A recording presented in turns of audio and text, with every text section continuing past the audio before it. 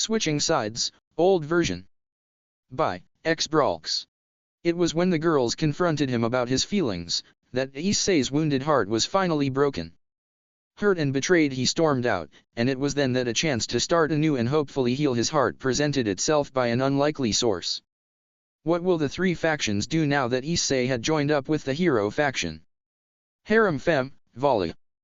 A grim reminder. Hey guys, and welcome to my new story, Switching Sides. I want to thank those who took their time to vote for this story and those who supported me by following and favoriting me or my last story, smiley face. I am looking forward to seeing your reviews, but please keep them civilized. Keep in mind that this story will not have an organized schedule like the last one, which I used to update daily. I will update this story when I deem the chapter good enough, which can take few days or few weeks, so don't expect a daily update. I do have a warning that there will be bashing in this chapter which is aimed toward Rias and the rest of the orc girls, so keep that in mind. I made a small reference here that I think you will recognize, smiley face. It ties in with the name of the chapter. Now without further ado, here is the prologue for Switching Sides. Enjoy. Disclaimer: I do not own High School DxD or the source of the reference I made here. Talking. Thoughts. Actions, i.e., yawning and sighing. Flashback and time skips. Talking through the sacred gear. Talking in the host mind. Sacred gear actions and modes. Sacred gear mentions. It was evening. The streets of Kyoto were starting to empty while the people went home to their families, the shop owners starting to close down their stores as well. Issei and the rest of the orc were walking back to their hotel after meeting with Kunu, the daughter of the nine-tailed fox who thought that her mother got kidnapped by an unknown culprit. At first, the young yokai thought that Issei was responsible for the kidnapping of her mother, so she and a group of several yokais attacked him, but after clearing the misunderstanding, Issei and the girls went to the young girl's home in order to talk about her mother and who she think kidnapped her, only for them to find out by a messenger of the yokais that was sent to Kunu's home that her mother left without notifying her daughter for a meeting regarding the yokai faction. Issei and the girls were almost near their hotel when Issei suddenly spotted a beautiful girl sitting on a nearby bench while crying. Issei did not know why, but something about her aura made him want to go and cheer her up. I'll be right back, Issei excused himself before he started to make his way toward the crying girl. Upon getting a closer look at the girl, Issei gawked. She had blonde hair that reached to her shoulders and blue mesmerizing eyes, as well as a slim figure. Hey, are you okay? Issei silently asked as he approached the crying girl. The girl panicked at first, thinking that someone wanted to harm her, but upon seeing Issei smiling at her, she relaxed. Oh. It's nothing, the girl said, avoiding to tell the brunette why she was crying. Are you sure? Issei asked in a tender voice. Yeah.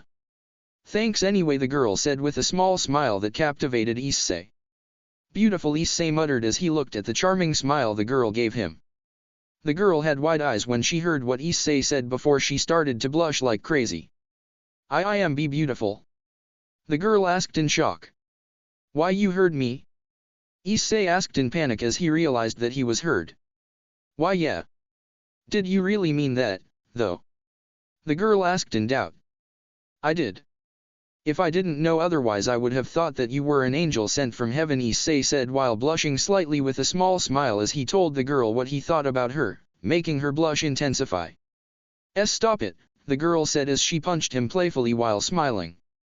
Okay, Issei said in defeat while lifting his hands up a bit in a playful manner. What is your name, by the way? Issei asked after remembering that he never got the girl's name. Ellie F, the girl said, making her name known to the brunette, who smiled in response. Nice to meet you, Ellie F, I am Issei, Issei introduced himself. Nice to meet you, Issei, and thank you for making me feel better, Ellie F said gratefully. No problem, Issei said before he gazed back to Rias and the rest, who looked very irritated for some reason, making Issei very confused. It was nice meeting you, Issei, but I have to go now. I hope we will meet again, Ellie F said as she started to get up from her seat and walk away. I hope so too, Issei said while waving the girl goodbye before he turned back to Rias and the rest. Sorry about this. Anyway, let's go back to the hotel, I am tired, Issei said after yawning. The girls did not respond and instead just walked ahead towards the hotel. The rest of the walk was silent, much to Issei's surprise, but he decided to shrug it off, thinking everyone was just tired as he was. When Issei and the rest came back to the hotel room, they all entered their room and started to get ready to sleep. Issei noticed that the girls seemed to talk like usual with each other but for some reason ignored him and chose not to speak to him ever since he talked with Ellie F.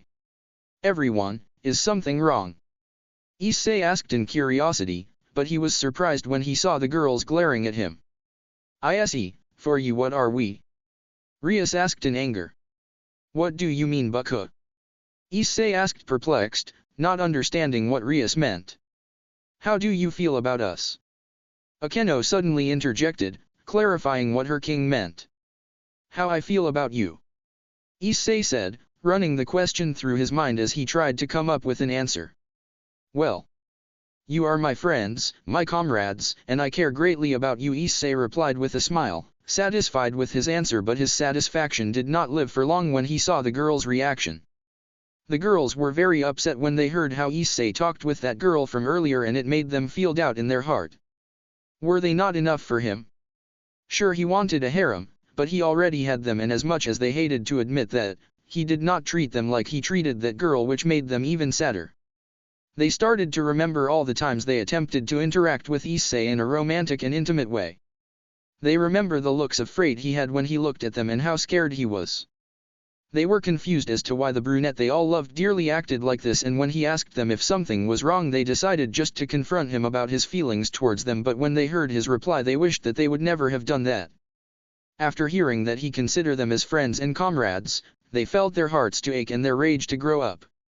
At least that how they felt on the inside, but on the outside, they were sobbing in sorrow. What's wrong? Did I do something wrong? Issei asked in panic after seeing the girls crying heavily. The girls composed themselves before resuming their glaring at Issei, who now jumped in shock at how they were looking at him. He never saw them looking at him with such anger, and it made him afraid and confused. Do you have any idea what is wrong? Issei asked Kiba, hoping the blonde will be able to help him. Seriously, Issei-kun? You don't even realize what you did? Geez. I can understand very well what the girls are going through, Kiba said in aggravation. What do you mean? Do you know what is going on? Issei asked in confusion and desperation. Yes, but you need to figure this out on your own, Kiba deadpanned. Issei did not respond and instead frowned from the blonde's sudden aggression towards him. Why is Kiba so mad? Seriously, what the hell is happening? Issei thought in confusion as he tried to comprehend the situation. Issei was about to ask Rias what he did wrong so he could fix it before he heard her mutter something that made his heart to break. I never should have reincarnated you. Rias muttered silently in anger and frustration, thinking no one heard her. Bibukha. Do you really mean that? Issei asked in sorrow, afraid to hear the Gregori heiress answer. Rias frowned upon realizing that she was heard and chose not to respond, while the rest just looked at her in confusion as to what Issei meant. Did I really mean that? Rias thought in confusion, her mind was in turmoil. She loved Issei very much, but there were times that he really hurt her and the rest without even realizing it. The frightened looks, the inconsideration towards their feelings as he flirted with a girl right in front of them. But the worst thing for Rias was how he addressed her. Every time he addressed her as Buku and not in her first name made her heart to ache. Everyone looked at Rias with confusion after hearing Issei's question. They were confused as to what Issei was talking about and why he sounded like he was in pain. Yes. They suddenly heard their king say. Buku. Please tell me that this is some cruel joke, Issei said in desperation, hoping with every fiber of his being that Rias didn't really mean what she said. I am sorry, Issei, but there are some times when I think that I made a wrong choice reincarnating you, Rias said in sadness as tears once again cascaded her cheeks. Everyone gasped in surprise when they heard what Rias said.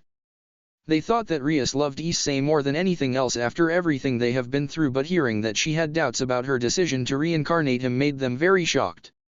Upon hearing what Rias said, Issei's feeling was a mixture of sorrow, anguish, remorse, and fury.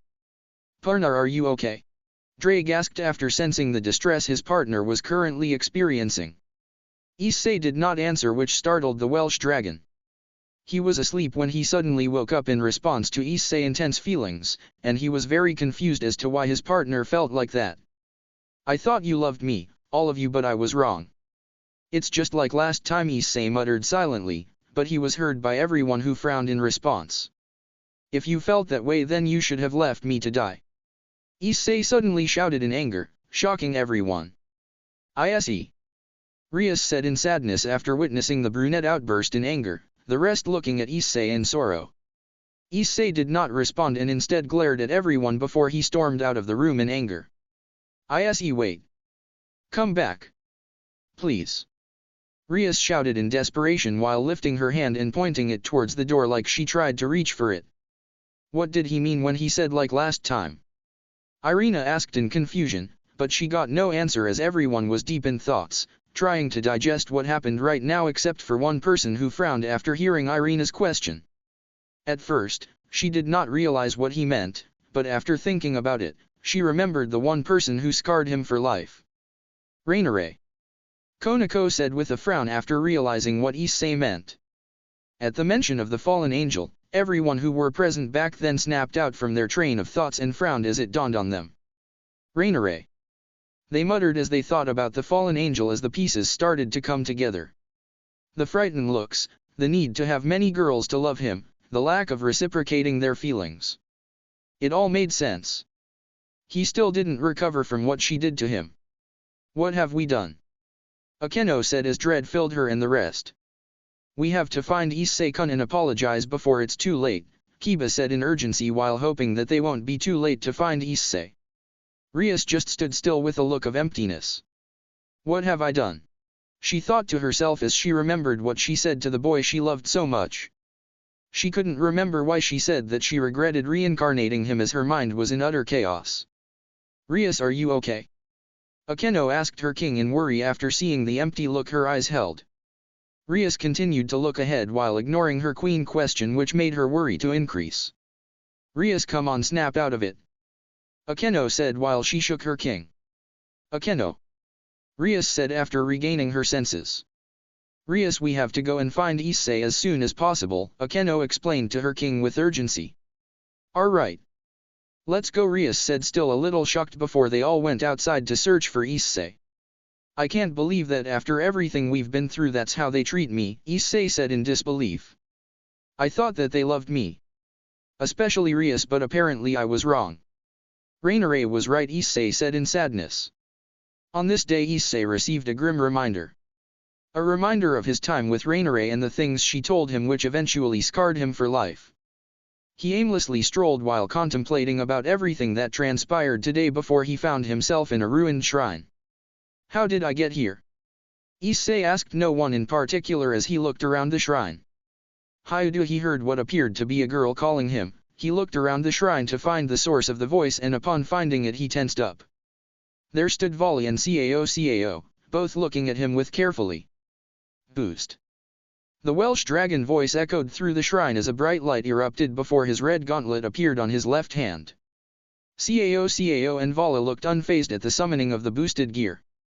Issei did not waste any time and got into battle stance in preparation for the inevitable battle, but he was surprised when it didn't come.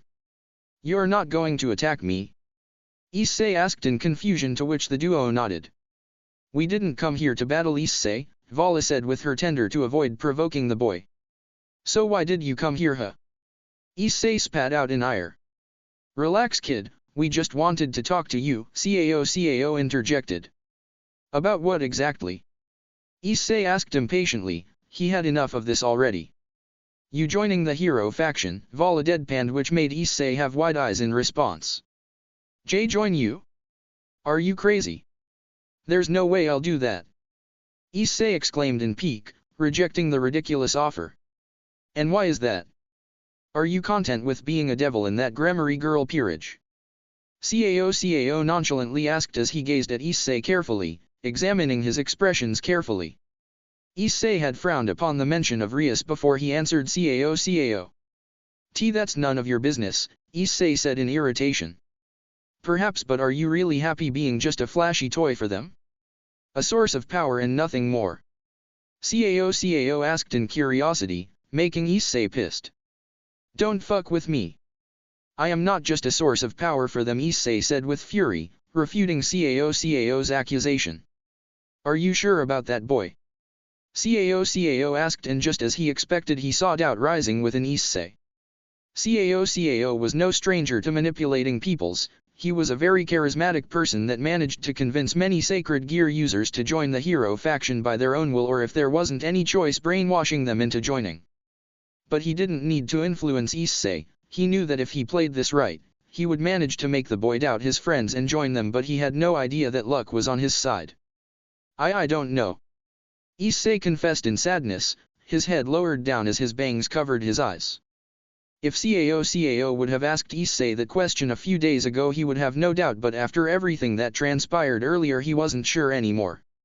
Was I really just a flashy tool for them? Issei repeated Cao's words in his mind, trying to make sense out of them. There are times that I think I made a wrong choice reincarnating you.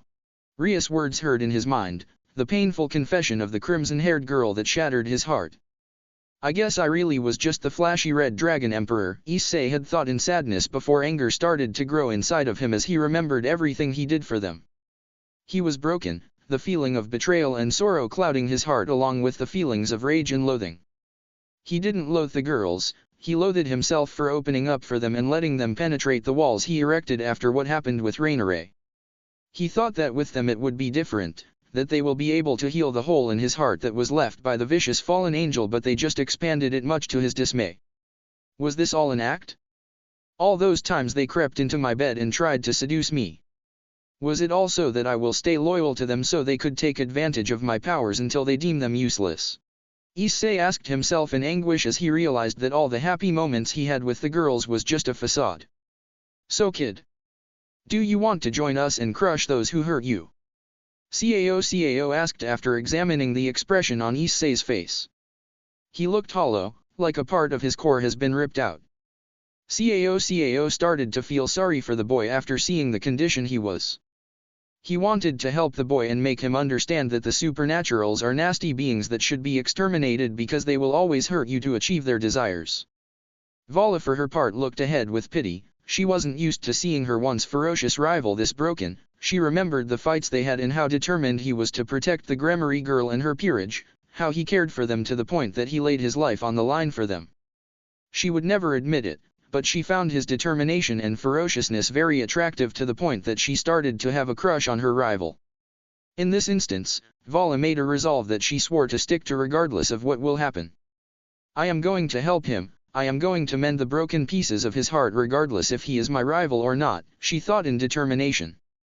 She couldn't bear watching her rival in this condition, and she knew that if she wouldn't do anything, then his condition will just get worse.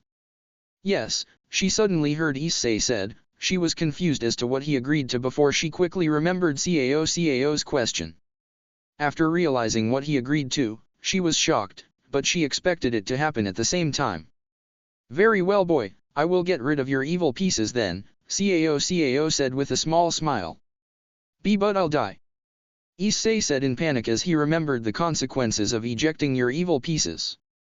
Don't worry, you won't die, Cao reassured the panicked boy before he started to explain how exactly he will get rid of his pieces. I am going to stab your heart with my spear and release a burst of holy powers which will make your evil pieces eject out, Cao explained much to Issei's dismay. Stabbing my heart? Are you insane? Issei asked in terror. Don't worry, kid, you'll be fine. But there is a thing that you will have to do in order to survive this, Cao said in a serious voice. What? Issei asked after gulping. He was nervous from the sudden change of demeanor. You will have to become a dragon, Cao deadpanned. Be becoming a dragon. Issei repeated Cao's words, hoping he did not hear correctly. Yes, or else you'll die, Cao explained much to Issei's dismay.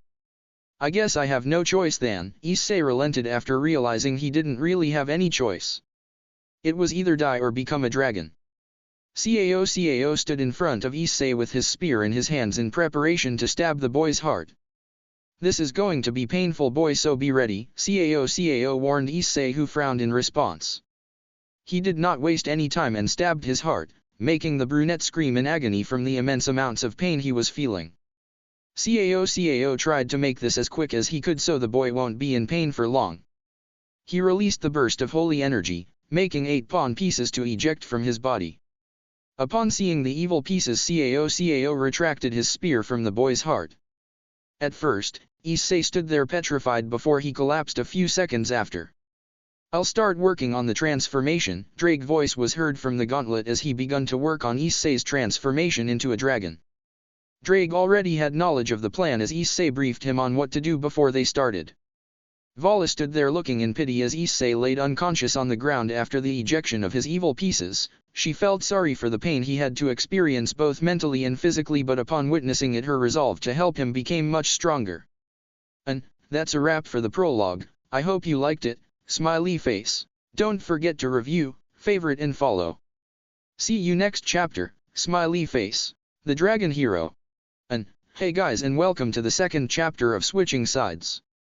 I want to say that I am mind blown from the tremendous support you showed for this story, and it makes me keen to work on this story more after seeing the support. I do want to address few things regarding this story so you will have a better knowledge about it.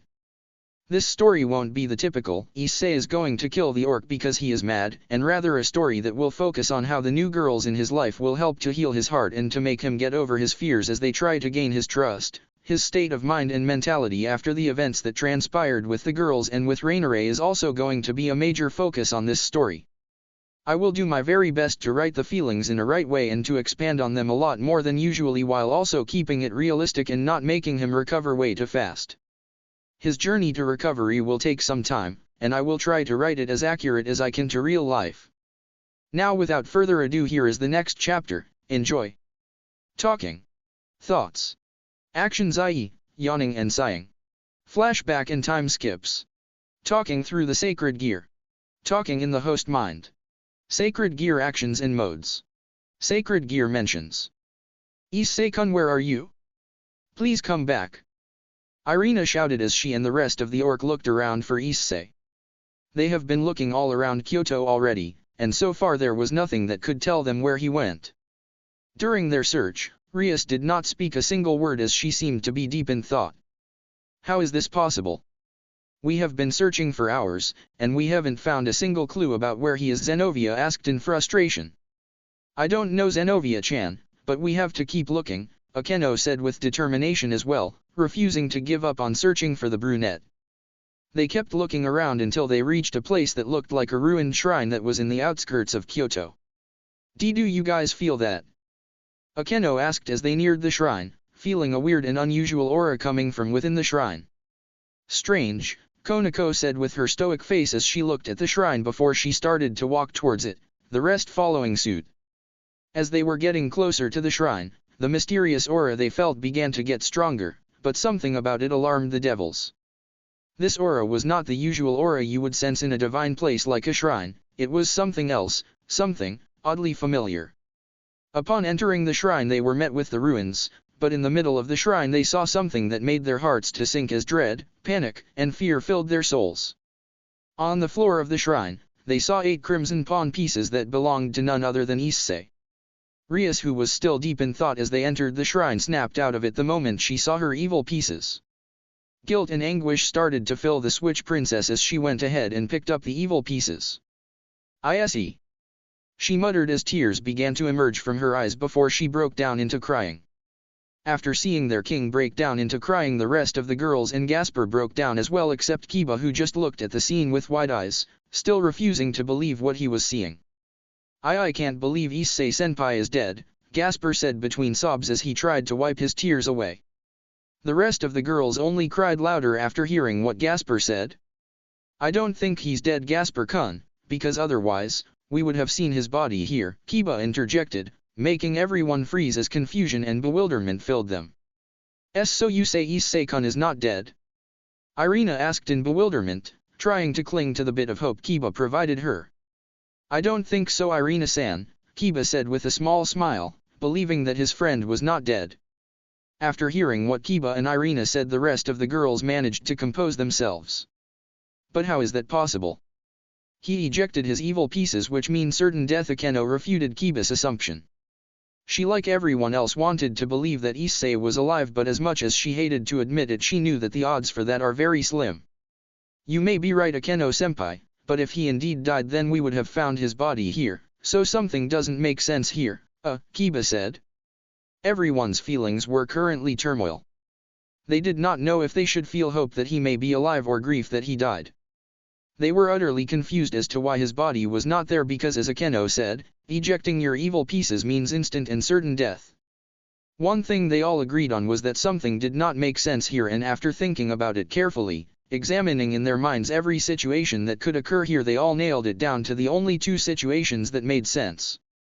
It was either Issei miraculously survived the ejection or an unknown source was involved and stole his body. Everyone, let's go back to the hotel. I will contact my brother tomorrow so he could help us, Rias said, drained from everything that happened today. The rest just nodded before they all went back to their hotel room. Ugh. What happened? Issei groggily asked as he woke up. Recovered from his sleep, he looked around the room he was in but panicked as he realized that he did not recognize this room. He continued to look around the room for anything that could help him understand exactly what happened until his eyes landed on a familiar person that sat in a chair near his bed and appeared to be asleep. He saw a girl with a long and smooth silver hair, a very curvaceous body and a bust that could rival Akeno. She had a choker on her neck and wore a blue shirt with another buttoned shirt above that looked like it was straining to contain her bust, along with a red skirt that reached her knees. Wow, this girl is beautiful, Issei thought as he looked at the sleeping beauty before a thought came to his head. Now that I think about it, she actually looks familiar. Issei thought in confusion, struggling to remember where he had seen this girl before, but suddenly it dawned on him. This girl was none other than his rival, Valerie. Upon realizing the girl's identity, Issei started to panic as his eyes were wide. His mind was working extra time as he tried to think where exactly he was and why Valerie was sitting next to his bed before he remembered the events that took place yesterday. As soon as he remembered everything that happened, he remembered how broken he felt, how his heart was clouded with sorrow and betrayal as well as rage and self-loathing. He frowned upon remembering what happened last night with the girls. There are some times when I think that I made a wrong choice reincarnating you. He repeated the words his beloved king told him, the same words that broke him and made him feel so much sorrow. He remembered how everyone was ganging up on him because he tried to comfort that beautiful blonde who was crying. Partner, are you okay? Drake asked as he woke up from his slumber after sensing his partner's emotions. Drake. I don't know, Issei told his partner sadly, trying to hide his feelings from the dragon. I know what you've been through, Issei, I can sense how you feel, Drake told his partner, who was shocked in return. He realized that he could not hide anything from Drake, so instead of trying he just relented and told the dragon everything that was on his mind. I feel betrayed. I feel like the girls took what was left of my heart after Raineray and instead of mending it they broke it more, Issei started to say in anguish as he described his feelings to the dragon, who just stayed silent as he listened. I trusted them. I thought that they would be the ones who will be able to heal my heart and help me get over my fears after Raineray, but in the end, they just made it worse, Issei continued. I don't think I could handle this anymore, Drake. I don't want to feel like that again. I don't want to feel utterly broken and full of sorrow. I don't think I will be able to open up to any girls for a long time, Issei said in depression, after everything he's been through with Raineray and the girls. I understand, partner. Who knows, maybe the girl who will finally heal you is right under your nose. Drake asked in an attempt to cheer his partner up, but the latter just shrugged it off. Maybe, but I don't think so, Drake. Until you find that girl I am going to try and help you heal, partner, Drake told his partner with determination, reminding him that no matter what he still had him on his side to help him. Like Vali, the Welsh dragon could not stand to see how broken his partner was. He felt like an entirely different person to him. He wasn't the usually cheery pervert who was interested in nothing but boobs. Instead, he was a shell of his past self who was clouded with nothing but sorrow, betrayal and self-loathing, and this made Drake very uncomfortable. Issei was deep in thoughts after he finished talking with Drake. He was thinking about his course of action now that he is not a devil anymore and instead is a part of a terrorist organization that the three factions want to exterminate. Hyuda? You awake? Someone asked Issei in a tender voice. After snapping out of his thoughts, He looked around for the source of the tender voice and saw Vali standing up and looking at him with a small smile on her face that she hid as soon as she saw Issei looking at her. "Vali? Why, yeah, I am awake," Issei replied with an empty voice that didn't go unnoticed by Vali, who frowned in return. "How are you feeling?" Vali asked with a small smile on her face that vanished as fast as it appeared. "Fine," Issei said, exasperated, making Vali to frown in response. "Are you sure?" Vali asked, not letting go despite the brunette attitude. "Like you really care," Issei rebutted in anger. "What the hell has gotten into you, Hyuda?" "I am just trying to help you," Vali said in frustration. "Since when do you want to help me? You always boast on how you are going to destroy me and that I am a weakling," Issei refuted, making Vali to frown in return. "I do from now," Vali deadpanned, leaving no room for Issei to doubt. Issei was very surprised from what Vali said. He never expected that his rival will care for him, because so far she only claimed that she would destroy him and become the true White Dragon Empress, so seeing how she suddenly care for him surprised him greatly, but it also left him confused as to why exactly she started to care now. "Why now?" Issei asked in a neutral tone. "Because I saw how broken you were and I can't stand seeing my usual ferocious and full of determination rival that I came to low." Respect," Vali spat out in anger as she almost revealed her true feelings for her rival. Issei on his part was awestruck from Vali's statement. He didn't think his rival would realize how he felt just from that night they met at the ruined shrine. Her new attitude and newfound care for him made him actually feel better, but he still had doubts about how long exactly it will last and if she was telling the truth or she was burying it under her nice facade.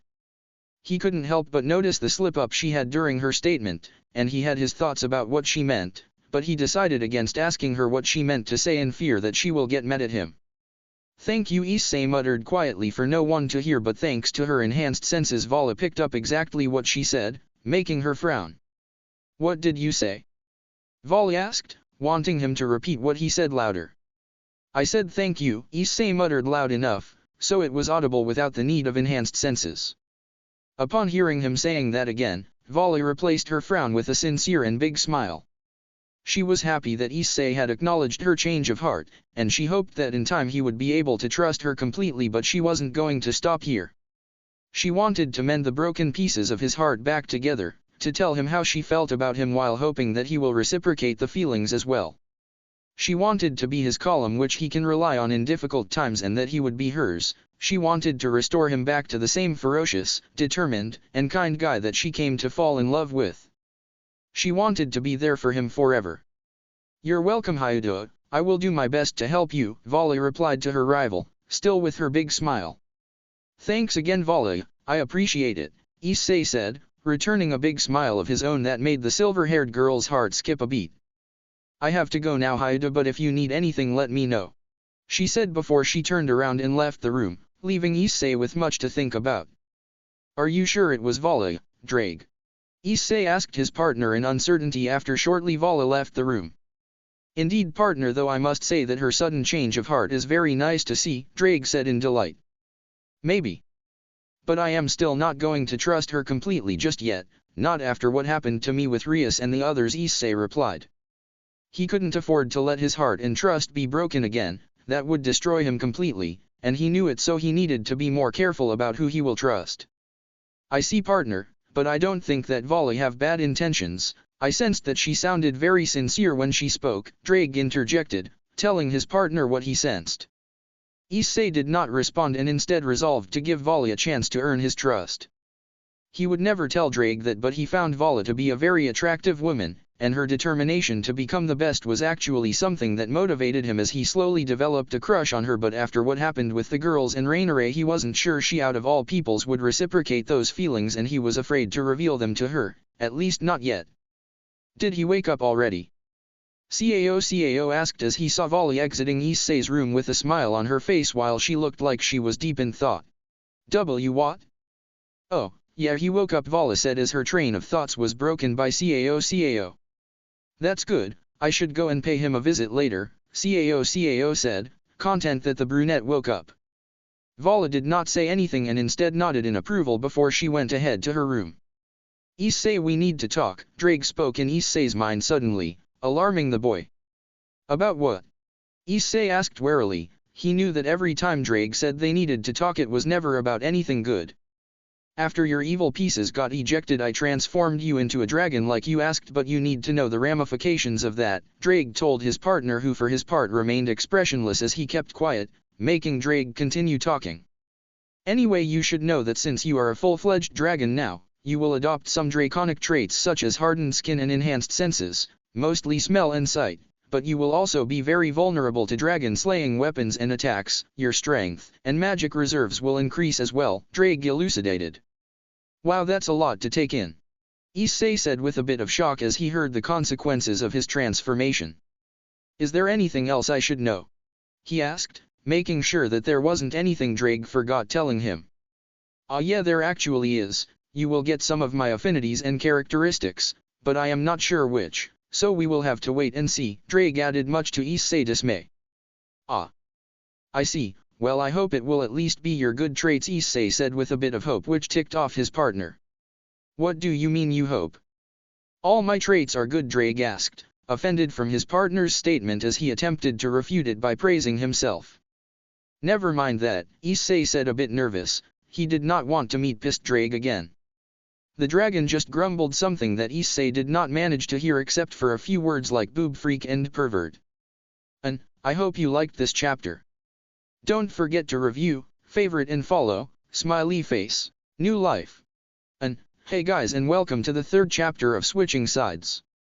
I want to thank those who supported the story by favoriting and following, smiley face. I want to address something so you guys will understand something regarding the last chapter.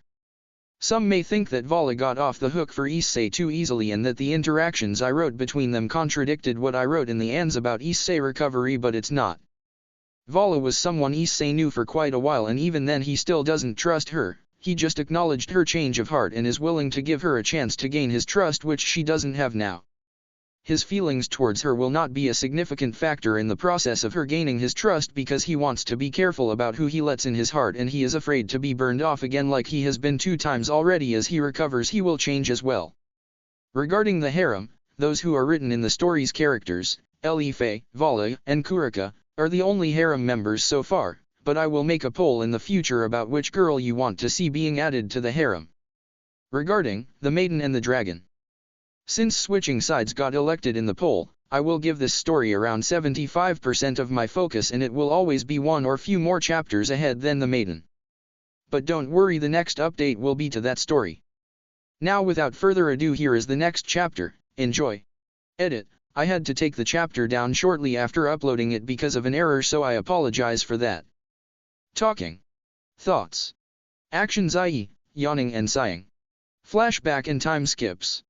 Talking through the sacred gear. Talking in the host mind. Sacred gear actions and modes. Sacred gear mentions. It has been a few hours since Issei finished talking with Drake about the consequences of his transformation. At first, the brunette was very alarmed from the effects, but as he thought about it more and more he realized that it was a small price to pay and that there are actually more pros than cons, such as regaining his enhanced senses but without the sensitivity to daylight and hardened skin, along with expanded magic reserves and increase in strength. But as he was trying to adjust to his new life as a full-fledged dragon, he also had to adapt to another new life.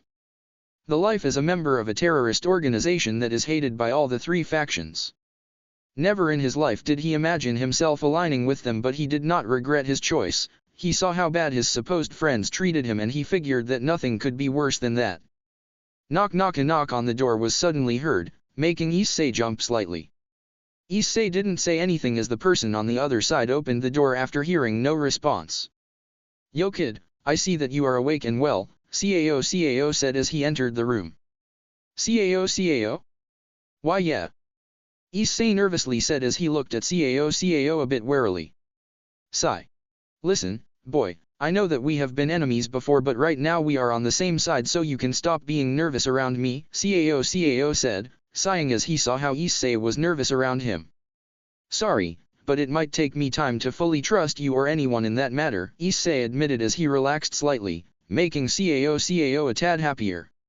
Fair enough. I don't know what you have been through, but from what I saw it was quite major, Cao said in pity, aimed at the brunette. I don't want to talk about it, Issei said as he averted his gaze downward to his thighs, dismissing the issue before it would get any further than that. I understand.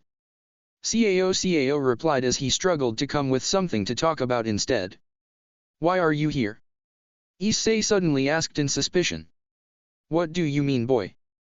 I came to check on you, Cao replied, surprised by the sudden question. But that's not all of it, right? Issei refuted, making Cao to sigh in defeat. Sigh. I wanted to let you know that you will be introduced to your fellow members and new comrades tomorrow, Cao revealed. Issei for his part was starting to be filled with dread after he heard what Cao said. He wasn't ready yet to meet his new team and fellow members of the hero faction, he needed more time, but he really had no choice as he knew that he wasn't in any position to ask that. Are you okay, kid? Cao asked as he noticed Issei starting to shake slightly. What? Oh, yeah, I am fine, Issei said, trying to cover up how he felt. Okay then, I am going to leave now, so if you need anything let me or Vali know, Cao said, shrugging the brunette's weird behavior off. Okay, Issei replied as Cao started to head to the door. What am I going to do, Drake? I don't think I'm ready for that yet, Issei asked the dragon shortly after Cao left. I don't know, partner, but you don't really have any choice, just try to do your best and pretend to be friendly for now until you actually do befriend them, Drake suggested to his partner. That might work. Thanks, Drake, Issei said gratefully to his partner. No worries, partner. I am going to return to my nap now, so I will talk to you later, Drake tiredly said before he sunk into his deep slumber again. Seriously? What do you do besides sleeping all day, Issei said in frustration, but the only reply that came was snoring from the dragon. Nothing is going to be the same ever again after tomorrow. Issei thought sadly shortly after his talk with Drake as he realized that starting from tomorrow he will start his new life. He thought what will happen once the three factions will come to know about his alignment with the hero factions and what they are going to do. Even thought he wanted nothing to do with the girls, he still had people who he cared for from the three factions such as Michael, Sirzechs, and Azazel, along with Sana and her peerage, who did nothing bad to Issei when he thought about it. He was a bit sad that he lost a fair bit of his friends because of his new alignment, but he did not regret his choice because the more he thought about it the more it made sense to him that what Cao told him on that night was true. He was just a flashy toy for them, a source of power that was at their disposal whenever they saw fit, and he didn't know if he could still trust them or not after what happened. He dreaded the moment where he will have to face all of them, and he hoped that it wouldn't be any time soon. As he started to think about all that, his thoughts shifted to the girls as anguish and sorrow started to fill him. He thought about Irina, Zenovia, and Asia, who had a close and unique bond with the brunette. Irina was his childhood friend, and Zenovia was like a lost lamb that grew up in the church not knowing anything until she met Issei, who changed her perspective on everything. Asia. He was her first friend, the one who he saved from his first girlfriend and the reason he awakened his boosted gear. He then started to think about Rias, the girl who captured his fragile heart along as well as Akeno. But thinking about them didn't give him any happiness. Instead, it filled him with the familiar feeling of anger and betrayal as he tried to relax by averting his thought to something else, like wondering how they are all going to react once they find out that their flashy red dragon emperor is now their enemy. He thought about everything that could happen for hours until he found himself surrendering to sleep. Issei woke up angry at the morning thanks to Vali knocking on his door repeatedly. Hyuda, wake up! Vali shouted as she continued to knock on his door, increasing the intensity of her knocking each time she did not get a response. She was losing patience quickly and was just about to kick the door off its hinges when she suddenly heard the brunette shouting in exasperation. What the hell, Vali? I am trying to sleep. Leave me alone, he shouted. Like hell, I will. You need to get ready for your introduction to the hero faction, Vali said as a matter of fact. But it's so early now. Issei replied with frustration. It's noon already, you sleepyhead, Vali said rather playfully when she suddenly heard a loud thud coming from inside the room, making her open the door in panic. Once she opened the door, she was met with a sight that almost made her rolling on the floor with laughter. She saw Issei on the ground with his blanket covering him while he struggled to remove it. Cute. Vali silently muttered as she watched the scene unfold, but she got panicked when she saw that Issei stopped moving after her muttering. Hyuda, are you okay? Vali asked nervously, gulping when she thought that he might have heard her. Yeah. This stupid blanket won't go off, though. Can you help me instead of just watching me? Issei asked in irritation. Unknown to Vali, he did hear her thanks to his enhanced senses, but he chose not to do anything but blush at the comment. He loved Vali, but he wasn't ready to let her know that yet, not until he will recover from what happened to him. Vali did not respond and instead just went ahead and removed the blanket from the brunette, who thanked her in return. After that incident, she stayed in the room as Issei started to get ready until she saw him change his clothes, making her blush and run out of the room, leaving a very confused Issei behind. When he finished getting ready, he went outside and saw Vali leaning on the wall right beside his room.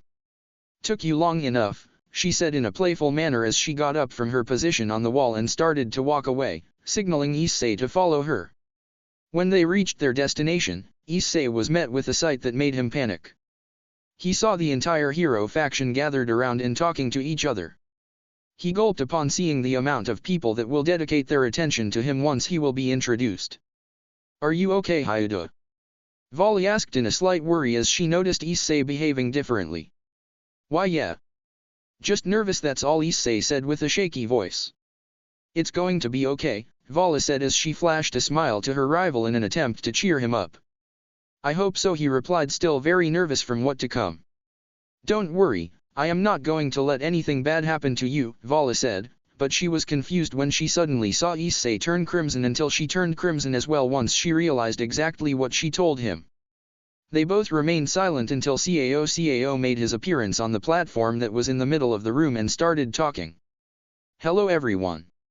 I am sorry for the abrupt summon, but I wanted to introduce you to our newest member," he said as he scanned the room for Issei, and upon finding him he smirked. "Please welcome the Red Dragon Emperor, Issei Hyuda," Cao said as he signaled for Issei to come up to the platform and stand beside him. Issei for his part was dreading every moment but realized that there is no way back from this, especially after Cao introduced him already. He swallowed his fears and did his best to think about other things besides his anxiety as he went to Cao. Upon climbing the platform, Issei was very surprised from the excitement of the hero faction as they clapped and cheered for him. This went for a while until Cao finished talking about Issei and their next course of actions, and when he was done talking about everything that he wanted, he dismissed them back to their normal activities. The room became empty in an instant except for Vali, Issei, and Cao, who stayed there as they had to talk about Issei's new team. "This went very well," Cao said with a smirk as he remembered the massive cheering Issei got from the other members. "Yeah," Issei replied shyly. "Anyway, before I dismiss you two as well, I wanted to let you know that you are both going to be teammates," Cao said still with his smirk as he saw the reaction of the duo. Vali was visibly happy as she flashed a big grin to Cao, silently thanking him while Issei remained stoic on the outside while his mind was racing on the inside. He thought about what is going to happen now that he is assigned to the same team as Vali. Will their relationship improve or weaken?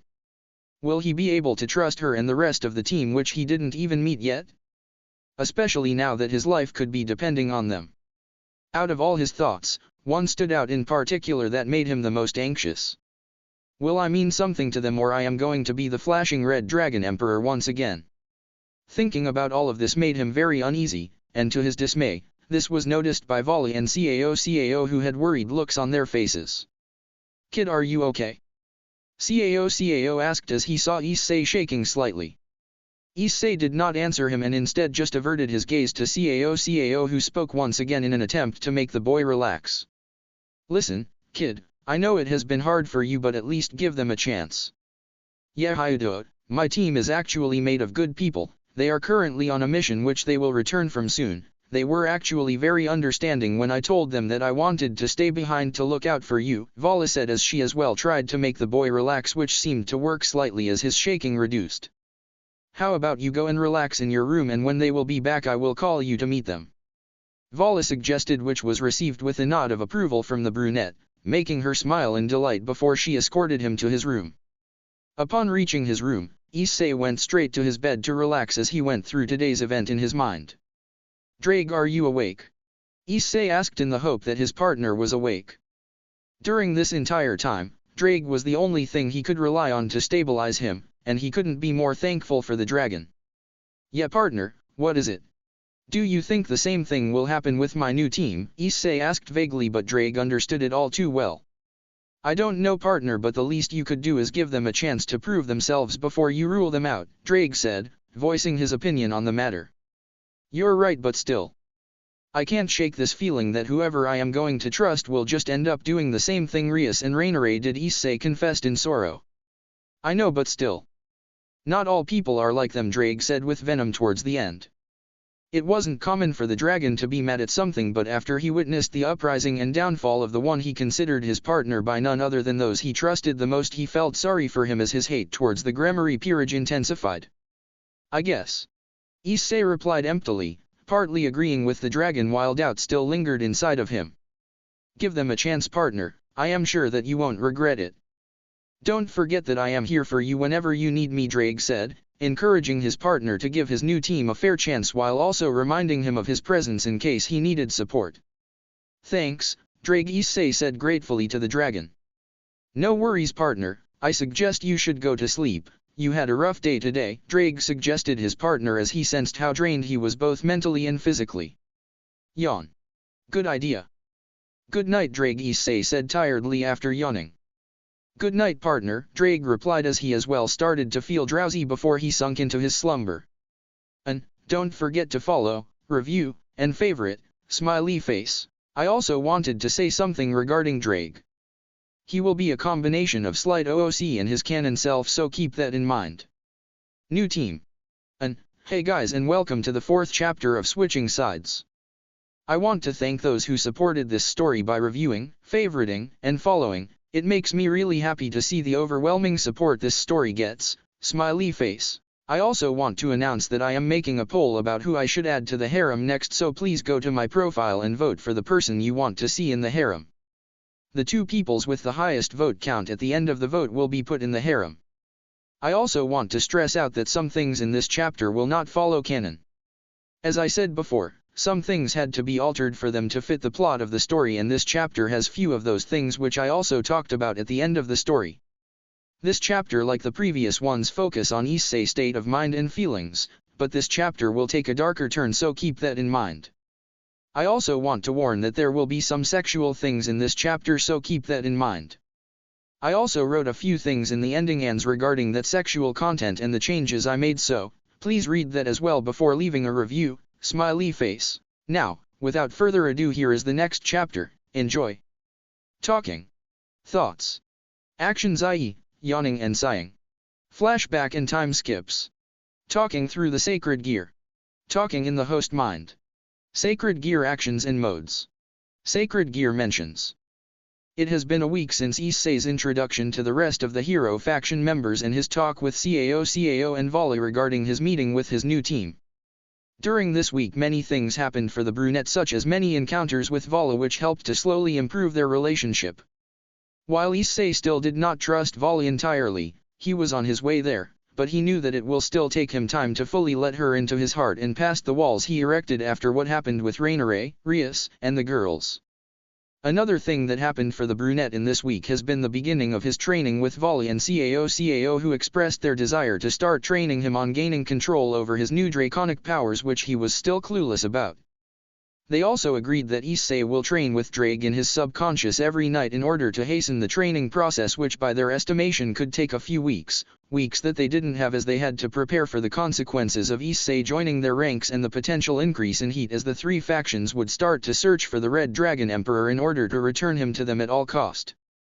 Issei at first was very excited for his training, as he always looked forward to getting stronger, but his excitement did not live for long after he experienced the first day of his training. Instead, it was replaced with feelings of dread and terror every time he thought about the hellish training he has been put through, as his wounds, which mostly consisted of broken bones and flesh wounds, were treated by Vali and Cao. At first, his training mostly consisted of physically training, as he had to increase his physical strength so his draconic powers would not strain his body.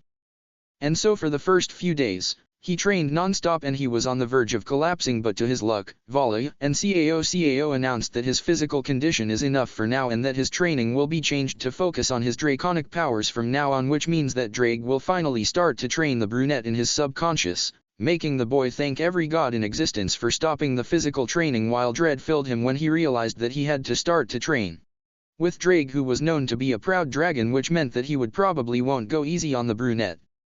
After he finished with the physical training, they allowed Issei to take a few days off in order to relax his strained muscles, which he gratefully accepted as he spent his first day off taking a relaxing bath before he went to his bed in order to finally sink into the deep slumber he has awaited for a long time.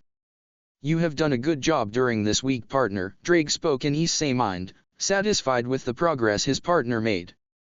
"Thanks, Drake," Issei replied tiredly. A bit of sadness could also be heard in his voice. Although Issei looked like he has made big progress in his recovery from what happened with Rias a week ago, this wasn't the case, as the boy only pretended to be more at ease with other people after Drake constantly asked him to. He was still very scared of putting his trust in people as well as struggling to befriend new peoples as well. Issei also kept to himself as he never really spoke when the situation didn't deem it necessary for him. The only people he would talk to from time to time were Drake and Vali. He still had nightmares in the nights as he constantly dreamt about the time he spent with his first girlfriend, Valerie, and his time in Rias peerage with the girls. His most repeated dreams were his first date with Valerie, who killed him at the end of it and of that night a week ago at the hotel in Kyoto, where Rias told him something that crushed the few fragments of his heart that were left by Valerie. "I am sorry, Issei, but there are some times when I think that I made a wrong choice reincarnating you," was the sentence that haunted his dreams and plagued his brain many times, as well as remembering things that didn't actually happen which he knew would have happened if the girls were to add to what Rias said that night instead of staying silent. "I'm sorry for ever befriending you when we were children," Irina spoke in his dream. "I shouldn't have asked for your help when I searched for the church," Asia also spoke in his dream. Both her and Irina had looks of pure hate as they all glared at Issei. While the rest of the orc also said similar stuff, those two hurt him the most as it came from the two girls he cherished the most, his childhood friend and the ex-nun who he came to consider as the sister he always wanted. Much to his sorrow, Issei was not a stranger to waking up with tears flowing from his eyes from when he slept, his heart clouded with anguish and despair after the memories from the dreams refused to leave his mind. "Good night," Issei told the dragon before he finally sunk to his long-awaited slumber, which at the same time was something that he dreaded as he hoped this time he would be allowed to have a peaceful sleep. Vala was laying on her bed after the tiring day she had. Today was the final day of Issei's physical training for the meantime, and she couldn't be happier with the progress her beloved brunette made. She began to remember the events that happened during the last week, oblivious to the smirk that now adorned her face. Vala looked back at the progress Issei made mentally, and she frowned. She knew that despite his best effort to conceal it, he was still broken inside. She slightly giggled when she realized that she could read the brunette like an open book no matter how hard he tried to close down, to which he probably wasn't even aware to. As she thought about all this, a memory entered her mind, one that she mistakenly allowed herself to forget during the last week, making her eyes widen as she gasped in realization. Tomorrow was the day that her team would return, meaning that their inevitable meeting with the brunette she loved was closer than ever. She started to panic as she thought that Issei was still not ready for this, her mind working extra to find a solution to the problem. After spending a long time with struggling to come up with a solution, the silver-haired girl proceeded to ask her partner for help in solving this problem. "Albion, I need your help," Vala spoke to the dragon in her mind, hoping he wasn't asleep like he always would when she needed him the most, making her really frustrated as she sometimes wished she would have gotten a different dragon as her partner, one that would spend more time on actually helping her instead of sleeping. She eventually gave up after not receiving a reply from the sleeping vanishing dragon. As she was about to go to sleep, she suddenly heard Albion talking in her mind. "What is it that you need my help with, Vali?" Albion asked in a tired voice as he woke up from his slumber after hearing his partner's call for help. "It's about Kyoto," Vala said, to which the dragon stayed silent, waiting for her to continue. "He's going to meet my team tomorrow once they get back from their mission, and I don't think he's ready for that yet, so I want to help him, but I don't know how," Vali explained with frustration as she felt helpless. Albion did not answer immediately. He took some time to come up with a proper solution for his partner. The dragon never was fond of his rival's hosts as he considered them weak and dishonored, unlike his partners who were always strong and noble, or so the dragon chose to think. But in Hyuda's case, it was different. He was the only host of Drake that the vanishing dragon was actually fond of Issei after learning all about him from Vali. He also knew how strong the silver-haired girl feelings were towards the brunette, and her resolve to help him only made him more proud of his partner who he already considered as his best one so far. He would never admit it, but he wanted to end his rivalry with Drake for some time now, and with Vala's strong emotions towards Issei this could finally be possible, making the dragon quite happy. I don't know what could you possibly do other than just being there for him when he meets them. Maybe try to hold his hand as well, Albion suggested after struggling to come up with a better answer. Vala's options for helping the brunette were pretty limited and they both knew that. I see. Thanks, Albion, Vali replied, grateful for her partner's help. My pleasure, Vali. You should also let him know about the meeting as soon as possible so he won't freak out in attempt to avoid it. Albion interjection started to make Vala sweat bullets as she realized that the possibility of Issei just running off from the meeting with her team is more than just a possible option. If she wouldn't be able to help him, then it's exactly what's going to happen. You're right, Albion, I'll go to tell him first thing in the morning, Vala said, to which the dragon just growled in acknowledgement before they both sank into their much-desired sleep. Vala woke up quite early this morning, which was unusual for the silver-haired girl as she would always sleep until late. Not really knowing what she could possibly do at this hour, she went to train a bit at the gym they had inside their HQ, something that she would do very often. She had trained for 2 hours before she went outside to the battleground to train on improving her attacks with Albion, who she hoped was awake as well. You should practice on the new mode you and Ophis started to develop a few weeks ago, Albion suddenly spoke in her mind, confirming the girl's hopes to be true, which made her happy. You think so?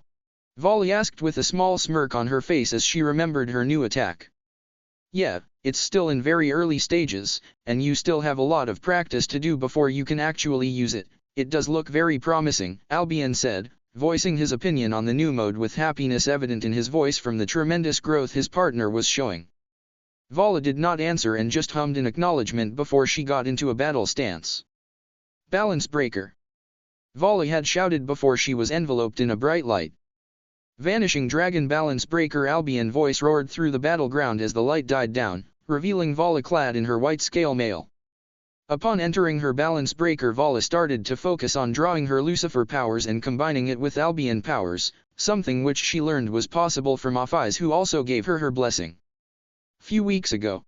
You wanted to see me, Ophis? Vali asked in curiosity as she entered the Ouroboros dragon room.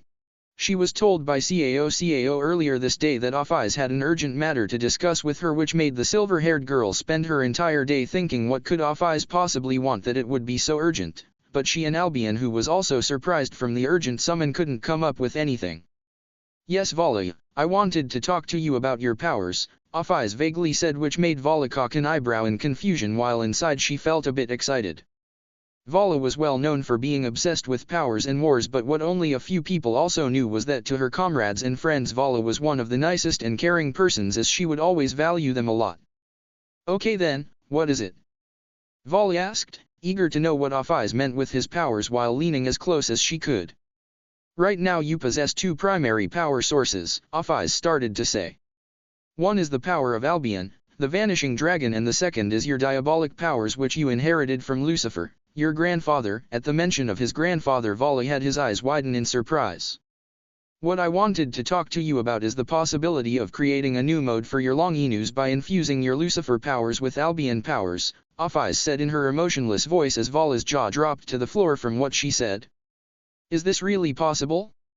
Yes, but sadly you cannot do this in your current situation, but I believe that you will be able to obtain this in a matter of few months, Ophis said, making Vala's excitement die down a lot after hearing this as he slumped his shoulders. I see. Is there anything I could do in order to fasten the process? Vali asked, hope clearly evident in his voice. You could try to increase the training you make with your dragon and Lucifer powers in order to hasten your magical growth, but you will also need to grow physically. Upon hearing this, Vala perked up a bit as hope started to slowly return to her. I am also going to give you my blessing, which would grant you some advantages, Ophis said, to which Vala's jaw dropped a second time. Thanks, Ophis. Vala said gratefully before Ophis cut her off with an abrupt question to which Vala did not expect. How are you going to name your new mode? Ophis asked in interest, which was a very unusual behavior to the dragon god who rarely showed any kind of emotions. Vala stayed quiet as she thought anew before a big grin appeared on her face. Diabolos dragon Lucifer. Flashback end. Issei woke up quite early himself as he was once again having a nightmare about the girls that plagued his mind. He wiped off the tears from his eyes, something that much to his dismay he was already used to before he got up from his bed and started to prepare for the day. As he took a shower, his nightmare from last night refused to leave his mind, just like any other nightmare that he had, but, like always, it eventually faded. After he finished getting ready for the day, he went to get something to eat before he went to train a bit at the battleground. As Issei reached the battleground, he was met with a sight that made quite a few emotions to build up inside of him. Arousal, lust, curiosity, affection, and anguish were the emotions he felt as he saw Vala, who panted in exhaustion as she sweated a lot, which aroused the brunette, as well as the outfit she was wearing for her training, which consisted of a tight tank top which strained to contain her bust, as well as tight sweatpants which showed off her ass. He also felt affection as he remembered that this was the girl who, despite being his rival, came to love dearly as well as appreciate, as he saw how hard she tried to fix him, which made him feel anguish as he knew that she must have a really hard time. The brunette was also curious as to why Vala was working herself so hard, so he decided to closely observe her. The more he observed her training, the more he was surprised as he saw how strong his rival was. He was so focused on the training that he didn't notice Vala, who now looked at him as she called out to him before she started to jog towards the observing brunette. Hyuda? Why are you up so early? Vala asked as she stopped right in front of the brunette and eyeing him up, which made her blush madly as she noticed the bulge in his pants. Issei, who looked at Vala, saw the direction she had her gaze set on, and the heavy blush that appeared on her face was confused at first before he made the math, and he as well started to blush furiously when he realized that Vala noticed his erection as she realized that she was the cause of it. It was hot in my room so I couldn't sleep, Issei lied, hiding the fact that he had yet another nightmare in order to not worry Vala. Upon hearing Issei speak, Vala got out of her trance and averted her gaze to the boy's face. I see. She said as the blush on her face only intensified. I think I should go. I am actually really hungry, Issei said awkwardly as he rubbed the back of his head sheepishly, his heart beating like crazy as it threatened to burst out of his chest. Wait. I need to talk to you about something, Vala said in a serious voice, which startled Issei a bit. Issei did not speak and instead waited for Vala to start talking, which she did. Today my team is coming back from their mission, which means that you will meet them today. Vala started to say to Issei, who frowned in return. She couldn't say that she didn't expect this reaction. In fact, she expected worse, but to her luck, she had a plan. I know you are worried, but me and Cao will be there as well, and you know that I wouldn't let anything bad to happen to, Vala reminded the boy, who blushed once again from what she said. Vala herself did not blush as her mind was too distracted with Issei and her meeting with the team. Everything is going to be okay, Vala said as she placed her hand on his shoulder in order to reassure the boy before she started to walk off towards her room in order to take a much-needed shower. A huge smile was on her face from the happiness she was feeling. I am going to take a shower, so I will talk to you once it's time to meet the team, she said as she kept walking away from the brunette, who told his goodbyes in return before he as well went to the cafeteria in order to grab something to eat. A few hours later. It was now time for Issei to meet his new team. He was pacing his room back and forth for the last half an hour as he tried to calm down from the sheer anxious he was feeling.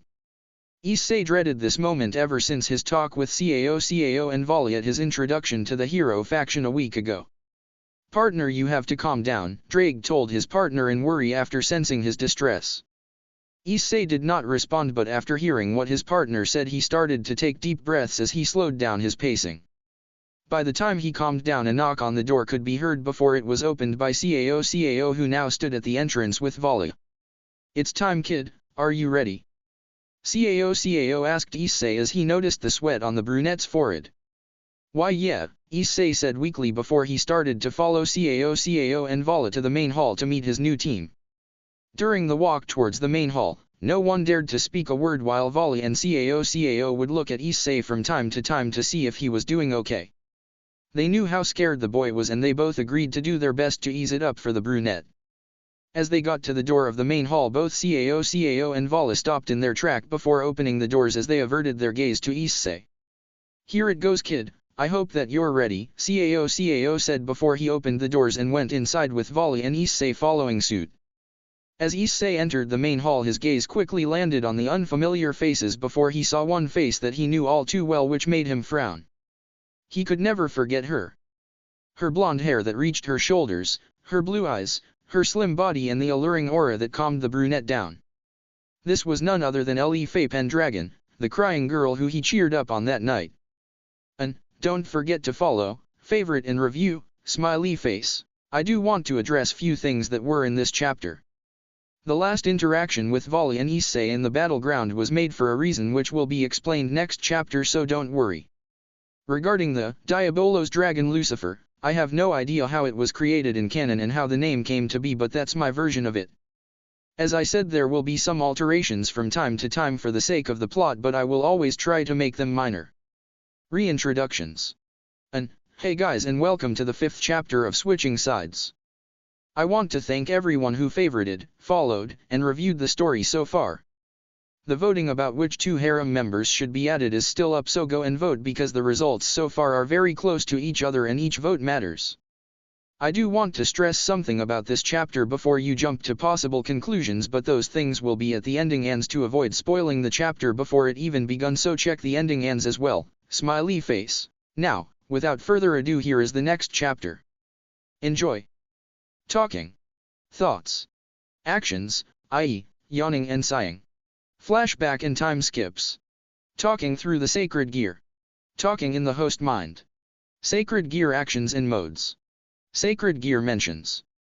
Ellie F and her team were in the main hall of the hero faction waiting for Vali, Cao, and someone who apparently is supposed to join their team to arrive. They have just come back from their mission, and they didn't want anything else than just to go back to their rooms in order to sleep, but that plan got shot down the minute they came across Cao, who told them about their newest addition and asked them to wait for him and Vali to bring him to the main hall later.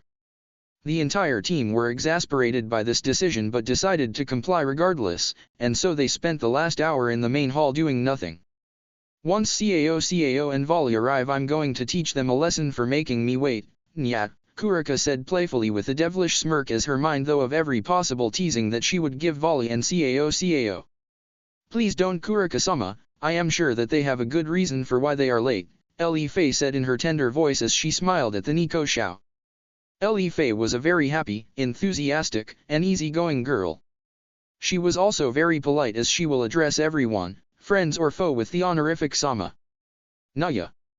We'll see, Ellie F, but I can't promise you that I'll be able to hold it, Kuraka said while giggling. Kuraka was a very easygoing, playful and simple-minded person who always enjoyed teasing peoples a lot.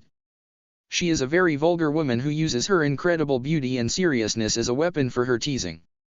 Ellie F was about to protest when the doors to the main hall opened and Vali, Cao, and their new teammate entered the room. The rest of the team focused on Vali as they missed her a lot during their mission, all except one who gasped in surprise as she stared at the new arrival with her eyes widen in pure shock. Issei. Ellie F asked the brunette who was staring at her in astonishment. Ellie F? What are you doing here? I didn't know you were a part of the hero faction, Issei asked in bewilderment after composing himself from the initial shock. I am. Ellie F stammered out as her cheeks got red when her mind started to go back to her first meeting with Issei. Ellie F remembered the meeting with Issei like it was last night. She remembers storming out after arguing with her brother, Arthur, about what part she should play in the upcoming mission. She wanted to be more helpful to the group, and Arthur, who feared for her safety, insisted that she stays back while they deal with the enemy, who got Ellie F very upset, making her storm out while starting to sob. She remembers sitting on the bench in the middle of Kyoto while crying when a strange brunette approached her, which made her startled, thinking that the brunette was hostile, but upon sensing his intentions she was very surprised when instead of hostility she found kindness and a sincere desire to help. Beautiful. She remembered Issei muttering silently, making her flabbergasted as her cheeks turned crimson. Did you really mean that thought? She recalled asking in skepticism since no one ever called her beautiful before. I did. If I hadn't known otherwise, I would have thought that you were an angel sent from heaven at this memory, her heart skipped a beat like it did when she first heard Issei saying that. She was so deep in her reminiscing that she didn't notice the large smile that crept on her face or the stares she received from her teammates who were shocked as they witnessed Ellie F's reaction to Issei, who they were sure never met before. "Ellie F? Are you okay?" Issei gently asked as he looked at the girl who stood petrified in her spot as a large smile appeared on her face. Upon hearing Issei call out to her, Ellie F came back to her senses while flushing before she did something which she never thought she would. She ran to Issei as fast as she could before she embraced him so hard that they both fell to the ground, making everyone stare in bewilderment at the girl's strange behavior. Issei was very surprised when Ellie F ran to him at full speed before embracing him while tackling him to the ground. He didn't think that the blonde even remembered him from that night, but apparently she has, and she was very excited to see him, which made Issei feel something he hasn't felt for some time now. He felt happiness. He knew that this blonde would never betray his trust like Rias, and the girls did back then. She was just too innocent and kind to do that. Her aura, the same alluring aura that attracted the boy to her, had a feeling of pureness, one that even Asia couldn't rival, which made the brunette quite surprised but nevertheless happy. He returned Ellie F's embrace as he laid on the ground on top of him while starting to chuckle slightly, making everyone in the room, especially Vali and Cao, very surprised. For Ellie F's team it was a surprise since they didn't expect Issei to react that way, as they thought that he never met Ellie F before, while for Vali and Cao their bewilderment was because of the fact that ever since Issei joined them he never once laughed, and they were happy to see that he did now. As they all got over their initial response, they all looked at the duo with smiles on their faces before Arthur, Ellie F's bigger brother, interrupted that moment. "Cough cough. Sorry for intruding on this lovely moment, but may I ask you, how exactly do you know my little sister?" Arthur asked the question which was on everyone's mind the minute they saw Ellie F's and Issei reactions to each other. Upon hearing the question, both Ellie F and Issei blushed before they both released each other from their embrace and stood up while sheepishly rubbing the back of their head as they started to recount the events that happened between them. After Ellie F finished telling the story of how she met Issei, she was met with faces of pure bewilderment. Especially from Cao and Vali, who looked like their jaws has dropped to the floor. During Issei's entire time at the hero faction never did he mention this story or Ellie F, which made them upset as they realized that even after this whole time he still did not trust them completely. They couldn't deny that the brunette has indeed made progress in his recovery, but to their dismay, the progress has been minor compared to what they expected. Thus deciding to have a talk with the team regarding Issei after the initial meeting is over. "Wow. I didn't expect my sister to meet you, the Red Dragon Emperor, out of all peoples, in the short time she spent in town after our argument," Arthur said in slight disbelief, although he wouldn't show it much as he kept his polite and civil composure, a force of habit from his noble family. Ellie F, upon hearing her brother address Issei as the famous Red Dragon Emperor, or as she knew him the best, the Ophis Dragon, gasped in astonishment, her eyes widening as well. "Why, Yuri, the Ophis Dragon?" Ellie F asked, making Issei blush while he rubbed his forehead awkwardly. "What have I done to deserve this?" Drake asked as he sobbed inside Issei subconscious as he thought how his title as the mighty dragon of domination was now tarnished in favor of a title of a breast-loving dragon. Issei, who heard Drake's sobs, started to feel sorry for his partner as he thought about the times he stood by him in his hardest moments, such as his heart breaks, as he tried his best always to provide Issei with his opinion and solution that he saw fit at the time.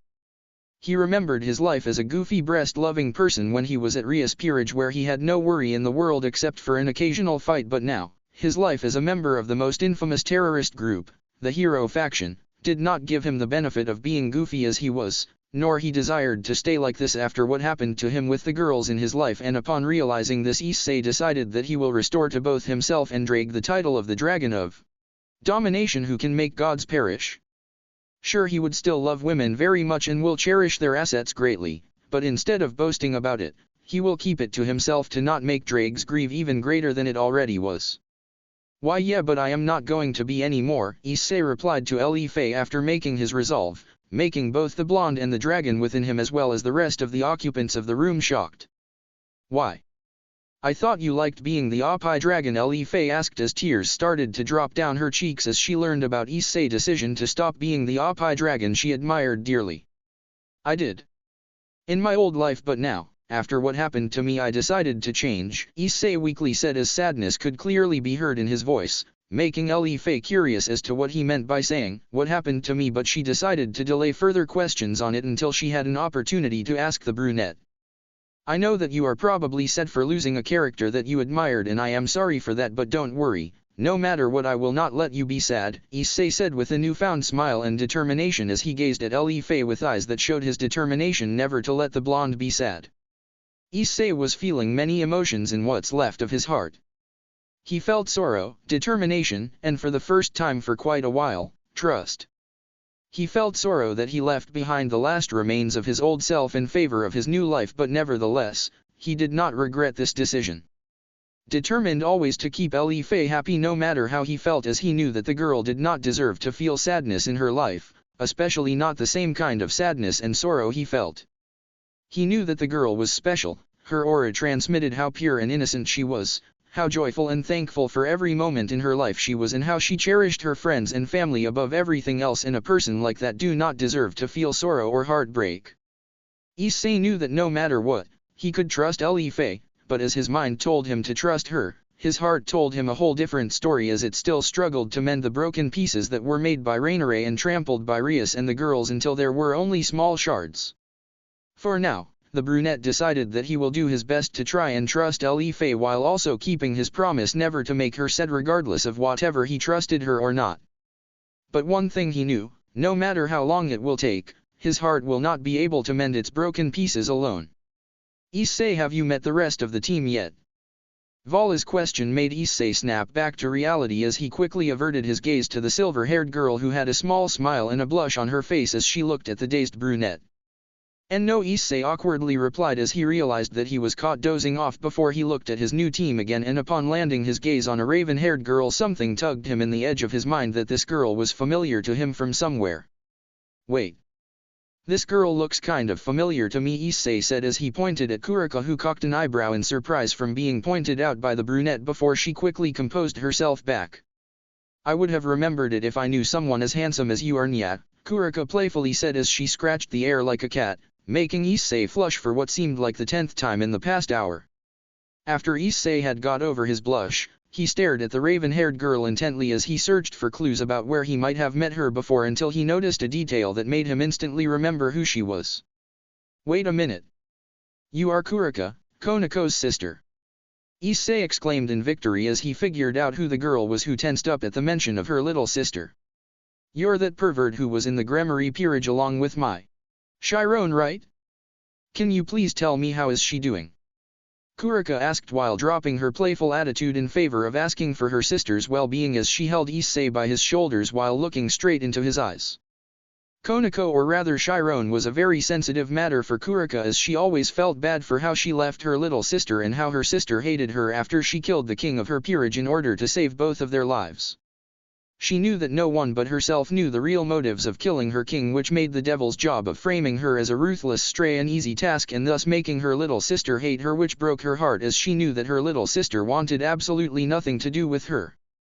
But Kuraka didn't give up to her heartbreak as she always tried to stay cheery and happy while she teased her friends, waiting for the chance to finally repair her relationship with her little sister to come. Issei felt bad as he saw the sadness and worry for Konako in Kuraka's eyes.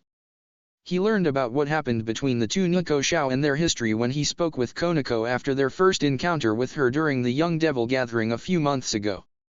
He hated Kuraka for what she did to her little sister, but upon seeing the worry Kuraka expressed about her sister's well-being in their encounters, a part of him began to believe that maybe Kuraka was not a ruthless stray devil who killed her king for no reason, maybe she had a motive that no one knew about.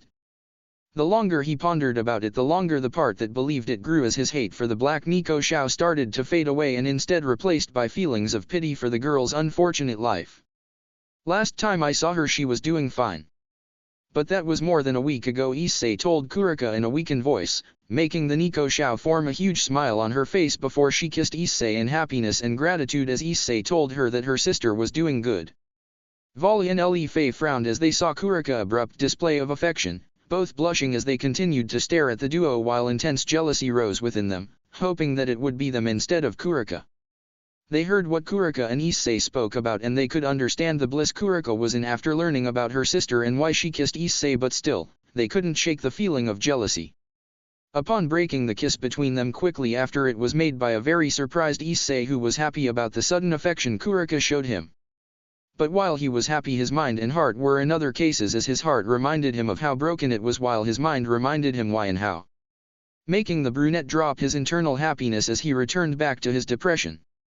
"I'm so sorry. I didn't mean to hurt you, I was just so grateful that you told me about my sister," Kuraka said in sadness as she apologized to the brunette. "Why exactly are you apologizing? You did nothing wrong," Issei reassured her as he felt bad after hearing the sadness in Kuraka's voice while being oblivious to the frown he had on his face that made Kuraka recoil as she thought that she did something wrong. "Why, you looked like you were hurting." "So were you?" Kuraka asked him, making him tense up from the question he didn't want to answer. "I rather not talk about it," Issei said before he turned around and went to Cao. "Can I leave now?" "I want to be alone," Issei said weakly as he looked at Cao, who grimaced upon seeing the sadness in Issei's eyes. "Sure, kid," Cao said, which made Issei start walking towards the door right away, not bothering to say goodbye to Ellie F and Vali, who were engaged in a talk with Kuraka, all looking like they enjoyed themselves. As the doors for the main hall closed with a loud thud, everyone looked around to see who entered the room or in their case left it. "Issei?" Vali asked in surprise as she noticed the absence of her beloved rival, Ellie F, and Kuraka matching her surprise upon noticing his absence as well. "He left to be alone," Cao said, still with his grimaced expression, which made Vali to frown as she knew that this did not mean anything good. "Is Issei okay?" Ellie F, who was not aware of Issei's current state of mind and emotions, asked in worry while her eyes started to glimmer, indicating that tears threatened to burst out of her eyes any moment now. "He is far from okay," Vali said sadly, making everyone but Cao, Cao, and Arthur, who remained awfully quiet during this meeting as they did not match the enthusiasm the girls felt, resolving into getting to know Issei in a more manly way like sparring. What do you mean? What happened to him?" Ellie F asked as the tears she was holding started to show themselves. "I don't know exactly what happened, but when me and Cao went to recruit him, he just looked so broken. He was not the Issei I knew and battled, he was a shell of himself, as he did not even ponder about Cao's invitation to join us, he just accepted it immediately while agreeing with what Cao told him instead of refuting it like he would usually do." Kuraka and Ellie F did not say anything due to being baffled upon hearing about Issei's extremely unusual behavior. They both grimaced upon theorizing what could have possibly made the happy, kind, carefree, and perverted brunette to behave like a shell of himself. Both remembering the interactions they had with Issei, such as his meeting with Ellie F and the moment he and Kuraka shared just a few minutes ago, as well as their previous interactions like in the Young Devil Gathering where the Nico Shao witnessed Issei's determination and kindness to his friends as he did everything he could in order to protect Konako. Both pondered about it for a while, still with their grimaced face before it was replaced by a hardened face. "We don't know what happened to Issei and we cannot bear watching him like this, so we will do our best to try and heal him," both Kuraka and Ellie F said, voicing the conviction they reached, which made Vali and Cao to have a sincere smile on their faces. "Very well then. The three of us should do our very best to restore Issei back to how he was before," Vali said as she and the girls raised their hands to the air, showing their acceptance of their task of healing the broken brunette. "And, don't forget to favorite, follow and review." Regarding the things I wanted to stress out. Despite what it seemed like, Issei is still far from recovering from what happened to him, but he is starting to make very slow progress as he comes to realize that he will not be able to recover alone, but it will still take him some time to find and trust those who will be able to help him, but he is on his way towards that. A cruel past. Hey guys, and welcome to the 6th chapter of Switching Sides. I want to thank those who followed, favorited, and reviewed the story so far, smiley face. The poll regarding the harem members will be closed down next chapter, so make sure to vote for the 2 additions you want to see in the harem. I also want to address something very important regarding my stories, as it came to my attention that some readers are criticizing other readers for their opinions about my stories, which I do not appreciate at all. Everyone have a right to express their opinion regardless of if it's a bad one or a good one, so please don't criticize people just because they like or don't like my stories or certain elements in it. If anyone has a question regarding anything about my stories, then you can feel free to PM me and I will gladly answer your questions as long as you keep it civil. Now, without further ado, here is the next chapter. Enjoy. Talking. Thoughts. Actions yawning and sighing. Flashback and time skips. Talking through the sacred gear. Talking in the host mind. Sacred gear actions and modes. Sacred gear mentions. 3 weeks later. It has been 3 weeks since Issei met his new team, which consisted of Valerie, Ellie F, Kuraka, Arthur, and Cao. During those 3 weeks, Issei and his team went on several missions such as eliminating monsters who were a threat to the hero faction, as well as retrievement and recruitment missions in order to retrieve long anews or recruit their possessors to the hero faction. They were currently waiting for Cao, who was supposed to meet them in the main hall to brief them about their upcoming mission, which the latter exclaimed to be crucial for the hero faction. While they waited, Issei thought about the missions he's been through with his team and how they were affecting their growing bond. One of those missions was to steal one of the artificial sacred gears that Azazel made from the Gregori, which was a very special mission for Issei because this mission allowed him to see one of his teammates in a whole new light. Flashback. Issei and his team were currently infiltrating the Gregori headquarters in order to retrieve the artificial sacred gear Cao asked them to steal. Much to their dismay, they barely had any information about the sacred gear other than how it's supposed to look, which was described by Cao as a sword with a mixture of light and darkness.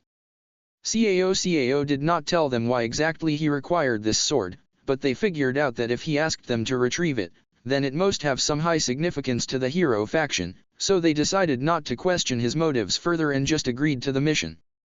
They were about to enter the building when Ellie F suddenly stopped them. Wait. Before you enter, please let me cast a spell on you so you won't be easily discovered by any sort of surveillance. Azazel-sama might have placed Ellie F asked her team politely with a small smile on her face from being able to help her team avoid detection, thus making them safer. Thanks, Ellie F, Issei weakly said as he matched the blonde's sincere smile with one of his own, making Ellie F to blush. While it has been a week and a half since Issei joined the team, he still did not talk to them a lot and resorted to staying quiet unless the situation required otherwise. But Issei had an exception for his behavior. This exception was a certain blonde magician. He promised never to let her be sad, so he did his very best despite his mental state and always tried to talk to Ellie F and praise her, but despite praising her to make her happy, he also found her abilities very intriguing and cool, meaning his praises were sincere. Please refrain from moving while I cast the spell, Ellie F asked as she took her wand and started to chant a spell on the others. Okay, I am done now, Ellie F said a few minutes after she started the spell, making everyone but Arthur, who already knew this spell, to raise an eyebrow in confusion as they did not feel any difference at all, which was later changed as their mouths were agape when they looked at their hands and saw that their hands were almost completely transparent, which meant that the spell was a success and they were now invisible. Let me explain how the spell works. You can see each other, but people who were not cast with the spell cannot see you, Ellie F explained. Good job, Ellie F. Vali had praised the blonde before her face retorted into a serious expression as she motioned for everyone else to come closer to her so she could start to detail their plan. Okay, listen up. We are going to infiltrate the lab where Azazel creates his sacred gears. Stay behind me and under no circumstances break the formation, since we do not know what kind of security Azazel has in this place. Since I know how much he values his creations, you can expect an high-leveled security, Vali explained while everyone listened closely, making sure they did not miss a single detail the silver-haired girl told them, because they knew that if they did then they could find themselves in a very dangerous position. Instead of replying, they all kept quiet and nodded instead when Vali finished explaining the plan. Okay then. Let's do this, Vali said before she and the others entered the building. Vali and the others were roaming around the building to find the lab where the sword is stored, but so far they did not find anything except for some sacred gears which were described by Vali as abominations that shouldn't have been created, making the others' sweat drop. They were at the upper level of the building when they suddenly heard two people talk, which made them all panic before they remembered that they cannot be seen thanks to Ellie F's spell. That sounds delicious. I will definitely give it a try the next time I travel to France, one of the people said, which made Vali tense up as he recognized the voice. Vali, what's wrong? Issei, who was right behind Vali, asked in worry after seeing the silver-haired girl tense up. I know this voice. That's Tobio. He grew up with me in the Gregori. We were like brother and sister back then, Vali explained as she started to sweat bullets upon remembering the boy who was like a brother to her.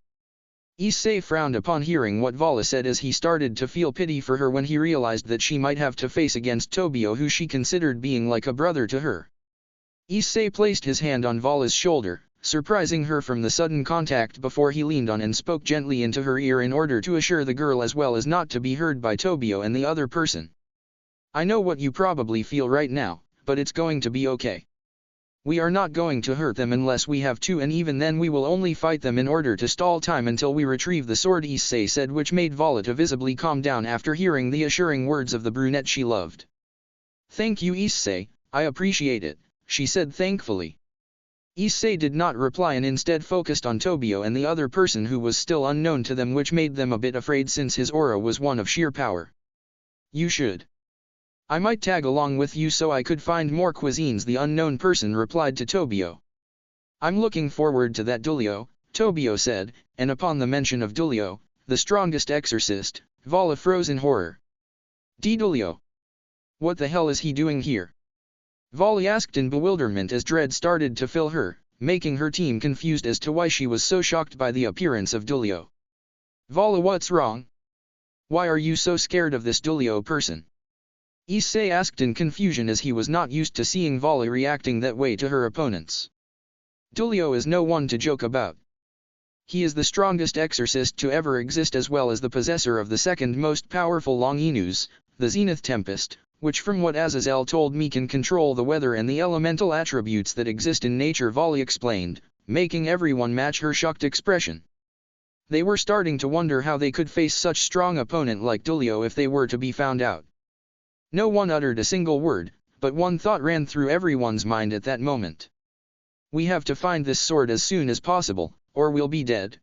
They were about to start moving when they suddenly saw Tobio looking at them intently, which made them gulp nervously.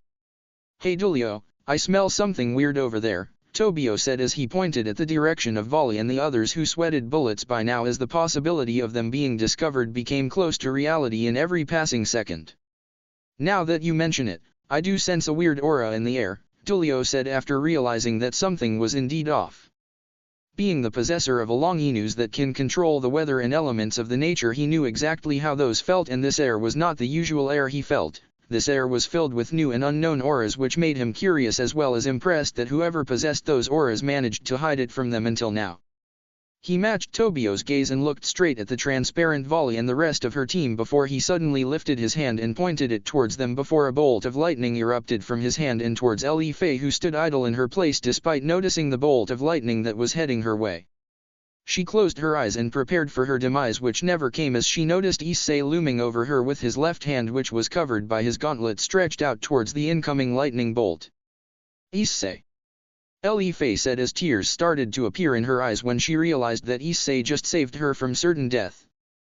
Issei did not respond and instead just looked at Ellie F with a tender smile, thankful that he managed to save her. Well well. Who might you all be? Dulo asked in a carefree voice as he gazed at the now visible Team Vali when he suddenly heard Tobio gasp in astonishment. Vali. What the hell are you doing here? Tobio asked in astonishment as he saw his figurative sister standing right in front of him while looking at him intently, which surprised him since he never saw Vali this serious before. We came here to retrieve something, Vali deadpanned vaguely, making both Dulo and Tobio's curiosity to increase. Oh? And what exactly do you wish to retrieve, young lady? Dulo asked as he examined the silver-haired girl who he now knew as Vali as well as the others who were standing beside her. You'll have to defeat us in order to find out, Vali said in a serious demeanor before a bright light suddenly erupted in the room, making everyone temporarily blind. Vanishing Dragon Balance Breaker Albion's voice roared through the room as the light died down, revealing Vali in her white armor. The legendary Vanishing Dragon, huh? I am looking forward to seeing if the legends about your strength were real, Dulo said with a smirk before another light erupted in the room. Welsh Dragon Balance Breaker Drake's voice roared through the room as well, revealing Issei's in his armor, which surprised both Dulo and Tobio, who did not expect to see both heavenly dragons standing right in front of them as a team. Well well. It seems that the two heavenly dragons finally kissed and made up. Let's see how strong you are now that you are working together, Dulo teased as he was unfazed from the appearance of both dragons. Vali and Issei both became flushed as they heard Dulo's teasing before they quickly composed themselves and started to prepare for battle. Don't worry, you'll find out soon enough, Issei said before both he and Vali charged at Dulo. Tobio, please stay out of this, for now, I want to see how powerful they are, Dulo asked before he entered his battle stance. Tobio just nodded in agreement as he stepped aside to observe the fight. Dulo stood in his battle stance ready for Vali and Issei to make the first move at him. Dulo wasn't fazed by the dragon duo, although he was surprised to see the Welsh dragon possessor there, as he heard good things about him from Michael which apparently were not relevant anymore since he was now allied with the hero faction. He considered this fight as a mean to pass the time as well as getting a rough estimation of what he hoped will be their full powers, which will help the three factions a lot during their fight against the hero faction. His train of thoughts was cut off as he sensed two fists heading towards his face, which he quickly avoided by grabbing them, surprising both Issei and Vali, who did not expect this. They both broke out of this hold by kicking his stomach, which succeeds as they managed to escape his hold and push him back a few meters. I am quite surprised that you managed to push me back, Dulo said in sarcasm as he dusted off his clothes while Vali and Issei remained a safe distance from him, examining his every move. Now, let me show you what I am capable of, Dulo had said before he stretched his hand towards the ceiling, making Issei and Vali perplexed as nothing happened, but their perplexion did not live for long when suddenly a thunder was heard before lightning came crashing down right onto Dulo's hand, breaking the ceiling in the process. Issei and Vali looked in awe as they saw Dulo taking the lightning without harm before it stopped, and instead he was holding an orange ball in his hand. Now, shall we begin? Dulo asked while smirking at the dragon duo before he threw the ball at them, making them panic as they saw the fast speed the ball traveled at, which barely gave them a chance to dodge it. So instead Vali decided to take the attack head-on in order to protect Issei despite the heavy damage she may suffer, and so she quickly went in front of Issei and closed her eyes as she prepared herself for the upcoming pain she will feel, only that it never came, so she opened her eyes and what she saw made her terrified. She saw Issei standing in front of her with his back turned to her as he crossed his hands in front of him in order to defend against the lightning ball. Issei! Vali shouted in horror and worry for her rival. I'm fine, don't worry, Vali, Issei said in reassurance, but Vali knew otherwise. She could read him like an open book, and right now it said that he was lying, but she decided to confront him about his stupid action later. You are going to pay, Dulo, Issei said before he dashed at Dulo once again with his fist stretched out as he tried to deliver a fatal punch at the angel, who dodged his fist once again.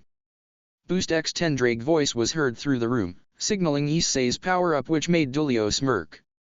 Issei, who stood right behind Dulo after the latter dodged his fist, vanished from his position before he quickly appeared in front of Dulo, delivering a fatal fist that connected with his jaw and sent him flying to the ceiling. That was awesome, Issei! Vali shouted with enthusiasm as she saw the fist Issei delivered. Issei did not respond to Vali and instead just flushed underneath his helmet before he went towards Ellie F and the others, who watched the fight with awe. Ellie F, you should prepare to teleport us out of here while Kuraka and Arthur try and find the sword, Issei said, to which everyone nodded before they split up. That's not nice to turn your back on your opponent, Dulo's voice was suddenly heard, which made Issei turn around instantly as he saw Dulo, who recovered from his fist, standing there and looking at him with an expression he could not read. Don't worry, this will be the last time, Issei said before they resumed fighting. Half an hour later. Issei was visibly struggling to keep up with Dulo's insane strength as he dodged yet another elemental attack. The brunette thought that after half an hour the angel would give up, but he didn't. Instead he continued to attack in the same way he attacked when the fight just started. Vali was focusing on providing backup to Issei when he needed it, as well as keeping a close eye on Tobio, who she feared would enter the fight or go after Kuraka and Arthur. You disappointed me, Vali. I never thought you would betray Azazel and join the hero faction, Tobio said to his figurative sister, who looked to be unaffected by his statement on the outside thanks to her helmet hiding the frown she had. Things happened, Tobio, things that you do not need to know about. Tobio did not answer her and instead continued to gaze at her like he was looking for something, which irritated Vali, who wanted to kick him for that but decided otherwise as she knew that it would be a terrible idea. They both continued to look at each other when a loud explosion was heard, making both of them to avert their gazes at the source. What they saw made both of their jaws to drop as they saw Issei's attack collide with Dulo's angelic attack as both of the attacks struggled for dominance. Issei's attack was his dragon shot, which was heavily boosted, thus making it much stronger than usual, while Dulo's attack was a light spear covered in lightning which moved in insane speed thanks to Dulo's altering the air with his long anews. "Hurry up guys," Issei thought as he saw Dulo's attack start to overcome his own. "I must say, you were a worthy opponent, Red Dragon Emperor," Dulo complimented with a victorious smirk as his attack consumed Issei's. Issei looked ahead in dread as he realized that he could not dodge Dulo's attack and just stood still before an idea came to his mind. "Ascalon!" Issei had shouted before a bright light erupted from Issei's left hand. Ascalon! Blade Drake voice roared in the room, and once the light died down, Issei had Ascalon coming out of his left hand's gauntlet. This better work, Issei thought as he hoped with every fiber of his being that the holy sword will be able to deflect the light spear, as he knew that this was his last resort. The brunette brought his left hand backward before he punched the light spear with Ascalon, reflecting Dulo's attack, much to his surprise as he looked with wide eyes at what happened. There was utter silence in the room while everyone looked with awe at what happened when Issei and Vali heard something that made them both release the breath they were holding. "I know how much you two enjoy fighting, but I think we should go now that we have the sword Nyat," they heard Kuraka say while holding the sword they were looking for. Both Issei and Vali quickly dashed towards the others who now stood beside Ellie F. "I hope we'll meet again, Red Dragon Emperor," Dulo said as he looked at the retreating duo with a content smile after a good fight. "We will," Issei replied before he and the rest were teleported by Ellie F. Once Ellie F. finished teleporting them out of the Gregori labs, they found themselves in the middle of an unknown forest, which confused them as to why they didn't get teleported back to the hero faction's HQ. They asked Ellie F. if something went wrong, which she responded by telling them that she didn't build up enough magical energy in order to teleport them back to HQ because it was far away, so instead she teleported them as far as her magic allow her to. "Well, we should spend the night here before we go back to HQ, Vali suggested as she looked at her teammates and saw how drained they were from what happened. She looked at the skies and saw that it was already dawn. "Good idea. We should set up a fire and then talk about how are we going to keep guard during the night," Baikao suggested in a tired voice. Issei and the others sat around the fire Ellie F. made thanks to her magic as they waited for Arthur to come back from scanning the surrounding area for potential threats such as thieves or monsters. As soon as Arthur came back a few minutes afterward, they started to discuss who will guard the camp and when. In the end, they decided that each will guard for 2 hours and that Kuraka will be the first, and then Ellie F., Arthur, Baikao, Vali, and lastly Issei. Shortly afterward everyone but Kuraka and Issei, who continued to sit by the fire, went to sleep. "Kuraka, what's wrong?" Issei asked in worry as he saw Kuraka staring at the fire. A sad expression could be seen on her face. "Wah? Oh, nothing's wrong, Issei, don't worry," Kuraka said sadly, which surprised Issei, who expected to be teased by the black Nico Xiao. "You can't fool me, Kuraka, so tell me what's wrong," Issei refuted, which made Kuraka tense up visibly. "I'm just thinking about Chiron and how she is doing right now," Kuraka replied sadly. "I'm sure that she is doing fine, Kuraka, so you don't have to worry," Issei said in reassured, which seemed to make the black Nico Xiao lighten up slightly. "I guess. I just wish that I could be with her again. It pains me to know how much she hates me after what I did," Kuraka replied, which made Issei to frown in response.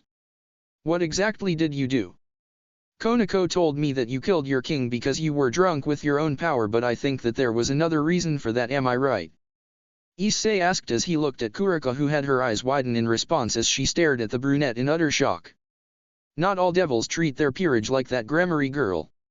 My master used to abuse me and the rest of the peerage so we would get stronger. He had no mercy on us as he was too obsessed with gaining powerful members of his peerage." Kuraka started to explain as Issei listened closely as he will finally learn the truth about the black Nico Xiao. "I wanted to kill that bastard for what he did to my friends and me, but I couldn't. I was scared that if I killed him, then it could endanger Chiron since I will become a stray devil, but this changed when one time he told me something that made me break," Kuraka said, trailing off at the end as tears started to flow from her eyes. Those memories were painful for her to remember. "What was it?" Issei asked in curiosity as he placed his hand on Kuraka's shoulder, encouraging her to continue. He felt pity and rage as he heard what Kuraka has been through and how ruthless her master was. He told me how he will reincarnate Chiron and how he will make sure she will become powerful and how exactly he planned to do it. At that moment I didn't care for becoming a stray devil. I just snapped and killed him so Chiron would never experience what I've been through. After I had killed him, I realized that my biggest fear was now a reality. I was a stray devil that killed her master, which could put Chiron in danger, so I had to escape while hoping with every fiber of my being that no harm will come to Chiron. As I was about to leave, I saw her looking at me with a face that I could never forget. A face of utter terror as she saw her bigger sister killing her master, Kuraka said before she completely broke down into sobbing. After hearing Kuraka's past, Issei couldn't help but feel enraged as he realized that the girl did nothing wrong and the ones to blame was the devils who looked aside while that master abused his peerage. He felt sorry for Kuraka as he realized that she did what she did out of concern for her friends and her little sister. "I'm so sorry that you went through all that, Kuraka, but everything will be okay, I assure you. I will not let anything bad happen to you ever again," Issei said as he enveloped Kuraka in a tight embrace. He looked at Kuraka, and he saw a different person. Instead of the black Nico Xiao who always used her beauty and sensuousness as a mean to tease people, he now saw a woman who he could partially relate to. He saw a woman who has been through a lot of hardships in her life, a woman who is determined to fix her broken relationship with her sister who she cherished more than anything, and after seeing Kuraka in this new light he couldn't help but start to feel affection towards her despite his broken heart, but he knew that it would take him some time before he could act on this affection, just like it would take with his affection towards Ellie F and Vali.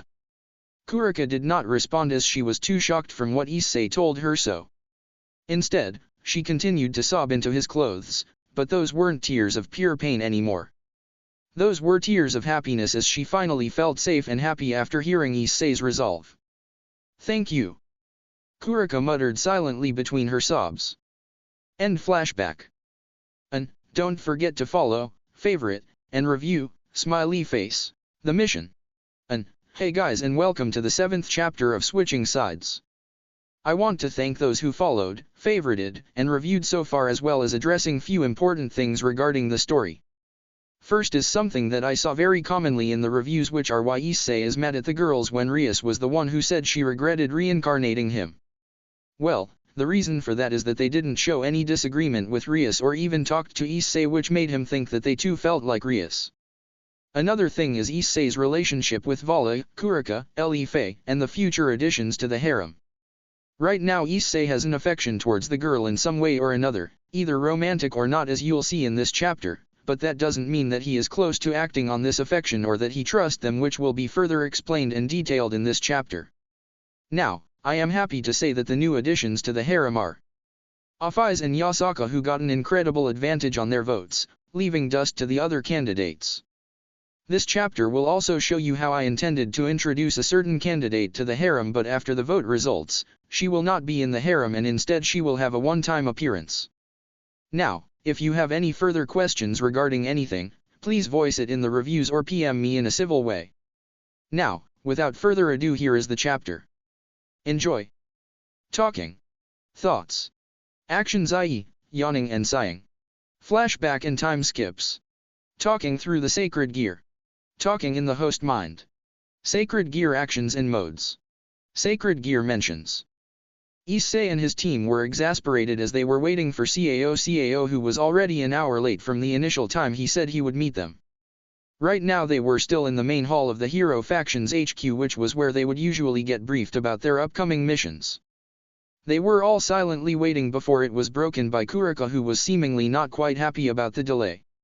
"When I see Cao, I swear to God that I will make sure he will not be able to get any girl pregnant," Kuraka said with a devilish smile as her dark aura started to flood the room, which made all the boys to shudder when they heard what she said, making them put their hands on their crotch in a defending manner. "Kuraka-sama, please calm down. I am sure that Cao-sama has a good reason for being late," Ellie F, who seemed not to be bothered by Cao's delay, told Kuraka in her kind and tender voice, which managed to calm the black Nico Xiao for the meantime. "Fine. But he better has a good reason or else," Kuraka replied with slight less ire as her dark aura started to calm down, which made the boys to sigh in relief as they released their hands from their crotch. Ellie F was about to respond when the doors to the main hall suddenly opened, revealing the long-awaited Cao entering the room with a blonde woman by his side, which arose Issei cocked his eyebrow in curiosity as he did not recognize the woman. From what he could see, she has a blonde, smooth hair that reached her middle back. She also had black eyes and an average-sized bust. Her clothes were made of a very short purple skirt that reached her knees, and a black sleeveless shirt which Issei assumed after catching sight of her rapier was done to reduce the potential restrictions her clothes could provide to her when she uses her rapier. He looked at her before he spotted something coming from her right shoulder, and upon focusing on it his eyes widened when he realized that this was the grip of the same sword he and his team stole from the Gregori's lab a few weeks ago. "Hello everyone, sorry that I'm late," Cao said as he and the blonde girl neared the group. "PFF. Took you long enough," Kuraka said with venom in her voice that made Cao flinch, as he already knew from past experience what it was like to make the Black Nico Xiao angry. "I am sorry for the delay. I was waiting for Jean to arrive, which took longer than I initially expected," Cao said as he pointed to the girl who was now known as Jean. "Hello, everyone. I am Jean, and I am going to join you in your next mission," Jean introduced herself as she had a wide grin on her face. "It's nice to meet you, Jean-sama. My name is Ellie F, and this over there is my brother Arthur," Ellie F replied with a sincere smile as she introduced herself and her brother, happy that she got to know yet another friend. "Hee. My name's Baikao," said while giggling as he flipped his golden staff as if showing off to the blonde girl who seemed unfazed by it, making Arthur laugh slightly. "I'm Vala Lucifer, and this is my rival Issei Hayado." Vali introduced both herself and Issei as she got closer to Jean to shake her hand while dragging Issei with her. "Hi," Issei said shyly as he scratched the back of his head while holding his gaze on the ground, while Vala shook Jean's hand, who silently asked Vala what is wrong with Issei, to which she replied that it's a long and complicated story which she should let Issei tell if he wants, before gazing at him while having a sincere smile on her face. Issei for his part was still not ready for this. He was just finished getting used to being with his team, who after 3 weeks looked to be harmless, but you could never know, as he remembered that even Rias and the girls who he was with for a few months at that time ended up breaking his heart. Sure, he had an affection towards Kuraka and Vali, as well as having a deep desire to protect Ellie F after sensing her aura that showed how pure and kind-hearted she was, but regardless, that didn't mean that he trusted them completely, let alone act on his affection, as he still did not know them very well. For example, he did not know anything about Vala's past except the fact that Azazel took her under his care for some unknown reason. He also did not know what Ellie F's past has been like before she and Arthur joined the hero faction. He was aware that it would still take quite some time until he completely trusts Vala, Kuraka, and Ellie F, but he was on his way to that, which comforted him a bit, as he knew that he still had hope that this time, things will be different than how they were with Rias and the rest, hoping with every fiber of his being that the heartbreak he experienced that night will not be repeated, as he knew that his heart and mind would not be able to take that blow once again. He was brought off his train of thoughts as he heard Arthur ask the same question he had in his mind that he didn't dare ask. "How come she has the sword we stole from the Gregori a few weeks ago?" Arthur asked Cao after taking notice of the familiar grip. "Well, to answer your question, Jean is a very talented swordswoman, and I am sure that she will make great use of this sword for our cause," Cao explained with a bit of pride at the talent the blonde possessed. Cao was very proud of his members, who were deemed to be very strong, as they all had a sacred gear or a long anews, which meant that they had a great and unique power to each one of them. He just hoped that his pride wouldn't be let down. "I see," Arthur replied with a neutral voice, which seemed to satisfy Cao as he thought to himself, why did he get the sword, since he as well was a very experienced swordsman, but he shrugged it off, knowing that he still had his two very powerful swords, the Excalibur ruler and the Caliban. Cough cough. "Okay, now that we got the familiarities out of the way, we should now discuss your upcoming mission," Cao said after making everyone focus on him so he could start to brief the team on their upcoming mission, which seemed to work nicely as everyone averted their look towards the raven-haired human. "Your mission will take place in Kyoto, where the yokai community lives. Your mission will be to subdue the yokai leader, Yasaka, so we could use her power to open the dragon gate so we could summon Great Red," Cao said, which was followed by gasps from both Vali and Issei, who were quite familiar with Great Red. "Great Red? Why do we need him?" Vali asked in bewilderment as she thought about the legendary true dragon who was the one she desired the most to defeat so she could become the true white dragon empress. I cannot tell you that Vali, but I ask you to trust me as your leader, Cao said with a tad of irritation as he felt that Vali was doubting his decisions and therefore his leadership. Vali for her part did not respond to Cao as she knew that by doing it she would just get into a useless argument with the raven-haired boy, so she shrugged it off and waited for him to continue, which he did after seeing that Vali did not respond. Capturing her is going to be hard as she is very loved within the yokais, meaning they will put their lives on the line in order to protect her, so you can expect resistance as well as potential intervention of the three factions who probably learned about our intentions of capturing her, Cao told them, to which they frowned as they thought about the amount of fighting they would have to do. Is there any way to capture her with as fewer casualties as possible? Arthur asked as he too was not keen on the upcoming fighting, which he deemed unnecessary. I do not care how you capture her as long as you succeed, Cao deadpanned while glaring at Arthur, who stepped down in response. Now then, you should all go prepare for the upcoming mission as it will take you quite some time to complete it, Cao said before turning around to leave the room. Good luck everyone, and you better not disappoint me, he said without turning his head as he stood at the entrance of the main hall. What the hell happened to him? Bai Cao asked as he and his team gazed on the entrance to the main hall shortly after Cao left. They all noticed how different the raven-haired human behaved, which made them confused as to what exactly happened that could make him change his behavior like that. I guess he just had a bad day or something, Arthur replied as he too was wondering what happened to Cao, but he came up with no reasonable explanation other than him having a bad day. As long as it's not going to be permanent, I don't care, Vali interjected before telling her team to go and pack for the mission before meeting again at the main hall in an hour, to which they all complied without resistance. Jean was about to leave the main hall as well before she felt a hand on her shoulder, making her turn around to see Vali looking at her with an intimidating look, making her gulp. I don't really know you, but if you even dare to betray us, I am going to make sure you will regret this for the rest of your life, Vali warned as she released a fraction her powers in order to scare the blonde so she could see how serious she was, which seemed to work perfectly as she saw the frightened look she had on her face. Oh okay Vali-chan, Jean said, making Vali release her before she bolted out of the room as she wouldn't have to spend more time with Vali than necessary after witnessing what she just did, making Vali smirk in amusement before she as well left the main hall in order to prepare for the mission. With Issei. Issei was in his room packing his stuff for the upcoming mission with Jean and his team, but during his preparation, he could not shake the feeling that something bad was going to happen in this mission, no matter how hard he tried to suppress those thoughts. Partner, are you okay? Drake asked within Issei's mind after sensing the brunette's distress. Sigh. I suppose. I just can't stop thinking that this mission will go south one way or another, which makes me nervous, Issei confessed to his partner. During those 3 weeks, Issei and Drake got even closer than they usually did as Issei learned to share his feelings and thoughts with the dragon, who seemed to always have a solution for it, which he greatly appreciated, as well as Drake being delighted by Issei's change from the breast-loving pervert but also feeling pity for the boy whose heart got broken just because he tried to fix another, which infuriated him to no end as he got a grim reminder of how the supernaturals behaved during his and his past possessor's time. I am sure that everything is going to be okay, partner, but in case something does indeed go wrong, you always have your team to help you, Drake said, voicing his opinion as he tried to reassure the boy that everything will be fine even if things did go bad. I guess, but I don't think that I can still trust them completely. Especially when my life is on the line, Issei said, making Drake to sigh. Sigh. I know, partner, but eventually you will have to entrust them with your life like they entrust theirs with you right now, Drake told Issei, who frowned in response. You think they trust me with their lives?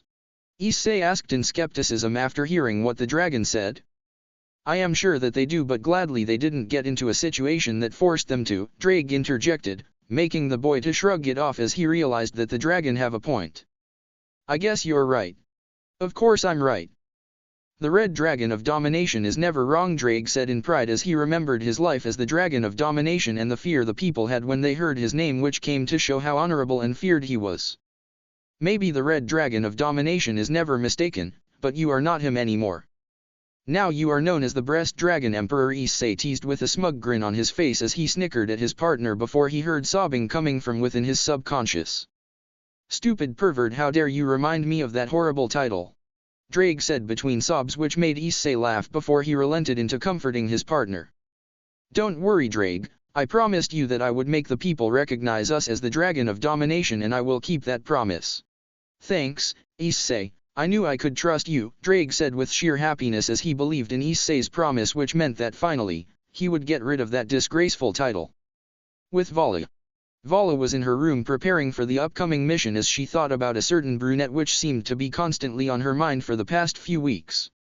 During those 3 weeks, her feelings for Issei increased substantially to the point that she couldn't even take her mind off of him for more than a minute.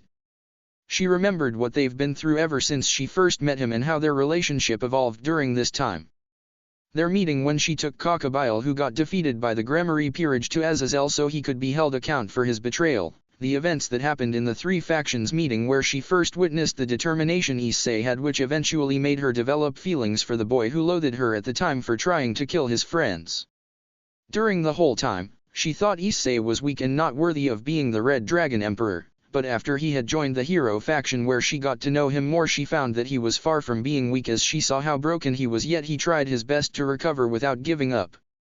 She thought of their fight with Dulo and Tobio back at when they stole that artificial sacred gear from the Gregori's lab, and she remembered how strong Issei was and how he put his life on the line so hers and the rest would be safe.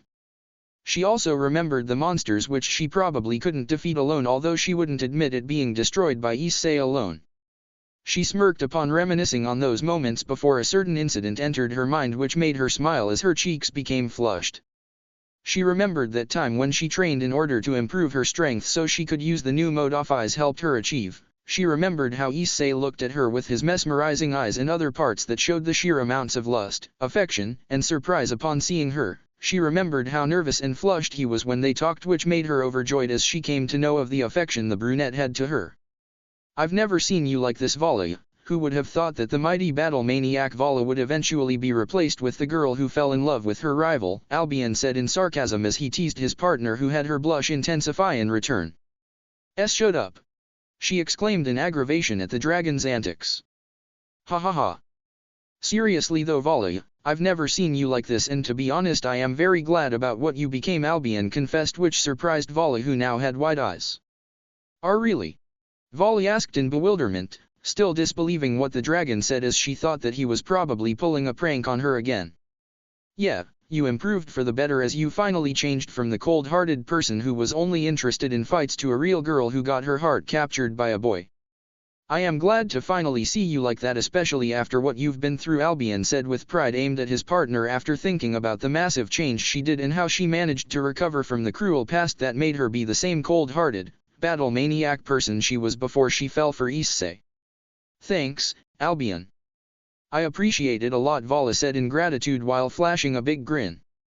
Somewhere far away, a certain red-haired girl was sitting at her desk with a frown on her face after she got a call from her brother, who asked her and her violet-eyed best friend to go to Kyoto with their peerages after rumors about an upcoming attack from the hero faction.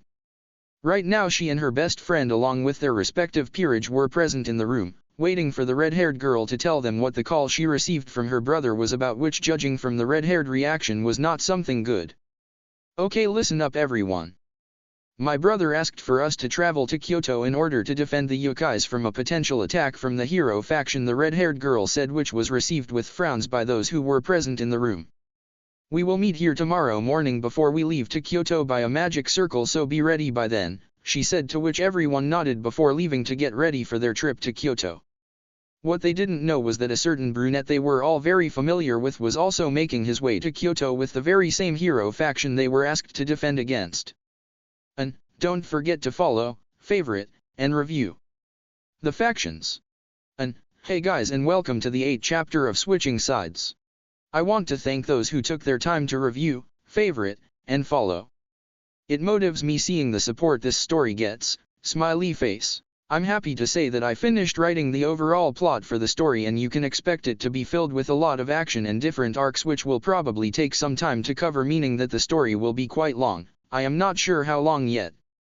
This chapter will show you what happened with Sirzechs and the other leaders' POV during the events that happened in the earlier chapters before I will switch back to Issei and the mission he and his took. Also, I dropped many hints regarding the future arcs and events in this story in the last chapter, so the first 2 people who manage to find one out of the few clues will be able to ask me any question he wants regarding this story, even if it means spoiling something. Now, Without further ado, here is the next chapter. Enjoy. Talking. Thoughts. Actions I.e. yawning and sighing. Flashback and time skips. Talking through the sacred gear. Talking in the host mind. Sacred gear actions and modes. Sacred gear mentions. Sirzechs Lucifer was sitting at his desk and sorting out paperwork regarding the affairs of the underworld and the three factions like he would always do ever since he became a Mu. His wife, Grafia, was standing by his side with her hands crossed in front of her as she silently waited for her husband to request her assistance. Sirzechs was about to sign the last three papers when a magic circle suddenly appeared by his ear, making him surprised at the unexpected call. Yes? He asked as he waited for the person on the other side of the magic circle to start speaking, but never did he expect to hear his sister talking to him while she sounded like she was sobbing badly. Oh Oni-sama, I am sorry to bother you, but there's something that I need to tell you as soon as possible. Sirzechs managed to understand from his sister between her sobs, his power of destruction starting to flare up as he was starting to feel anger and concern before he was calmed down by Grafia, who warned him that if he continues to unleash his powers like that then he will destroy the room. Angry that his precious little sister was hurt by something or someone while being concerned about the urgent thing she said she have to talk to him about, which judging by experience would not be something to look forward to. Riatan, it's okay, please calm down. I'll send Grafia over to bring you and your peerage here as soon as possible. Sirzechs tried to reassure his sister, who seemed to work as he heard Rias starting to sob less than when she first called. Oh okay Oni-sama. Thank you, she said before she hung up the call, leaving a very perplexed and worried Sirzechs and Grafia. Darling, what do you think might have happened to cause Rias-sama to break down like that? Grafia asked in concern as she frowned, worrying for her sister-in-law who she grew to love and care for deeply ever since she married her brother. Grafia and Rias' relationship was not always fine like it is now. When Grafia and Sirzechs first got married, Rias was very suspicious of the silver-haired girl intentions and her true feelings towards her brother, since she knew their history as former enemies and the fact that her brother was very popular among the girls of the underworld because of his title as the Mu. But as time went by, Grafia did her very best to prove to the red-haired girl, who was becoming less wary of her as time went on, that she could indeed be trusted and that she will not disappoint her or her brother. Eventually, Grafia and Rias became very close, even to the point where they confided each other with their personal problems such as relationships issues. I don't know, but from how Riatan sounded then, it's certainly not something that we should look forward to, Sirzechs said while matching his wife's frown as he thought about what could have possibly made his precious little sister to behave like this. He swore that if he finds who or whatever did this to her, it will not remain long in this world after he's done taking care of it. Grafia, can you please go to Kyoto where Rias and her peerage are and bring them here? Sirzechs asked his wife, who nodded in agreement before she formed a silver magic circle that will take her to where Rias and the others were currently at. When Grafia arrived at where Rias and her peerage were, she was shocked when she saw that it was not only Rias who was broken, and rather it was the entire peerage who were like that. She looked around to scan for those who were present before she cocked an eyebrow in curiosity when she didn't spot a certain brunette. Everyone, are you okay? Please tell me what happened, Grafia asked the sobbing girls, but to her dismay the girls did not seem to even hear her question as the voices of their sobs flooded the room. Yuato-kun, can you please tell me what has happened? Grafia asked as she turned to the blonde who leaned against the wall with a grim expression on his face as he was deep in thoughts. Issei-kun. Kiba replied, which made Grafia to frown as she realized that the brunette was the source of the mayhem, but her frown intensified as she thought about what could have happened to Issei that will make them act like that. Was he hurt? Was he kidnapped, or worse, was he killed? Were the thoughts that ran through the silver-haired girl head as she tried to come up with her own conclusion as to what happened to the brunette after seeing that she will not get a proper explanation from anyone in the room. She eventually shrugged it off and decided that she should just escort them to her husband's office, where she hoped they would explain everything that happened. Rias-sama and everyone else, I came to escort you to Sirzechs-sama office, so if you would please come near me so I could teleport us all back to his office, Grafia asked, to which they all complied too before Grafia teleported them back to Sirzechs' office, where he was impatiently waiting for her return. Sirzechs was pacing back and forth in his office as he waited for his wife to bring his Riatan and her peerage to his office when suddenly a bright light erupted in his room, signaling the return of Grafia with the addition of his sister and her peerage. Riatan. Are you okay? You really worried me, he frantically asked as he saw his little sister appearing in his office. He frowned upon taking a closer look at Ria, and her peerage which he saw were sobbing like Rias did while Kiba just stood there with a scowl on his face. What is wrong, Ria-tan? What happened that caused you and your peerage to act like that? Sirzechs asked as his concern for his sister increased when he saw how her peerage was. Surely this wasn't a small thing if everyone in the peerage seemed to be affected by it. Rias just stared at her brother while she tried to compose herself enough to tell him what happened. Issei is dead. We found his evil pieces at a ruined shrine in Kyoto after he ran away because of an argument we had, Rias blurted out, making Sirzechs and Grafia to freeze in horror upon hearing Rias saying that the brunette who they came to care for dearly has died. How did this happen? Sirzechs asked as he got over his initial shock. Thanks to him being a mu, he was already used to moments like this where he got told that someone he knew died, but that didn't mean he was less sad about the death of his figurative little brother. While we were going back to our hotel room when Issei suddenly left us and went to talk with an unknown blonde girl, which made the girls angry and worried as they thought that he was flirting with her. When we got back to the hotel room, the girls confronted him about his feelings towards him, to which he answered in a way they were not happy with, making them lash out at him, which made him confused as he did not see what he did wrong. He tried to find out what exactly he did, but at the moment no one answered him because we were all upset at him until he heard Bucko mutter something that we didn't manage to understand until he repeated her words out loud. Kiba interjected as he saw that his king was in no condition to explain what happened. What exactly did she say to Issei-kun? Sirzechs asked in curiosity as he averted his gaze from the blonde knight to his sister, who seemed to calm down a bit since she first appeared in his office. I said that I regretted reincarnating him. Rias said, which made Sirzechs and Grafia to have widened eyes as they looked at Rias in disbelief after hearing what she said. Why did you say that, Ria-tan? I thought that you loved him dearly, Sirzechs asked in astonishment, still not believing that his sister could say something like that to the man she loved. I was angry when I saw him flirt with that blonde girl. I started thinking that I didn't matter to Issei.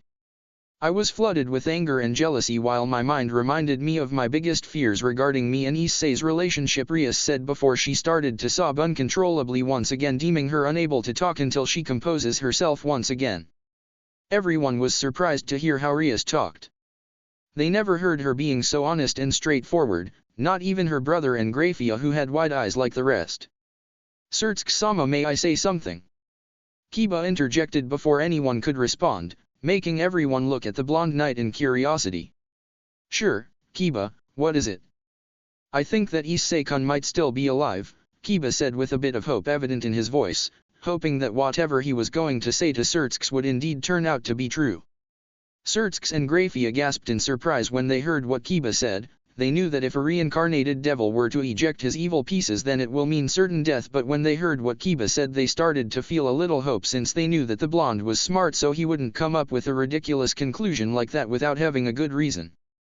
Kiba, ejecting your evil pieces means a certain death, as you may already know, but I am intrigued as to why you think Issei-kun may still be alive, so please go ahead and explain, Sirzechs said with an emotionless expression, not allowing himself to show the bit of hope he was feeling.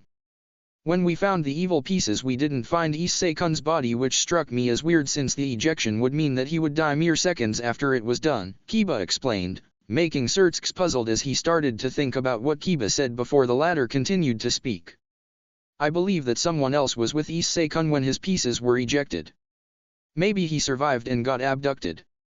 Kiba asked with a grim face as he thought about the possibility of his best friend being taken and tortured.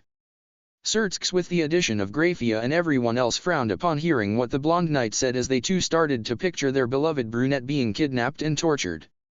I must say, Kiba, that you may be right, but we should keep our hopes to a minimum. I'll contact the other leaders later to tell them about it while asking them to help us search for Issei, Sirzechs said with a small smile on his face as he finally let the little hope he felt to creep out and be shown to everyone, who mimicked his smile as their hope crept out as well. Several hours later, Sirzechs sat in his office with his head on his desk after finishing to talk with the other faction leaders about what happened with Issei and the possibility of him being alive.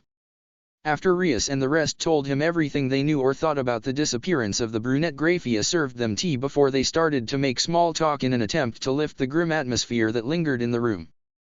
After an hour, Rias and the rest decided to leave as they saw the amount of paperwork that laid on Sirzechs' desk. After they left, Sirzechs was reminded by Grafia that he still had work to do as she brought him yet another bunch of paperwork to sort, making the redhead to sigh. When he was done a few hours later, he wanted nothing more than to end the day, but to his dismay, he remembered that he still had a long talk with the 3 faction leaders ahead of him regarding Issei, so he instead asked Grafia if she could give him coffee, as he called the 3 leaders.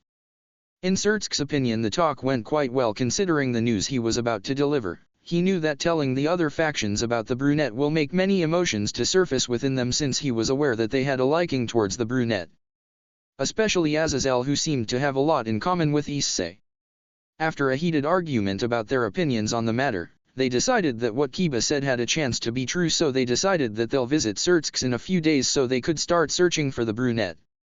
Of course, they wanted to start searching immediately, but considering the threat of the Chaos Brigade that lingered above all the leaders' head, they knew that they had to do this right and not rush, so they decided that they will first take precautions before they leave while Sirzechs sort the technical stuff such as possible places and people who could be related to Issei's abduction. "You should call it a day, dear," Grafia said as she noticed how drained her husband was, feeling pity as she saw how much he had to handle on his own today as well as what to come now that Issei was missing. Sirzechs just nodded before he got up and went to his bedroom with slumped shoulders as Grafia followed him close behind.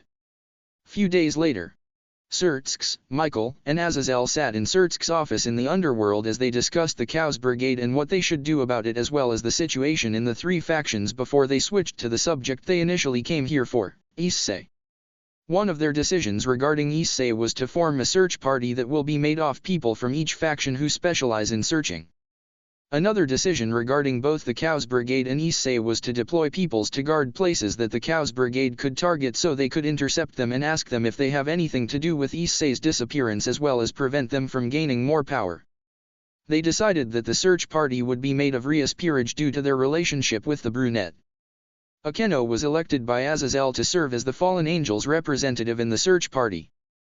Irina as well was chosen by Michael to act as the Angel's representative in the search party. As for the people who were meant to defend the 3 factions' points of interest as well as intercepting the Chaos Brigade members, they made several teams. Dulo and Tobio were in charge of guarding Azazel's artificial sacred gear lab in the Gregori in fear that the Chaos Brigade might steal one of the sacred gears. Sana and her peerage were in charge with guarding the underworld prison to prevent the Chaos Brigade from breaking out anyone who they deemed as useful for their cause.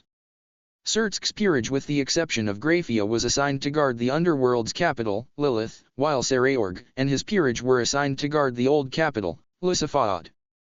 Griselda, Betrayal, and Grafia have chosen to each guard their own realms, while the leaders were staying with Sirzechs as they were focusing on leading the search for Issei. After they had been done, they summoned each team and told him his role and where he would be deployed, which was answered with enthusiasm before they each went to their respective place. Afterward, they summoned Rias peerage and told them that they would be in charge of searching for Issei, which made everyone very determined and happy before they all rushed out to find their missing brunette, not wanting to spend a single second. When they were done, they all went to Sirzechs' house where the latter showed the rooms they would be staying at while they search for Issei. Afterward, they decided to grab something to eat and drink before they went to sleep in preparation for tomorrow, which will mark the start of the search for Issei. 9 days later. It has been 9 days since the 3 faction leaders started their search for Issei, and so far they did not come across any substantial evidence regarding Issei's status. During those 9 days, several attempts to attack the capital and the prison of the underworld were made by the several Chaos Brigade branches such as the Magician and the Old Satan faction, who were looking to retrieve their captured members as well as take revenge for their fallen, but to their dismay they failed horribly as they did not expect to come across any sort of countermeasures. Any hope they all had for finding Issei alive was starting to drain slowly with each passing day, until today when Sirzechs, Michael, and Azazel were sitting at Sirzechs' office while they discussed about the recent attacks by the Chaos Brigade when the doors to the office were suddenly burst open, revealing 2 people they didn't expect to see, Dulo and Tobio, who upon taking a closer look at could be seen panting slightly. "Dulo, Tobio? What are you doing here and why are you 2 panting?" Sirzechs asked in curiosity as he eyed the duo. "We are sorry to intrude like that, but we have news regarding the Red Dragon Emperor," Dulo said with a serious voice, making everyone who was present in the room to gasp in surprise. "What is it then?"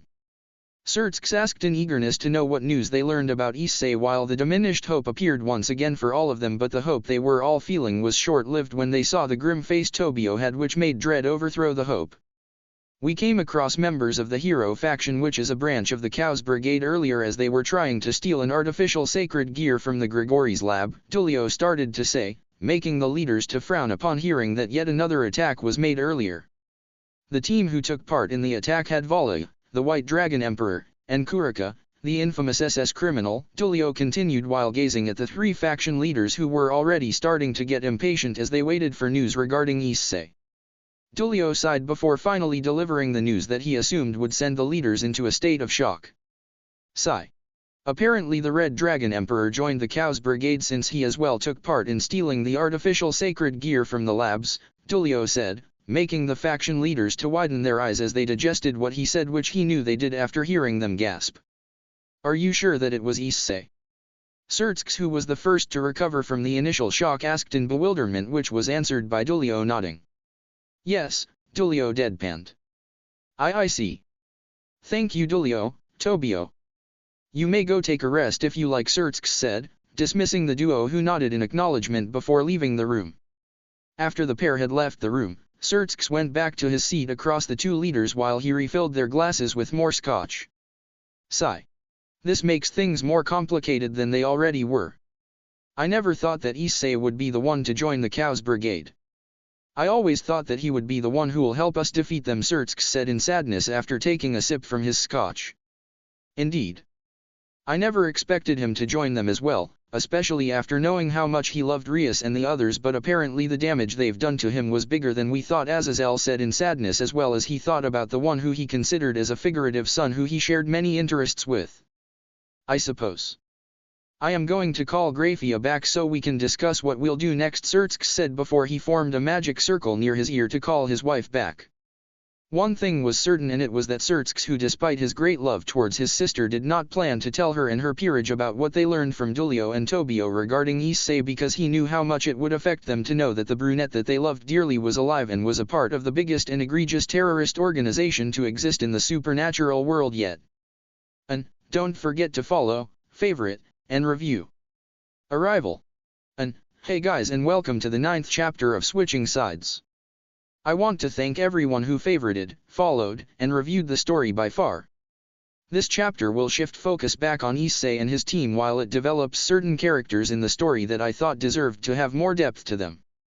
I do want to stress something that you might not understand when you first read this ans, but after reading the story you'll understand, and that is when I wrote Issei's past/story, I meant everything that happened up until the first chapter of the story.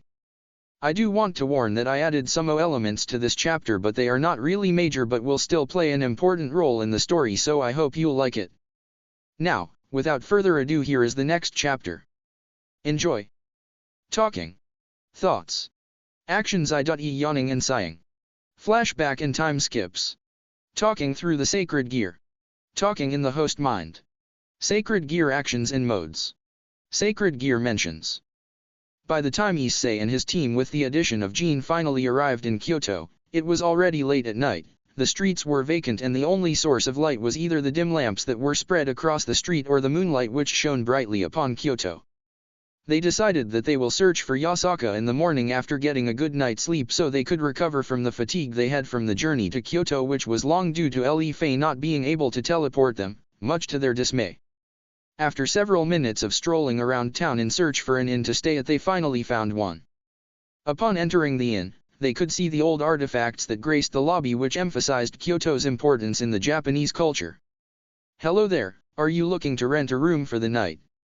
An unknown voice asked them, breaking them from their daze and look at the source of the voice only to find an old man to which they assumed was the owner of the inn standing behind the reception. Yes. We were wondering if you happen to have 2 spare rooms for us. Vali asked after taking a quick glance at her teammates who just looked at her, waiting for her to reply to the old man. Yes I do, miss, here you go, the old man said after retrieving 2 keys and handing it to Vali, who took them with a smile at the old man who returned the gesture. Thank you, sir, Vali replied before she and the rest went up to where their rooms were. Once they were in front of their rooms, they turned around to Vali with an unsure look which she quickly understood the source of.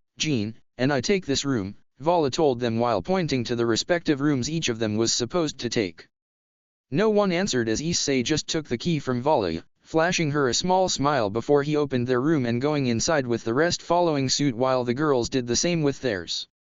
Once they were inside their room, each of the boys took a shower by turn before each went to his own bed.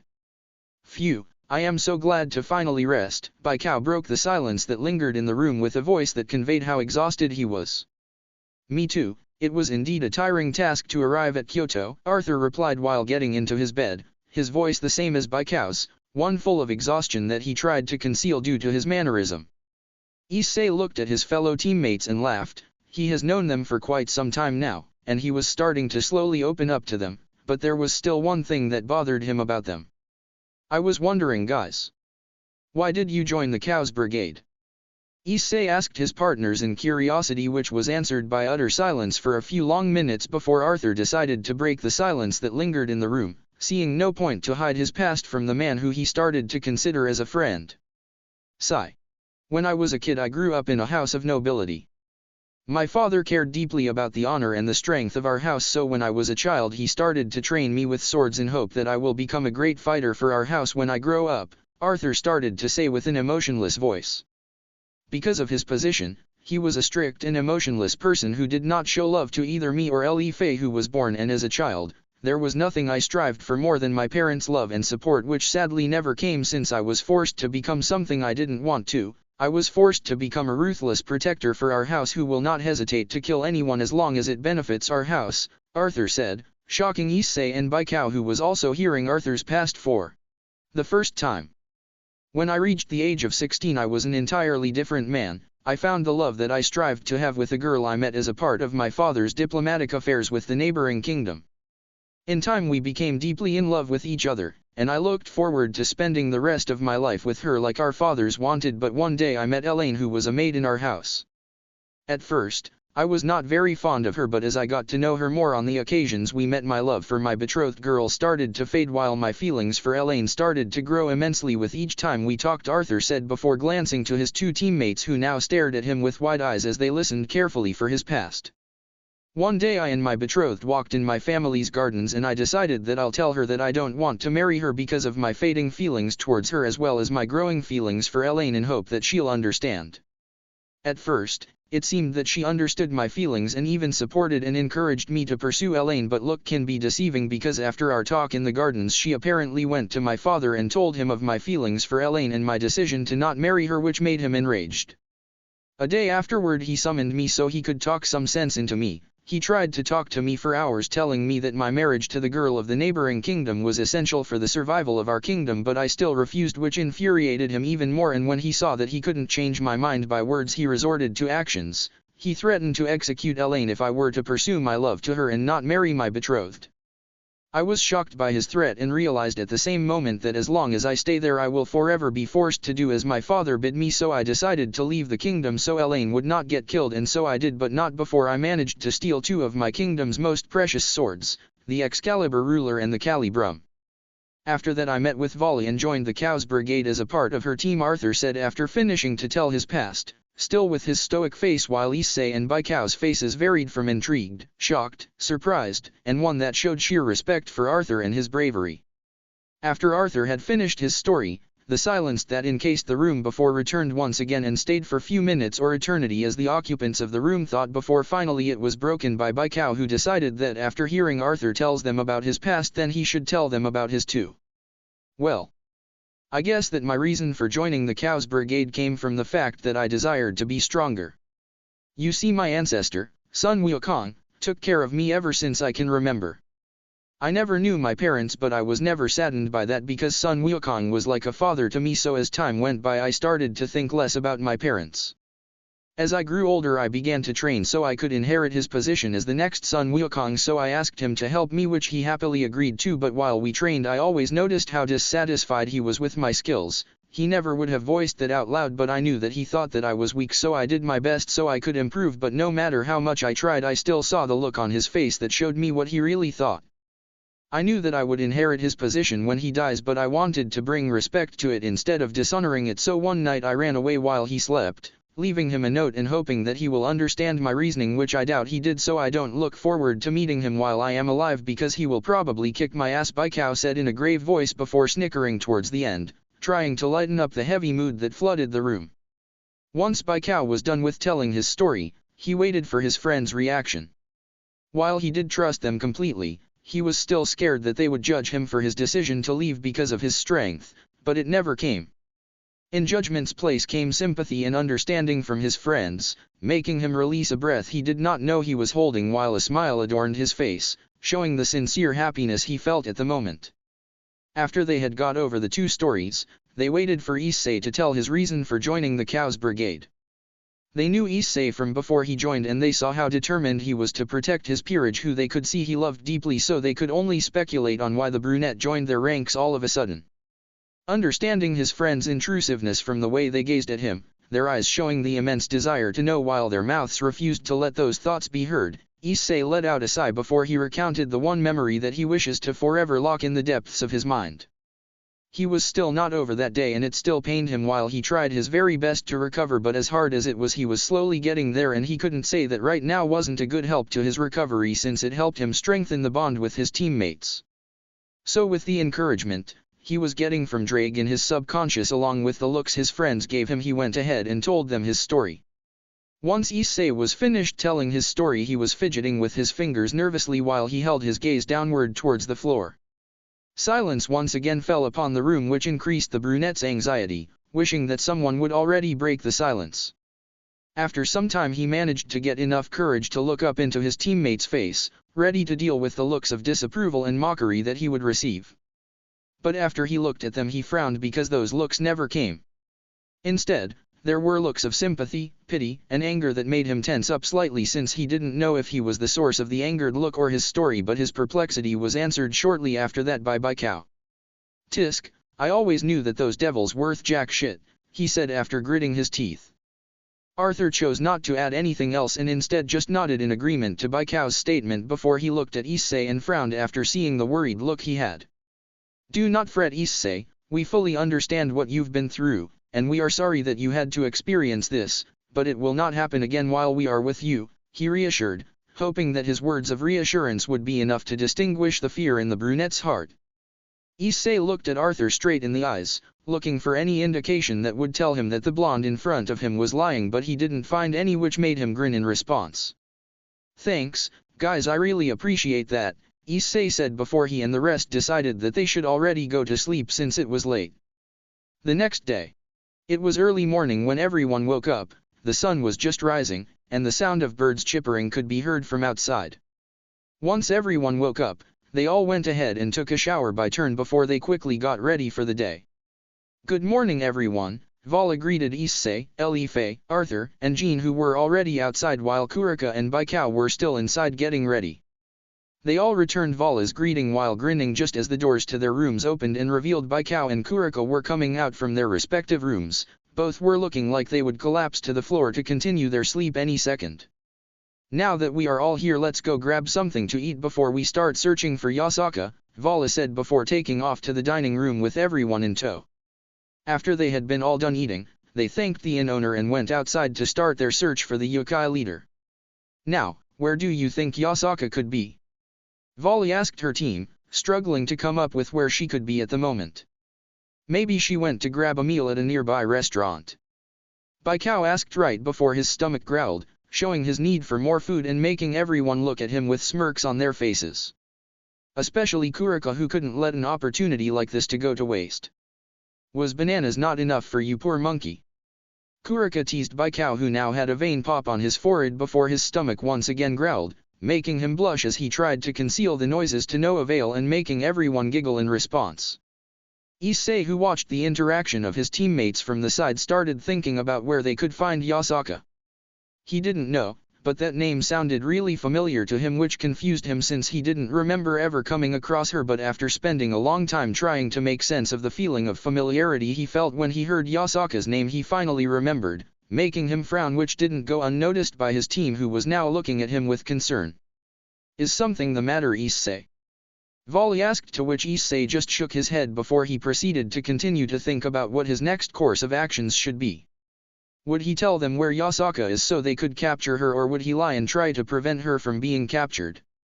He didn't know her personally, but after remembering her daughter, Kunu, and how scared she was when she thought her mother was kidnapped, he had doubts about if Kunu was any indication. Then he could say that Yasaka was just as kind, innocent, and pure, making him wonder what Cao deemed to be so important that he asked them to kidnap her. He then thought about his team, who his bond with has significantly strengthened since they first met, especially after hearing by Cao's and Arthur's past. Issei thought about the girls who he came to develop great affection towards, and how would they react when they eventually find out that it was his fault that they failed the mission. Many scenarios ran through his mind, reminding him of his greatest fears, such as them shunning or kicking him off the team, or them just showing their immense disappointment in him. Each scenario terrified Issei to no end as he thought about the possibility of one of those scenarios to come true, and the fact that he could not deal with another blow like this again. Why won't you just tell your team where she is but insist that you do not want to capture her? Drake interjected within Issei's subconscious, telling him his opinion in an attempt to calm the brunette down. That's actually a good idea, Drake. Thanks. Issei thanked his partner, who once again came to his aid. Issei, is everything okay? Ellie F asked Issei with worry evident in her voice as she and the rest saw the distraught the brunette was in. Huh? Yeah. Thanks, Ellie F, Issei replied with a sincere smile after he was snapped from his train and thoughts by the blonde magician, who nodded in response as a blush adorned her face. I know where Yasaka is. Issei muttered after taking a deep breath in order to calm down the feeling of uneasiness he was feeling, making everyone look at him in bewilderment. Why, you know where is she?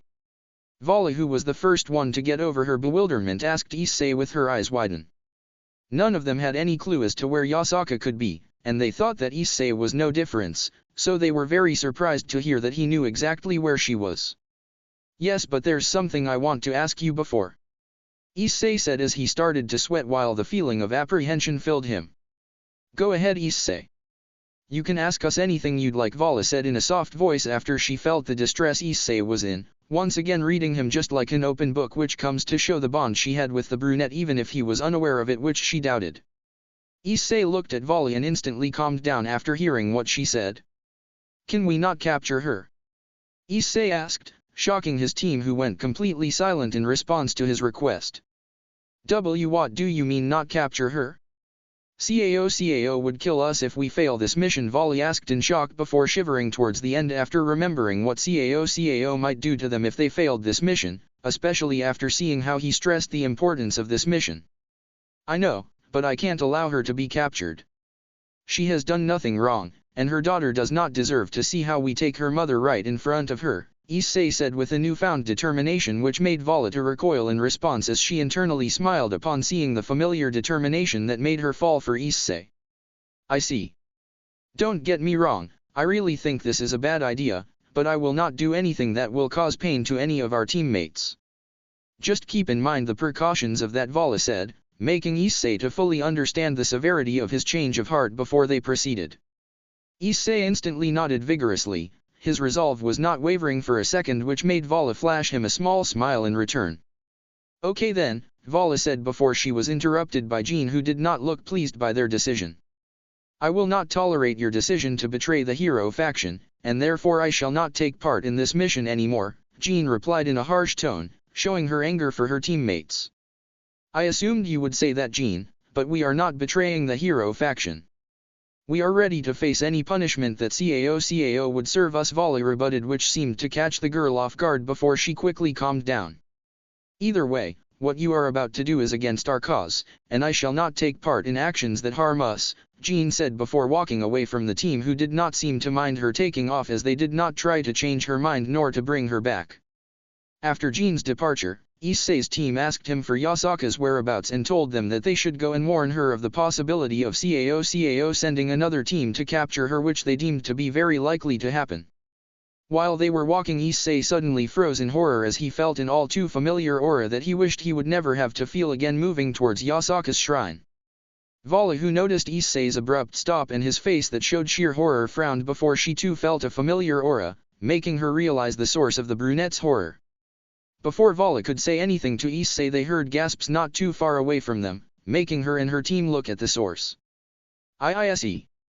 Rias said as she and her peerage stared at the brunette who they believed has died, none of them able to utter a single word as they were overtaken by shock. Haha, I'm so sorry for the cliffhanger, but it was necessary. Don't worry, because next chapter will start exactly from the end of this one.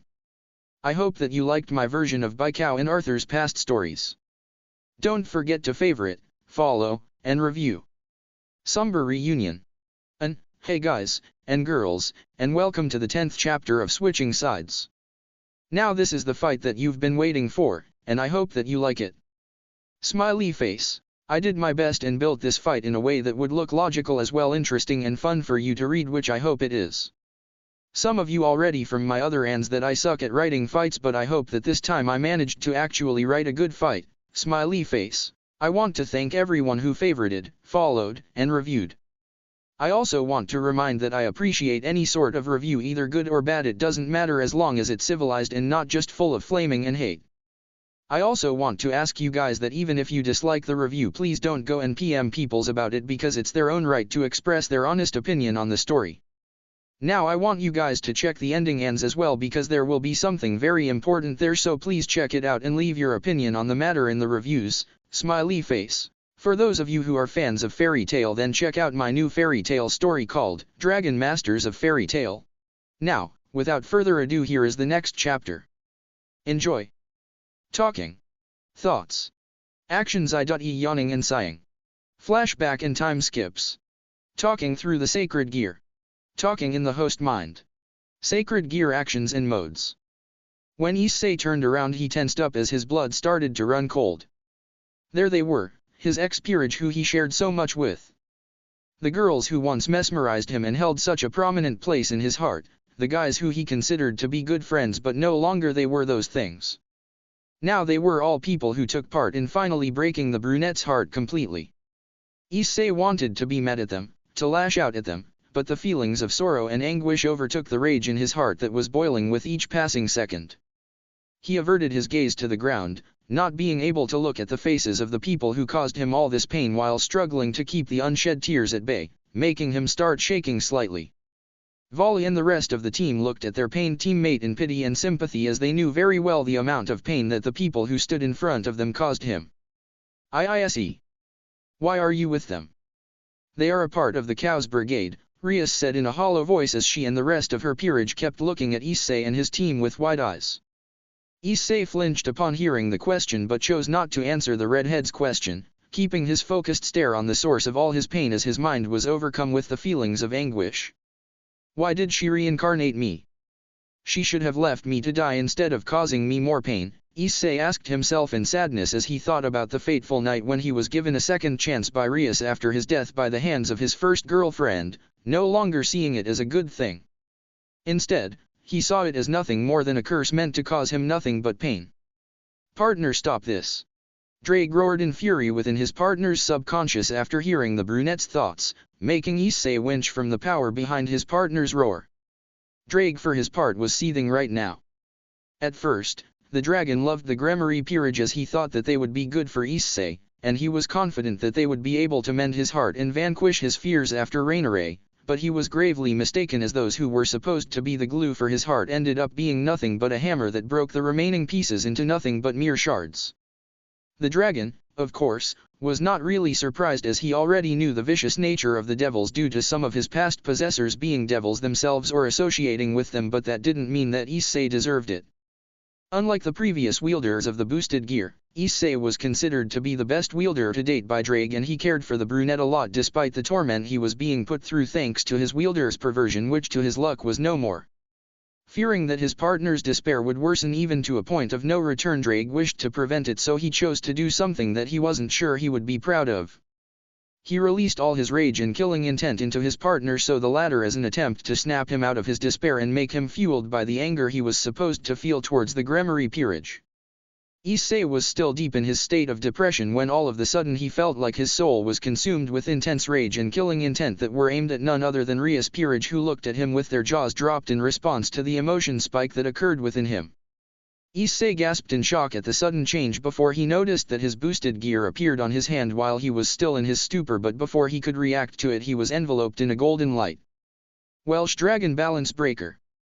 Drake's voice boomed through the boosted gear, sounding angrier than usual, making the Gregori's peerage to cringe. Issei for his part was more than shocked when he found himself clad in his scale mail. He had no idea where those intense rage and killing intent coming from, but after spending a minute to think about it, Issei realized that it was Drake who flooded him with his own feelings, making the boosted gear to respond to his feelings and force him into balance breaker. When he gazed at his ex-peerage again, he could feel that something was definitely different from how things were just mere minutes ago. Sorrow and anguish were replaced by boiling rage and intent to kill aimed at the peerage, who now had looks of utter horror from the sight of Issei and scale mail looking ready to kill them. Seeing Issei like this made them shiver, as this was not the brunette who they grew to love. No, this was the result of the now broken brunette who they along with Rainare helped to create. Issei's team stared at him in awe after they sensed the spike of rage and killing intent before he was suddenly clad in his scale mail. All of them having the same thoughts in their minds. We need to back off and let him do his own. Rias, who was the first to recover from the shock they were all feeling, knew that her peerage was in danger, so in response to the will to protect her peerage along with the swirling emotions that she felt after seeing Issei, her power of destruction flared up and enveloped Rias, who was now releasing an impressive aura on her own, making the rest of the peerage recover from their shock too and prepare for the imminent battle despite how much they didn't want to fight Issei. Ise, please. We don't want to fight you, so, please stand down, Rias said with hope clearly evident in her voice, hoping that the brunette still had feelings for them other than hate and anger. Much to Rias and her peerage dismay, Issei did not respond and instead stood still for a few seconds before he suddenly vanished, making them to panic and look frantically around them. Zenovia, who was stationed near Irina at the back, suddenly saw Issei appear behind the letter's back ready to deliver a lethal kick to her back. Zenovia, who knew that one of her best friends were about to be severely hurt, did the only thing she could and rushed to block Issei's attack with her durandal. The rest of the peerage gasped when they heard the sound of metal clinking with each other and quickly turned around to find the source, only to find Zenovia struggling to block a kick from Issei with her durandal. Zenovia! They all shouted in worry and were about to rush to the brunette's side to help her with blocking Issei's attack when Konako, who was the closest, delivered a fist to the defenseless Issei, sending him flying across the street and into a nearby building. Zenovia! Irina! Are you okay? Rias asked in worry as she reached them, to which she was answered by a set of two reassuring smiles and nods from the girls, making her exhale a breath in relief. They all turned their gazes when they heard the sound of rubble being moved before Issei came out of it looking unscathed. Quickly they all charged their attacks and aimed them at Issei when all of a sudden he disappeared once again, making their panic from before to return as they began looking for him once more.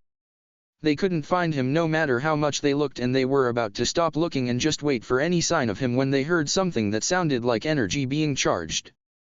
Before they could even react to the sound, they heard Issei yell something that made them shake. Dragon shot!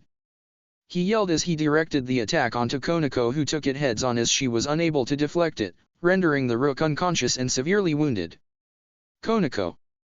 They all yelled in terror before Asia, who rushed to her aid, reassured them that she was alive but severely wounded, making the blonde bishop start healing her immediately. Why did you do it, Issei-kun? Konako was your friend. Kiba asked in anger, but to his dismay, the brunette did not respond, making the blonde knight shake with fury before he rushed at the one who he once considered to be his best friend. While Kiba and Issei were engaged in an intense melee battle, Rias and the rest took this chance to regain their thoughts and come up with a strategy so they won't end up being dead, believing that Kiba will be capable of fending off Issei in the meantime. While Rias and Akeno were supposedly stronger than Issei, they knew that when a sacred gear host is fueled by intense emotions such as anger, the sacred gear would correspond to its possessor feelings, meaning that any advantage Rias and Akeno had over Issei in terms of power was no longer relevant, as they didn't know the extent of the strength Issei could receive from his long anews. After they had come up with a strategy, they turned around and gasped at the sight they beheld. Kiba, who was on one knee, was panting while holding his hand that, like most of his body, bled, while Issei looked unaffected except for a few scratches on his scale mail, meaning that Kiba managed to slightly damage the armor. Much to their horror, Issei approached Kiba and kicked him in his abdomen, sending him flying backward into Rias and the others' direction. Akeno, who was the closest to Kiba, checked him and informed them all that he was still breathing, but if he wouldn't get any medical treatment soon he won't make it, making the remaining members of the peerage shake in fury from almost losing another precious friend. Any feeling of doubt about fighting Issei disappeared from all of them, and they quickly charged their power again and started fighting the brunette, who looked unfazed from the display of power. Zenovia rushed to Issei with a loud battle cry in an attempt to land a decisive blow on his head with her durandal, but to her dismay, Issei blocked it with his hands at the last seconds, although she smirked when she saw that his hands were damaged in the process.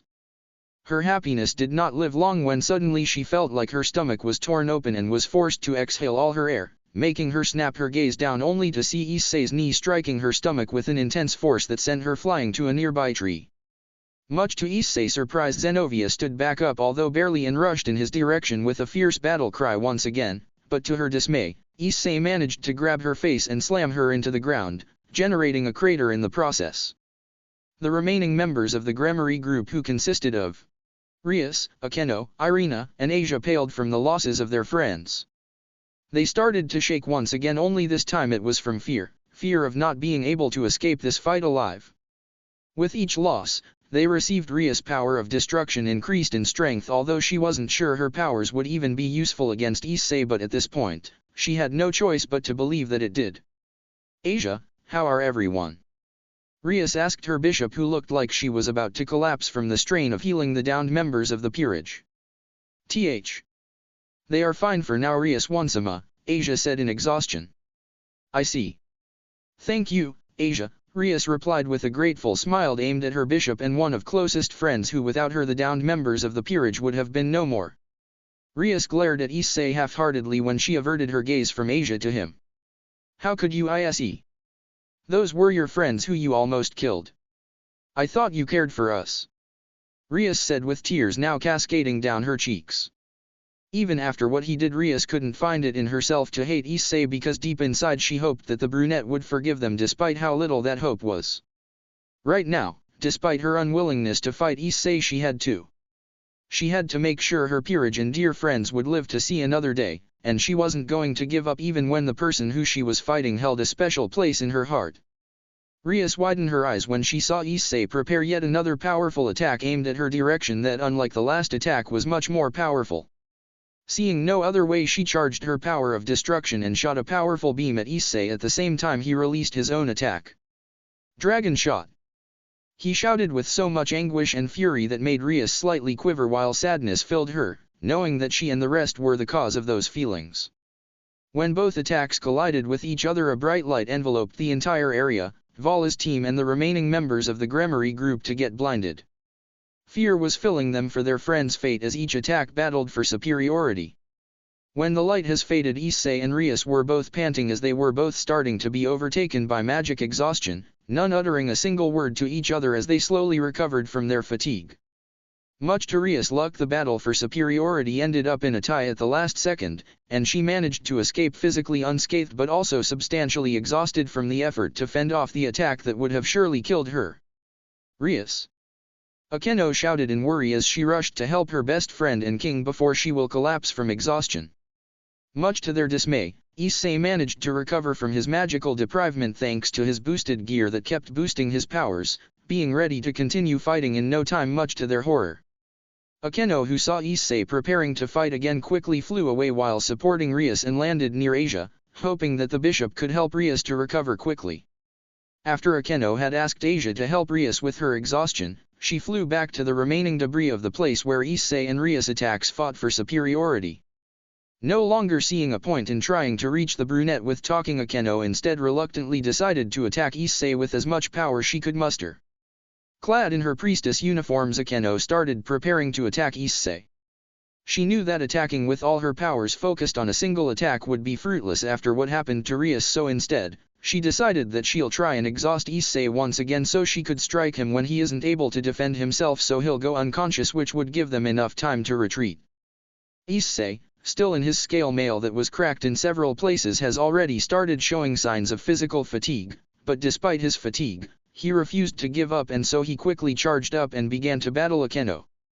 Issei and Akeno were clashing in the sky with speed that even a devil couldn't catch sight on, both fueled by the intense emotions they were feeling. Akeno, who kept attacking Issei with her holy lightning, managed to strike the latter a few times, making her hopeful. Issei for his part managed to land only a single dragon shot on Akeno. Although the attack was weak, it still did quite some damage. They kept fighting for a long time, both sending powerful attacks towards each other, both hoping that the other would be the first to give up. While Akeno regained her breath after releasing yet another powerful holy lightning, Issei looked down and saw that some of the peerage members who he's struck down have started to slightly recover after Asia healed them, making Issei realize that it won't matter if he will defeat Akeno as long as Asia still standing and healing them all. Deciding to take advantage of the small break he received to turn the battle in his favor, Issei quickly dived down before Akeno finished regaining her breath, making the latter to gasp in horror as she saw the direction he was heading at. Asia! She yelled from the bottom of her lungs in an attempt to warn the blonde, but to no avail, as she was too far from her, so instead she quickly dove down after Issei as fast as she could with one purpose in mind: stopping Issei before it's too late. Asia, who was focused on healing her fallen friends, gasped in surprise when she heard something stopping in front of her. Looking up to see what it was, she widened her eyes when she saw it was Issei who was standing in front of her. "Issei-san," Asia shyly said as she began crying, but much to the girl's horror, Issei ignored her and instead retracted his hand as he prepared to deliver a lethal fist aimed at her. "Issei-san, please don't do it," Asia pleaded in hope as she was now sobbing uncontrollably, but to her dismay, Issei showed no signs of stopping, so instead she prepared for the upcoming killing blow while believing that if it was God's will, then she will accept it. "Asia! Get away fast!" she heard Akeno say from afar, but she kept still. Irina, along with Asia and Akeno, was the last standing member of the Gregori group who stood away from Asia, snapped her gaze to the blonde's direction and gasped in shock as dread filled her, not being able to mutter a word as she was overtaken by the shock of the sight she beheld. Asia flashed Issei one last smile before she closed her eyes and waited for his attack that would end her life. "I'm sorry for everything, Issei-san, goodbye and thank you for being my first friend," she apologized in a whisper before she felt his fist coming closer and closer to her face. "Asia, no!" Akeno and Irina shouted in anguish as they witnessed their beloved friend's death, both too late in helping Asia. Tears started to cascade down their faces as they felt a piece of their heart break, but the thing that happened then made them gasp in awe and disbelief. There stood Issei with his fist just mere inches from Asia's face. I can't do it," Issei spoke in agony for the first time since the battle begun. "Issei-san." "Thank you," Asia tenderly thanked as she slowly opened her eyes. But before Issei could do or say anything, he was quickly struck by lightning, sending him flying into a nearby building. Akeno, who launched this attack, quickly grabbed Irina's hand and dragged her with her near the others before she prepared a magic circle that would teleport them away. Okay, now I guess a lot of you are greatly confused as to why Issei stopped his attack midway and said he couldn't do it, and that will be explained in a future chapter. Okay, that's it for today. Don't forget to follow, favorite, and review. Smiley face. I'll see you next chapter. The Fox. Hey guys, and welcome to the 11th chapter of Switching Sides. Thank you for all of you who favorited, followed, and reviewed. Smiley face. This chapter is quite important for the harem. This chapter would introduce the newest addition to the harem and the way she'll enter it. Now, I know that some of you would probably not like the way I did it in this chapter, but know that my selection of writing it the way I did had its purpose, which it served exactly how I wanted, and you'll see what I mean in the future chapters. Smiley face. Now, without further ado, here is the next chapter. Enjoy. Talking. Thoughts. Actions. Yawning and sighing. Flashback and time skips. Talking through the sacred gear. Talking in the host mind. Sacred gear actions and modes. When Issei woke up, he was surprised to see that he no longer was on the street where he and his team has met Rias and her peerage. Instead, he found himself lying down someplace that didn't look familiar to him, making the boy to spring to his feet in panic. As Issei scanned his surroundings, he realized that, judging from the paintings on walls and the artifacts around the room, that he currently was at some sort of a shrine. He wondered why he was at a shrine when all of a sudden everything that happened in the fight with Rias and his ex-peerage, as well as the events that happened prior to that, flooded his mind, making him groan in pain following a sudden headache that attacked him in response. He growled in exasperation as his mind replied the pleas of Rias and the rest for him to stop his attack on them, hoping that whatever they shared in the past would affect the brunette, to which they were gravely mistaken, as his memories of them were no longer the happy ones he had in the past. Now his memories were those full of sorrow and anguish from their betrayal. Issei's heart was starting to pain from the thoughts about it, and so Issei decided to push those thoughts to the back of his mind for now so he could focus on figuring out where he was exactly. Spotting a barely visible door, Issei approached it and opened it as quietly as he could so he won't alarm anyone of his presence, especially when he still didn't know if whoever occupied this shrine were friendly or not. As he tiptoed around the quiet shrine, he was starting to grow frustrated by the lack of anything that could help him to figure out where he was, until he suddenly began to hear faint whispers across the long corridor, making him hitch his breathing as he grew more nervous with each passing second. Ready for battle, Issei walked slowly to the source of the whispers, which grew louder with each step, arriving at a door that was identical to the one he used to exit his room. Deciding to try and listen to what the peoples on the other side of the doors are saying, Issei leaned his ear on the door in an attempt to improve his hearing. I hope he's going to wake up soon. He suffered a pretty sharp attack. A familiar voice was heard from the other side, making Issei cock an eyebrow in confusion. Much to the boy's chagrin, he had no time to ponder further about it when the door he leaned on abruptly opened, which resulted in Issei falling to the floor with his face first. Issei! Vala's voice rang in surprise and delight upon seeing her companion and beloved one up and well, as she ran to help him get up before enveloping him in a tight embrace. Issei! Ellie F's tender voice rang out as well in happiness before she followed Vala's movements and rushed to help the brunette up before she as well enveloped him in a tight embrace, while Arthur and Baikao, who were not interested in hugging Issei, chose to smirk instead. After Issei had managed to release himself from the bone-crushing embrace, he was enveloped in by Vali and Ellie F. He flashed them a small smile before he surveyed his surroundings once again. He saw the same style of paintings on the walls as well as more artifacts that further proved his thought of this place being a shrine.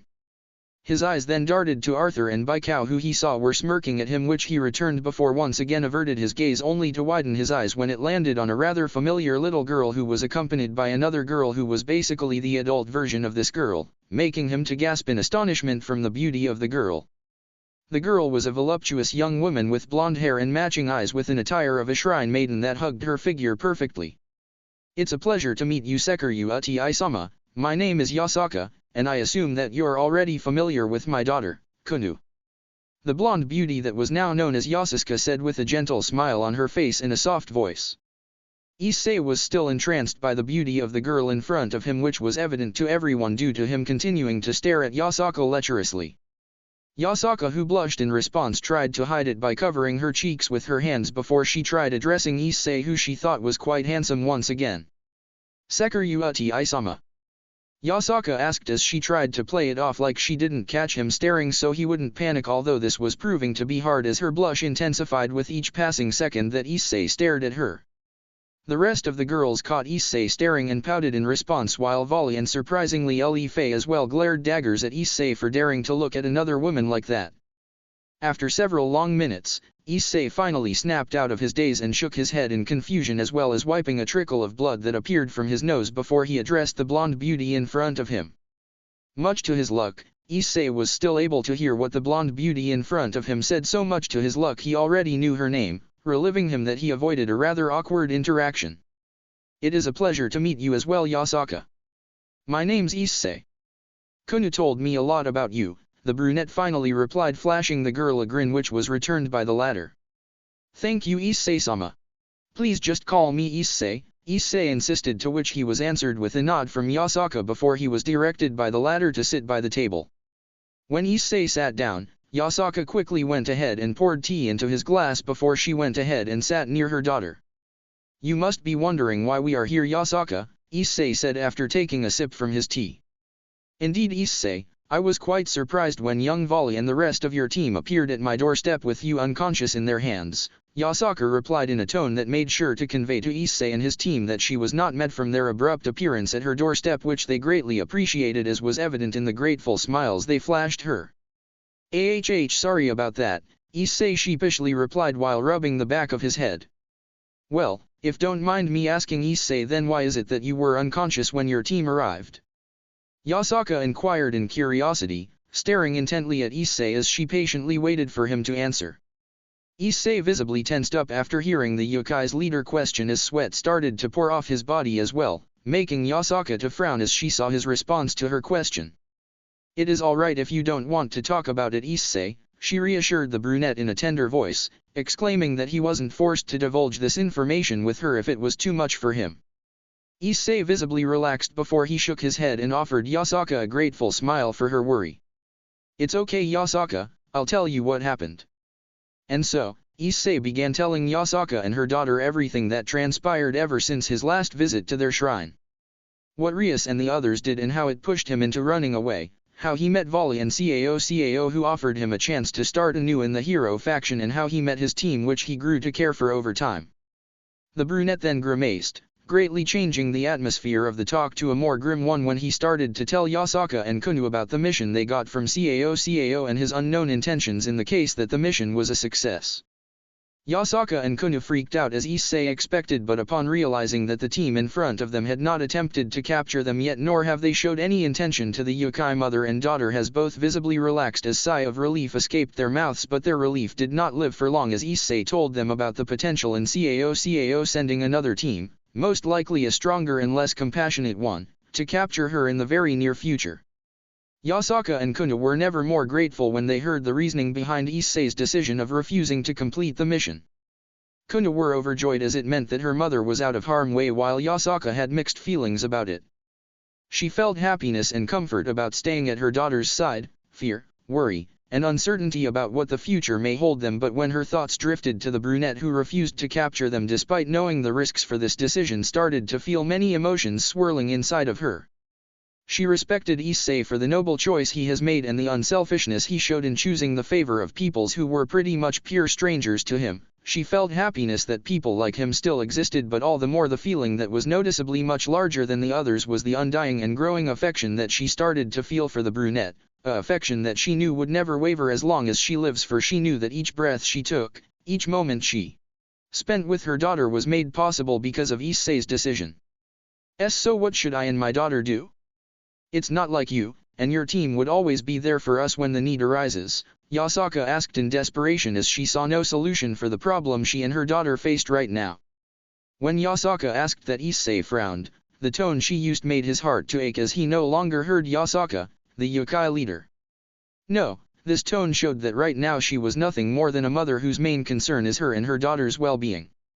Issei realized something at that moment. He realized that he cared for Yasaka and Kunu much more than he thought, and seeing their growing distress angered him greatly, especially when he was positive that there's something he could do. And so, at this very same moment of enlightenment, Issei vowed to himself that he would not let Yasaka and Kunu be left alone with no one to defend them. "Come with us," Issei said, his eyes burning with sheer determination, generating gasps of consternation and surprise from both Yasaka and his team. What do you mean, come with you?"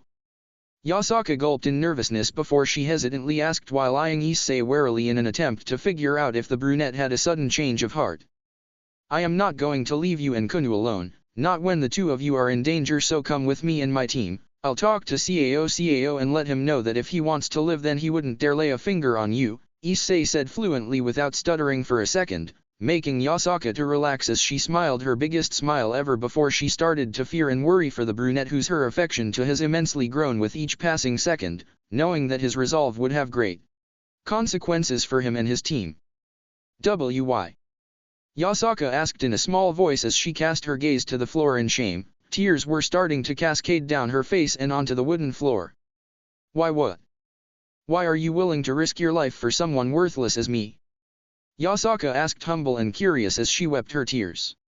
When she lifted her head shortly after, she didn't expect to be gripped tightly by her shoulders by Issei, who now had a scowl on his face as he glared at her in unadulterated anger. "Never say that again.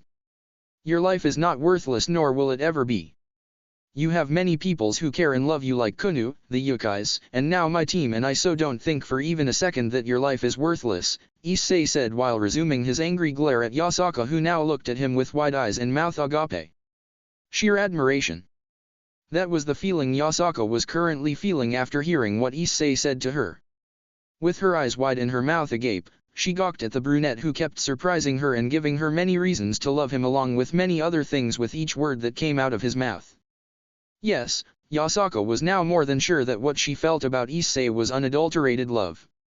Admiration, respect, happiness, and a sense of security were also some of the feelings she felt about Issei among many other emotions.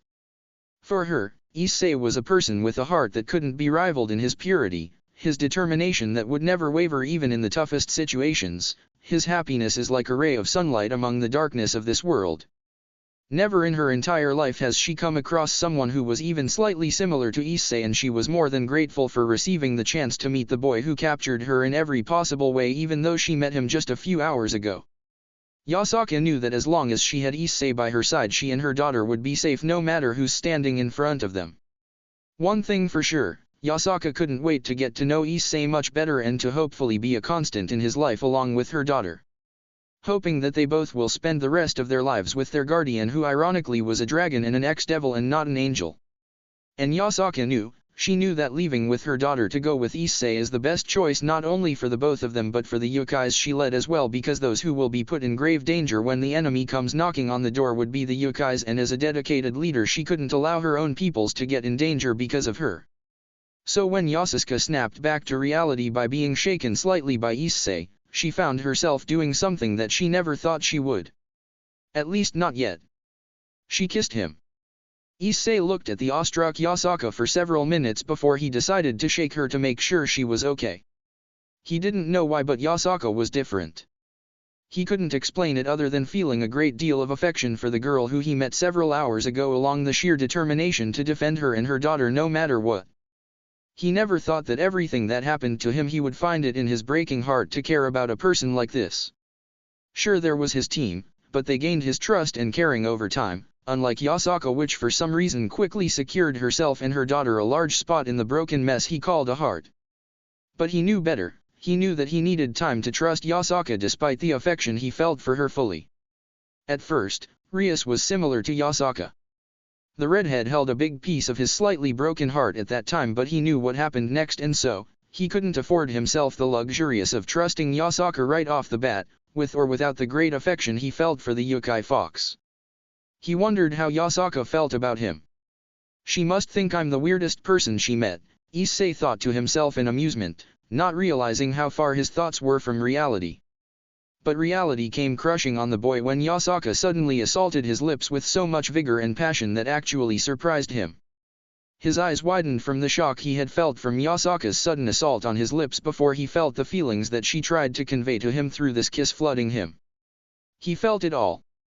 The great affection she as well felt about him, the happiness of him saving her and her daughter, and her admiration. But he would be foolish if he thought that was it, because the one who kissed him felt much more than what a kiss could transmit. Issei found himself doing the one thing he never imagined he would. He relented and returned the kiss with equal passion and emotions, which he hoped Yasaka would perceive correctly due to his emotional condition.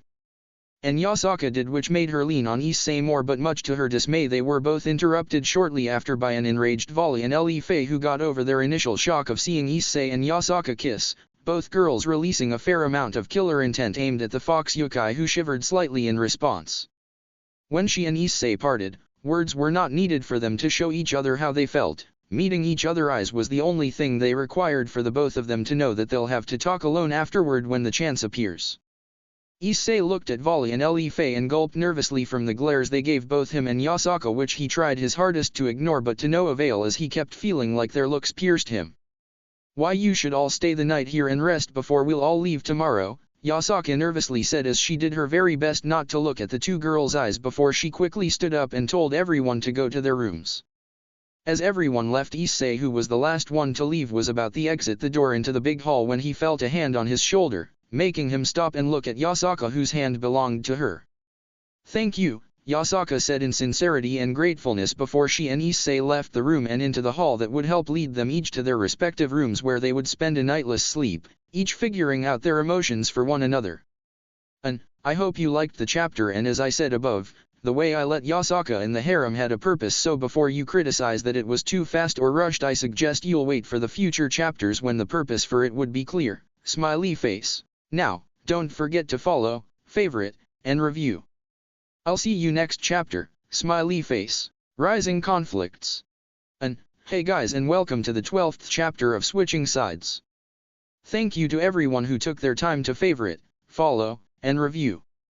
This is probably the longest chapter of this story, and you'll soon see why, and I hope you'll like how it came out because I do, smiley face. I hope that this chapter would make a lot of things much clearer about the girls and the feelings they feel towards Issei, because that was my intention when I wrote this chapter. Now, without further ado, here is the next chapter. Enjoy! And please don't forget to favorite, follow, and review. Talking. Thoughts. Actions, i.e., yawning and sighing. Flashback and time skips. Talking through the sacred gear. Talking in the host mind. Sacred gear actions and modes. Issei was in his room, laying down on his bed where he waked up a few minutes ago. He looked at the ceiling as he tried to move his hand to support his head, only to groan in pain from even the slight movement. You did good, partner, you should return to sleep, Drake recommended his partner after feeling the latter increasing exhaustion and pain, feeling proud at the brunette for what he did in the past few days. Thanks, Drake. But still, I wish I could have been stronger.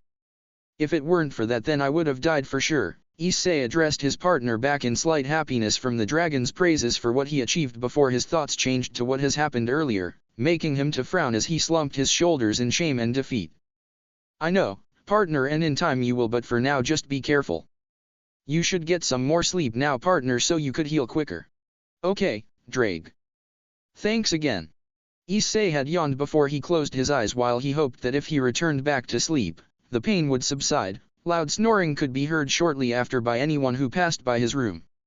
While the boy slept heavily, his mind, instead of allowing him to have the nice dream he longed for, replied the events that transpired in the recent few days. Last night, Issei and his team with the addition of Yasaka had woken up in dawn and were currently helping Yasaka and Kuna to pack their stuff that they would bring with them to their new home. Fear, anxiety, happiness, safety. These were the feelings that the blonde shrine maiden and her daughter felt as they packed their belonging, while they thought about one thing, a new life, and it scared Yasaka a lot. Each item she placed in her luggage was placed there hesitantly, and with hands that shook violently until the item has been put in the luggage, then she would breathe a sigh of relief and repeat the process. She was scared that agreeing to Issei's offer was a bad idea. Scared that her daughter would be endangered because of her and the choice she made. She didn't know Cao, but from what Issei's team told her, she knew that he was not someone to mess with, and that was because of his long Inus, the Saint Long Inus spear. But from time to time she would glance at Issei, and all of a sudden she felt a lot lighter, like a big weight has been lifted from her shoulders, as well as a warm feeling that flooded her from inside that soothed her from her fears. Fear and anxiety were replaced with happiness and safety when she saw Issei, the man who had such a big effect on her life after such a short time she knew him, and Valerie, who she considered as a newfound friend who she was sure would become one of her best friends.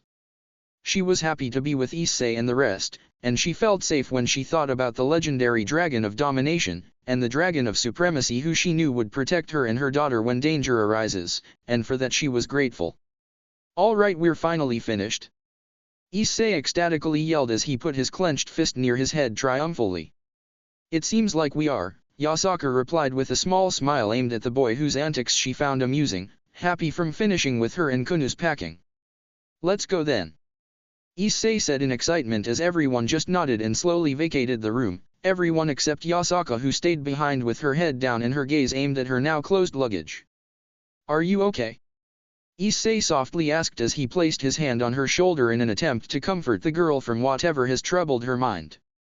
Why, yeah. She stuttered hesitantly, hoping that Issei would drop the issue at that. But, to her slight dismay, the boy did not drop it at that. I know you're lying, Yasaka, so tell me, what's wrong?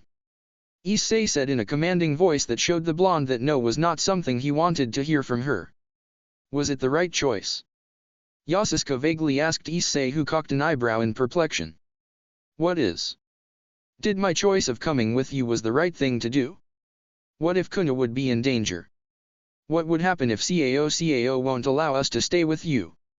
She nervously asked as her anxiety returned, but much more intense than earlier. Issei wouldn't take it. He quickly spun Yasaka so she would face him and placed both his hands on her shoulders as he looked deep into her mesmerizing golden yellow eyes. Listen to me, I said I would protect you and Kunu, and I will, even if it means me dying, because I care for the both of you, and I will protect you like I have protected every other person I care for. His words took Yasaka back, the sheer determination he possessed and the confidence that he'll be able to protect them. She now remembered what was it that made Issei capture her.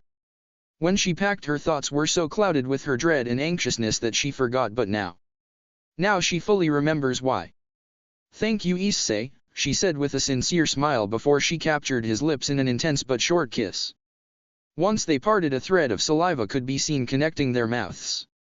I care a lot for you, Yasaka, for you and Kunu, and as the dragon of domination, I would destroy those who try to lay their hands on you too. He deadpanned before his expression softened and revealed a small, reassuring smile that caused Yasaka to tightly embrace Issei, who returned the gesture. Shortly after, they parted from their embrace and quickly went outside where the rest waited for them. Sorry for keeping you waiting, Issei sheepishly said as he rubbed the back of his head after noticing the irritation Valerie, Kuraka, and Baikao held. Let's just hurry, Valerie said before Ellie F formed a magic circle and teleported them back to the hero faction's HQ. Shortly after, they found themselves in the main, and currently empty hall of the hero faction's HQ. It seems like the hall is empty. Wait here, and I'll go get Cao, Valerie commanded everyone before she started her walk to Cao's chambers, only to stop a step afterward when the door to the hall suddenly opened and from it emerged an exasperated Cao who glared at Valerie's team.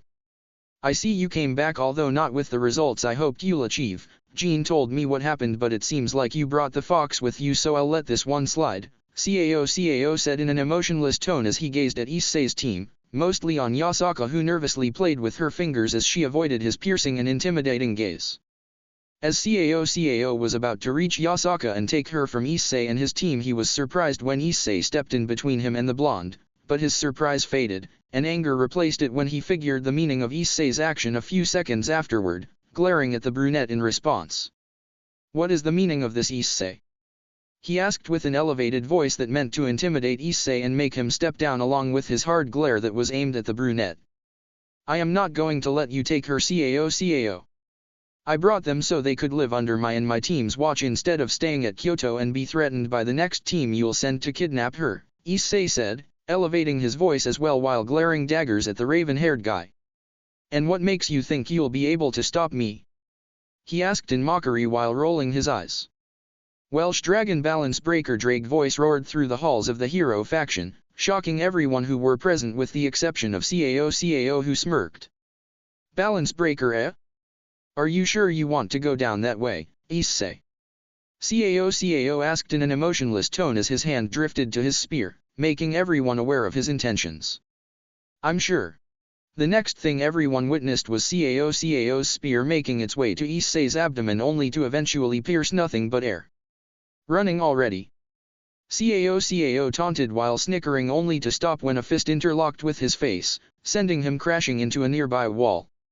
The next thing everyone saw was the dust that the Cao's collision with the wall generated, as well as pieces of debris that flew from the wall. I gotta admit that was quite a punch, but you'll have to do much more than that to take me down, Cao said as he climbed out of the hole in the wall as he rubbed the place Issei's punch made contact with.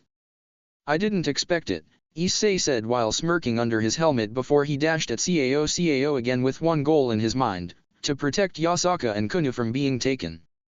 1 hour later. The fight between Issei and Cao has been going on for 1 hour already, and so far both sides doesn't show any sign of stopping anytime soon. Currently, they were engaged in another face-off with each other, Issei using his fists while Cao dodged them and would occasionally try to impale Issei with his spear, but to no avail. Give up already, Cao. Issei yelled at Cao, who now was nothing more than his enemy. Issei hated to think of Cao as an enemy, but he knew that in order to protect his team from the consequences of their actions and Yasaka and Kunu from their forlorn fate, he had to do this. He had to fight Cao even when he knew that the man could outmatch him.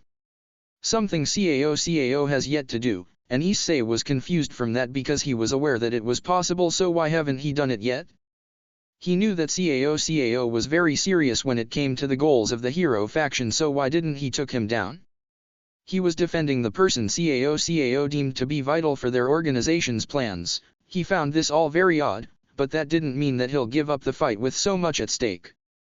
But, Cao was also someone he held in high regards. He was the one who along with Vali gave him a third chance in life. A new life, a life that hopefully would not bring him the same pain his last two brought him. If it wasn't for the two of them, Issei was sure that he would either become a stray devil, alone to fend off his enemies, or would have killed himself from the grief he felt from Rias' words. "I was going to say the same thing to you, Issei," he heard Cao reply as he continued to dodge his punches. "I am not going to give up, Cao. Not when it concerns people I care deeply for," the brunette replied with sheer determination that made Cao quite impressed, although he wouldn't show it. "Very well, then you should suffer the fate that comes to every person who opposed my ideals. Bring it on." Issei replied in vigor as adrenaline kept pumping into him, more so now that he knew Cao was going to get serious. The next thing Vali and the rest of the observers saw made them gasp in horror. They saw Cao's spear making its way towards Issei's abdomen with no obstacle in its way. "Issei, no!" The girls cried in horror while the guys just dropped their head in sadness from the consequences the attack would bring. Vali couldn't believe it. Here was the one she loved so much fighting her leader who was mere seconds from impaling her loved one, and she knew exactly what that meant. It meant death.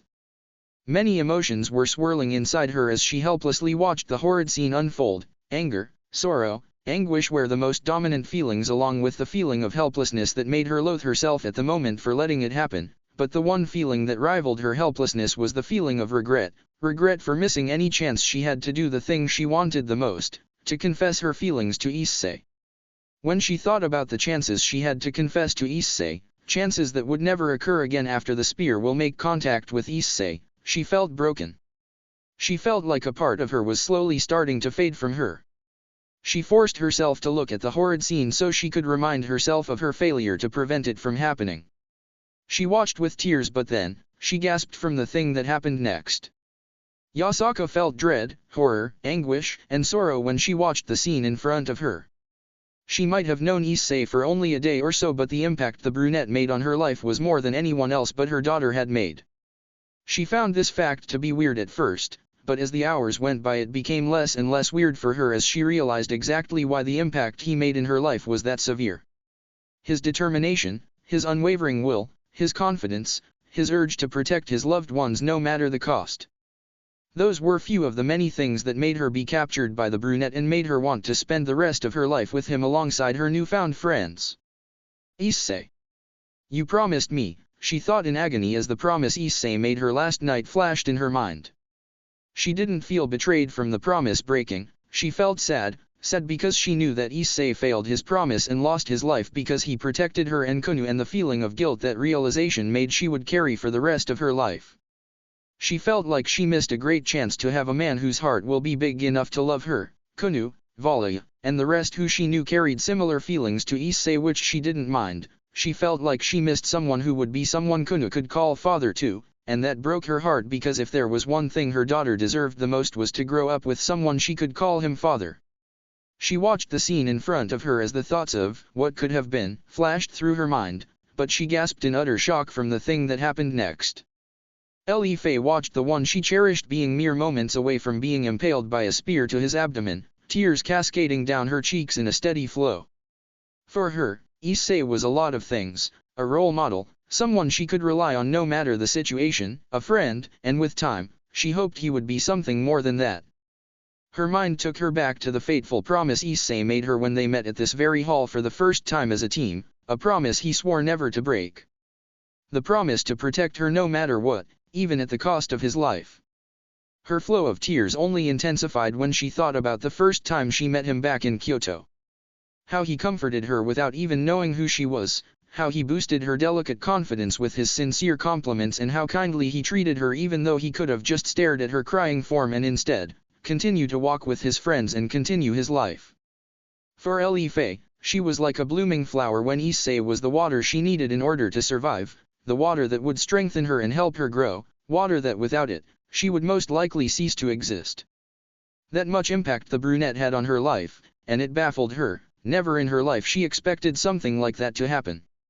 She watched with agony as the spear continued to get closer and closer. She promised to herself at that very moment that if Issei would survive this, then no longer she would tell Issei how she feels about him, even if he won't reciprocate those feelings. But, the next thing the blonde wizard saw made her gasp in astonishment. Kuraka dreadfully watched Issei being mere seconds from being impaled to death by Cao Cao. She couldn't really comprehend this, but, for her, the boy was someone she considered special. Sure, she had a few boyfriends in her past, some she was more involved with than the others, but none of them were like Issei. No, they were far from being like him. Was it because of that talk? She thought to herself in curiosity as the feeling of dread continued to intensify with each passing second, thinking about the talk she and Issei had after their mission at the Gregori labs and how he reacted to the things she told him when they were alone. She knew that even though her past boyfriends did listen to her on the rare occasions, she would show genuine emotions instead of her typical teasing, but she knew they listened only because they were interested in having their way with them, which they never had, at least not how they wanted it. The furthest anyone got was to fondle her breasts, and even that only lasted for a few short minutes before she pushed the man off of her and crushed any chance he had to proceed from that point. After all the boyfriends she had who were pretty much the same, Kuraka lost her faith at men completely and instead resorted to just tease them for her own pleasure and for their dismay. But, when she looked at Issei, she saw that he had something that none of them had. He was different. He listened because he cared and not because he wanted to get into her pants. He comforted her when she needed it and expected nothing in return, and for that, she was more than grateful. As time went by from that talk at the forest, her faith in men has been mostly restored thanks to the brunette, but she was still skeptical about men and their motives. Maybe it was just a good facade. She asked herself a few days after the talk, but with each mission her team went to, she saw Issei's genuine desire to protect her and her team even at the cost of his life, and that made the doubt she had in her heart to fade away and instead being replaced with great love to the man who for once cared about her as a person and not as some busty girl he could get his way with only to dump her afterwards. Issei was a man who carried a pain similar to hers, and because of that, she knew that he was probably the only person who could understand her completely. At this moment, Kuraka realized that Issei was someone she never wanted to be apart with, someone she wanted to stand by his side when he fought valiantly to protect her and his friends. He was someone Kuraka now knew for sure that she loved, and because of that she made herself a promise at the moment, a promise to heal Issei's pain and hopefully be someone he would come to love the same way she loved him. She tried to avert her gaze from the painful scene, but she found herself gasping in utter surprise from the thing that transpired next. It happened so fast. He was fighting with him and then all of a sudden his attack's direction changed abruptly and was heading towards his abdomen, but when he noticed the incoming spear it was already too late for him. Cao used his spear with so much grace that it would have seemed like the boy started training with the spear a day after he came out of his mother's womb, making him snicker sadly in response. Issei took the few seconds he had before the spear impaled him to internally apologize for the people who were watching with agony and sorrow. He hated this. He hated being the reason for their sadness, and it made him seething at the mere thought of that, but he knew that even if he traveled back in time he wouldn't be able to change the course of actions that led to this event, and thus he couldn't avoid what is seemed to be his imminent death. He braced himself for the pain that would only last a second before he would be enveloped in a blackness that would never disappear. He looked to his side where his friends were, wanting them to be the last sight he would behold. He saw their expressions, and it broke the mess he called a heart even more than it was before. He turned his gaze back at Cao as he couldn't bear to watch his friend's expressions anymore. "Thank you, Drake, for everything. I'm sorry for being this weak," Issei told his partner, who he came to consider as his best friend and someone he cared greatly for. Drake didn't answer, and that made Issei quite confused and sad. Is he ashamed that I lost my life in such a way? He thought sadly as to why his partner wouldn't respond. He sighed in sadness before he closed his eyes and embraced himself for the hit, but nothing would have prepared him for the thing that happened next. The next thing Issei knew, he felt a rush of power coursing through his veins, power that felt like blazing flames, making him hiss in pain. But, for some reason, he couldn't stop even if he wanted to, even if the pain was too agonizing to bear.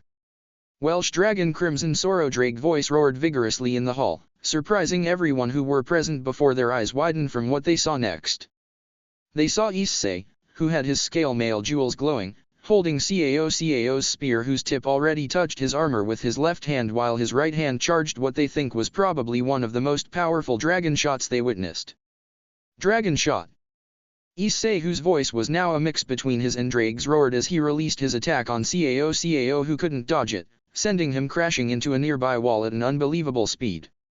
While everyone had the same line of thought that Drake got involved in this attack in order to stop Issei's death was right, although not entirely right. Issei had complete awareness and control of what he had done, but he also felt a searing urge to do what he did, which he assumed came from Drake. The thing Drake announced was something Issei had never heard before, nor was it mentioned by Drake, and he wondered what the hell it was and how it helped him to avoid what would have been his demise. Drake. What the hell was that? Issei asked the dragon in bewilderment, looking for answers before Cao, who he knew survived this attack, would appear again. To put it simply, the boosted gear reacted to your intense emotions of sorrow and fury as well as my own sorrow for possibly losing you, the best partner I had, and powered you up so you could avoid the thing that caused the burst of emotions in the two of us, Cao's impelling attack. I see, Issei simply replied as he was at a loss for words. You have to know, partner, that the toll this power-up took on you was a major one, and I'm afraid that you wouldn't last very long in a fight now, Drake told Issei, who scowled in response to the news Drake delivered. Well then, I have to make every second count, Issei replied, replacing his scowl with a smirk. He averted his gaze towards the place Cao had gone crashing into when he heard the sound of debris being moved around. No one ever had the chance to escape my spear, nor did they had the chance to inflict the damage you caused me, and for that, I must say that I'm very impressed, Issei. I do not wish to fight you anymore because you proved me the distance you'll go to keep your resolve, despite it being against our ideals. I will allow the yokai leader and her daughter to stay here without harm. Cao replied with an impressed tone that showed Issei that he was genuinely impressed with him, making him smile in return from both the compliment and the fact that he wouldn't have to continue fighting him anymore. Issei didn't get to respond because the next thing he knew he was forced out of his balance breaker and into the floor as the pain from his power-up has started to take its toll on him. His friends came rushing at his side when they saw it and quickly offered any kind of support to the brunette whose eyes were slowly closing down. Don't worry, I'm okay. Issei said weakly before his eyes have closed down, making everyone hysteric as they thought the brunette had died, but they soon calmed down when they heard his steady pulse. I guess that attack took a heavy toll on him, Vali said while flashing a big grin at Issei before she and the rest have carried him to his room. Ouroboros. Hey guys, and welcome to the 13th chapter of Switching Sides. I want to thank everyone who favorited, followed, and reviewed. Smiley face. Now, this chapter will introduce yet another member to the harem and will also focus on character developing that would have high importance in the future of the story. This chapter would also answer some questions you had since the first chapter and some questions from the recent ones. I used the LN's translation at the first part of the chapter because it fit well with the plans I have for the future of the story, although I changed it so it would fit the story, so I want to thank the translators who worked hard on this awesome translation to the LN. This story still have a long way to it and many arcs and new characters are to come, not OC, and I hope you are excited to see them like I am to write them, smiley face. I also used this chapter like a few before it to give hints about the future arcs and such in the story, so look out for those. Now, without further ado, here is the chapter. Enjoy. Talking. Thoughts. Quotations. Actions, i.e., yawning and sighing. Flashback and time skips. Talking through the sacred gear. Talking in the host mind. Sacred gear actions and modes. The next time Issei woke up he was clueless. Clueless about what time it was, how long he has been awake, and why he awoke to the feeling of being poked on his forehead. When he thought about the last thing, he quickly turned his head to scan the room only to find a little girl sitting by his bedside with a stoic expression. He stared intently at the girl with a strained expression as he tried to search his mind as to where he has seen her before, but ended up having a frown grace his face as he couldn't find it, making him frustrated. I know this girl. I just don't remember who she is. Issei thought to himself in frustration. Partner, this is, Drake started to say only to get interjected by Issei. Shut up, Drake. I can figure this out myself, Issei told his partner, trying to scavenge the last remains of his pride as he tried his hardest to figure out the girl's identity. As he continued to stare at her, the more familiar she was to him, but still, he couldn't put a name to her. She looked to be a young girl with black hair that cascaded down to her hips and had gray eyes and an overall look of a gothic Lolita. He rubbed his chin as he continued to study the girl, while a bit of his hope to find out her identity was lost with each passing second until... This is Ophis, the Ouroboros dragon and the leader of the Chaos Brigade. He remembered Vala telling him after their fight with Diodora at the raiding game they were supposed to have, moments before he passed out from his incomplete Juggernaut drive transformation. Poke poke, he felt his forehead being poked by the girl he now recognized as Ophis once again, her eyes showing curiosity as she continued to poke him several times. Is Drake okay? She asked him before getting deep into Issei's personal space to investigate his, or Drake as she referred to him, condition. Why? You're Ophis. What are you doing here? Issei asked in bewilderment and shock after finding the voice to speak the feelings of shock and utter confusion at what Ophis, the Ouroboros dragon and the strongest entity in the universe along Great Red, is doing in his room. I want to talk, Ophis replied nonchalantly, making Issei sweat drop at how carefree and void of any emotions she looked. What is it, Ophis? Drake asked as a bright light shone before the boosted gear appeared at the brunette's left hand, its jewel blinking as the dragon within it continued to speak. Drake. Do you want to quit being a heavenly dragon? Ophis' question caused the brunette to become perplexed, cocking his eyebrow in confusion as he looked carefully at the girl, not understanding the meaning of her question. I don't understand Ophis. The human who is the host. He's been having a different sense of growth up until now. I think this is very strange. Very different from previous heavenly dragons. Vali is also the same. Strange. Very strange. Ophis explained, but her explanation only seemed to make Issei more confused than he was before. Mine and Vala's growth? Issei asked, finding this to be weird. The fight against the redhead. The fight against Cao. Drake has different evolutions. Armor turned crimson-colored. Intense feelings trigger hidden powers. It's the first time. The first time I know of. Ophis' conclusion caused Issei to understand a little bit of what the girl in front of him meant. That's why I want to ask. Drake. What will you become? Ophis asked while twitching her neck, which Issei found as cute in his opinion. I don't know, Ophis. I don't know what this guy wants to become. I don't know, but it's certain that he has an interesting growth, Drake replied instead of Issei, who looked to be searching for an answer but thanked internally for the dragon for answering instead of him.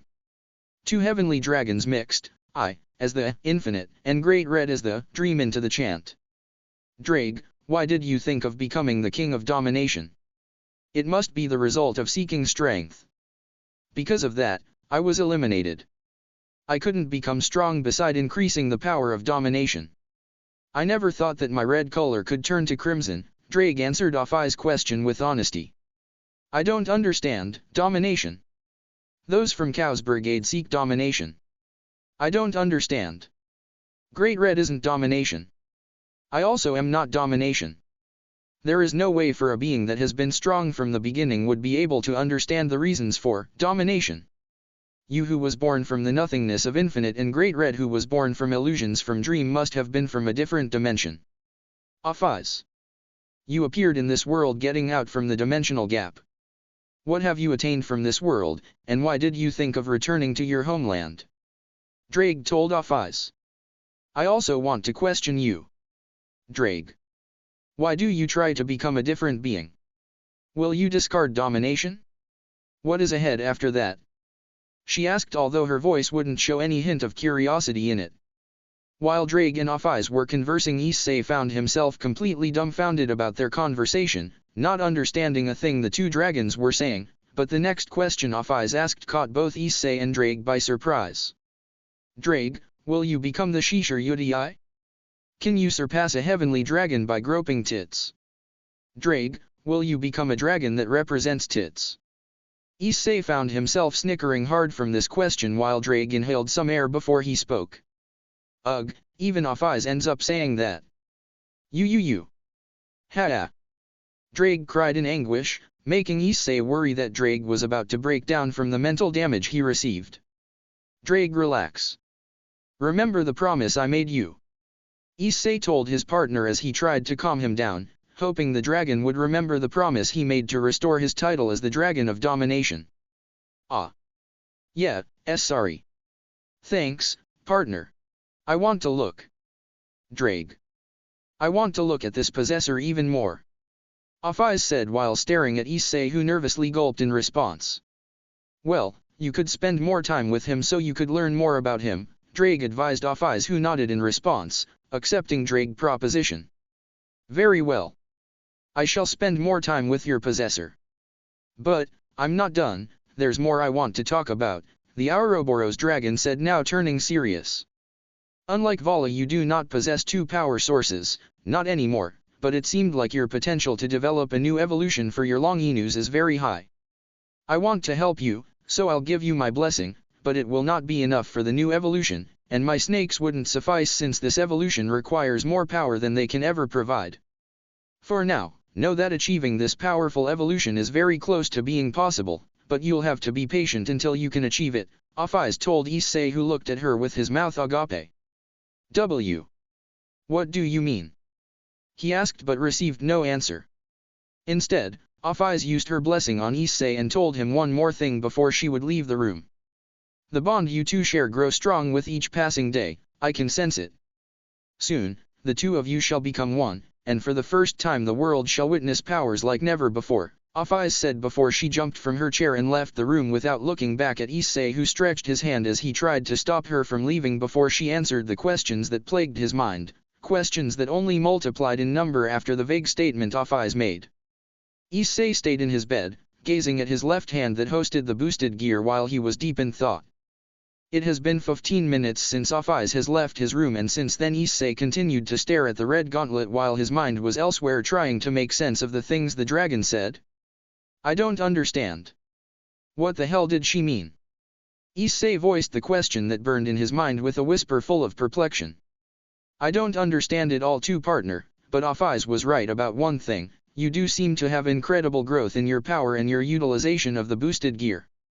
The way the boosted gear reacted to your emotions in your fight against Cao was something both me and Ophis has never seen, and that's why she got interested in you, this along with many other things as Ophis told you, Drake interjected his partner's thought, shedding his opinion on the matter.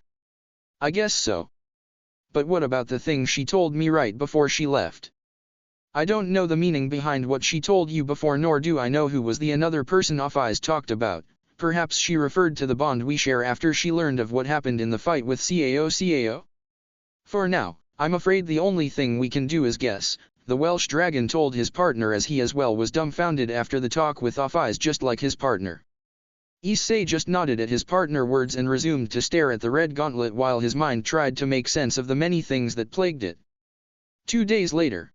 It has been 2 days since the talk Issei, Drake, and Ophis had, and so far Issei seems to cope well with the information Ophis provided to him after spending ample time to try and comprehend it.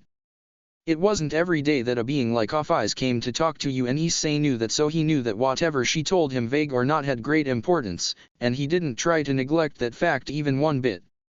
The brunette spent the next 2 days training hard with his long Enus as he tried to improve his strength and durability during a fight with and without his scale mail, but most of all he wanted to learn about the long Enus that kept surprising him. The thing that happened during the fight with Cao never left his mind even for a second. How he cheated certain death thanks to the boosted gear that adorned his left hand. While Drake did explain Issei exactly what happened, the dragon also told him that none of his past possessors ever reached the same level he did with the long Enus and the way it corresponds to its possessor emotions like with Issei, and it made the brunette feel both pride and confusion as to why he was the first to achieve this level. After Issei had finished his long and hard training, he ended up collapsing on the ground with his hands stretched out while his chest continued to rise and fall repeatedly with each pant. That was exhausting, Issei said to no one between his panting. So it seems, but you made great progress today, and if you continue to do so then I'm sure you'll get much stronger, and in time, maybe even achieve the evolution Ophis mentioned. Drake praised his partner within the latter subconscious, happy with the effort and progress the brunette is making. To be able to valiantly protect those he cared.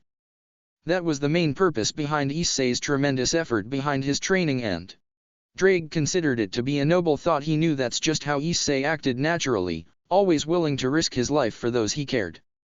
The other reason behind Issei's training brought tears to the dragon eyes, and that reason was to get stronger so they could restore their lost title as the Dragon of Domination. At first, Drake believed with all his heart that Issei promise to restore the title was genuine, but as time went by he thought that Issei forgot about it and he gave up on ever being the mighty Dragon of Domination again, so when he found out about this reason for Issei's training it brought tears to his eyes along with a great amount of respect for Issei. He always considered Issei to be the best partner he had, but now he was sure of it more than before because none of the former possessors cared for him as a being like Issei did. No, they all cared for the power he brought them and nothing else. You look like shit. Issei snapped his head to the direction the voice came from to find Vali standing there with her hands on her hips and a smirk on her face as she scanned Issei's body with interest that made Issei blush furiously. Yeah. Thanks, Vali, Issei sarcastically replied after huffing in annoyance. So. What do you want, Vali? Nothing really, I came to talk to you about something, Vali answered as she took a seat on the ground near the lying form of Issei. Huh? What you want to talk about then? He asked in wonder as he turned his head to Vali who just had her gaze set in front of her. Why did you spare her? Vali suddenly asked in a voice that had a hint of sadness that tried hard to be concealed but to no avail. What are you talking about, Vali? Issei asked in confusion as he started to sit, but he didn't need her to specify. He already knew who she talked about since he asked himself the same question ever since this happened as well, and it took him a long time to reach a definitive answer. You know who? I'm talking about that blonde girl from your old peerage, Asia I think her name was. To be honest, I asked myself the same question ever since it happened, Issei told her. And? She asked in slight annoyance from how Issei took his time to speak. I don't know how to explain this. I guess that when I looked at her seconds before my fist connected with her face I didn't see the girl who caused me great pain alongside Rias and the rest. I saw the good times we both had with each other and the things we've been through, like how I saved her from Raineray and became her first friend, the kiss she gave me when I woke up from the coma I was in after Rias forced me out of my incomplete juggernaut drive, and many other moments we shared just the two of us or with the peerage. Issei told her before he sighed in sadness from the once good memories that for him, were now nothing more than a cold reminder to the pain Asia and the rest caused him. Vali frowned after hearing what Issei said. Many emotions were storming within the silver-haired girl right now, feelings she wished never to feel. Is he still have feelings for them? She asked herself in sorrow as she thought of the possibility of her loved one slipping right through her fingers once again. When she saw the kiss Issei and Yasaka shared that night at Kyoto, she felt her heart beginning to crack, but she would never show this side of her to anyone, the side she considered to be nothing more than a weakness.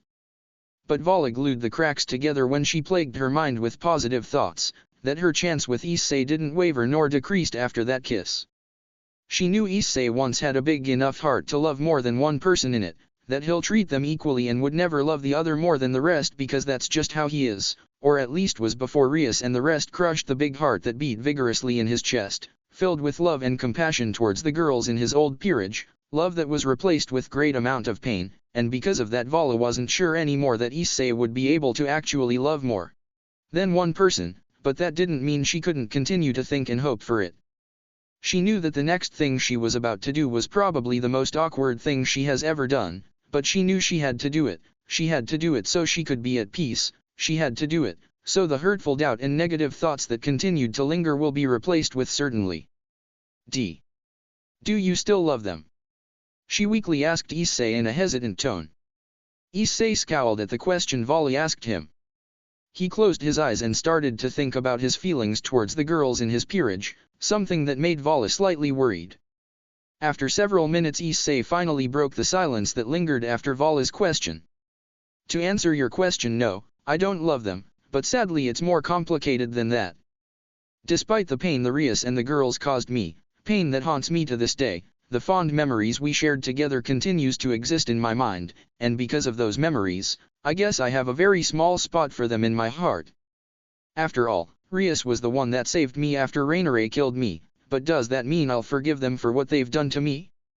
No, even if I wanted to forgive them I couldn't find it in my to because the pain I felt at that moment far exceeded the happiness I felt from all our time together, Issei truthfully answered Vali as he looked her in the eyes. Of course, he wanted to say more.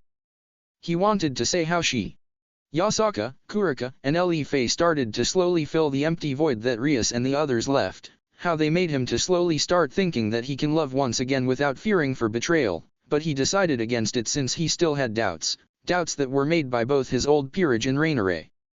He knew that even though he started to slowly believe that he could find it in him to love again, it would take him some time before he could fully do that. He wanted to be careful about it even though Vali and the rest had completely earned his trust.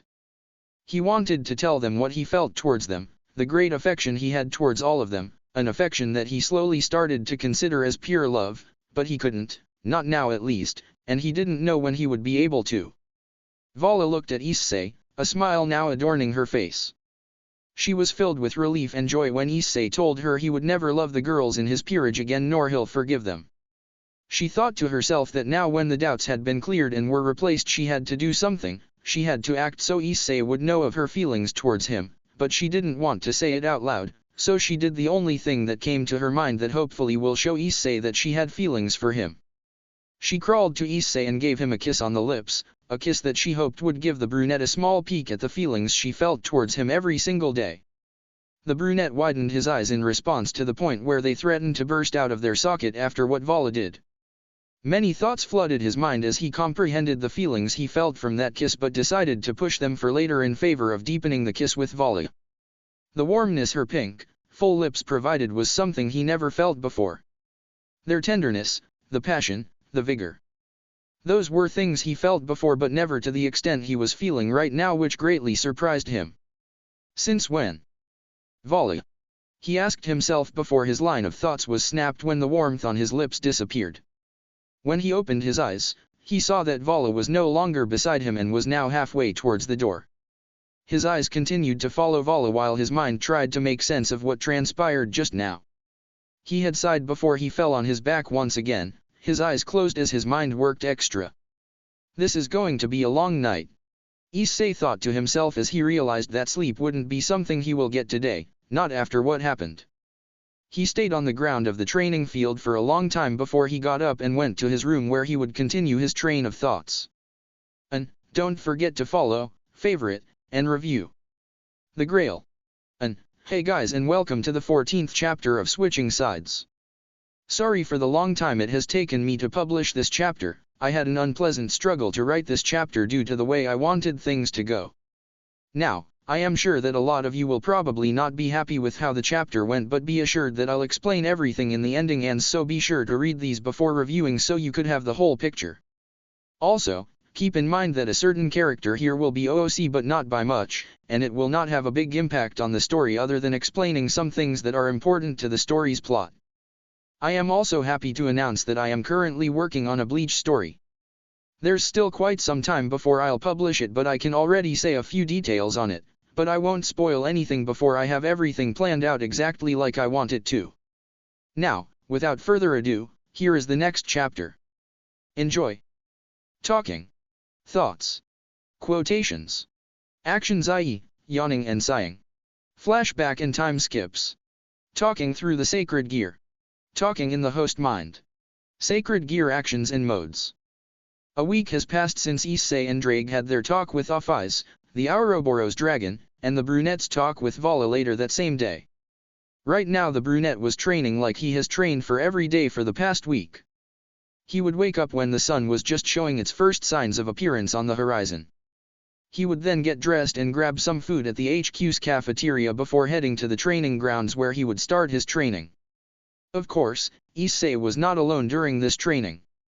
Drake would accompany him and would advise him on things to do and improve, which Issei would be grateful for if it wasn't for the fact that the dragon within his long anews was a complete maniac when it came to training, something Issei was partly surprised from. While Issei wanted to take it slow and do it at his own pace, Drake continued to push him beyond his limits and to the point where his body threatened to shut down if he would continue to increase the strain on it. The plan the training maniac Drake improvised for Issei was that up until noon Issei would perform physical training and after noon the boy would go to sleep and will be forced into his subconscious where Drake awaited him with training for his dragon abilities and the abilities of the boosted gear.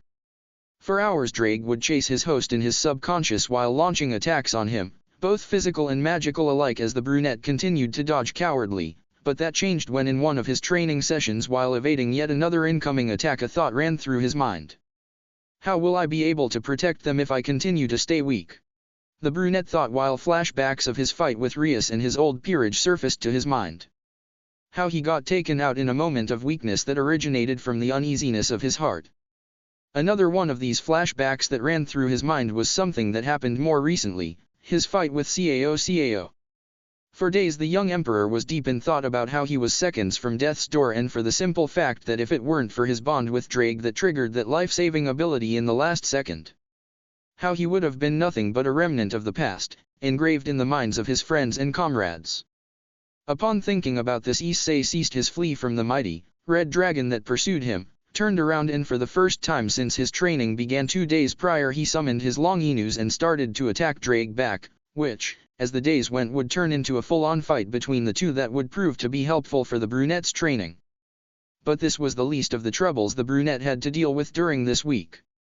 One of the other problems was the talk Vali had with him and the kiss she gave him, a kiss that showed him a rare peek at the many emotions that swirled vigorously within his seemingly emotionless silver-haired rival. Never in his life has he felt the same amount of both affection and intense passion he felt from his kiss with Vali. Sure, his kiss with Yasaka had a great deal of both, but with Vali's her emotions were different. It was as if they were bottled up for a long time, waiting to finally be released. He found himself dumbfounded as to what's going on through Vali's mind after the kiss they shared, a kiss he equally returned with as much passion and affection as the one who initiated it. So the day after Vali showed up at the training ground merely minutes after his arrival, surprising Issei who knew Vali wasn't a morning person. He remembered the talk they shared with each other that day, how much joy her voice contained, how much love her eyes held when they met his own eyes. But, the sweet memories of that day did not live for long because he then remembered what happened when Vali left the training ground. When they finished talking she gave him a kiss which he returned and told him she loved him, waiting for him to say it back. Only he never did. He remembered the frown that adorned her face, the despair in her eyes before she quickly vanquished any trace with a smile Issei knew was fake. He wanted to tell her how he felt about her, he wanted to so badly, but, he couldn't do it. What if it'll happen again?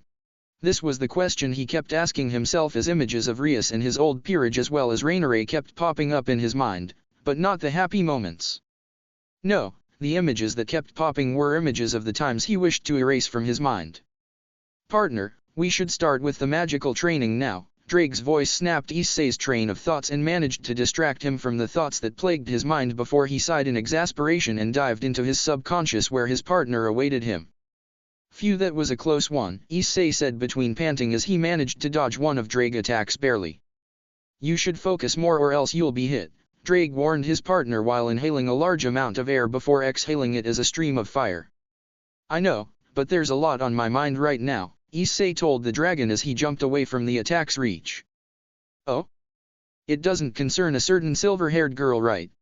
Drake teased his partner with a smug grin, making a vein to pop on Issei's forehead while his cheeks went crimson red. Shut up you stupid dragon. Issei snarled back while glaring daggers at the now snickering dragon who stood in front of him, a gentle blush gracing his face. Listen, partner. While I can't really provide any help, that will help to vanquish your fears and uncertainties, I can tell you one thing. During my entire time being locked in the boosted gear, I never saw both my possessor and Albion's possessor having feelings other than unadulterated hatred towards each other, but not anymore. You and Vali are the first possessors who wield intense feelings towards each other that do not have even a trace of hatred towards each other in them, but don't think that the path of hatred our past possessors took couldn't be repeated even now because hatred always finds a way to a person's heart, Drake told his partner with no emotions which only showed Issei how serious he was. What do you mean? Issei asked after nervously gulping. Sorry partner, but you'll have to figure this out on your own, the dragon replied with a smirk. Issei could only flash Drake a weak smile before resuming their fight, but the fight did not last for long before Drake said something that made Issei freeze in his tracks. "Oh, speak of the devil. You should wake up now, partner," he said, much to Issei's chagrin. "Issei." The brunette woke up to the enthusiastic yet tender voice of his teammate calling to him. "Vali? What are you doing here?" he asked, his voice not matching the enthusiasm she had upon seeing him, making her flinch slightly before composing herself fast enough so Issei wouldn't notice. "Well. Cao wanted to meet with us," Vali nervously stuttered as she was caught off guard from the brunette's sudden coldness towards her. "What does he want?" Issei asked in irritation caused by thinking of the raven-haired man, something Vali did not know. I don't know, but we should go," she said with a grimace, thinking the irritation in Issei's voice was aimed at her and not Cao. The brunette did not respond and instead just followed Vali to the main hall of the hero faction. The walk to the main hall of the HQ wasn't long, but for Issei, it felt like it took forever. During the walk, he and Vali haven't spoken even a single word to each other, which made the brunette nervous as to why exactly the usually talkative Vali would stay quiet during this walk. He came to a conclusion that the silver-haired girl may be upset, but didn't know for sure about what. Sure, he wasn't dumb, he knew the reason for Vali being upset, how he failed to return her affection, how he did not match her joy and enthusiasm in seeing her as she expressed in seeing him, but he didn't want to believe it, he didn't want to believe that he was the source for it. He found himself gazing at Vali's back every other second to see how she was doing, wondering what was going through her head while apologizing internally for the pain he must have caused her. That was until they reached the doors to the main hall. Vali for her part was deep in thoughts about the brunette that was walking behind her. Why is he acting like this? She continued to ponder with each passing step she took towards the main hall. When she returned to her room after their kiss, she spent the entire night staring at the ceiling of her dim room while processing what happened, and when she did, a huge grin appeared on her face. She thought about what the aftermath of the kiss would be, how they would most likely be in the relationship she longed for, how she will be able to stand by his side in moments of need, and how the feud between the mighty dragons will finally have its happy ending. But, none of those thoughts came to fruition because the next day she was met with a stoic Issei who didn't look as overjoyed as she was, not even close. But, she didn't mind that. The thing that made her heart to clench was when he didn't say that he loved her after she told him. When she returned to her room that day, while the tears kept cascading down her cheeks, she thought back on the kiss. How he reciprocated the emotions and passion she expressed in it, and why, if he returned it in the kiss, why wouldn't he return it now? Maybe he was caught up in the heat of the moment. The mere thought of this made her clenched heart to slightly crack with each time it passed by in her mind as sorrow began to slowly fill her core. No, that's probably not it. Issei's not like that, it's gotta be something else, Vali would always instantly reassure herself when that sorrowful thought popped into her mind. Not because she wanted to soothe herself regardless of how far-fetched the thoughts may be.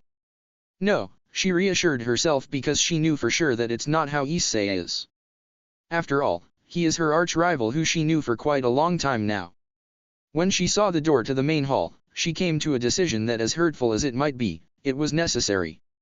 I wouldn't force myself on Issei, I want him to genuinely reciprocate my feelings, so, for now, I'll act like I did before the kiss until I can figure out what's causing him to suppress his emotions, and then I'll be able to help him so we could overcome this and finally get our happy ending. A grin adorned her face as she made her resolve. Upon reaching the doors to the main hall, all stopped in her tracks with her hand on the decorated handle of the door while turning her head to look at Issei.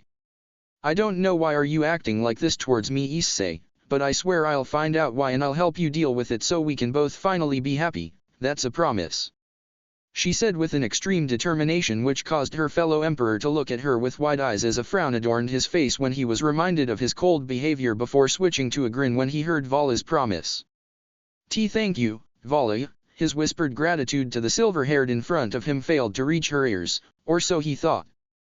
Upon entering the room, Issei and Vali were met with the sight of their team, and Cao was patiently waiting for their arrival, which caused both emperors to cock an eyebrow in surprise when they thought about how Kuraka managed to stay patient. Ah. I see that we're all here now, Cao said upon setting his gaze on the new arrivals, a smirk adorning his face. Yeah, what did you want, Cao? Issei impatiently asked as he went to stand beside his team, causing Cao to frown in response to the rude comment his subordinate made. But the rudeness Issei and his team showed to Cao was nothing new. Ever since they brought Yasaka and Kunu to live with them in the Hero Faction's HQ and the fight it triggered between Issei and Cao, something changed. Cao became much more strict with his subordinates to the point where he threatened to kill someone who was late to one of their gathering. Due to how Issei and his team defied Cao's wish and how the latter surrendered in his fight with the Dragon of Domination, the rest of the Hero Faction got a newfound confidence and in return were not afraid to mess up from time to time. But, all things has to come to an end, and the newfound confidence the members of the Hero Faction received was one of these things because mere days after Cao has changed. It looked to all of them that he was not happy with how the Hero Faction was doing right now, not even one bit. They would occasionally hear Cao voicing his dissatisfaction with the members by saying stuff like how useless they were, and how things turned this way. Okay then, now that you are all here I wish to discuss something about you, Cao said after suppressing his irritation. What is it? Vali asked with a lack of interest, but that was soon changed with the next thing Cao said. The Holy Grail, Issei and his team widened their eyes in shock upon the mention of the famous Grail. The Holy Grail? Vali asked in bewilderment, her voice hoarse. Yes, the Holy Grail, or in its proper name Sephiroth Graal, Cao repeated nonchalantly. Why do you need it? Vali asked, still in shock but seemingly much calmer. That is none of your concern. The only thing you will be told is the Grail's presumed location. Vali glared at Cao while mumbling words under her breath. Those who did manage to hear her mumbles were surprised to see the wide variety of swears Vali had at her disposal. As I was saying. From what our intel has gathered, the Sephiroth Graal is being possessed by a Domper girl who lives in Romania, Cao told them, to which he was answered with the same eyes the people in front of him had when he told them of the item he sought. I see. So, what else can you tell us about the possessor? Vali asked as her patience with the wielder of the true long Enus has started to reach its end. The girl goes by the name of Valerie Teeps, and she is the leader of her clan which used to be a male-dominated. Issei's eyes widened upon hearing the name of the Sephiroth Graal's possessor. His mind immediately took him to a talk he had with Gasper back at the Orc Club room while the rest were out on various tasks. Flashback. Issei and Gasper sat at the Orc, each occupied in his own thing as they waited for the rest of their peerage to return from the various tasks they had. Rias and Akeno were at a meeting with Sana and Tsubaki which Issei knew had something to do with the overall situation of Kyoto. Kiba, Konako, and Rosswise were doing their devil duties which made Issei snicker upon remembering what they told him about their clients. How Kiba was forced to babysit an annoying teenager girl who constantly fawned on the pretty blonde, much to the knight's annoyance. How Konako was asked to become someone's fitness coach who proved to be exhausting to the stoic girl due to the lack of sweets. And last of all, how Rosswise was asked to pretend to be someone's date. While the request itself wasn't what made the Valkyrie annoyed, the guy who asked her was, or to be more exact, his pestering and creepy behavior. The church trio was roaming the streets of Kyoto as they talked about the thing they found most interesting, religious. Issei, who was focused on the dirty magazine Azazel borrowed him, turned his gaze to the card box on the floor when he heard sobbing originating from there. Gasper? Are you okay? Issei asked the cross-dresser in worry as he placed the magazine on the table and started to make his way to the box only to stop halfway upon hearing Gasper's pleas not to come. Please don't come. His voice was cracking as he stuttered hard. Okay, but can you please tell me what's wrong?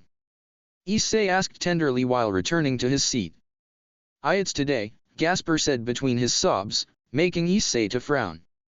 He knew what the bishop meant, and it made him pity the little boy who had to suffer so much during his previous life. He remembered the first time Rias vaguely told him of Gasper's backstory as to warn him when he approached the former Domper. I see. Do you want to talk about it? He gently asked so Gasper would be at ease and not panic like he usually would. Why yes please, he stuttered, but Issei could tell by his voice that the boy has begun to calm down, making him smile. Back when I grew up I lived alone while being abused by my father and his servants. He started with a newfound courage, something that greatly surprised the brunette. I found myself cursing two moments in my short life, the moment I was born and the moment my mother was killed because of me, as the servants always told me. I wanted to escape, to finally live normally, to find friends and family who will not abuse me. That's when I met Valerie, a girl from the Teeps clan, which was a male-dominated one. We used to play at the castle all the time, and she would force me to dress like a girl, but I didn't mind because I had finally found a friend. One day I worked the courage to try and escape the castle with Valerie's help, and so I did, but I was killed shortly by one of the vampire hunters. That was when Bucka found me by luck and reincarnated me before taking me with her to live a new life. I never got to see Valerie again, but I hope that I will, so I can thank her for helping me to escape. I just hope she's okay, Gasper explained in sadness. Gasper. I am so sorry, but everything's okay now. You have us to worry about you, Issei said in disbelief and pity for the boy who suffered so much for no apparent reason. Thank you, Gasper gratefully told his senpai before coming out of his box and coming to sit next to Issei and leaning on him while playing his video game. Flashback end. Cao saw the look of horror and shock Issei held in his eyes upon the mention of Valerie, and he immediately realized that this girl was someone Issei knew, which was something he didn't like at all. I do wish to remind all of you that this is your last chance and I would not tolerate another defilement of my orders. If you were to fail in capturing the girl, or you would avoid capturing her on purpose like last time, I would make sure you will suffer the consequences, and trust me, that's something you would want to avoid at any cost, he warned as he narrowed his gaze specifically at the unsuspecting brunette, who was still in shock from learning the name of their target, before reverting his gaze to the rest of the team, who gulped in response. Roger that, Vali said nervously, not wanting to tick off the already upset leader so she and her team wouldn't have to suffer from his pent-up anger. What are you waiting for? Go back to your rooms to prepare for the mission before returning here in 15 minutes. Issei recovered from his shock just in time to hear Cao's command before leaving the hall with his team shortly after without speaking another word. I hope you liked the chapter. Please don't forget to follow, favorite, and review. Now, I know some of you might be upset with the way I made Issei and Vali's relationship evolve, but be sure that I have this all planned out and I'm sure you'll be happy with the result. I know a lot of you wanted the kiss between Issei and Vali to end with them getting together, but sadly, that's not how life works, and both Issei and Vali will have a lot to go through before they will get their happy ending. As I keep reminding in the chapters, Issei's state both emotionally and mentally wise is still not stable, as he keeps struggling to recover from what Rias and his peerage, as well as Rainier, has done to him, but he changed from how he was at the beginning of the story, and he'll continue to change greatly as the story progresses. Do keep in mind that, as I said above, I had every single thing planned out and executed like I wish it to be, so things are being done for a purpose, so please remember that. Smiley face. I could have easily made them get together in this chapter and cut the story short, but that goes against everything I have planned in my will for this story, so I didn't do that. As someone who has been and still is a reader, one thing I always find saddening is when you read a story, and you get really into it only for it to end quickly, which only makes you sad from seeing the story. You got into it so much, and, just like a TV series or anything else. So, I made sure to make this story as long as I can so people would continue to enjoy the story as much as possible. Okay, that's all for now. I hope you understand my reasoning behind my decision regarding Issei and Vali's relationship and respect it. Valerie. Hey guys, and welcome to the 15th chapter of Switching Sides. I want to thank everyone who has followed, favorited, and reviewed. You guys are the best. This chapter will shed some light on a few things some of the readers has found confusing, as well as hints about future events in the story, so if you're observant enough you could guess who will make an appearance soon and such. This chapter will not have a heavy focus on Issei and Vali's emotional state or their relationship like the previous chapter, but it will have some development for Vali. Also, I am very happy to let you know that the first Bleach story, I have two in plans, I am planning to publish, is really close to getting the first chapter released, so if you're a fan of Bleach, look forward to seeing it in the next few days. The only thing I'll tell you is that the pairing in this story will be quite unusual. I also have something I want to explain to you regarding the end of the chapter, but it applies to future events in the story as well, so make sure to read it so you could get a better grasp/understanding on it. Now, without further ado, here is the next chapter. Enjoy. Talking. Thoughts. Quotations. Actions i.e., yawning and sighing. Flashback and time skips. Talking through the sacred gear. Talking in the host mind. Sacred gear actions and modes. When Issei and his team came back around 15 minutes later, they were met with the sight of Cao, who seemed not to be moving much during his wait, and Jean, who had a scowl on her face upon meeting her gaze with Issei and his team. They didn't have much to prepare for the mission, so they took this time to go and say goodbye to Kunya, who was alone due to her mother making another one of her occasional visits in Kyoto to maintain the peace there as well as to not severe Kyoto's ley line. "Sir, what are they doing here?" Jean maliciously asked as her eyes radiated anger mainly at Issei and Vali, who seemed to be unfazed by it. "Relax, Jean. I have assigned them to the Holy Grail mission," Cao told his subordinate, making her frown before looking at Cao in a disapproving look.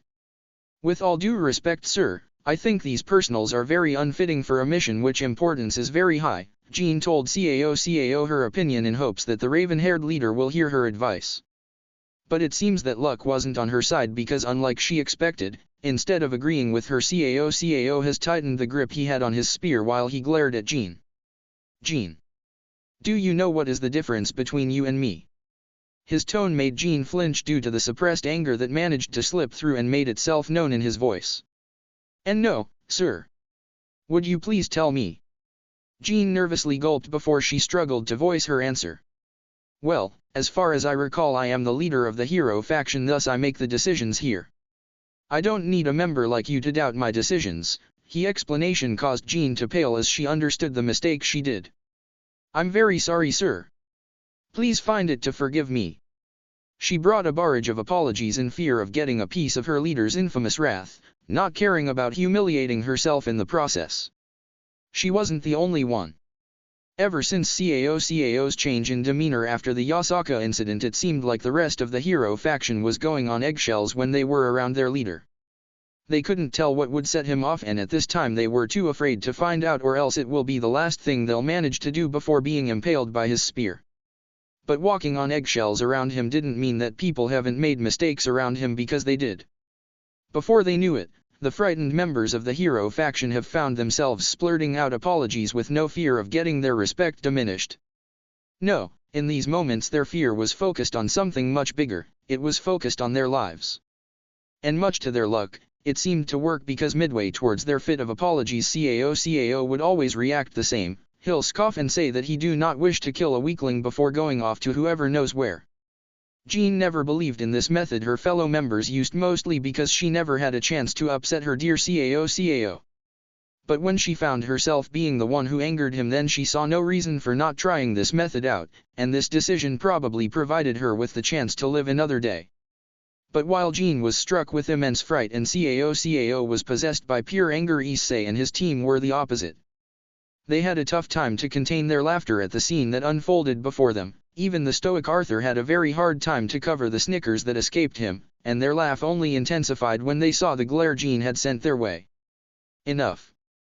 Cao bellowed, making everyone to stop and looking at him.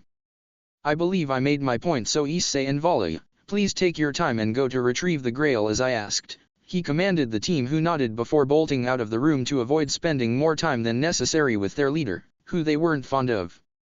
When Issei and his team has left the room, Jean quickly reverted her gaze from the closed doors back towards Cao, who still had his gaze narrowed at her. "Jean, the reason I called you here was to give you a mission of your own." Jean's interest rose upon hearing this. "Sure, sir.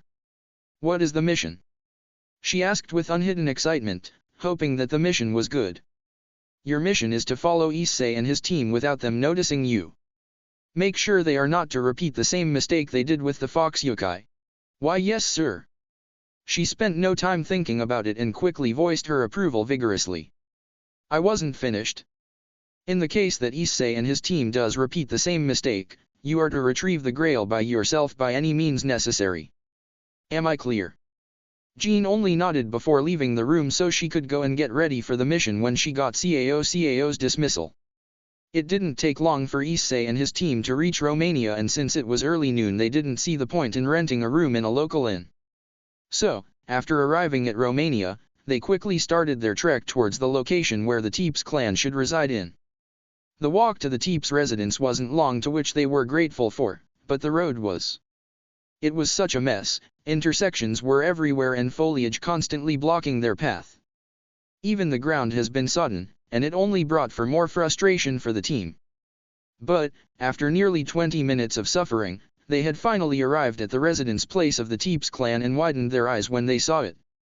The place reminiscent the medieval period, the buildings were a combination of wattle and daub huts and stone villas. They didn't need to think much to guess which person lived in what house, and they clearly understood that the quality of its citizens was not something the Teep's clan excelled at. They also didn't need to spend much time in thinking where Valerie, the leader of the Teep's clan, would be when they saw the castle that looked to be standing proud above the simple buildings of the ordinary citizens. As they made their way to the glorious white castle, they noticed the many stares the residence has given them. They saw hate, confusion, desperation, and even envy in the stares they received, and it made them realize that life in the Teep's clan is not something anyone would be jealous at. State your purpose. A guard demanded from the new strangers that now stood in front of the castle entrance. We seek to have an audience with your leader. Arthur took the liberty of speaking with the guards, hoping that the nobility he radiated won't be missed by the guards. May I ask, what is the purpose behind your intentions to have an audience with Mrs. Valerie? One of the guards asked in suspicious as he examined the people in front of him. He knew that they weren't for here, and he also knew that these weren't ordinary humans, each of them possessed a unique energy of his own.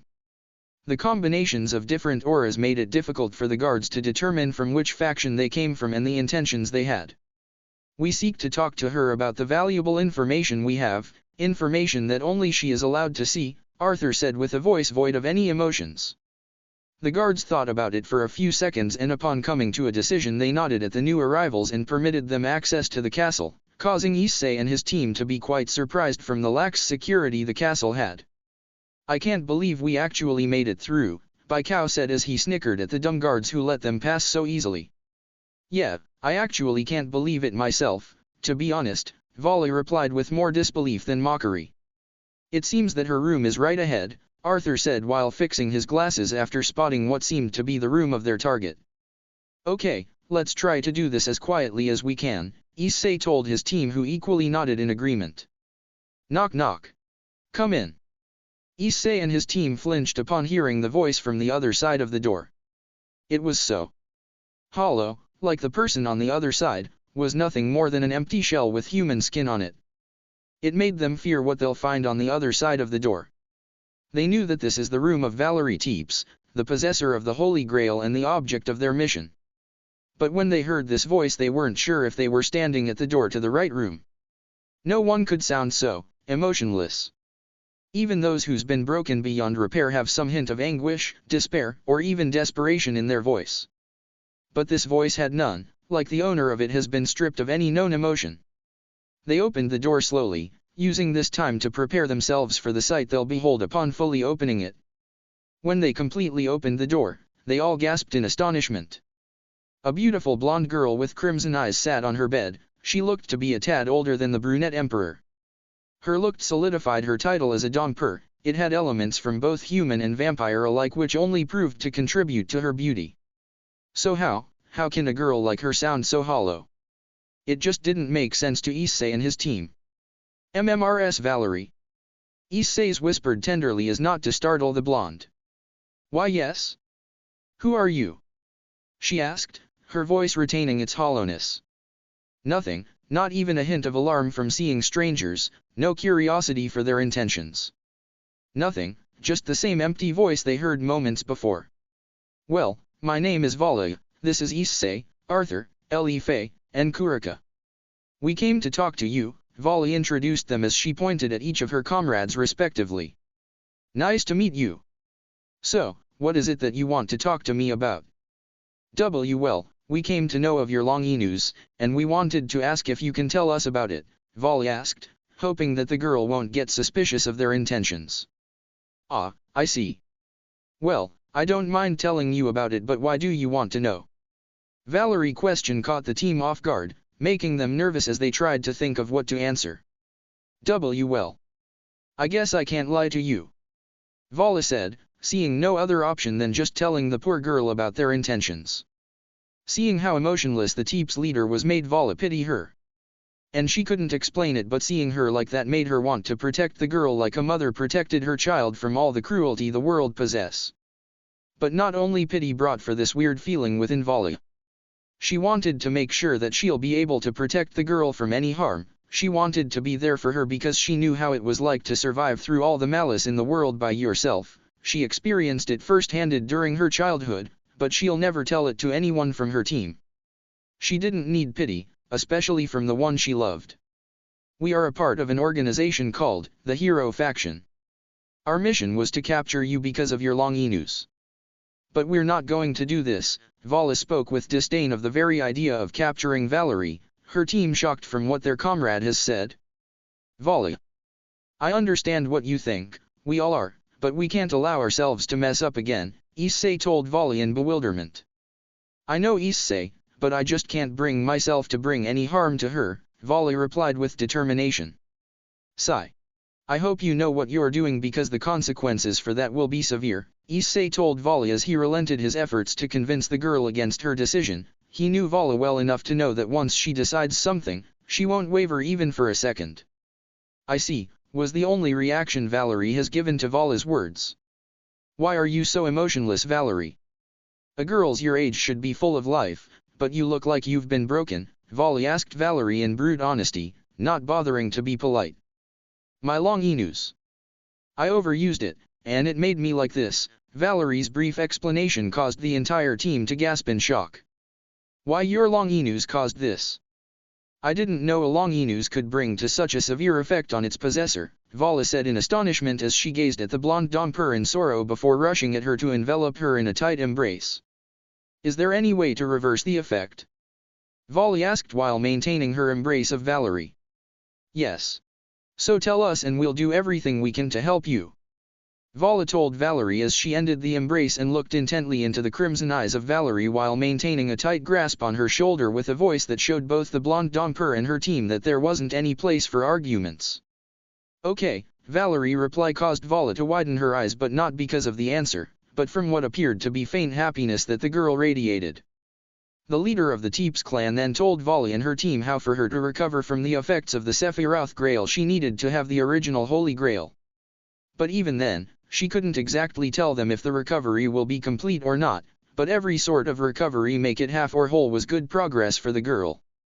She then told them that she knows nothing of the Grail's location, and for all she knows it might be lying at the bottom of the sea. Sure, this news made Vala a bit scared, but even if it required to dive to the bottom of the sea she would do it for this girl. She didn't want her to have the same life as her, and she would do anything to ensure that. Valerie, do you wish to remain here in the castle or do you want to come with us back so we could always keep an eye on you? Vala asked the girl in a tender voice, hoping that she will agree so she could remain by her side. Valerie timidly nodded as Vala flashed her a smile. Vala, you do remember what Cao said, right? Arthur asked the silver-haired emperor. Yes, but screw Cao. I won't let her be in harm's way, Vala retorted, her voice devoid of any fear of the severe consequences Cao has mentioned that this action will bring.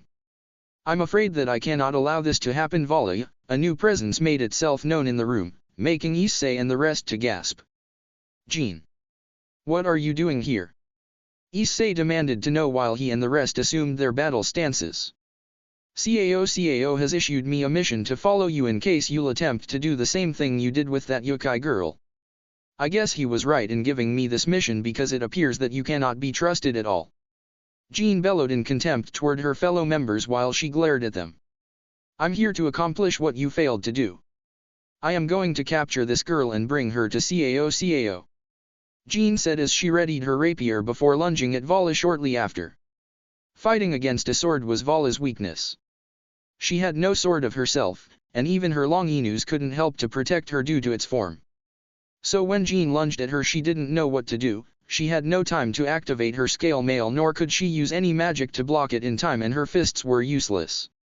Against any ordinary sword opponent Vala would manage to easily win against him, but against Jean, she couldn't. The girl was known as a prodigy when it came to rapiers. She moved so gracefully, so flawlessly that for a second the silver-haired has thought that it wasn't a human who stood in front of her, rather a well-oiled machine. But when Jean was mere centimeters from her she was alarmed. Not by the short distance the girl had from her, rather from the sound of metal clanging. She blinked and to her surprise she saw Issei standing in front of her with his gauntlet released as he used it to deflect Jean's rapier. Issei. PFF Vali, I thought you were better than this, Issei scoffed while flashing her a smug smile. Don't think you're better just because you saved me Hyudo, I can still kick your ass if I want to, Vali rebutted, her hands crossed beneath her chest as she huffed in exasperation while turning her sight away from the brunette. Jean jumped back so she could regain her grounds before dashing at the brunette again. But for her dismay, Issei was no fool when it came to fighting with his hands. He managed to grab her rapier most of the times she came at him and used the other hand to deliver either a punch to her face, her stomach as well as using kicks aimed at her abdomen. Why you bastard! Jean loathingly bellowed as she glared at the smug brunette in front of her. While Issei obviously had the upper hand in this fight, it didn't mean that he didn't get few cuts from his opponent as well. His clothes were ripped in some spots, and his hands had shallow cuts on them in various places. I guess that whoever called you a prodigy didn't see you fight, Issei teased, hoping to provoke Jean enough for her to make a fatal mistake that will bring to his victory. Jean just lets out a loud battle cry before rushing at Issei once again. But like the times before it, her rapier has been blocked again. While the both of them struggled for the upper hand in this clash, none of them saw the door being opened and the new arrivals that entered the room. But they managed to hear the surprised gasps that resounded through the room, causing them to end their struggle and look at the source of the gasps before gasping on their own when they saw who stood there. Damn, Issei cursed under his breath as he looked at the source of all his recent sorrow, the Gregori peerage. And, I hope you liked the chapter. Don't forget to follow, favorite, and review. Now, for what I wanted to explain. Some of you may think that this chapter may be a tad repetitive when compared to the Yasaka arc, but this explanation here is to show you why it's not. Issei and the orc will meet each other few times during the story, but each time there will be a different emotion that will fuel Issei. For example, the emotion Issei has experienced when he saw them during their mission to retrieve Yasaka was anger, but in the next chapter it will be a different emotion. And the reactions of the orc will also diverse with each different time they meet with each other. This goes to show how Issei is progressing in his recovery from what happened to him. Like I said, I always have a purpose for whatever I write, so worry not, smiley face, source of sorrow. And, hey guys, and welcome to the 16th chapter of Switching Sides. I want to thank everyone who favorited, followed, and reviewed. You guys are the best. Smiley face. I want to warn that there might be some slight onus in this chapter, so be aware. I hope that everyone will like the chapter and hopefully, you'll enjoy it like I enjoyed writing it. The story still has between 5 to 6 arcs, both small and big in size, before the story will end, so you can expect many things to come. Also, this chapter is going to finally justify the reasoning behind the M rating of the story, so be warned of that. I'll mark the M-rated part, which is also sexual, with at the beginning until the next line break where it'll end, so those who are not interested in reading sexual interactions would be able to avoid it, although I highly recommend that you don't skip it. Now, without further ado, here is the chapter. Enjoy. Talking. Thoughts. Actions, i.e., yawning and sighing. Flashback and time skips. Talking through the sacred gear. Talking in the host mind. Sacred gear actions and modes. As Issei looked at the people, who used to be his friends, and their expressions that held so many emotions behind them, he sighed. Damn it. He angrily spat in his mind as he tightly clenched his fist on the outside as he cursed whoever it was that loved making his life messy than they already are. He already knew that his old peerage has a lot to say to him, but they knew that now wasn't the right time. They'll wait after the fight between him and Jean will end. When he thought of the reason behind the silence that his old peerage has maintained, he realized that indeed he was engaged in a fight with Jean, if you could call it one. He didn't know if it was the increase in his strength or the lack of strength his opponent held, but the fight he was engaged in right now was one of the easiest he ever fought in, and it made him snicker. When he saw Jean's wrath, he was sure that a good battle has awaited whoever dared to challenge her. How wrong he was.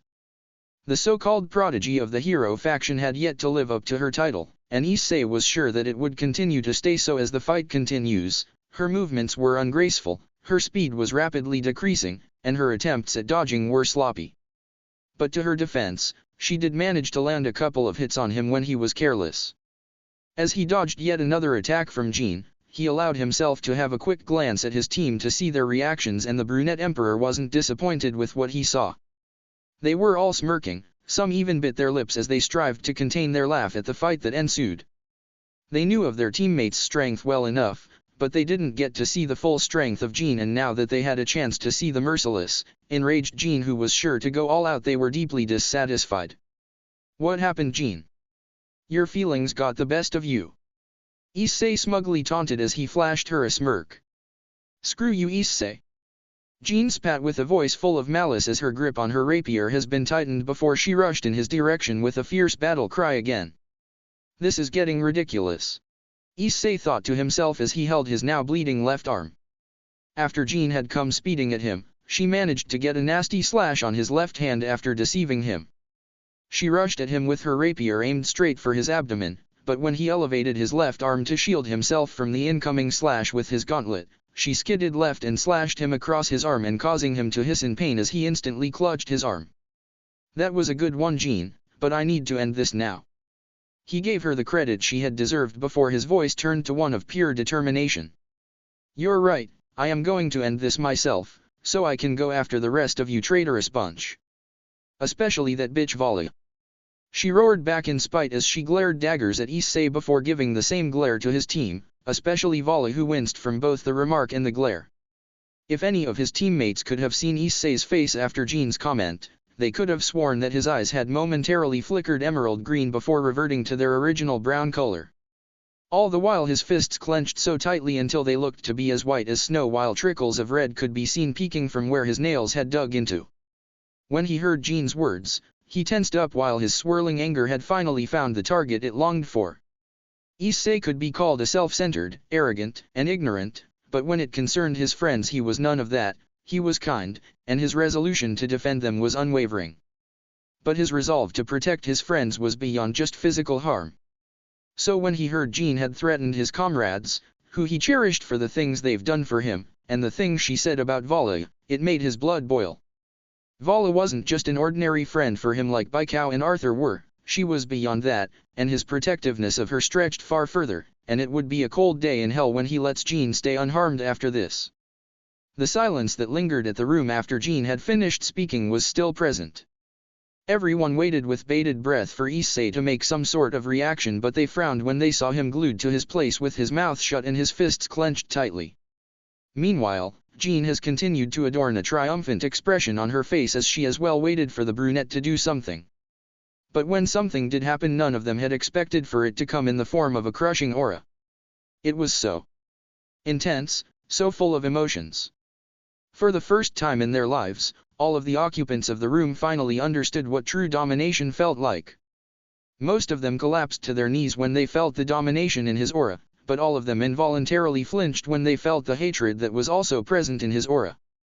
They all looked at Issei with awe in their eyes, but also with a hint of respect for the frightful aura he released. "Welsh Dragon Balance Breaker." They all heard the voice of Drake boom as Issei was clad in his scale mail. They barely caught it, but those who did were amazed from the speed Issei used as he rushed at Jean and delivered a devastating punch to her stomach that sent her crashing into the wall behind her. He waited for the dust to recede, and sure enough, it did shortly after, allowing him to get a good look at Jean's current condition.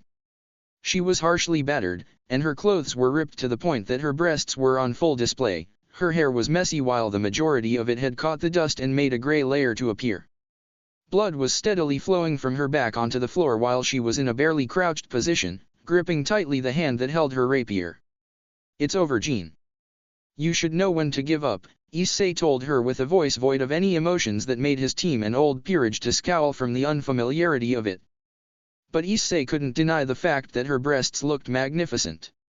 One side, his old, perverted side, told him just to storm her and play with her breasts, but his new side, the side that had manifested after what his old peerage and Rainiere had done to him, had tried to suppress these thoughts for focusing on the fight. In the end, his new side had won the conflict, but it didn't stop the blood that had managed to drip from his nose. Even though the voice had sounded exactly like the brunette, none of his friends could ever associate it with him. His voice was cheerful, full of glee. This one was the opposite of that, and it made them grimace. Fuck you. I'll kill you and your fucking friends. Jean venomously spat while maintaining the fierceness glare she ever gave anyone in her life. If looks could kill then, Jean would have surely won everyone in the room, but sadly, looks can't kill, and right now Jean's condition didn't look too bright. She lifted her hand and pointed her rapier at Issei before she lunged at him with the last remnants of her power, hoping that it would be enough. But whatever she wished for it or not, deep down she already accepted that she had lost the battle, and now she awaited the sentence the boy clad in the red armor would give her. Will he kill her and let her die in combat as a respected warrior? Or will he keep her alive so Cao could finish the job once he got word of her failure? She didn't know, but she hoped for the first option to happen. If there was one thing that a warrior wanted the most were to die an honorable death regardless of what he already achieved or didn't achieve in life, and Jean was no different. Despite her hate towards the brunette, she knew that he was a fearsome opponent even if he didn't realize it, and died by the hands of a strong opponent like him would give her the respect she desired the most. She stabbed his armor with her rapier, and as she expected, the mighty armor didn't budge, but her rapier did. The sound of metal clashing with each other was briefly heard before a snapping noise had taken its place.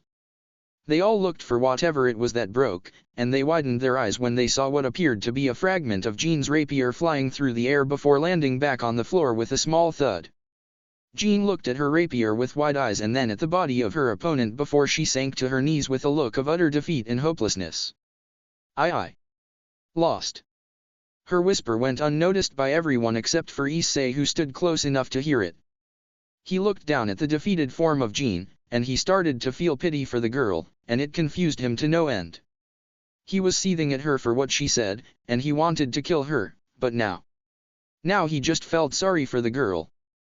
Then he heard it. Like rain, he heard the sound of drops making contact with the floor, and the sympathy he had for Jean had increased when he discerned that she was crying. I may not like her, but I will not kill her, not like this. Issei wistfully thought to himself before he forced his balance breaker to fade, surprising everyone who expected him to deliver a finishing blow at the kneeling blonde. She snapped her head upwards and looked at Issei with her teary eyes, trying to convey her thoughts to him. Please. Just end me, I don't deserve to live anymore. He grimaced from the look Jean had given him, and at that moment his decision had solidified. I'll not kill you, Jean, he told her with a faint smirk that caused everyone to gasp in astonishment, especially Jean. Why? She hesitantly asked in disbelief. Because I don't want to kill you, Jean, not when you're like this. So try to get stronger, and once you do we'll fight again. Are you sure? You know this decision may cost you your life. Despite the emotional turmoil she was currently at, Jean found it in herself to grin as she told that to Issei. Well, that's a risk I am willing to take, Issei assured her as he mimicked Jean's grin. All the while Issei's team and old peerage watched this exchange with a bit of incredulity, thinking that this Issei was quite different than the usual one, but they couldn't blame him for changing like that after everything he had been through. Shortly after Issei and Jean had finished their talk, he turned his gaze toward those he considered to be the source of his sorrow, his old peerage. He slowly walked their way, his face blank as not to show anyone the emotional turbulence he was experiencing. Issei. Rias' voice made Issei flinch slightly. It was just like he remembered it, so gentle, so tender, but at the same time it held so much sadness and regret. And even if her voice had betrayed her true emotions, then those eyes. The eyes that mesmerized him did not. He clearly saw the same emotions her voice held hiding behind those blue eyes of hers. Rias spent no time waiting for his response and instead just ran at him so she could envelop him in a tight embrace. Issei for his part was greatly shocked from Rias' embrace, but so many emotions swirled through him the minute she made contact with him. The warmness, the touch of her silky skin, the way her smooth hair had brushed his face, and the feeling of her breasts being pushed against his chest, he missed it so much. They stood there in utter silence as Rias continued to hug Issei while the latter remained petrified in his place, not returning the embrace. When Rias had ended the embrace shortly after, she tightly held his shoulders as to convince herself that this was real and that he would not disappear, not again. She gazed at the same brown eyes she grew to love, and she felt her heart melting from the warmness that consumed it. Issei, I am so sorry, Please forgive me. Rias begged with glassy eyes as the rest of her peerage had started to approach them slowly. He watched in silence as Akeno, Asia, Irina, Konako, Rosswise, Ravel, Kiba, and Gasper continued to get closer to him, each clearly showing the pain and remorse they felt at the moment. He continued to stand petrified even after Rias had ceased her contact with the brunette and walked back to stand with her peerage. Why are you here? Issei asked with anguish clearly evident in his voice. His old peerage flinched from the pain that plagued his voice, but they quickly recovered. We came here to find Gasper's friend, Valerie. It was Akeno who answered his question with a sad smile adorning her face. Issei, please forgive us for what happened. Akeno quickly appended, not giving Issei a chance even to reply. Issei took this chance to stare intently at his old peerage, and for the first time since it all started, he felt unsure. He didn't know what to do. He saw the honesty behind their remorse and sorrow, and it made him think that maybe he should forgive them. After all, they meant so much to him, they were the ones who gave him a second chance in life, who became his dearest friends as their bond had slowly strengthened. All the things they've been through as a team, as friends were still engraved in his memory. He felt warmth when he thought about all this, but at the same time, he also felt a coldness that he had never felt before. And then he remembered what had caused this coldness. He remembered the pain Rainier caused him and how Rias and the rest promised to help him after that, a promise that ended up being nothing more than empty words meant to bring hope to his fragile heart. The incident at Kyoto, the thing Rias said and the silent agreement the rest of his cherished friends held were the finishing blows that finally broke his heart. He expected from his friends to stand up for him, to vigorously rebut the hurtful words Rias told him. But they didn't. Instead, they remained quiet, and it was this deafening silence, this silent agreement that made him realize that the dread he felt after Rainier wasn't a part of the trauma the fallen angel had caused him. No, this was real. He finally understood that the fears he had were justified and not just a part of his insecurities.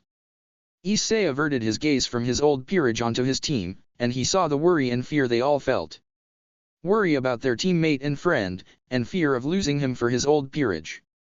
He scanned every member of his team and smiled when he thought about the things he'd been through with them.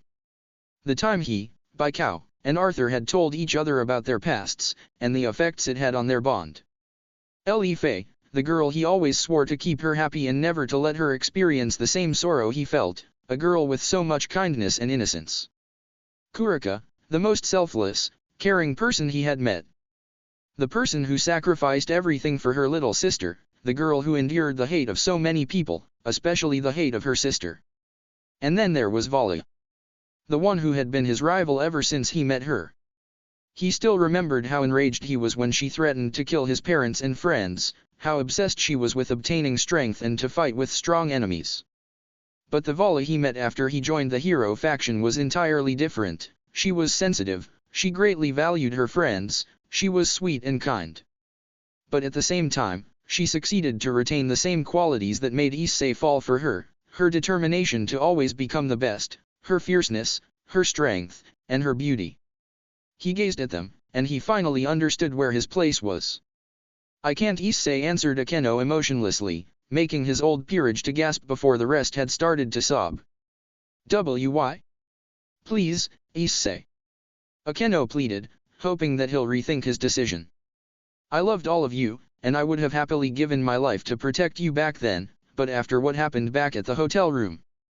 After what Rias said and how all of you didn't show any disagreement with it. You only trampled on the broken pieces of my heart. Issei said sadly before a bit of anger slipped into his voice at the end. You were there during the incident with Rainier, you knew how this affected me, but still you continued to act like it never happened. Like I was completely fine afterward, and yet, you always complained when I didn't show any sort of affection towards you. You wanna know why? I was scared. Scared that the same thing that happened with Rainier will happen with you. But, then it happened, that night at the hotel you all proved to me that the fear I felt was justified. Issei lashed out at his old peerage, causing them to wince as their heads were set down in shame. I remember all the things we've been through, and it makes me slightly happy, but at the same time it also increased the pain I feel from what you've done to me. I found a new team, New friends who actually helped me instead of making empty promises, and for that I'll forever be grateful." When Issei had finished talking, his anger had quickly subsided as he replaced the glare he aimed at his old peerage with a sad gaze before he released a sigh. "I am not sure, but maybe this was for the best," everyone gasped in bewilderment from what he said. He continued to stare at the petrified forms of his old peerage as they comprehended everything he said before he spun around and went to his team. "Come on guys, let's go," he said, not showing any hint of the emotions he currently felt. His team just nodded dumbfoundedly before they, with the addition of Valerie, had left. Issei and the rest had teleported to a nearby forest after Issei's confrontation with his old peerage. The forest itself looked like it was taken straight out of a horror movie. The trees were dead, the soil was devoid of any color other than its basic brown, and the rare bushes that could be seen were either dying or already dead, judging by the decay of the branches. The night which had slowly started to envelop their surrounding made the forest look even more ominous than it already was, which caused Issei and his team to slightly shiver while they hoped they wouldn't have to stay more than they needed. They knew that they couldn't return to the Hero Faction's HQ without a proper plan after what happened on the mission, so they took this chance to teleport to a nearby place so they could devise a plan. "What are we going to do?" Vali asked sternly. "I don't know. Perhaps we should just go back and fight Cao if the need arises," Arthur replied, not knowing what to do.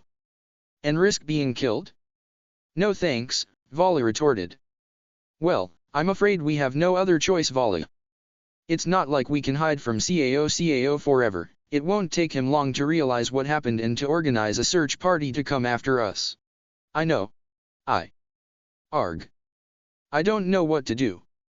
As I said, Vali, I think we should just return to the HQ and face whatever Cao sends our way."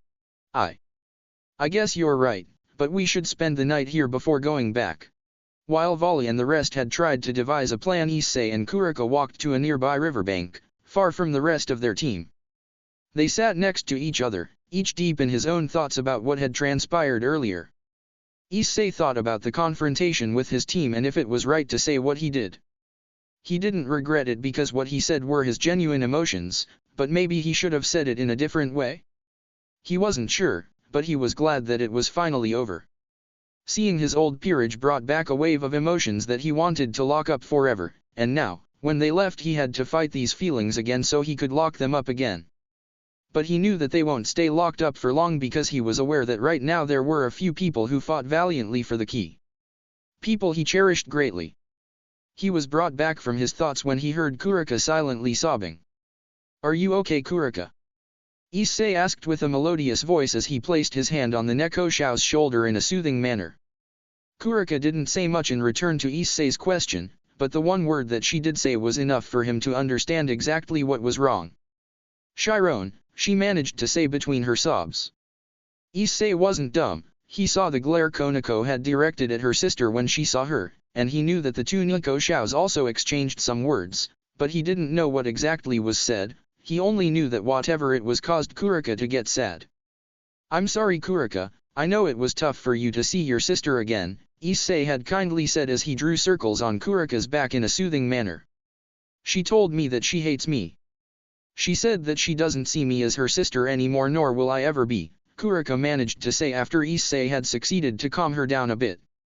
Issei grimaced when he heard Kuraka's words, and he could only sigh in sadness as he shared the sadness that the girl felt. "I'm really sorry, Kuraka. I know that if Konako would have found out about the real reason behind the things you've done, then she would look up to you as a hero, and most importantly her sister," Issei told Kuraka in reassurance. Knowing for sure that what he said would indeed be true, he knew Konako that much. "I promise that I'll make things right between you two," he said with determination that caused Kuraka to relax completely. Thank you, Issei. "Thank you so much," she had gratefully told him as she stared intently at his eyes. All the while both of them inching their heads closer to each other. When their lips connected, both Kuraka and Issei had let out a pleasured moan as they continued to intensify their kiss. It wasn't just a simple kiss, this was a kiss full of emotions. Full of passion, full of reciprocated affection, full of happiness. Kuraka moaned when she felt the brunette's tongue looking for ways to invade her mouth, and she quickly opened her mouth to allow it the access it wanted. They fought for domination, but in the end, Kuraka realized that for her, this was a hopeless battle. I guess he deserves his title, Kuraka had though playfully to herself as she released yet another pleasured moan. When they parted for breath, she was surprised from the look Issei had in his eyes. So much affection, so much tenderness, but at the same time so much lust and passion. Seeing these emotions within the brunette caused Kuraka to crack a big smile when she realized that Issei thought of her much more than just a sexy girl. He wanted her, but not just physically. She loved Issei dearly, and knowing that the brunette reciprocated it made her glow in happiness. She wished for it so much, having someone as kind, caring, and charming as him. She would forever be grateful for the things Issei had done for her, and this was the perfect opportunity to show her the full extent of her love and gratitude.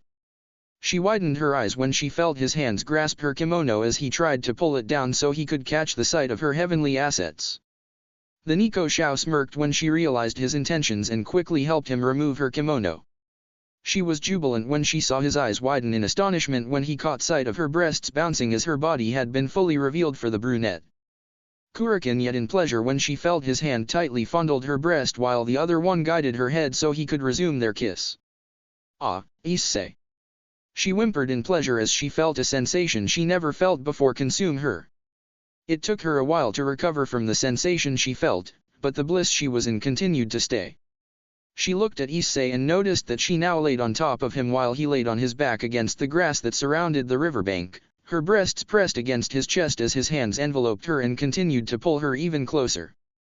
She blushed when she felt something hard make contact with her thighs, but she quickly discarded the blush in favor of a devious smirk. Kuraka used one of her hands that were against his chest and snaked it to the erected member of her kisser, eliciting a pleasurable yelp from the brunette beneath her. Kuraka. They continued to kiss for a long time before they parted for air once again with a trail of saliva connected their lips. Kuraka spent no time and quickly tried to remove Issei's pants so they could go further, only to be stopped by Issei's hand. Kuraka, believe me, that I want to do this so much, but now's not the time. You are just sad from what happened with your sister, and I cannot take advantage of that, Issei had benevolently told her as he began to sit up while he helped Kuraka to sit as well. No, Issei. Believe me.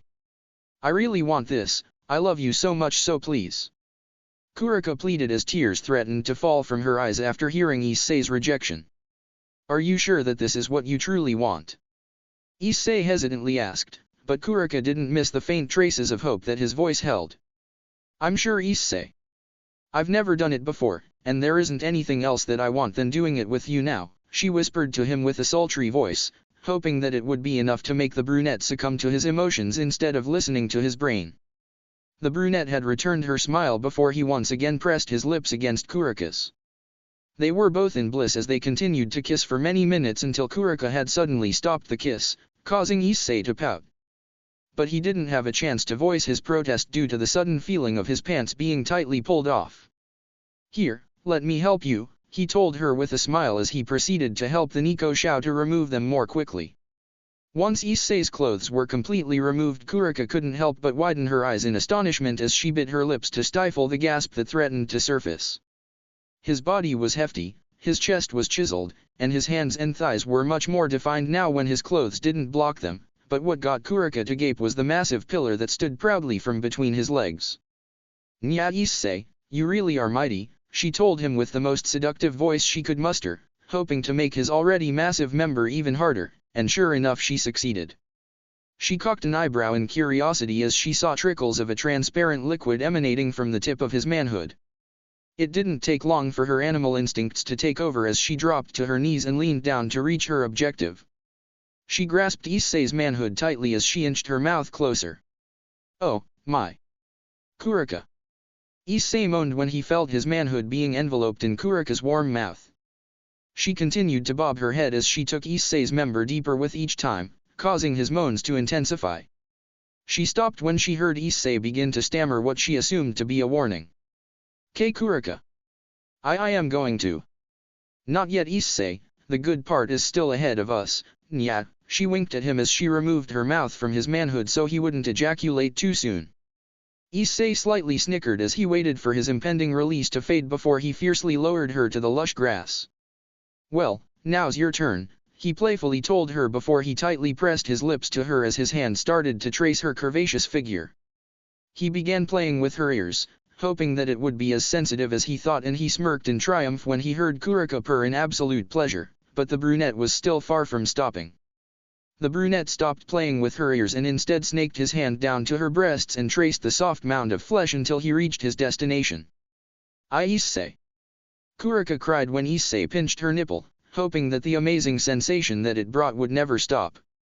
He continued to play with her nipple for a few minutes until he stopped in favor of his true objective, her nether region. He slid his hand all the way to her clit and was surprised when he felt his hand gets completely soaked upon touching it. She's already that wet.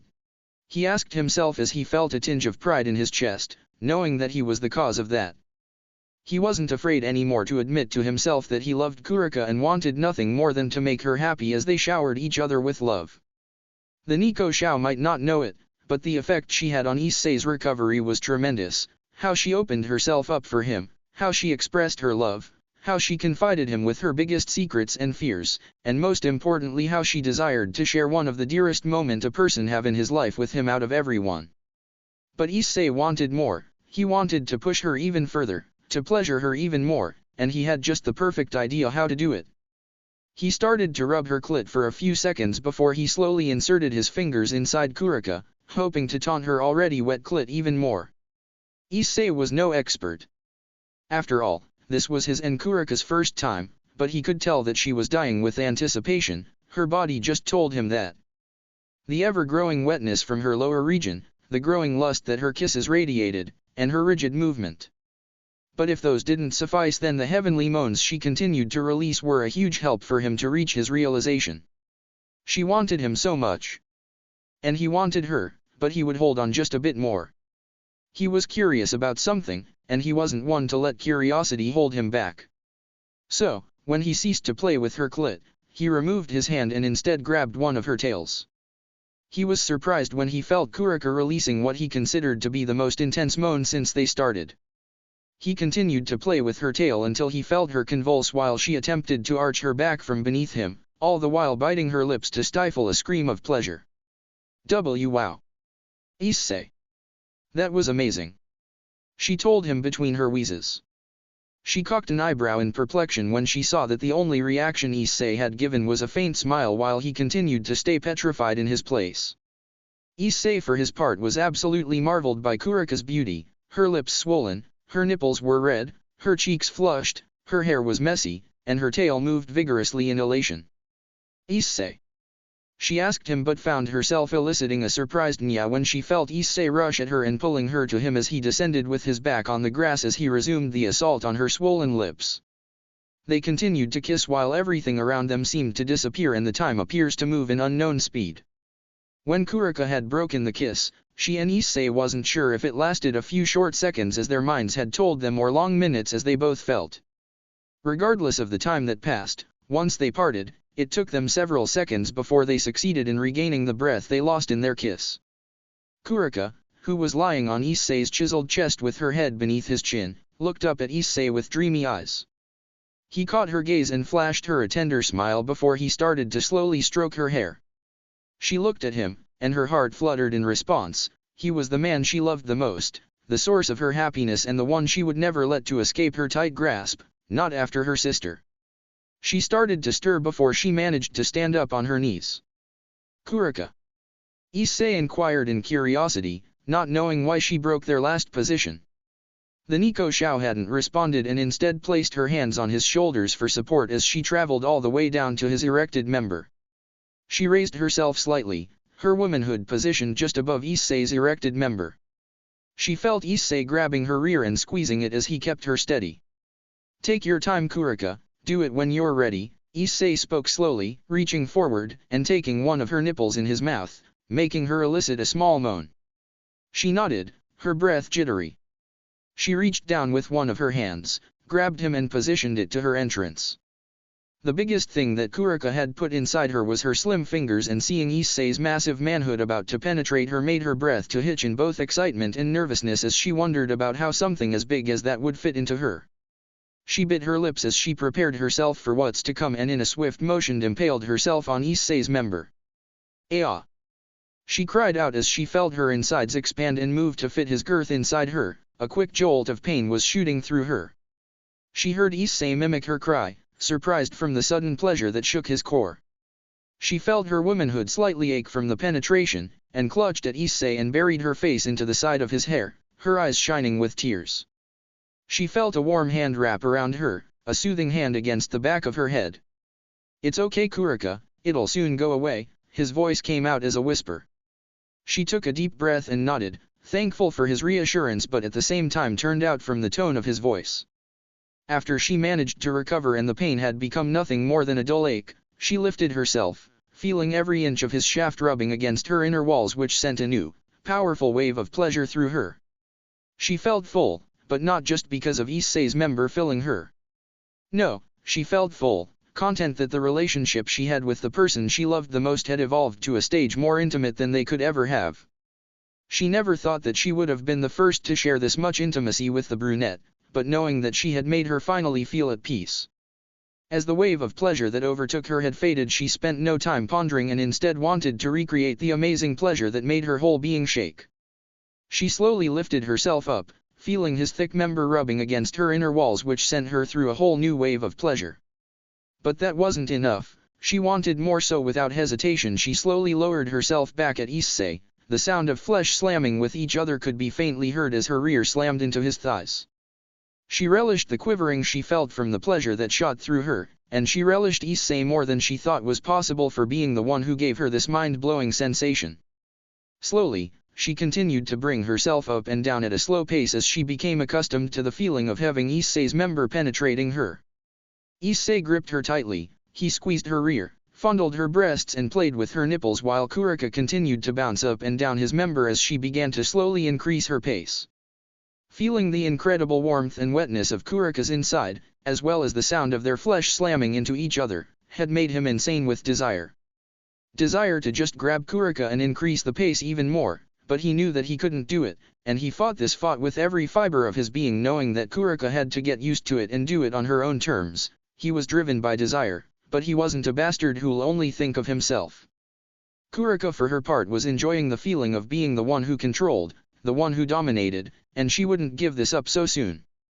She continued to increase her pace, her moans of pleasure almost crossing the line to screams of pleasure. She felt marvelous, but that wasn't enough for her, she wanted more for herself and Issei. She decided to use the domination she had to increase their pleasure. "Nya Issei, don't just lie there, you can move as well," she told him with a husky voice. The brunette smirked in return before growling in pleasure as he immediately started to slam up into her, which made the Nico Xiao cry in ecstasy from the movement that made it feel as if he went even deeper than she could have. It didn't take long for Issei to match her pace, thrusting into her as she slammed down. He ceased his thrusting and sat up while Kuraka had continued to slam down on his member. She pouted in displeasure, but she quickly banished the pout as she felt his thrusting resume. Issei was now sitting, his hands behind his back as he used them to support himself as he continued to thrust into Kuraka, who now had a tight grab on his back. At the back of his mind, Issei felt a pang of pain from Kuraka's grab on his back, which he took for her scratching his back as she continued to tighten her grab, but he didn't mind it even one bit and instead just pushed the feeling even further. Kuraka leaned down and kissed Issei passionately while she slightly whimpered into the kiss before breaking it again so she could increase her pace even further. "I Issei." "Nya," she cried out as she felt another wave of pleasure wash her.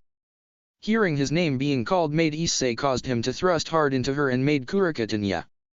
She started to feel herself quiver on her legs as the sensation that continued to shoot through her grew more powerful and more frequently, and it wasn't long before Kuraka had started to feel her control fade.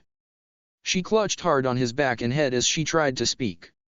"I Issei, I." She managed to say, but Issei didn't need more to understand and allowed himself to fall to his back as he took his hands to support Kuraka, reverting them back to their original position. They continued, both constantly moaning each other's names as the burning sensation of desire that plagued their core made no trace of vanquishing. Instead, the desire only increased as they continued with every ounce of their strength. Their hearts raced hard as they continued to make love to each other, both trying to satisfy their carnal desires. Him being a dragon and her being a Nico Xiao only intensified their desires, and it wasn't long before their passion and fierceness had resembled an animal who lunged at his prey. He continued to thrust into her like a jackhammer as she continued to slam into him like an overheating piston. They were both edging towards insanity as the sensations and bliss they were in threatened to overthrow them. Issei, I'm coming. God, please, don't stop. Kuraka cried as she felt her orgasm getting closer and closer. The sensation was much stronger than before. Issei could feel himself reaching his end as well as he continued to thrust into her with every bit of his strength. It felt as if Drake struggled with all his might to escape from his imprisonment at the boosted gear so he could tear everything around him.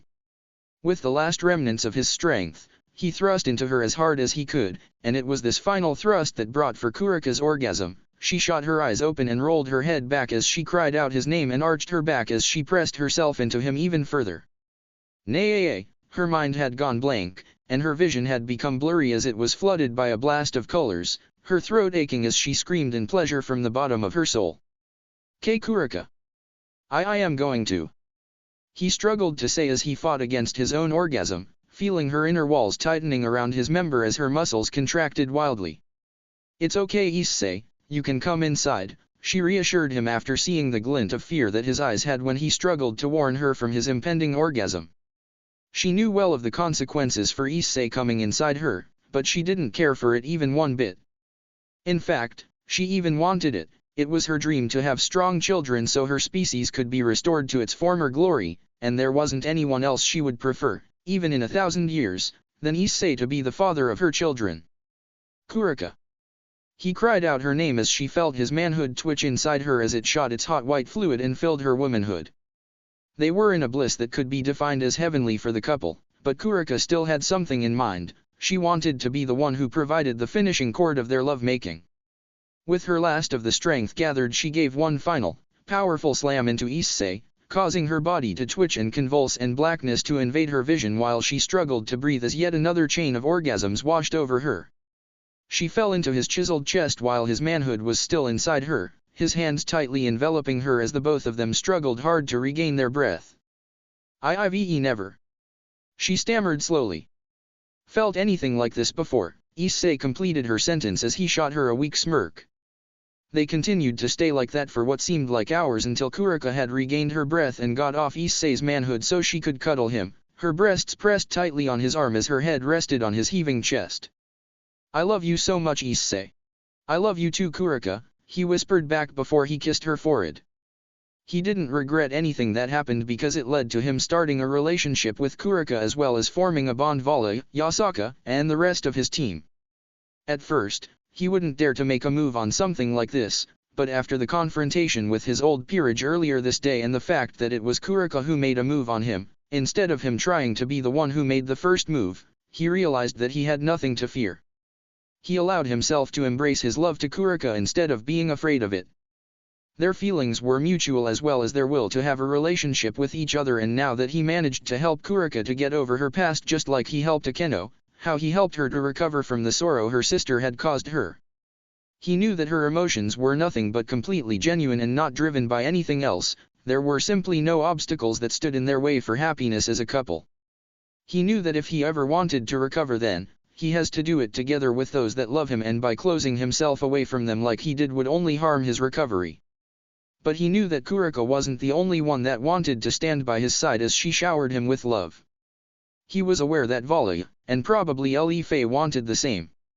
But for him, Ellie F was someone he needed to protect, someone he thought of like a sister, and he thought that she also felt the same, but he wasn't sure. And Valerie, he knew she loved him as much as he loved her, but there was something that held her back. He saw how she behaved when she talked with Valerie, and he knew that Valerie hid something that caused her great pain, and he wanted to help Valerie recover from that pain before he would start a relationship with her, so she'll be completely happy. Because just like him, Valerie was broken, and just as she helped him, then he'll help her. Only then will they get there happily ever after. Someplace else. Damn it. He bellowed as he watched everything that had transpired. See? I told you that you should listen to me, the other guy smugly told him. Yeah. I was a fool for thinking otherwise, but no more, he spat in anger as he gritted his teeth. So, what are you waiting for then? Leave them behind and join me. Together we'll achieve everything we desire. You're right. I gave them enough chances to prove to me that they were worthy, but they failed to do so. They are just the same pathetic weaklings I thought they were. I never thought you'd say that I was right, ha ha ha, the other guy laughed. Screw you. Well then, what are you waiting for? Just kill them and come. You already know where to go. I know, those weaklings don't deserve to live anymore, slaying them will be the nicest thing I could do for them. But with you it's different, together we could finally achieve everything we want, am I right, Rizevim? Indeed Cao, with you joining us, no one will be able to defeat Kliputh. And, so, two girls had already solidified their place in the harem, Kuraka, and Yasaka. Vali is on the way to do that, as well as the rest of the members of the harem, so don't worry. I am also really sorry for the cliffhanger, but I had to do it. I hope you liked the chapter. Don't forget to favorite, follow, and review. Defection. And, hey guys, and welcome to the 17th chapter of Switching Sides. I want to thank everyone who favorited, followed, and reviewed. You guys are the best. I must say that I am very taken aback by the immense support that this story gets, and I am happy to see that I made so many people feel enjoyment or any sort of positive emotion with my stories, and I hope to continue doing that. And who knows? Maybe one day this story will actually reach the first page of the DxD fandom here. Smiley face. Now, without further ado, here is the next chapter. Enjoy. Talking. Thoughts. Quotations. Actions, i.e., yawning and sighing. Flashback and time skips. Talking through the sacred gear. Talking in the host mind. Sacred gear actions and modes. The next time Issei had opened his eyes, it was after he had felt a cool breeze across his entire body, which made him shiver, as the coldness of the breeze across his body had been enough to wake him up. What the hell? Issei groggily asked as he rubbed the sleep from his eyes. His memory of everything that had happened prior to his awakening was blurry for the brunette as he struggled to try and remember, until a faint moan had snapped him out of his struggle and caused him to avert his gaze to the source of the moan. He saw Kuraka lying on the grass beside him, her figure completely exposed for his eyes to enjoy, and her breasts pressed tightly on his right arm and her head taking a firm position on his chest. He looked down at himself and saw that he was naked as well. The brunette had briefly widened his eyes in surprise as he realized that up until now, he failed to notice Kuraka's presence, but shrugged it when he assumed it to be because he was still waking up from his sleep. Issei allowed his eyes to linger more on Kuraka's figure as a gush of memories had flooded his mind and caused him to wince in pain while he grabbed his head with only his left arm so he wouldn't interrupt Kuraka in her sleep. Suddenly, all the missing pieces of his memory had surfaced as they linked with each other. He remembered it all now. Going to Romania to get Valerie, hearing Vala's sudden resistance to capturing the Domper girl, the meeting with his old peerage, the eerie forest they had teleported to afterward, and his talk with Kuraka. A talk that had led to much more than the both of them could have imagined. Issei cracked a small smile as the memories of his talk with Kuraka flashed through his mind over and over again, unlike the rest of the recovered memories which only needed one time. The comfort he gave Kuraka, the promise he made to her, a promise he would never even think of breaking, and the love they shared. He didn't regret a single thing of it. In fact, it had made him happier than he had even been. It was still new to him, all this love and affection that Kuraka had given him last night, but he wasn't scared of it, nor did he thought of running away from the changes that it had brought.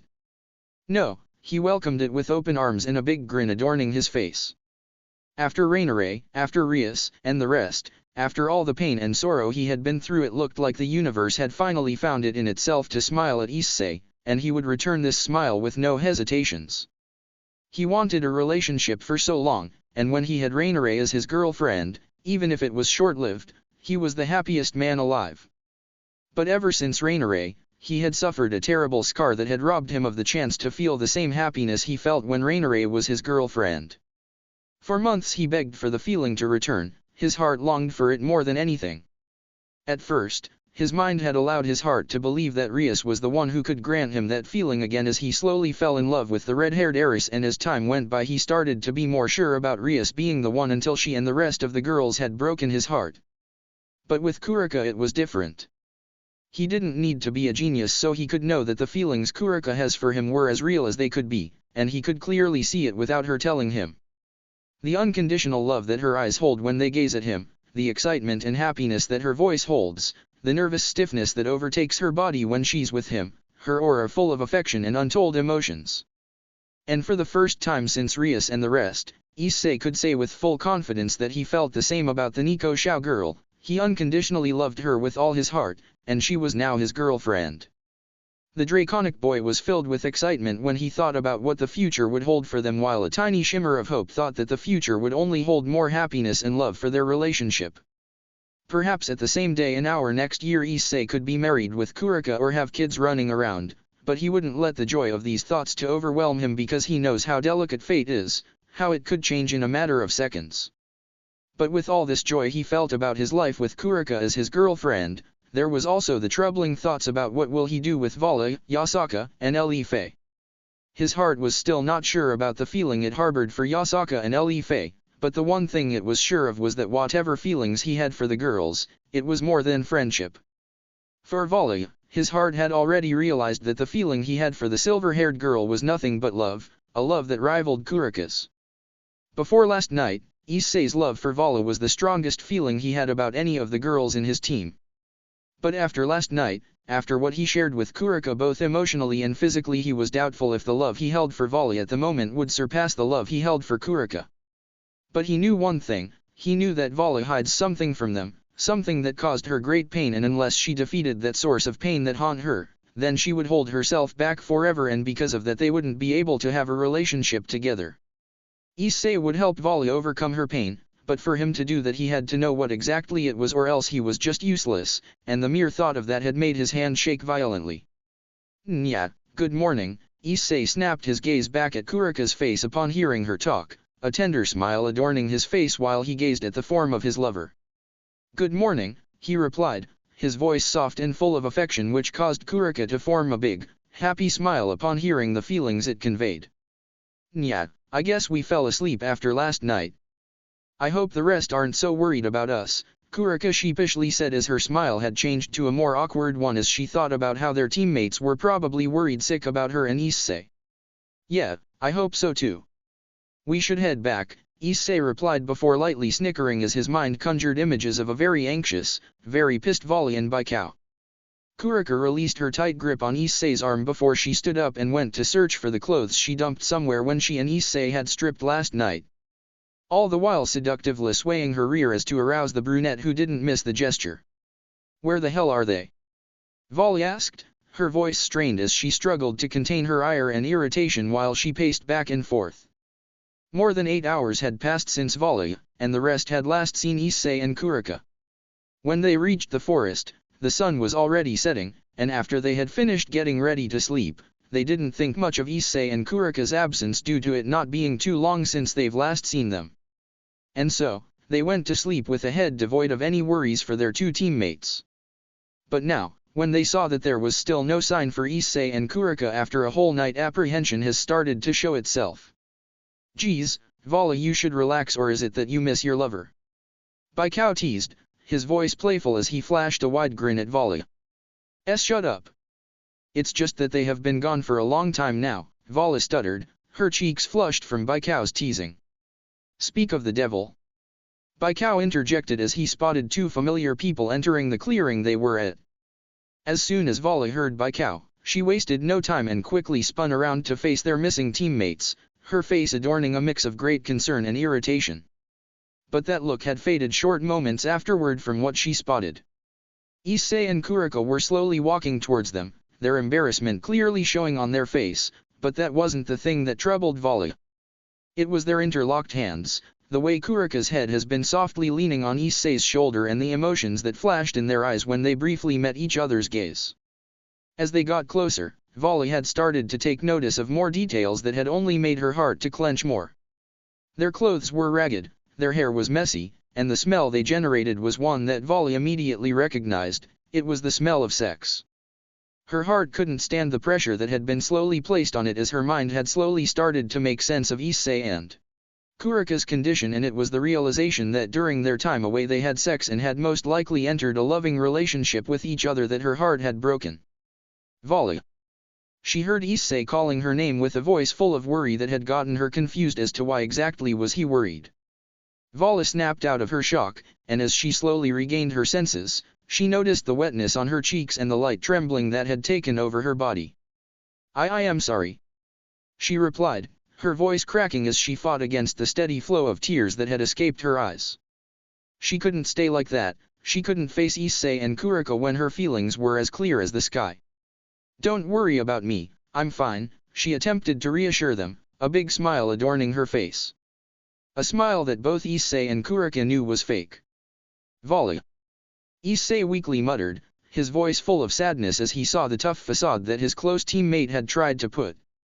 He knew Vali enough to know exactly when she lied and faked and when she was truthful and genuine, and right now she was the former, and he hated that. He wasn't dumb, he had his suspicions about the reasoning behind Vali's gloomy mood, and he hated himself for that, but he wasn't going to regret anything that had happened last night. He tried to reach Vali out with his hand so he can reassure her and hopefully bring some comfort to the girl who was so close to his heart, but the response he received from her had left him with his mouth slightly agape. "I said I was fine," she bellowed at him, her voice strong and full of many emotions. Pain, sadness, anger, and disappointment were the few emotions that the young emperor had managed to feel in her voice. He understood the pain, the sadness, and the anger, but he didn't understand the disappointment. Was she disappointed at me? He thought to himself while he tried to make sense of this weird, out-of-place feeling. But Vali's disappointment wasn't aimed at the brunette, rather it was aimed at herself. She wasn't his first, and the thought of it broke her heart.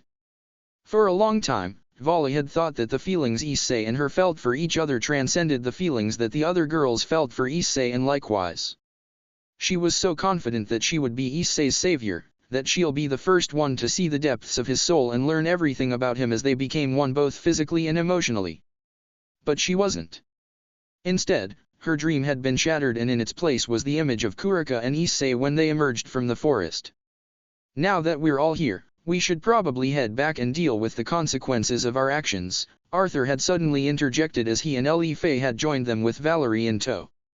"Why yeah," Issei replied half-heartedly while all his focus was set on Vali and how to deal with what happened. And so, Issei and the rest had teleported back to the headquarters of the hero faction, ready to face the consequences of their actions. Meanwhile at the underworld. "I see.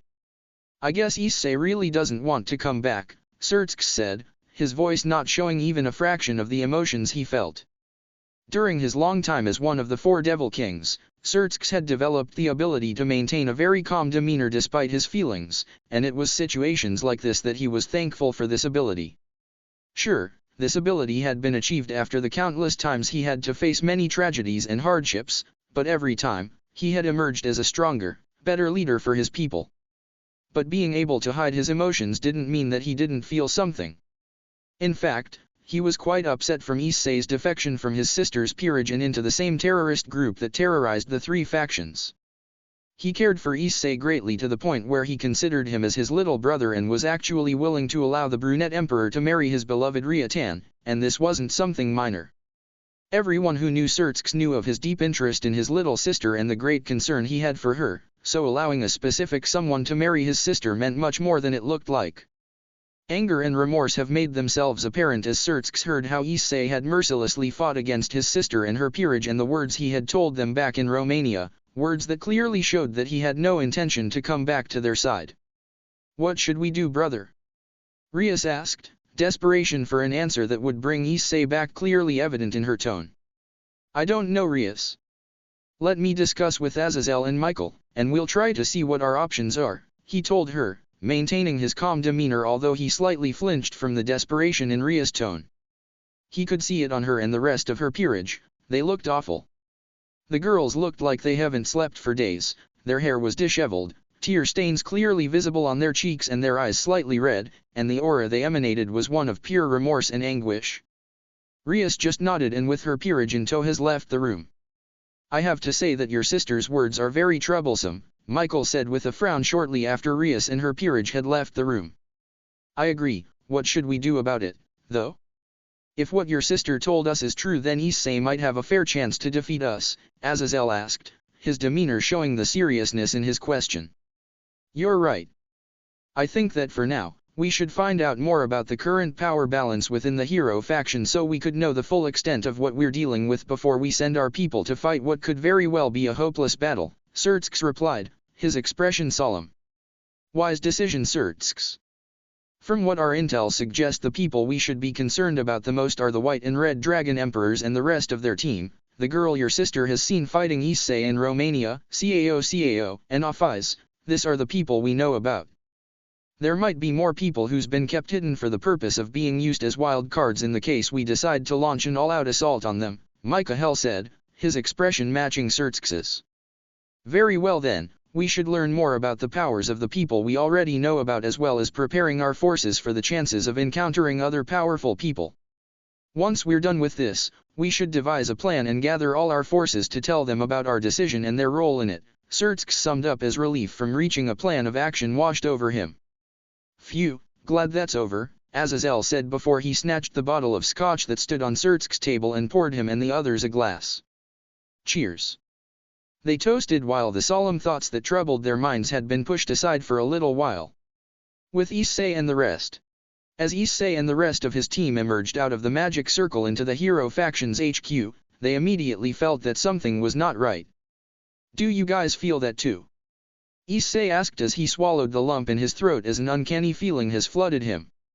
Yeah, I guess we should check this out, Kuraka replied as she took Issei's side and clung to his hand in fright. Come on, let's go, Vali said in irritation as she flashed a quick frown from Kuraka's closeness to Issei. The more she watched the closeness the two possessed, the more pain and jealousy she felt. She loved Kuraka, and the Nico Xiao was a great friend, but seeing her with the boy she loves was hard no matter if she was her friend or not. She wished she could replace her, to be the one who clung to Issei's hand and receive his words of reassurance, but she wasn't, and the most she could hope for was that one day her turn would arrive as well. As they all continued to walk, the feeling that something wasn't right had continued to strengthen. It was just too quiet, as if no one was present at the headquarters, and that fact by itself was just plain wrong. Never during their entire time as a part of the hero faction have they come across a situation when the headquarters were as empty and quiet as they were now, and that freaked them out as they tried to think of a possible reason for why has this happened now.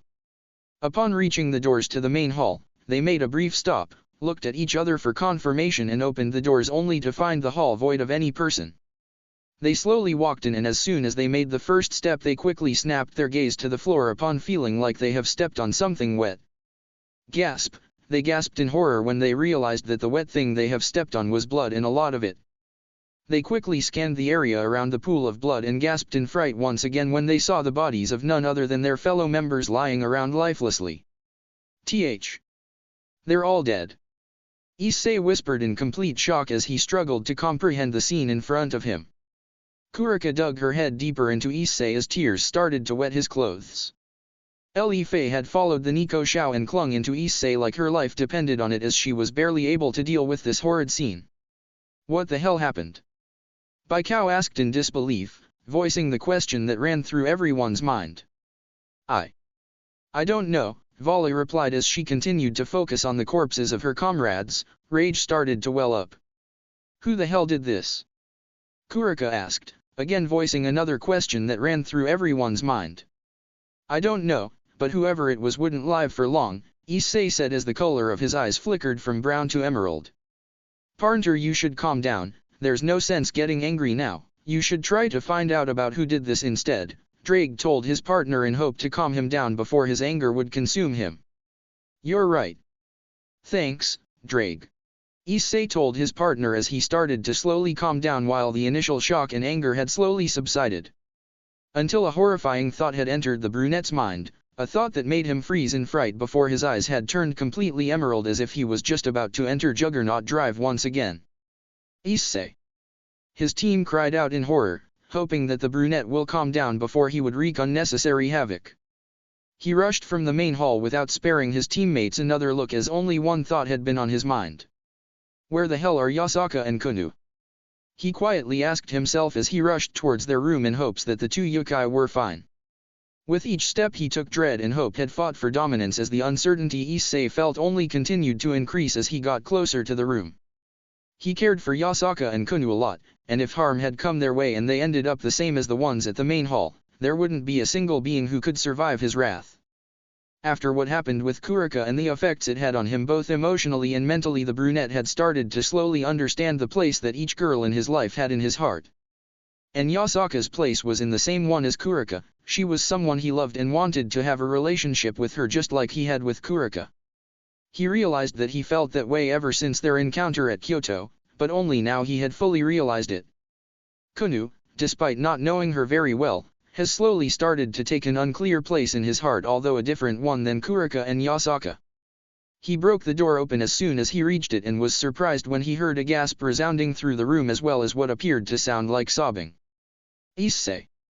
He heard his name being called before he felt someone embracing him tightly. He looked at the person who embraced him, and relief has quickly washed the uncertainty and dread away. Yasaka. Are you okay? What about Kunu? Yes Issei, we're okay. I am so glad to see you. She had said before she gave Issei a passionate kiss on the lips which took the brunette by surprise. He returned the kiss with the same passion that Yasaka possessed, and as he did, the place she had in his heart continued to feel right as if every doubt he had about it just faded. The couple has parted shortly after so they could regain their breaths, a thread of saliva connecting them. Issei. He heard his name being shouted once again before someone has clung tightly to one of his legs. He didn't need time to figure out who it was and he immodestly crouched down on one knee so he could face the one who clung to his leg. Kunu, I am so happy to see that you're okay, he said as he patted the girl's hair which managed to calm the sobbing yokai down slightly. At this moment, Issei reached a realization. He realized that the place Kunu had in his heart was the same place his future kids will hold. He snickered internally as happiness started to flood his heart upon thinking that he had gotten a small family of his own. True, Kunu wasn't his real daughter and Yasaka and Kuraka weren't his wives, but he was sure that those things didn't have any importance. He loved the three of them, and he was sure that they loved him as well, and that's all he needed. But with happiness came the dread as thoughts about his little family being torn apart by the same one who slaughtered his comrades. I'll protect them no matter what. He promised to himself as he couldn't bear the thoughts of his small family being taken from him. Everything's going to be okay Kunu, I'm going to protect all of you no matter what. He reassured the little yokai and was pleased when he saw her crack a smile at him in return. Thanks, Issei. She told him in happiness before doing something that had completely caught him off guard. He looked with his eyes slightly widened as Kunu bit his leg with no apparent reason. Oh my. I didn't expect her to do that, Yasaka said in surprise as she saw what her daughter has done. What exactly did she do? Issei cluelessly asked, hoping to realize what exactly Kunu did. My daughter has marked you as hers. Marked me as hers? What does that mean? Issei asked in bewilderment. It means that Kunu decided that the one for her is you and not other. Yasaka's explanation caused Issei's eyes to widen again. Yasaka saw how stunned Issei was from what Kunu did and decided to add a little fuel to the fire. That reminds me that I need to do the same to you, but my way to mark someone is quite different than Kunu's, but I think you'll enjoy it much more, she teased with a husky voice which caused the brunette to brush profusely. Yasaka giggled in response, but as soon as she heard Issei's reply, she gasped in surprise as she was caught completely off guard by it. I would actually like that very much, but I would have to ask Kuraka's permission first, he told her without showing even a hint of humor which made Yasaka think that perhaps the boy was serious. Are you serious? She asked, dumbfounded. Yes, you don't want to. I do. She replied again, now irritated from the way her teasing had backfired. You and Kunu should move to my room because I don't think I'll be able to sleep peacefully when you're someplace else considering what happened, he suggested, making Yasaka and Kunu blush. Issei was quite surprised from the newfound confidence and boldness that he now possessed, but it didn't mean that he didn't like it.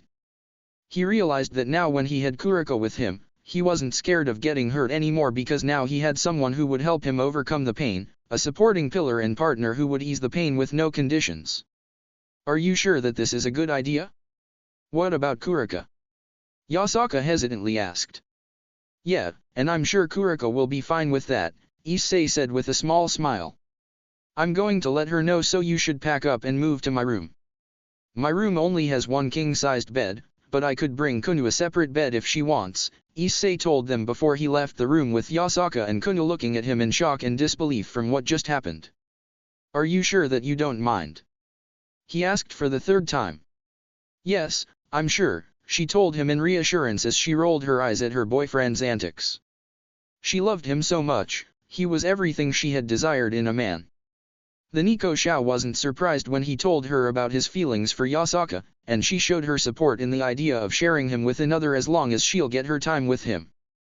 There was no doubt even for a slight second that Issei would stop loving her if she shared him with others. His heart was just big enough to contain more than one girl in it, and his dream of having a harem has made his resolve even stronger. She was aware of his goal for quite a while. At first, she thought that he was just a pervert who wanted nothing more than having a bunch of beautiful girls surrounding him as they begged for sex, but as she got to know him, she realized that his dream came from a much darker place than she initially assumed. It came from the loneliness he felt as well as the feeling of rejection he had always received from girls, and not only from his hormones. He wanted multiple women who would shower him with love as he did the same for them. Thanks, Kuraka. Did I already tell you that I love you? Always, she told him with a smile before the two of them had returned to their room. The next day, Issei has woke up with a smile on his face as he gazed at the other occupants of his bed. After Rias and Rainare, he didn't think that he'll get to experience love and happiness again, but now as he lied on his bed with Kuraka, Yasaka, and Kunu, who was on the bed across from theirs, he realized that he was wrong. His mind had wandered to the surprise that awaited him when he entered the room after his training. How he saw Kuraka and Yasaka lying naked on the bed. Issei could have sworn that if it wasn't for the sheer surprise he felt, he would have painted the room red with his nosebleed. He wondered where Kunu was, but his concern was quickly put to rest when Yasaka has told him that she left her with Ellie F for an hour or two, depends on how long will they take. Issei was hesitant about leaving Kunu someplace out of his reach, but he trusted Ellie F, so he let his worries fade as he went to Yasaka and Kuraka and spent what he could describe as the best 2 hours of his life. Their heavenly moaning that accompanied his thrusts, the tightness that enveloped his member, the sweat that adorned their body as they continued their activities with undying vigor, and their climax as he came inside Kuraka while his tongue had played with Yasaka's womanhood until she came as well. By the end of their activities, Issei had come to the conclusion that his decision of asking Yasaka and Kunu to stay in his room was by far the best decision he had ever made in his life, as he looked forward to many nights like this one. He got up from his bed and went to wash all the sweat and other fluids that last night had brought. Once he was finished, he was pleased to see that Kuraka and Yasaka were already awake and waited for him to get out of the shower. We would have joined you, but we feared that we might wake Kunu up, Yasaka seductively told Issei, kissing him on the lips before she went to the shower. He went to Kuraka and gave her a big kiss on the lips before they sat up on the bed as Kuraka waited for Yasaka to finish so she could enter the shower next. After Yasaka and Kuraka had finished showering, they woke up Kunu, who quickly got ready, before they went to the main hall after being asked by Vala last night to attend to the main hall. Once they reached the main hall, they saw that everyone were already there waiting for them. They flashed them a sheepish smile before they took their place by their side as they waited for Vala to start. Morning everyone. I hope you had a good sleep. Vala started. Due to recent events, we were all left with many emotions as well as uncertainty about many things, such as who has committed this horrific act as well as why, and the reason I gathered you all here is so we could try and find out about what exactly had happened last night, she continued, her gaze aimed at Kunu as she finished her words. Kunu, you and your mother were the only ones who were present here during the events that happened last night, so could you tell us what exactly has happened? Why yes. Kuraka timidly replied from her place between Issei and Yasaka. My mother and I were talking when all of a sudden we heard screams coming from outside our room.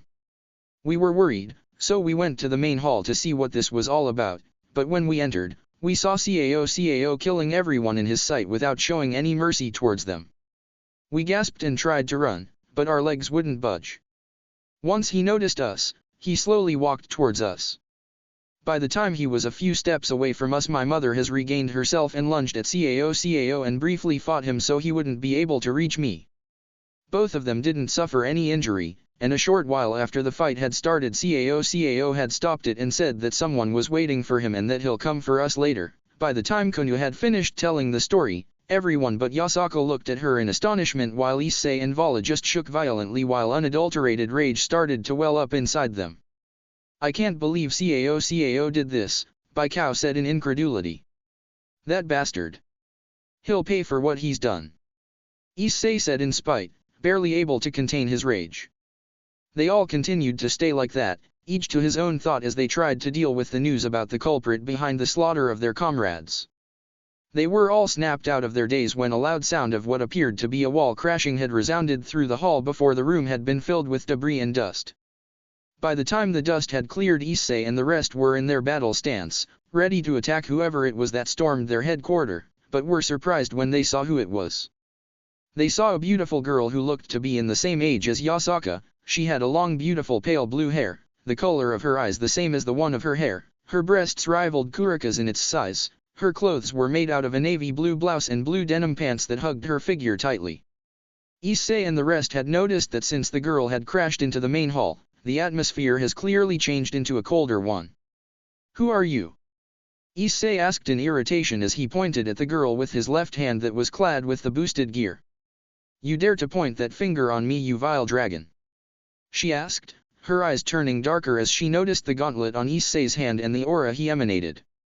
I see that you're here as well, Albion, she said as she sensed another familiar aura in the room. Yes, I have to say that I am quite surprised to see you, Albion replied, a bit of surprise evident in his voice. Me too, although I can't say that I'm glad to see you, Drake interjected, making the girl grow irritated. Even after all this time, I can't seem to get over the bile that threatens to come out whenever I hear your voice, she told Drake while she glared at Issei. I suppose that you didn't miss me at all? Drake asked mockingly. PFF as if. I waited so long for this moment. I've tried to track you down for years, but every time I felt even a faint trace of your aura it always disappeared and showed up later at a different location, but now. Now I was fast enough and have finally managed to get to you before you disappeared again. You should have known better to control your aura. You two seem to know this girl, so could you tell us who the hell is she? Issei asked the two dragons in exasperation. This is Tiamat, a legendary dragon and one of the 5 great dragon kings. And, don't forget to favorite, follow, and review. I'll see you next chapter. Blue King. And, hey guys, and welcome to the 18th chapter of Switching Sides. I want to thank everyone who favorited, followed, and reviewed. I also want to apologize for the time it took me to update. I had some problems with this chapter, and it took me some time to eliminate them, so I apologize for that. This chapter will feature a backstory that I made up for 2 characters, so expect Sumo and OOC in this chapter. This chapter will also be the build-up for the fight that was teased in the last chapter. I worked hard on this backstory in various ways, so I hope that you'll like the result. I also want to say that unlike the other chapters, this one I wrote without the help of my beta, so the reviews you guys leave will be very valuable for me, so please make sure to review in a civil manner. Smiley face. Also, about the rewrite of my first story. There have been some problems with it as well, so it will take me some time to complete it, but I am making progress with it, so don't worry. Now, without further ado, here is the next chapter. Enjoy. Talking. Thoughts. Quotations. Actions, i.e., yawning and sighing. Flashback and time skips. Talking through the sacred gear. Talking in the host mind. Sacred gear actions and modes. Tiamat. That was her name. She was a beautiful girl in the same age as Yasaka. She has a pale, long beautiful blue hair which also matched the color of her eyes, and her bust rivaled that of Kuraka in its size. Her clothes were a combination of a navy blue blouse and blue denim pants that hugged her figure tightly. She was a beautiful girl, and that fact didn't go unnoticed by Issei, who would have found himself wiping the drool off his mouth if it wasn't for the fact that this was no ordinary girl. The girl looked exactly like any other ordinary girl, her face, her body, her hair, her clothes.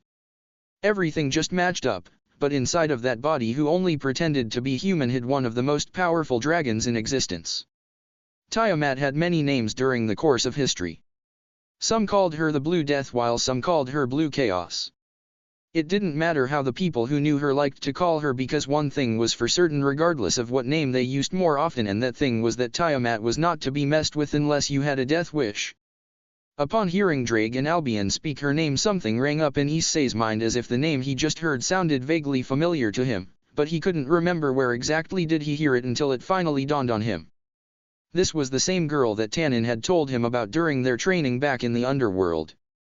This was one of the great 5 Dragon Kings, and Issei wasn't a fool. He knew that Tiamat had got the exalted title of a Dragon King for a reason, and not because of her graceful form and beautiful color.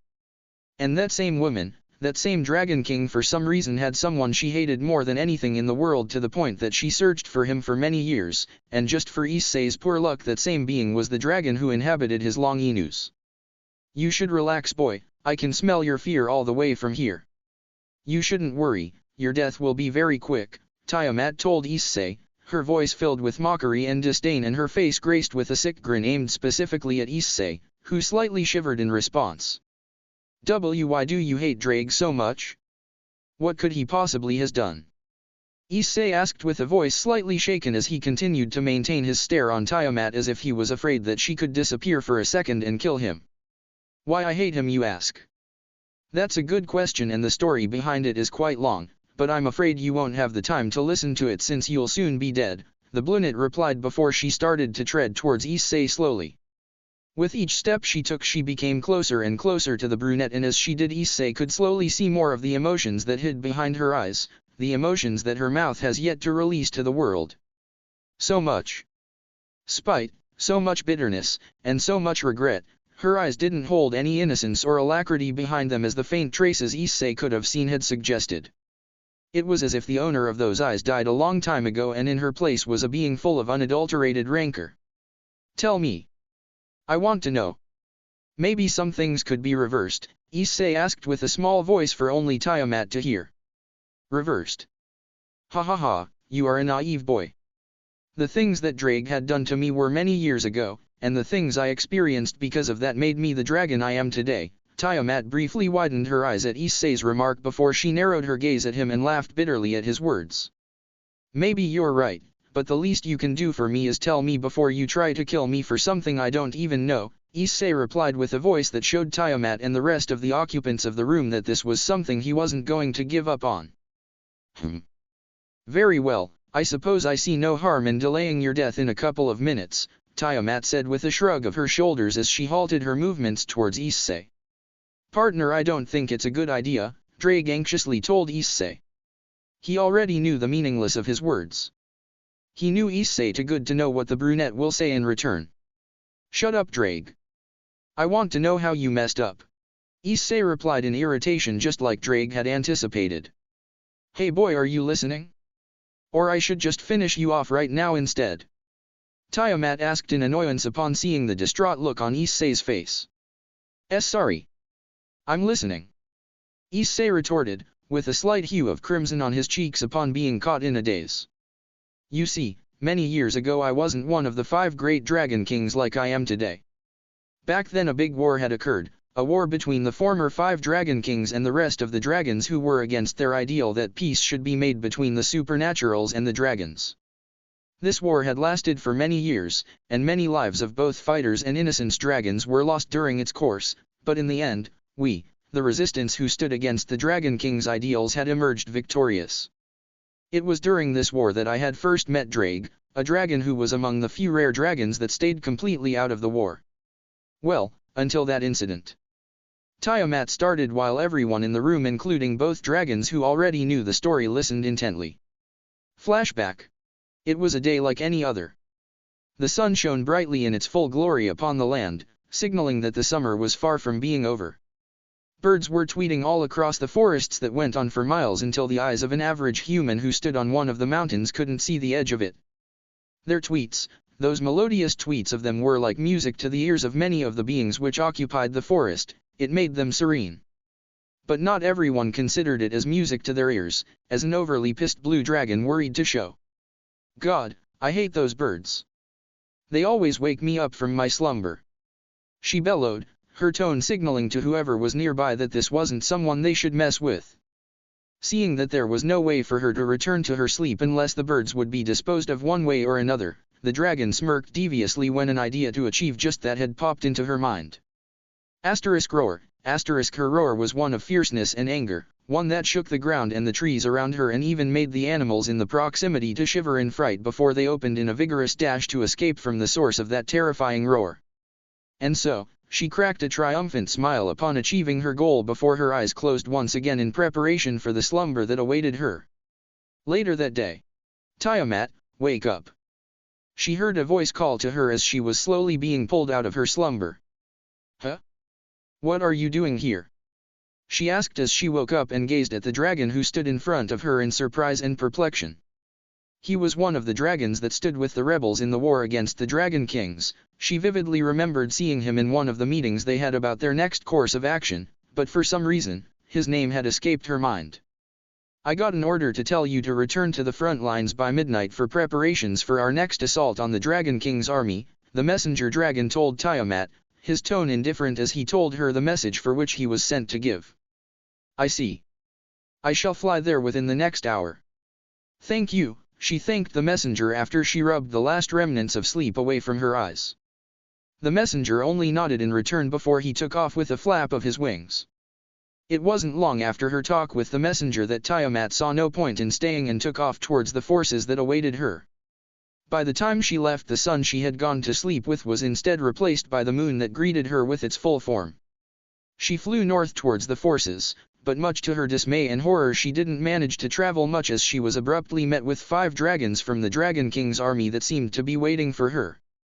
They were big, each with a different color adoring his form, and many nasty scars could be seen on various parts of their body, scars that told only a fraction of the story that stood behind it. Well. We waited for you for quite some time now, little dragon, one of the dragons said with a cold voice and a sick grin that said differently than the coldness in his voice. What is it that you want from me? She asked dumbfoundedly. She had her guess as to what they wanted, and she was confident that it was right despite how much she didn't want it to be. She thought that maybe if she would play dumb then the dragons would reveal more to her, like how did they know about her affiliation and the course of her flight towards the forces. A little dragon told us that a very powerful dragon of the rebel forces would be making its way towards the forces that fight in the north, and we thought that this is just a golden opportunity that shouldn't be missed, the dragon said, his tone now matching the wickedness of his grin. A golden opportunity to get your asses handed to you. The blue dragon teased back in mockery. A smirk was adorning her face when she saw the tick marks that graced her enemies. You should know when to keep your mouth shut. You're clearly at a disadvantage here, so I would advise you to think before you speak, the dragon replied back in irritation. Oh? You may have the numbers, but I have the strength, Tiamat said before she rushed at the dragons with all her might. Sometime later. It has been quite some time since Tiamat and the dragons had started to fight each other, and so far things weren't looking bright for the lone blue dragon. As much as she hated to admit it, the dragons she fought against were a force to be reckoned. At first, she thought that due to the ample scars that graced their forms then they were dragons who had seen many losses in their fights. But now she understood that those were scars that were made by an opponent which luck was on his side and nothing more. She tried to land a few hits on them, both with her fire and her paws, and she did succeed, but the number of times she did could be counted on one of her paws in comparison to the times they had managed to strike her. We're going to end this fight. The dragon that she spoke to earlier cried in vigor and triumph before the other 4 dragons had joined their friend in preparations for the killing blow. Tiamat knew that her chances of survival were very slim, her body was injured severely, her wings and legs were incapacitated, and her sight was blurry, she was in no condition to escape whatsoever. And so, without a choice, she waited petrified in her spot for the killing blow to come and end the pain that overwhelmed her entire body. But it never came.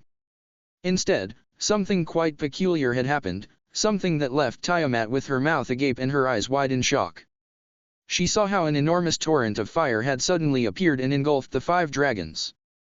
She was glad for the distraction that the torrent of fire had brought, but she was sure that the 5 dragons would soon recover from the surprise and go on the offensive, but then it happened.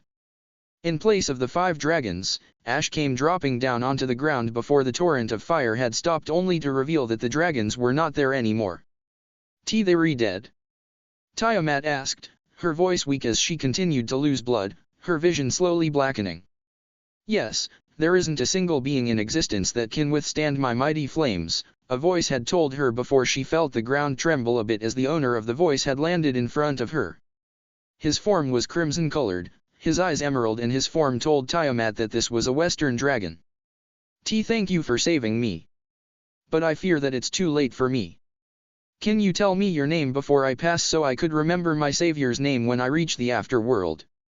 Tiamat asked, her voice getting weaker and weaker as she spoke. You are not going to die, but I will tell you my name, and I'll wait to hear yours once you wake up. I'm Drake, the Red Dragon Emperor. Tiamat had only managed to form a faint, grateful smile before everything went black. A few days later. It wasn't until a few days later that Tiamat had woke up for the first time since she was ambushed by the 5 dragons from the opposing army of the current Dragon Kings. Upon seeing the light that invaded her eyes, Tiamat had quickly opened them in surprise before a gasp had erupted from her throat from seeing that the light wasn't a part of the long dream she had but rather a part of the real world. The world she didn't think she'll have the chance to see again. I'm alive? How? I thought I died back then, she asked herself in bafflement, still confused as to how she survived the grave injuries she sustained from the ambush. She was certain that her mind didn't mistake her. She remembered the injuries she suffered during her fight against the 5 dragons, the nasty cuts that adorned her body, the bite marks that penetrated the scales on her wings and neck. But those injuries weren't the ones that caused Tiamat to bid farewell to her life earlier than she should have done so. No. The injuries that had caused her to do so were the ones caused by the dragon's abilities rather than the physical attacks. The extreme coldness that enveloped her body with each time one of the 5 dragons, a descendant of the blizzard dragon as Tiamat assumed, had struck her with his attacks. The boiling venom that threatened to burst her blood vessels with each time the venom dragon, the one that spoke to her before the fight, had managed to land a nasty bite on her. The sudden numbness of her senses that followed each time she inhaled some of the particles that were mixed in the roar of the yellow dragon that Tiamat assumed to be a sprite dragon. While those 3 dragons had been the primary source of Tiamat's injuries, it didn't mean that the other 2 dragons who inflicted the physical injuries on her did not have a hand in her downfall. She remembered all of it like it happened only minutes ago, and as she did, she found herself involuntarily shrinking away as if she was reliving the horrors she experienced in the ambush. Only when she realized the meaning of her reaction to those horrid memories did Tiamat understand that those damned dragons had managed to not only wound her physically but also mentally, and for that, she would forever curse their existence.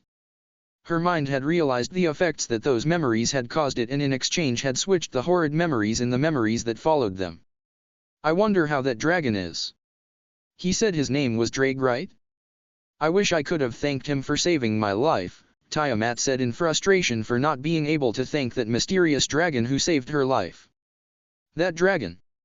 He was so beautiful, the crimson color that made his western figure all the more majestic, those emerald eyes that managed to mesmerize her in the glance she gave him, and the incredible strength he possessed had left Tiamat awed like she had never been before. I see you are finally awake, she shrieked upon suddenly hearing a booming voice making its presence known to her. Who are you? Stay back. She cried in panic as fear gripped her upon thinking that this was an enemy. Relax, it's me, Drake, Drake told her, his voice now a bit softer so the blue dragon in front of him won't be frightened even more. Drake? She hesitantly asked. Yes. Don't worry, you are safe, Drake told her as he made his way to her side so she could see that indeed it was him. When Tiamat had laid her eyes on Drake, the fear she felt vanished like it never existed, and in its place was now a feeling of happiness and gratitude toward the crimson dragon who saved her life. It's really you. I am so happy to see you, Drake. I wanted to thank you for saving my life. If it weren't for you I would have been long gone by now, she told him with a sincere smile that showed the immense gratefulness she felt and tears pouring from her eyes. Oi. Relax, it wasn't that big of a deal, Drake sheepishly told her, his face redder than it was supposed to be. Tiamat struck Drake as a very strange dragon, her color, her powers, her figure, and most of all her behavior. He saved quite a few dragon in his life, both males and female alike, but none of them had expressed their gratitude in the way Tiamat had been. The males praised his strength and challenged him to a duel, so their last remnants of pride that survived the shame of their defeat had brought could be salvaged and restored back to their previous glory. And the females were all the same, the coy smile of gratitude and the not-so-humble attempts at repaying him with their bodies as they continually tried to seduce him. But Drake didn't care for such things. He found their efforts to be futile hinders to his true goal to find the one who won't turn to ash under his fire. But it didn't mean that Drake didn't care for girls. He was a male, and like every other male he appreciated girls in his own way. But he had his priorities set, and the only thing that could have set him off his track was if he were to find a female dragon that was not like the others. As Drake examined Tiamat more and more, his mind continued to tell him that this girl was different, that she would be the girl who would set him astray of his goal. This was something that Drake considered obscure, baffling. This was something he knew little about. He was a dragon of war. One that lived solely to fight his way to domination and not to solve the obscurity of his mind. He was a dragon of sheer power and not one of knowledge. But against all the odds, he found himself attracted to the dragon he saved from death's door, with the only explanations for it being the odd feelings in his heart that slowly fueled his instincts and the puzzling thoughts that his brain had conjured. Are you alright, Drake? You seem a bit off for quite a while now, and it got me worried. Tiamat's soft voice snapped him from his train of thoughts. I'm alright, but I fear that I forgot to ask you something important. What is it? She inquired in perplexion. What is your name? His question caught Tiamat off guard. Tiamat did not expect this kind of question. When Drake told her that he wanted to ask her something important, she assumed it to be along the lines of why she was there and why did those dragons ambush her, and not something as trivial as her name. If it were any other dragon, Tiamat would have shot him a nasty glare for making her worry that much, but he wasn't any other dragon. He made her heart to feel warm and her stomach to feel like butterflies were flying inside it. Tiamat, she gently whispered as if she feared that someone other than Drake was listening. Tiamat, huh? That's a very nice name, he complimented with a grin on his face. Thank you. She replied sheepishly with her cheeks now red. She couldn't explain the origin those odd sensations, but she wasn't clueless as well. She knew that those feelings were felt when you loved someone, and she had a wild guess as to who she felt it for, but she didn't understand why. Why did she have those feelings for Drake? She just met him after all, and she knew little or none about him. But still, there was something about him other than his looks that had Tiamat completely captivated without her even realizing it. His aura, it was one of sheer strength and domination. It was an aura that promised pain to his enemies and cares for his allies, but that wasn't the thing that captivated Tiamat. It was the feeling of emptiness that his aura gave off. He felt strong, dominative, but at the same time, he felt empty, as if there was an entire part of him that was missing. And then it hit her, those were the only things she felt from his aura. He didn't possess any emotions other than wrath for his enemies and happiness for his allies. Love, sadness, hope, excitement, and humor all looked as if they were complete strangers for the red dragon in front of her, and she didn't understand why. She didn't feel even the tiniest of malice in his aura, and the fact that he saved her when he had no reason to do so only proved his kindness even more. He was incomplete, and Tiamat wanted to be the one who would complete him. She wanted to be with him, to introduce him to the emotions he never knew about, to show him that there was more to this world than fighting, even if it was the goal in his life, and even if he did want to fight, she wanted to give him a reason to fight. She wanted to fix the dragon who saved her life, the dragon she loved. Drake. Tiamat whispered softly. Yes. He said as he inched closer to Tiamat so he could hear her. Why is it that your aura feels so hollow? Her question caused Drake to draw back and widen his eyes in surprise. Hollow? What are you talking about? He retorted as if his answer was a part of a long-lived reflex.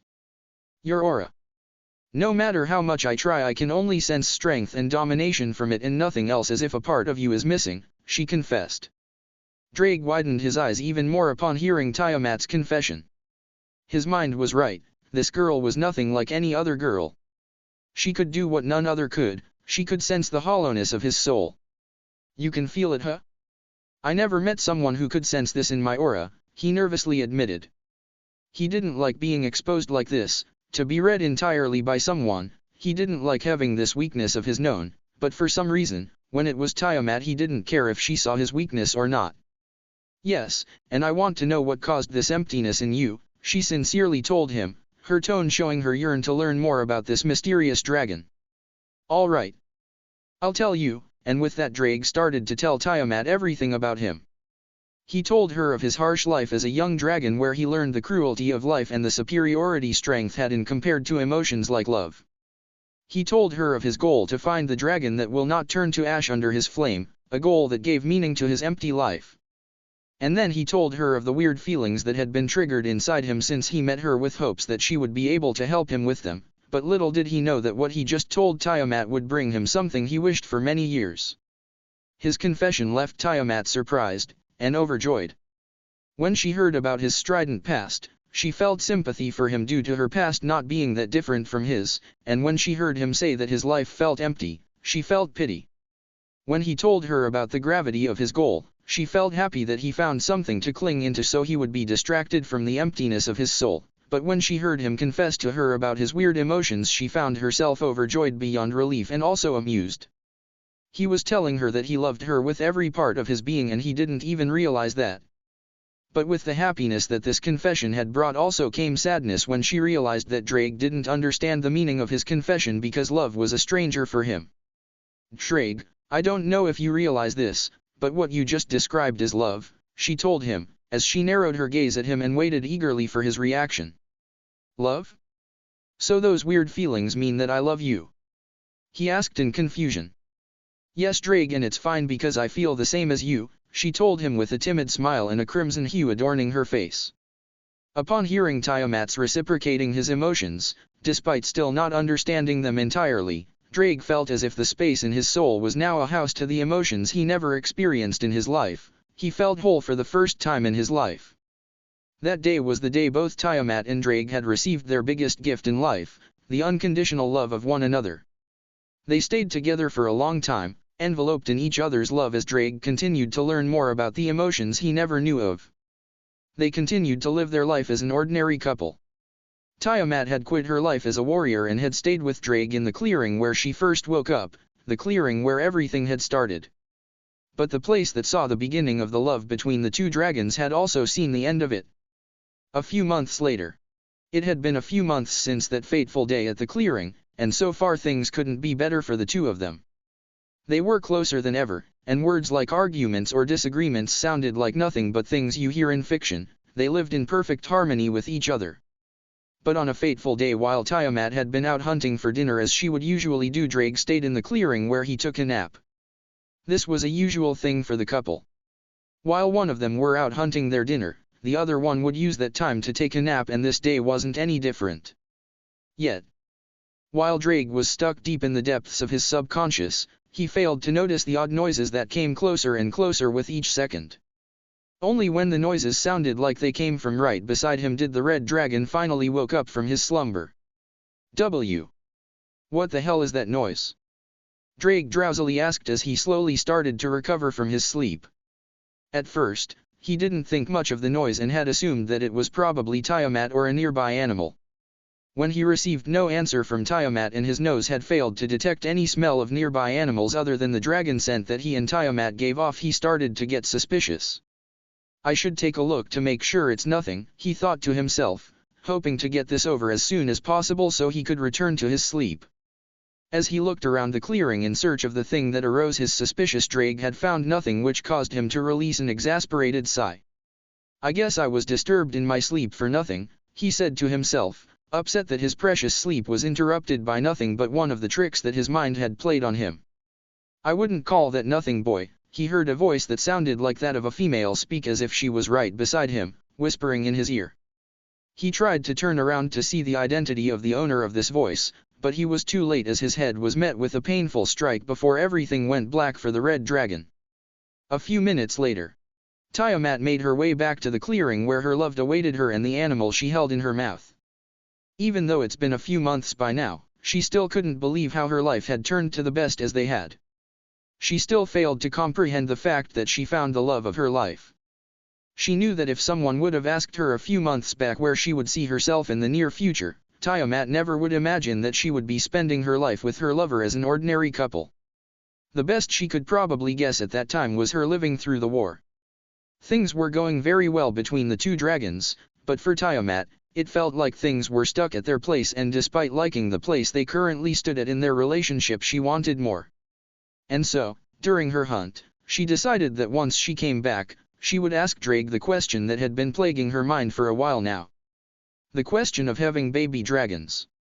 She wanted to have a legacy, a continuation of the things she stood for, and she wanted to give life to baby dragons that would hopefully get to live in a world where the war they were currently at was nothing but history. The blue dragon was unsure as to what her crimson lover thought about the issue of having babies, but she hoped that the harmony they had in their relationship would stretch to that issue as well. She wanted to be a mother, to give her babies the lives she never got to experience when she was little, life without horrors in it. She wanted to know for certain if Drake really loved her as she loved him. Yes, even that long after that fateful day Tiamat had her doubts about the Drake's feelings towards her. He told her that he loved her each and every day during the time they spent at the clearing, and Tiamat knew that he was sincere with his words, but the uneasiness in her heart refused to leave her regardless if her mind believed his words or not. Tiamat knew that having babies together would finally prove to her heart what her mind had already known. "Drake, I'm back," she announced her return in elation, happy to see her lover again. But the elation Tiamat had felt upon returning was soon replaced with anxious upon seeing that her lover wasn't anywhere in sight. She spent no time and quickly went to the place where she last saw Drake and had quickly used her nose to try and find any suspicious smells that could give her more information about what happened. Tiamat wasn't the type who would instantly assume that the worst had happened, but for some reason, this situation was different for her. Something in her had told her that this time assuming the worst wasn't a bad thing. And as she used her nose did Tiamat realize that the uneasiness she felt was justified. What is it? "I don't recognize those scents," she said with a shaky voice and a panicked expression when her nose had caught 3 offbeat scents surrounding Drake's. She tracked the scents to a nearby log where the piece of the puzzle that she needed waited for her. I'll make sure they pay," she bellowed in spite when she saw a familiar insignia engraved in the log, the insignia of the current 5 Dragon Kings. And so, with only the thoughts of rescuing her lover from the grasp of the 5 Dragon Kings and destroying them in her mind, Tiamat set off to the front lines where the remaining forces of the rebels fought valiantly against the last line of defense of the Dragon King's castle. That day was a day that would forever be remembered in the history of the dragons. The day where a lone blue dragon broke the last line of defense that stood between the rebels and the 5 kings. The day where a blue western dragon, a black eastern dragon, a green Asian dragon, a gray eastern dragon, and a golden western dragon had fought against the 5 kings until they had finally perished under their strength. After she and the other 4 dragons had successfully defeated the kings, Tiamat had rushed to the dungeon where she found Drake with heavy injuries all over his body. "Drake, what have they done to you?" Tiamat cried in dismay, tears freely dripping down her face. But she received no answer, and only when she got closer did she find out that Drake was unconscious.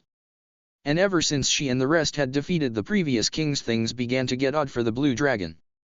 It started when she was suddenly called by a few dragons only to find out that she was to be one of the new 5 Dragon Kings alongside the other 4 dragons who helped her in her fight against the former kings. But it didn't stop there for Tiamat, as the more she invested in her new duty, the more the harmony she and Drake had slowly faded. Arguments and disagreements no longer sounded like words from fiction and were now things both Drake and Tiamat experienced first-handed. Tiamat, who wanted to spend all her time to give back to her kind so the losses of the war would be forgotten, found herself arguing against Drake, who wanted Tiamat to relinquish her title so they could return to how they used to be before that incident.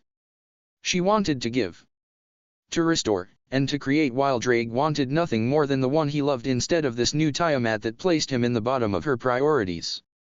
He hated to admit it, but he missed the time when he was her center of attention, where they spent days without food so that they would not be separated from each other even for a moment. He missed the Tiamat who bantered him, the Tiamat who has been affable and gracious towards him, the Tiamat who neglected her duties in the war so that she could continue to live with him, the one she loved. He missed the gentle smile she would flash him when she gazed at him, a smile full of love and happiness that showed Drake the content she felt from the life they shared together. That was the Tiamat he fell in love with, not the one who held titles like king. That Tiamat was the exact opposite of the one he loved. She cared, loved, and smiled, but not for him. She only cared about the greater good of her kind and not about herself or the one she loved. She would dismiss Drake's complaints about the way she behaved as nothing more than trivial things, as if she cared little to none about what he thought about her.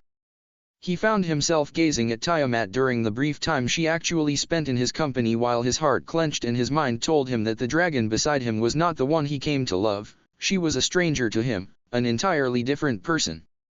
It took Drake a while to finally find the solution he desired so much, but when he did, he realized that there was no way for his heart to stay whole.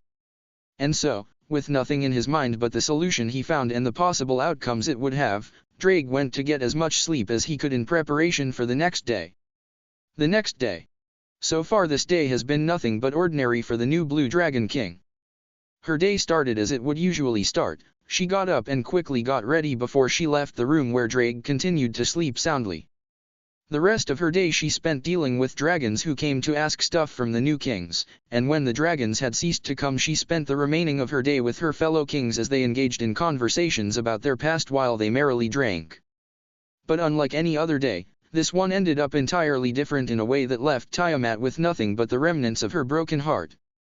Shortly after the sun had set down, Tiamat and her fellow kings, who were still engaged in their conversations, found themselves greatly surprised when the door to their quarters had been harshly broken by a red dragon that was only known by Tiamat, who had her eyes widen in shock and horror. Drake, what are you doing? What is the meaning of this? Tiamat asked in alarm. Her voice was shaking as she continued to examine her lover. His face. Something was different about it. She didn't remember ever seeing Drake wearing the same expression he currently had before, and it caused her to start worrying for the red dragon in front of her. She continued to stare intently at him, trying to figure out the meaning behind his dreadful expression, while the uneasiness she felt in her stomach only continued to intensify. His expression was one of grief, sadness, and anger all at the same time, and it bewildered Tiamat as to why he wore that expression. Did something bad happen? She asked herself in worry as her mind struggled to find the reason behind it to no avail. She realized that she would have been able to easily answer that question if only she spent more time with him. But as much as Tiamat wanted to do so, she just couldn't. Things were different now, and she accepted that reality with a heavy heart. I had enough, Tiamat. I don't recognize you anymore. You are not the Tiamat I fell in love with back at that clearing, the Tiamat who taught me how to love and gave a meaning to my life other than fighting. You keep neglecting me every time we meet, and I had enough of that. I found myself feeling regret when I thought about the day I saved you from those dragons. You might have been the one I loved, but now I'm not sure that you are, and I'm not certain that I am the one you love anymore. Drake told her, his voice harsh as he continued to tell Tiamat about what he felt. He knew that he was probably too harsh on her, that he should have said it differently, but at that moment his heart ached so much that he saw no other way, nor did his mind manage to come up with another way. Drake never felt sorrow in his life like he felt at that moment where he told Tiamat everything that troubled his heart and mind, and he just wished to end it as soon as possible so he could try and forget it. Drake, Tiamat stuttered in a loss of words while she looked at Drake in shock. I never knew he felt that way. If only I'd done things right, she wistfully thought to herself as remorse started to flood her. If only she realized the effects that her behavior had on Drake. If only she spent more time with him instead of her fellow kings. The sorrow she and Drake felt could have been prevented if only she did all that. Don't, Tiamat.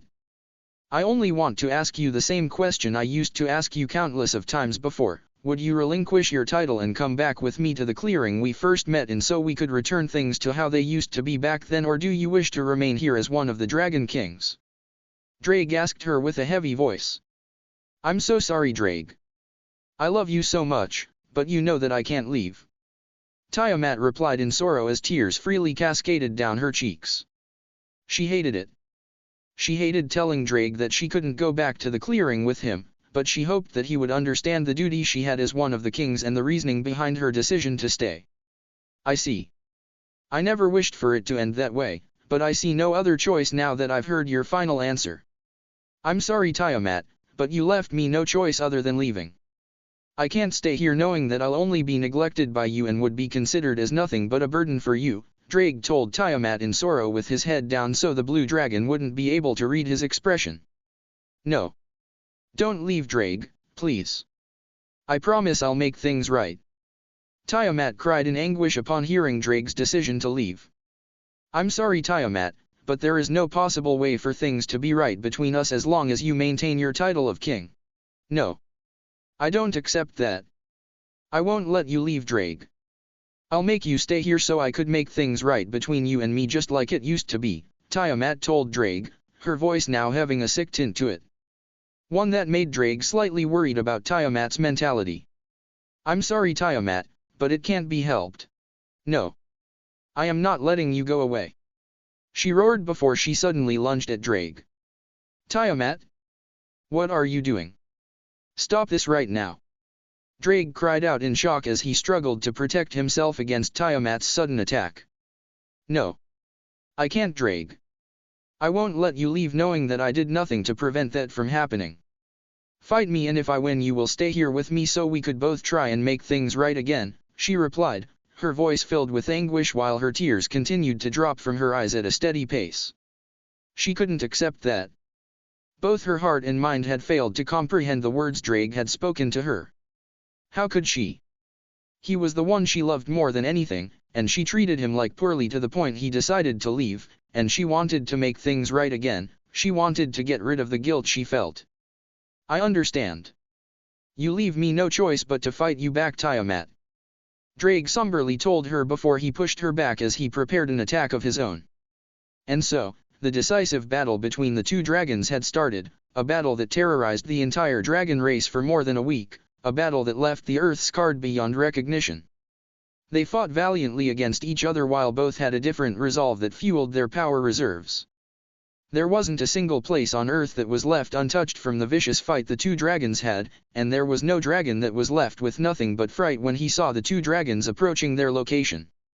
But with every beginning comes an end, and after a long week of fighting the battle between the two dragons was decided. Do you recognize this place, Tiamat? Drake asked Tiamat as he landed in a familiar place. Why, yes. This was the place we fell in love with each other, Tiamat stammered in sadness as she scanned her surroundings, a sad smile adorning her face. Yes. This was the place where it all begun, and now it's the place where it all ends, he replied with the same smile Tiamat had.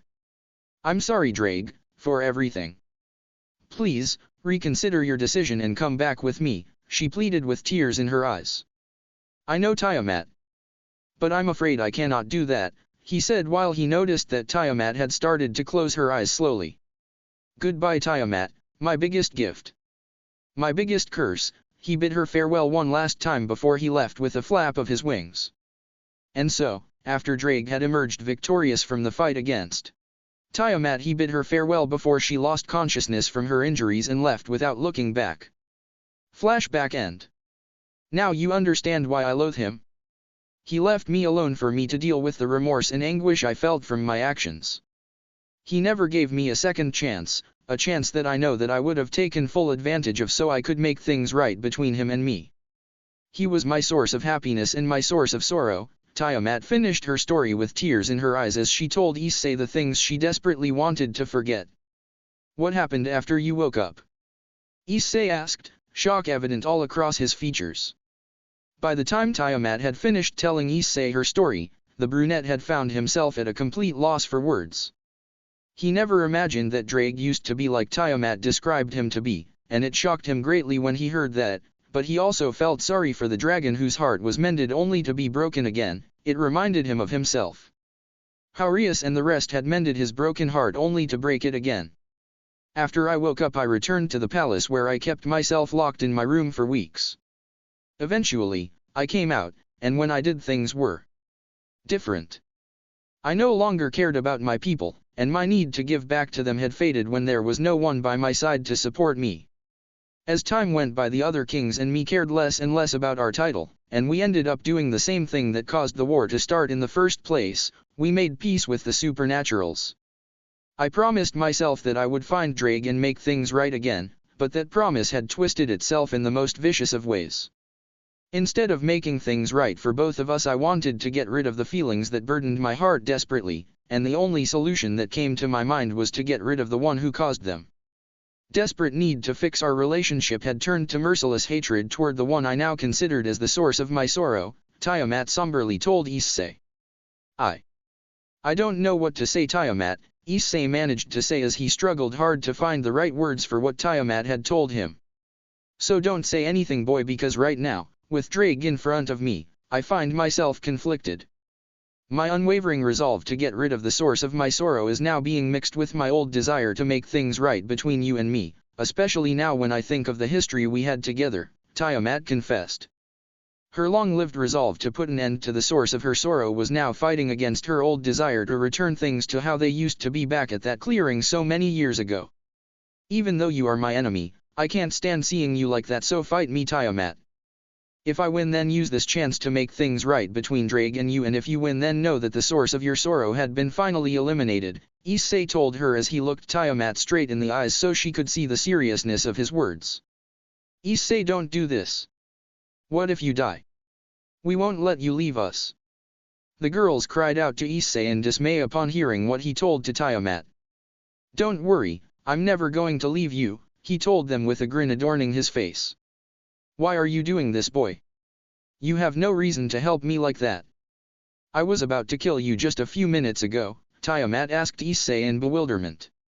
The blue dragon was really shocked when she heard what Issei told her, and she didn't understand why that boy, the possessor of Drake, and the one she came to kill, was now wanting to help her. Because, even though you are my enemy, I can't see you like that, knowing that I can ease the pain you feel, Issei confessed to her with a smirk on his face. Tiamat found herself at a loss for words upon hearing the boy's remark, but she knew what she had to do. Don't expect me to show any mercy just because of what you offered me, Tiamat told Issei with a smirk of her own before she rushed at him. I didn't expect you to, Issei replied with a chuckle before a bright light enveloped the brunette and Drake's voice roared through the room. Welsh Dragon Balance Breaker. Let's do this. Issei had said to himself before he rushed at Tiamat clad in his scale mail. And so, after many years, the two dragons found themselves fighting once again with the feeling that this time things will be different. And, I hope that you liked this chapter. Don't forget to favorite, follow, and review. I'll see you next chapter. Red King. And, hey guys, and welcome to the 19th chapter of Switching Sides. I want to thank everyone who had followed, favorited, and reviewed. I have a few things to tell you, so I'll get on with it. First, for those who wait for the rewrite of my first story, I am saddened to say that it will take me quite a while to complete due to unexpected obstacles that make it go longer than it should. Second, like the previous chapter, this one will also feature O and OOC elements, but as you may know, I do not do these kinds of stuff without deeming them important, and even if it doesn't look important at first, know that it will serve a purpose in the future. So I hope you'll enjoy the O and OOC elements that I incorporated in this chapter, as well as waiting to see the consequences of those elements and their purpose before judging them, smiley face. Third, I am happy to announce that I have decided to add 2 new members to the harem. Those 2 are probably the most unexpected too, and I think that none of you will be able to guess. I already know that they will be very controversial and that some of you will not like them, but I felt as if they'll be nice additions to the harem and can give things to Issei like the rest of the harem, as well as receiving stuff from him. I hope that when the time comes for them to join the harem, you'll like them. Smiley face. Fourth, the fight between Issei and Tiamat was written the way it was not because I am lazy or something, rather because I felt that it is the perfect way to write it. I did not want to write the entire fight because I wanted you, the readers, to have freedom in this story to imagine how the fight went before the point I picked it, in which I hope you'll appreciate, smiley face. Now, without further ado, here is the next chapter. Enjoy. Talking. Thoughts. Quotations. Attacks. Actions, i.e., yawning and sighing. Flashback and time skips. Talking through the sacred gear. Talking through the sacred gear. Talking in the host mind. Talking in the host mind. Sacred gear actions and modes. Dragon shot. Issei bellowed as he launched his signature attack on Tiamat once again. It has been close to an hour since the 2 mighty dragons had started their decisive battle, and so far the end was not in sight. Vali and the rest of her team could only stand still as they gaped at the sheer power the two dragons emanated and the way their suffocating aura left little to no room for them to breathe. For Vali, the breathing wasn't a problem since she was also part dragon thanks to her long anews, but for people like Arthur, Cao, and Ellie F found their breaths to be hitching more and more as the fight progressed. She wanted to help. They all did, because the mere thought of losing Issei and the concept of living the rest of their lives without him was something that they all failed to comprehend. Kuraka for her part watched the fight with worry and apprehension clearly written on her face, and the more the fight progressed, the more it was clear for the rest that she was holding back the tears that threatened to burst any minute. She knew. She knew that if the worst comes and Issei will perish in this fight, nothing will be the same ever again. He was her everything, the source of her happiness, the pillar that she needed, the family she never got to have, and the missing piece of her heart and soul that she never knew she lacked. She knew, and she didn't even need to think much, that if Issei will die, then she would soon follow in his steps. She couldn't handle living when everything has been taken from her. She was no stranger to the feeling of being wallowing in agony, as she was in the same condition until that night where Issei managed to do what she never been able to do after all this time. He managed to pull her from the depths of her agony and seal the endless pit that only threatened to swallow her deeper and deeper with each passing day. Issei, come back to me. To us, she whispered to herself in hope, thinking that none has heard her desperate cry for her lover to return. But someone did, and when he looked at the Nico Shao, his eyes widened at the sight before him. Kuraka. Issei, you bastard. You better come back, or I'll drag you back from hell myself. You should just give up. You mere human cannot match the powers of a dragon king, Tiamat derided Issei as she deflected yet another one of Issei's dragon shots. It has been an hour since the two started their fight, and while she will never say it out loud, Tiamat was very impressed. She never expected Issei to last even 10 minutes against her, and the fact that he was still up and vigorously fighting was something that struck her with awe. She was confident that the odds were entirely in her favor due to that while Issei is a dragon, as far as her senses told her, he wasn't a pure one, thus making any powers he has both from his dragon side or from Drag pale in comparison to her, a pure dragon. Like hell, I'll give up. Issei had roared before he lunged at Tiamat with inhuman speed. Tsch. You are 100 years early for you to land a hit on me, Tiamat taunted in disdain as she evaded Issei's attack. But her disdain was shortly lived, as shock took its place when Issei vanished once again before he appeared above her and sent her pummeling to the ground with his punch. Then I guess 100 years has already passed, Issei scoffed at Tiamat's remark as he smirked behind his visor. Issei, dodge. Drag suddenly roared inside his subconscious, forcing Issei to focus back on the fight and dodge just seconds before a blue beam made contact with him. Thanks, Drag. Issei thanked his partner before he focused on the source of the beam, and was not surprised when he saw that it was Tiamat, who emerged from the debris. Not many lived to say that they dodged my cataclysm, so you should feel proud, Tiamat praised as she looked at Issei from her spot on the floor. Cataclysm, it was Tiamat's signature attack back from her early days as a dragon king. Back then she realized that now that she was a dragon king she couldn't rely solely on her strength and fire breath, and so she sought help from the other kings who were more than happy to help her attain more power. The attack at its core is a beam of very condensed water. While it may not sound that impressive, this attack was praised as one of the deadliest among the known attacks of the dragon kings. Condensing water at the same level of Tiamat's attack was next to impossible, and that fact alone made it one of the highest-ranking attacks, and the damage it wreaked got many to fear this attack mortally. The kings themselves knew something that made even them to slightly fear this attack, and that was the fact that Tiamat also merged her chaos powers into the attack, which significantly raised its destructive powers. The more the kings had trained with Tiamat on her new attack, the more they found out more about this marvelous talent that their fellow king possessed. As time went by, they noticed that Tiamat had been able to condense more elements other than water, such as the wind and surprisingly enough lightning. With the wind being condensed she was able to achieve an attack that shamed any blade in existence, while with lightning she was able to make the angels' light weapons look like toys in front of her lightning beam. A beam so majestic and powerful that many believed it to be God's own doing. But the more they witnessed the growth of Tiamat's growth and understood the potential behind it, the more they were filled with something that they haven't felt for years. They felt dread. The event that transpired between Tiamat and her lover was still a fresh wound on the dragon's heart, and they all knew it. But that was not what made them feel scared as they did. It was Tiamat's way of coping with that wound that made them feel that way.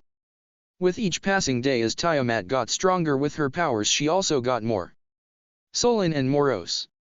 It was times like her mood swings from being the kind dragon they knew back from their days at the rebel forces to a deranged dragon who looked as if hatred was the substance that made her heart while her sick obsession with power was the one that made out her mind. They could see when she was who. Her cold stares, her smiles, her fuse being shorter and her attacks being much stronger from the hatred that fueled them. The other kings weren't dumb, they knew exactly what was happening.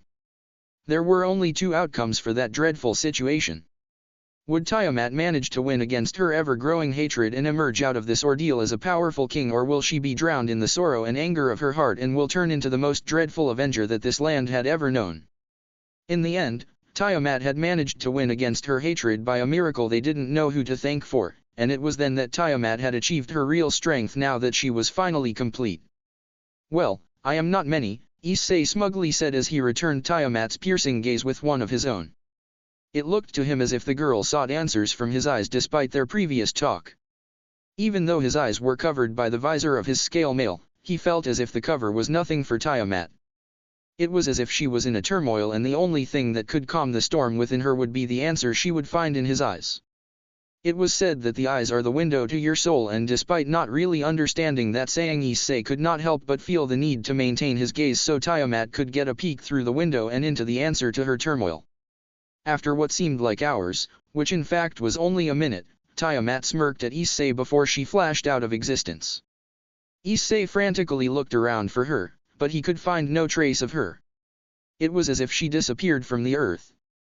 He would have continued to think that if it was not for a single world followed by something that caused him to be filled with awe and horror. "Pandemonium!" she shouted in her melodious tone as a beam so bright that Issei suddenly found himself thinking about Michael's golden wings. Luckily for Issei, he managed to pull himself out of his daze at the last second and dodge the attack. Or so he thought before a sharp pain flooded his system as a piece of the scale mail shattered from its place on his left shoulder and fell to the floor with blood following closely after. "Arg!" he cried in pain as he hurriedly clutched his left shoulder as he slowly descended back to the ground. As he descended, he couldn't help but wonder why was it that he found himself in the daze he was in the first place? What was it about that attack that made him be that way? He didn't need to think long as memories of what happened seconds ago flooded his mind and covered the missing parts that were made of his questions. That power. It was outright terrifying. This was the power of kings, but at the same time, it showed something entirely different as well. It showed something so clear that Issei found himself awestruck from the aura she gave as she built up her attack. That aura was the definition of chaos. Just like Issei's own was described by many to be the definition of domination or one of sheer domination, that was the same for Tiamat. Her aura showed nothing but chaos, and for the first time in his life, Issei felt outright terrified.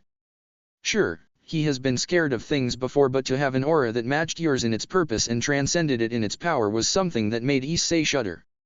"I see you understand now," Tiamat said with a knowing voice as her gaze on Issei softened. "Understand what?" he asked in perplexion, his voice slightly cracking as he spoke. "The meaning of my powers." Her answer made Issei widen his eyes, but before he could talk back, Tiamat cut him.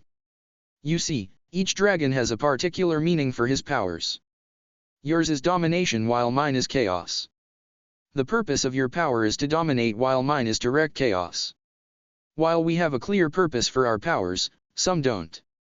For example, the purpose behind Apophis, the Eclipse Dragon, powers is unknown as his name could be interpreted differently by each person, but some say that his purpose was to bring darkness to the world and its inhabitants by shadowing every source of light with his darkness. Some stated that his purpose was to surpass the strongest and achieve powers like none other. But while we do have a clear meaning for our powers, it doesn't mean that we aren't free to do what we wish to do. Instead of wrecking chaos, I became a protector, and instead of dominating, you became one that allowed things to progress naturally instead of seizing control on them. I can see it in you, the way you treat your friends as people on their own instead of trying to dominate them and force your opinions on them. I look at them, and I can see how their love is so natural, just like a plant, growing naturally more and more.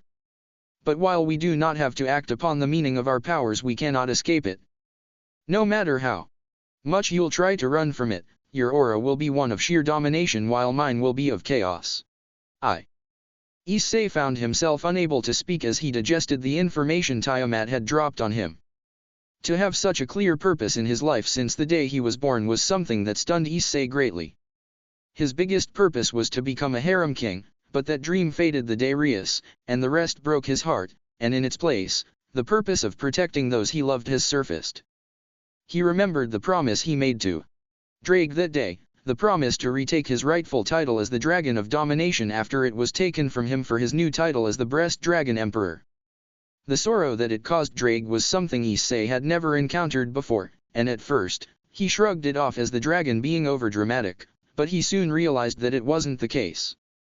Drake, like any other dragon, was very prideful, and having his title stolen from him because of the actions of his host struck the dragon hard. He never blamed Issei for it, nor did he abhor him. In fact, Drake always came for Issei's aid and always wanted the best for his partner. He was the one who the brunette considered as someone he could always count on to help him in times of need and be an emotional pillar for him before Kuraka came along. He owed Drake so much, and yet, Issei had done nothing to repay that but an empty promise he made. Issei knew that back then the promise he made to Drake was hollow. It wasn't because he hated his partner or didn't wish for him to be happy, it was because Issei was scared. He was afraid of accepting the purpose that had been written for him since the day he was born. Issei knew that Tiamat was right about what she said about him, he wasn't one to dominate. This part of Issei, the part of domination, was something that Issei found himself struggling to accept. Forcing himself and his ideals on people, especially those he loved, was something that Issei found appalling, as he knew that people like that would never receive true love or kindness, and that terrified him. At the same time, Issei knew, especially after what Tiamat had told him, that there's no escaping his title, as his aura was a constant reminder to himself and those around him of his true nature. Right now, as he held his left shoulder in hopes to stop the steady flow of blood that was leaving the hole that was formed by Tiamat's attack, Issei realized something. As he realized that he might not live through this fight, he allowed himself to think about everything, and upon doing it, Issei reached the definite conclusion. The conclusion that he should have reached a long time ago. He and Drake were not the same, and thus he shouldn't try to become Drake, nor Drake should try to become him. He realized that the answer for his biggest turmoil was right in front of him, and once he did, all the fear that plagued his soul vanished as if it was not there in the first place. For the longest time, Issei was afraid that should he accept his side of domination he will become a being that knows nothing but it, but that was wrong, and only now did he realize it. Drake wasn't him, he was only a part of his soul.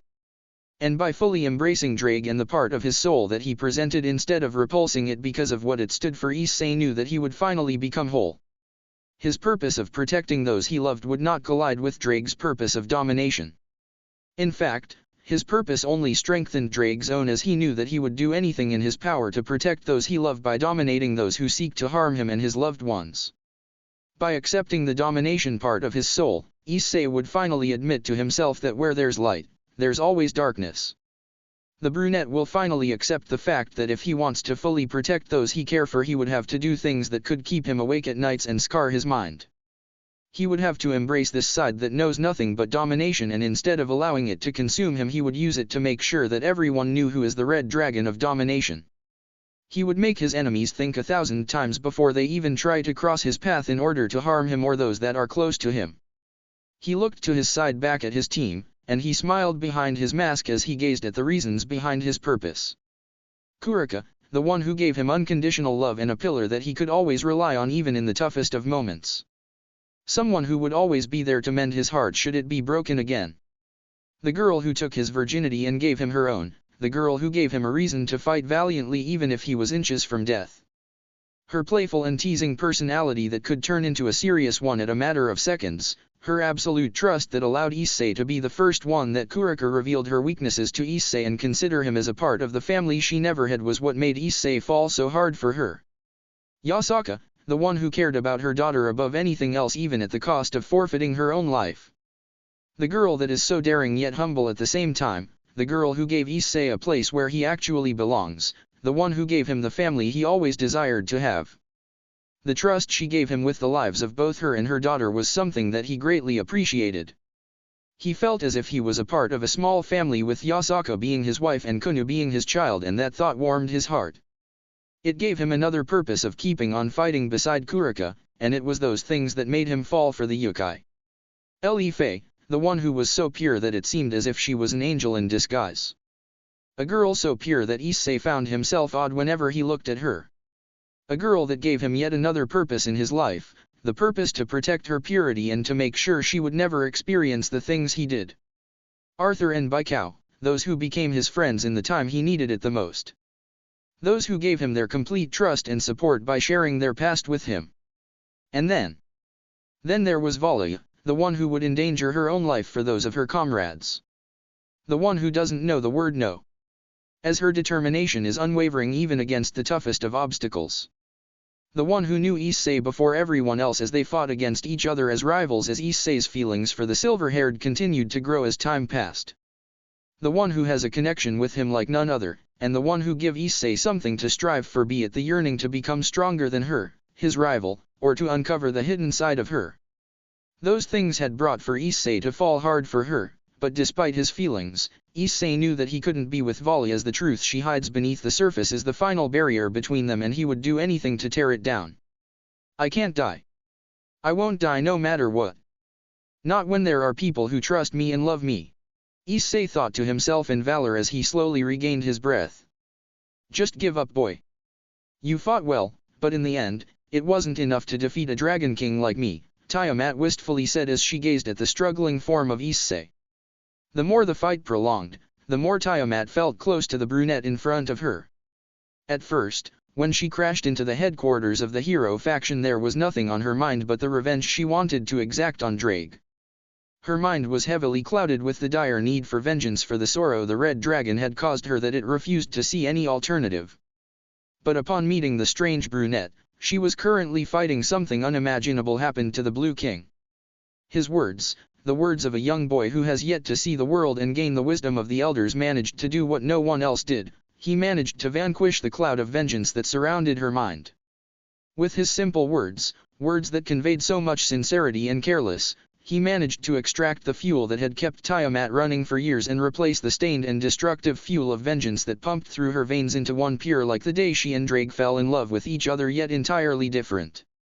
Virginal hope took the place of rotten vengeance and allowed the king to feel as if she was back to the happiest time of her life. But it wasn't easy for her to know that an entire lifespan of vengeance could have been avoided if she would have just been strong enough to vanquish the vengeance from her system. She felt weak, dishonored, and contrite. Self-loathing was flowing in the depths of her soul, and she wanted nothing but to rid herself of those feelings. When Issei told her his resolution, she knew that if she would kill the boy and exact her vengeance, the purpose that guided her through a large part of her life would finally be achieved.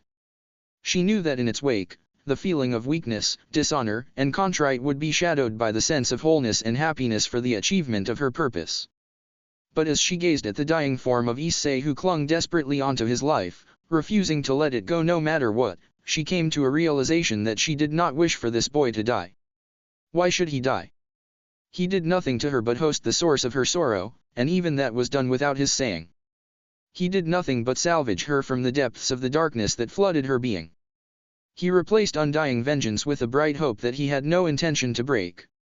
He was her savior, and yet she wanted to kill him so that she could feel good about herself for a few moments before the same realization she just experienced would dawn on her moments after his death, after it's too late. Don't fuck with me. I can still fight. Besides, I promised to ease your pain and make things right between you and Drake, and there's no way I am giving up now. Especially when we both have so much to live for. His words made Tiamat widen her eyes in admiration before it quickly disappeared in favor of a grin. What is he? He doesn't give up even when he's inches from death. Very well then. Come at me with everything you got. This next showdown will signal the end of the fight, Tiamat told him before she started to charge her strongest attack. Heh, don't blame me if you wake up tomorrow with sore muscles, he tantalized as he charged his dragon shot and poured every ounce of his remaining strength into it. Drake. I know I caused you a lot of sorrow and still am. I never knew the depths of the sorrow that I caused you, be it with my title as the Breast Dragon Emperor or my dire struggle to accept the dominating nature that I possessed. But I finally understand now. I understand that domination is something I cannot escape from, and I will not allow it to consume me. I will use it to defend those I love as I restore our title as the Dragons of Domination. You were always there for me, you gave me strength when I needed it the most, you encouraged me to continue fighting, and you supported me when my heart had been shattered a second time, and yet I gave you nothing in return. You are not me, and I am not you, Drake, but you represent a part of my soul that I harshly rejected. But no more, I realized that for every light there is darkness, and I cannot escape the darkness of my soul, my true nature as your host to dominate everyone around me, but I will not cower against it and reject you anymore. No, I will embrace you and will change our nature into one that dominates his enemies and protect his loved ones. We will destroy those who oppose us and those who seek to harm the ones we care deeply about, for we are the Dragons of Domination. So please, Drake, give me the power to end this fight, give me power so I could finally begin to repay you for everything you did for me by returning the one you love to your side, Issei told his partner as he charged his attack. He knew that he might not survive this showdown and he wanted Drake to know exactly how he felt. Cataclysmic Pandemonium. Dragon Shot. The room shone brightly and everyone held their breath as the beam of highly condensed water surrounded by a heavenly beam that circled the attack collided with a reed beam of pure power. The two mighty attacks fought vigorously for dominance for what seemed like hours. Each attack pushed against the other and Issei's team frowned deeply when they saw the red beam that their teammate had produced begin to be overpowered by his opponent's attack. Issei! They all shouted from the bottom of their lungs in utter desperation, hoping that the brunette would be able to hear their desperate cries. Boost X50. When all hope seemed lost, it looked as if their prayers had been answered as Drake's voice suddenly roared as the last remnants of Issei's attack began to regrow and overpower Tiamat's attack. The boosted dragon shot continued to overpower Tiamat's attack with no effort until the last remnants of the king's attack had vanished and the room had been enveloped in a bright glow once again. When the light faded and the dust from the debris had settled, Issei's team spotted two figures at the center of the room. It seems as if I lost, Tiamat weakly said as she held the newly formed hole that now adorned her side. It looks like it, Issei said with a weak grin aimed at Tiamat. There's something I wish to give you before I fade from this world.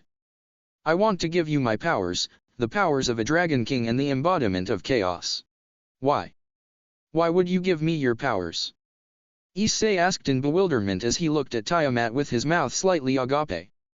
Because, I was never meant to experience happiness in my life, but you were, and I want you to preserve the happiness you feel with my powers. I want to know that my powers were used for something far nobler than unnecessary vengeance. This is my parting gift for the two of you, Tiamat replied as her eyes began to close as the last remnants of her life left her. No. I will not let you leave.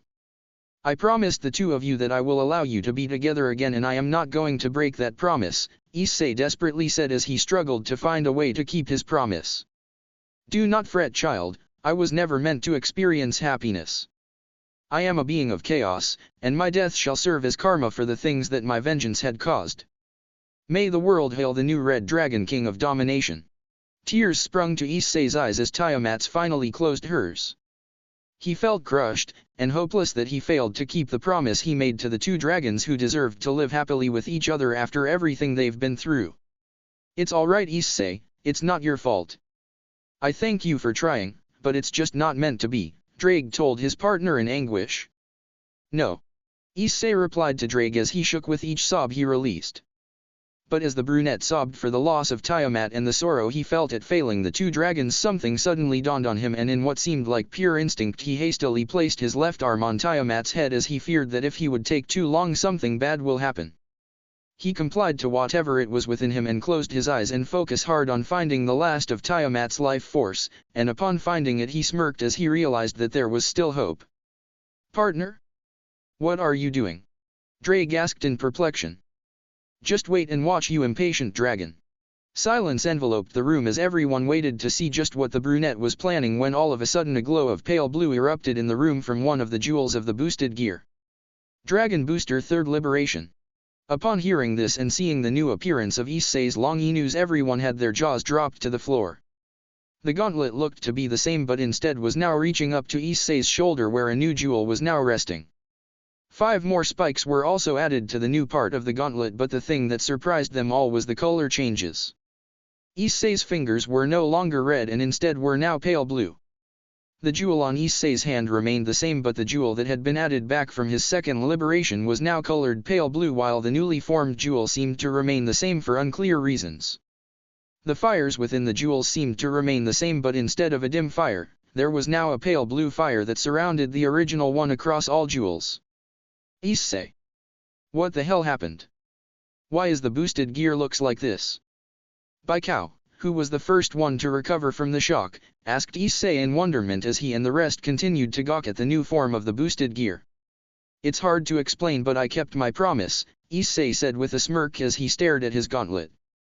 Yes, by listening to whatever force it was that guided him, Issei had managed to keep his promise to the 2 dragons.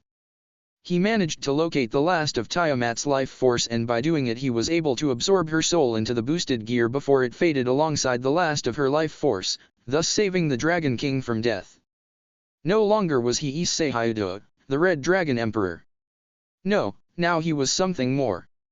He was now Issei Hyudo, the Red Dragon King of Domination, the one who will protect his loved ones with every fiber of his being and spread domination and chaos across those who seek to harm him and those around him. He was now whole as he finally accepted the part of his soul that he vehemently rejected. He kept his promise and had finally begun to repay his partner for everything he did for him. He defied Tiamat's karma and allowed her to experience the happiness she deserved to have. He reunited the 2 loves and took Tiamat's place as the new Dragon King. May the world cower before the power of the Red Dragon King of Domination. May the world cower before the power of the Red Dragon King of Domination. Both Drake and Tiamat said from their place within the boosted gear before they both sincerely thanked Issei for allowing them to be happy again and cut their connection with the brunette so they could make up for the years they spent apart. And so, this was the day where the 2 long-lost lovers had finally found the happiness they missed so much. And as Issei and the 2 dragons will forever remember this day as the day where the happiness of the 2 dragons had been reborn, the rest of the world will know this day as the day where the Red Dragon King of Domination had been born. Diabolos. And, hey guys, and welcome to the 20th chapter of Switching Sides. I want to thank everyone who had favorited, followed, and reviewed. I can't believe that this story had already reached its 20th chapter, and seeing the support it got during its lifespan never ceased to amaze me. So I want to thank you all tremendously for all the support you showed to this story. Now, in this chapter, there will be something that some of you wanted to see for quite some time now, and also the debut of the newest 2 additions to the Harem, as well as the incorporation of the last member of the original Harem into the Harem. As always, I remind you that this is an OC so that things will be different from canon in some aspects.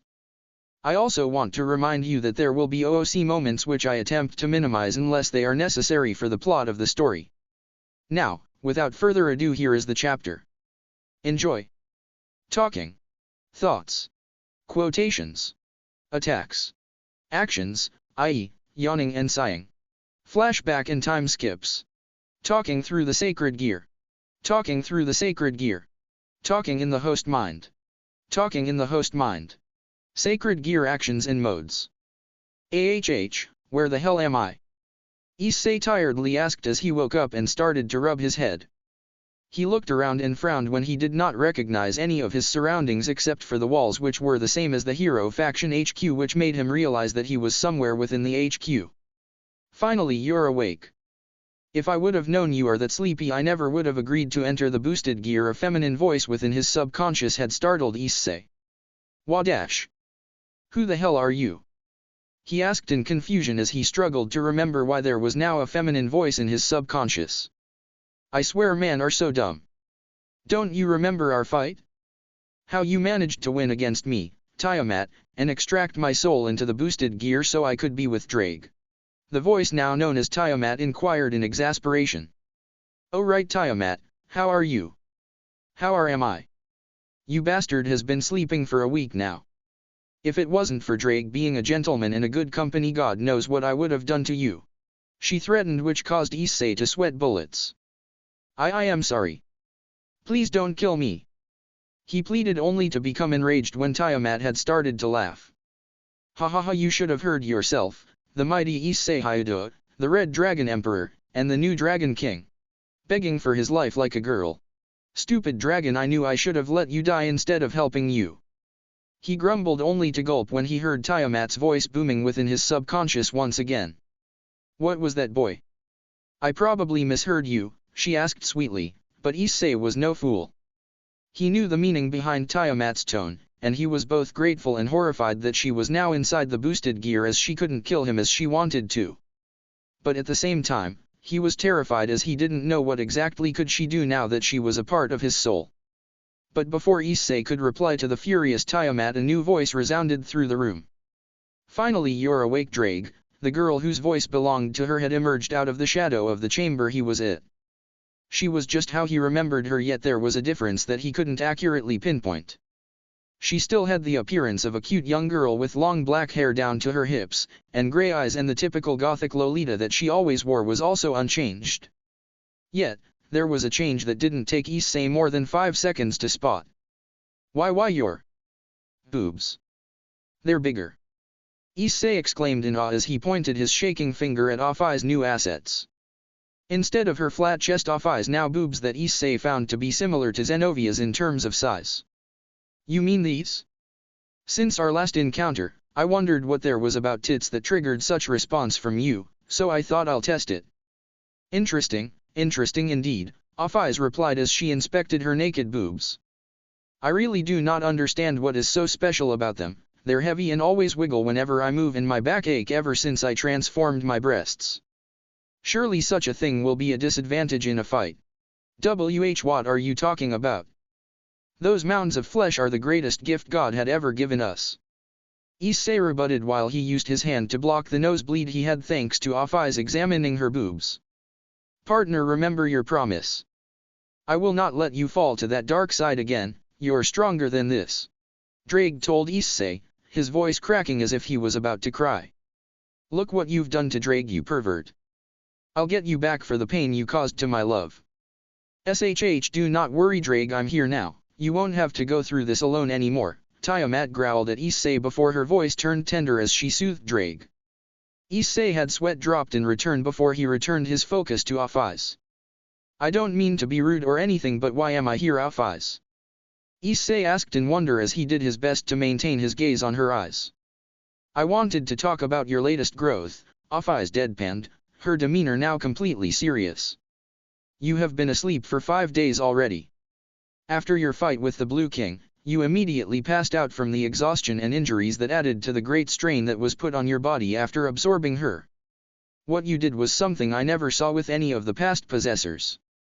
It is similar to what you did with Vala's scale male jewel, but at the same time it's entirely different since you absorbed an entire being, and that being immense power while being in no shape to do so. But that's not what I wanted to talk to you about. Ever since you passed out, I took you here and observed you and studied the change in your aura, and I saw that your power had grown exceptionally. Where are you getting it, Ophis? Issei interrupted her, his patience running thin as he listened to Ophis' long speech.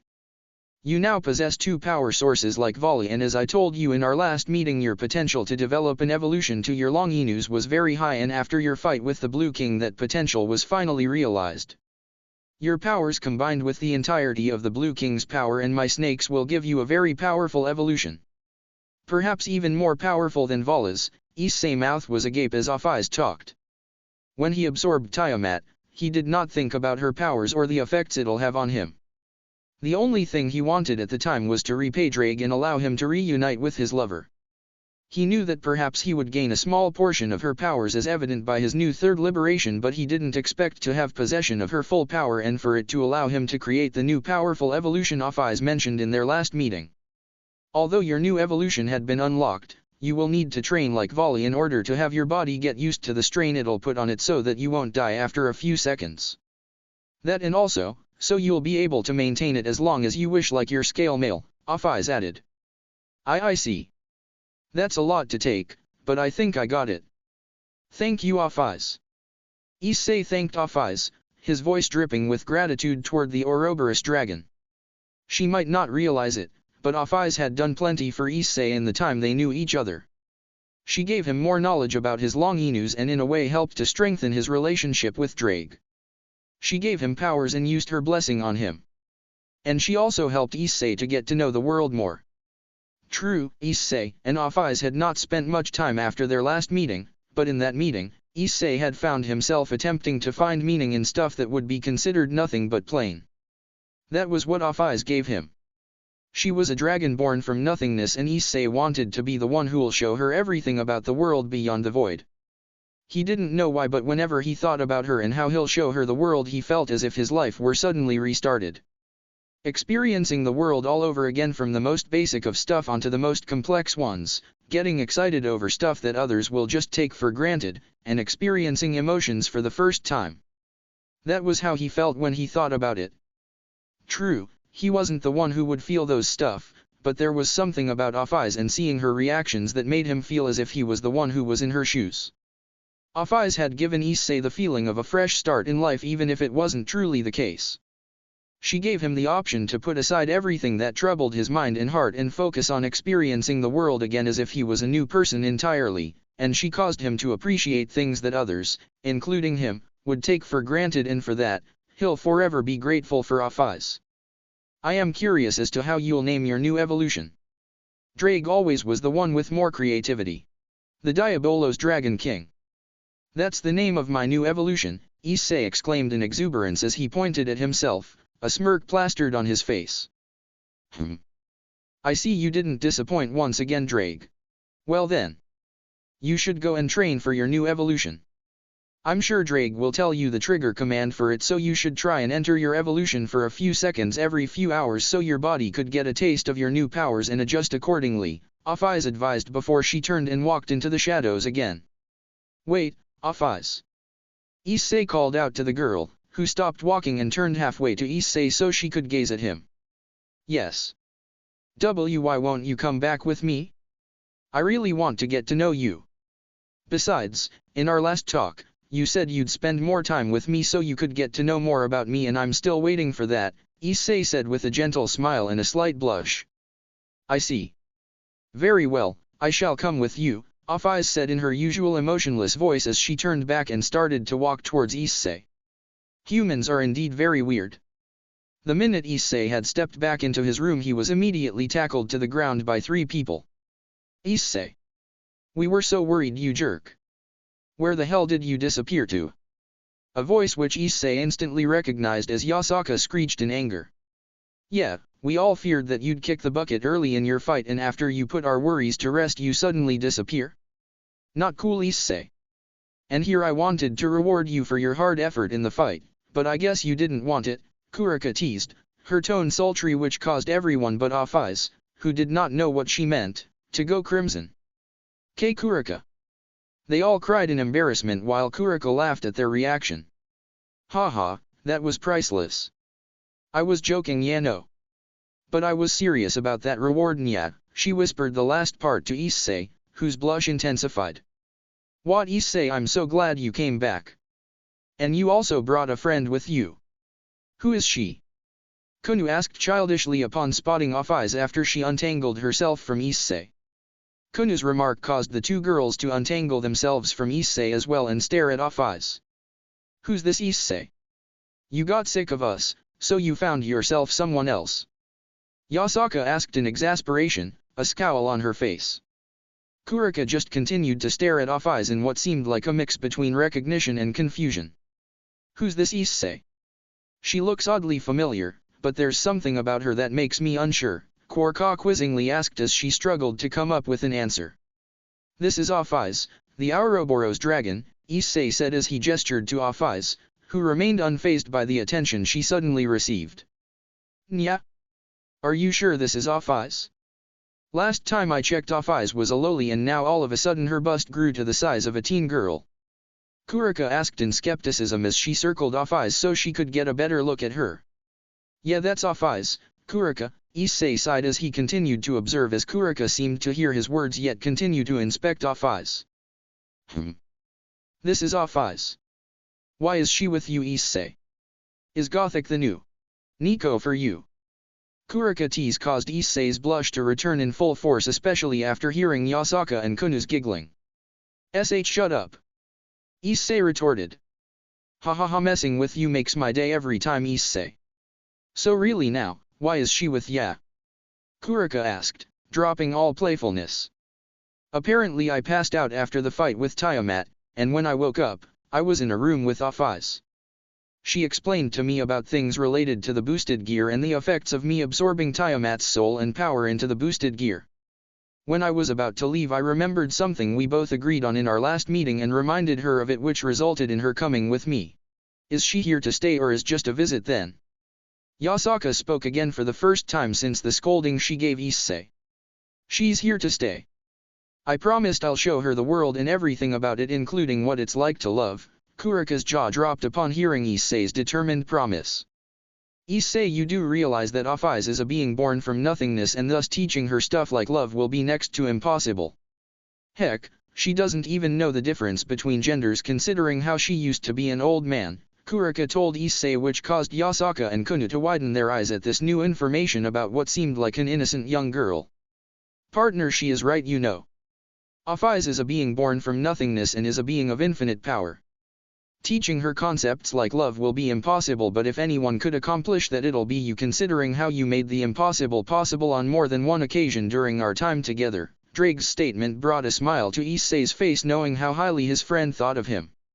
Thanks, Drake, I really appreciate it. He focused back on Kuraka just as she furrowed her brows after not receiving an answer to her last statement. I know, Kuraka, but just because she was born in the nothingness doesn't mean she can't learn and feel things like love, Issei replied, his tone oozing with confidence that such a feat could be accomplished.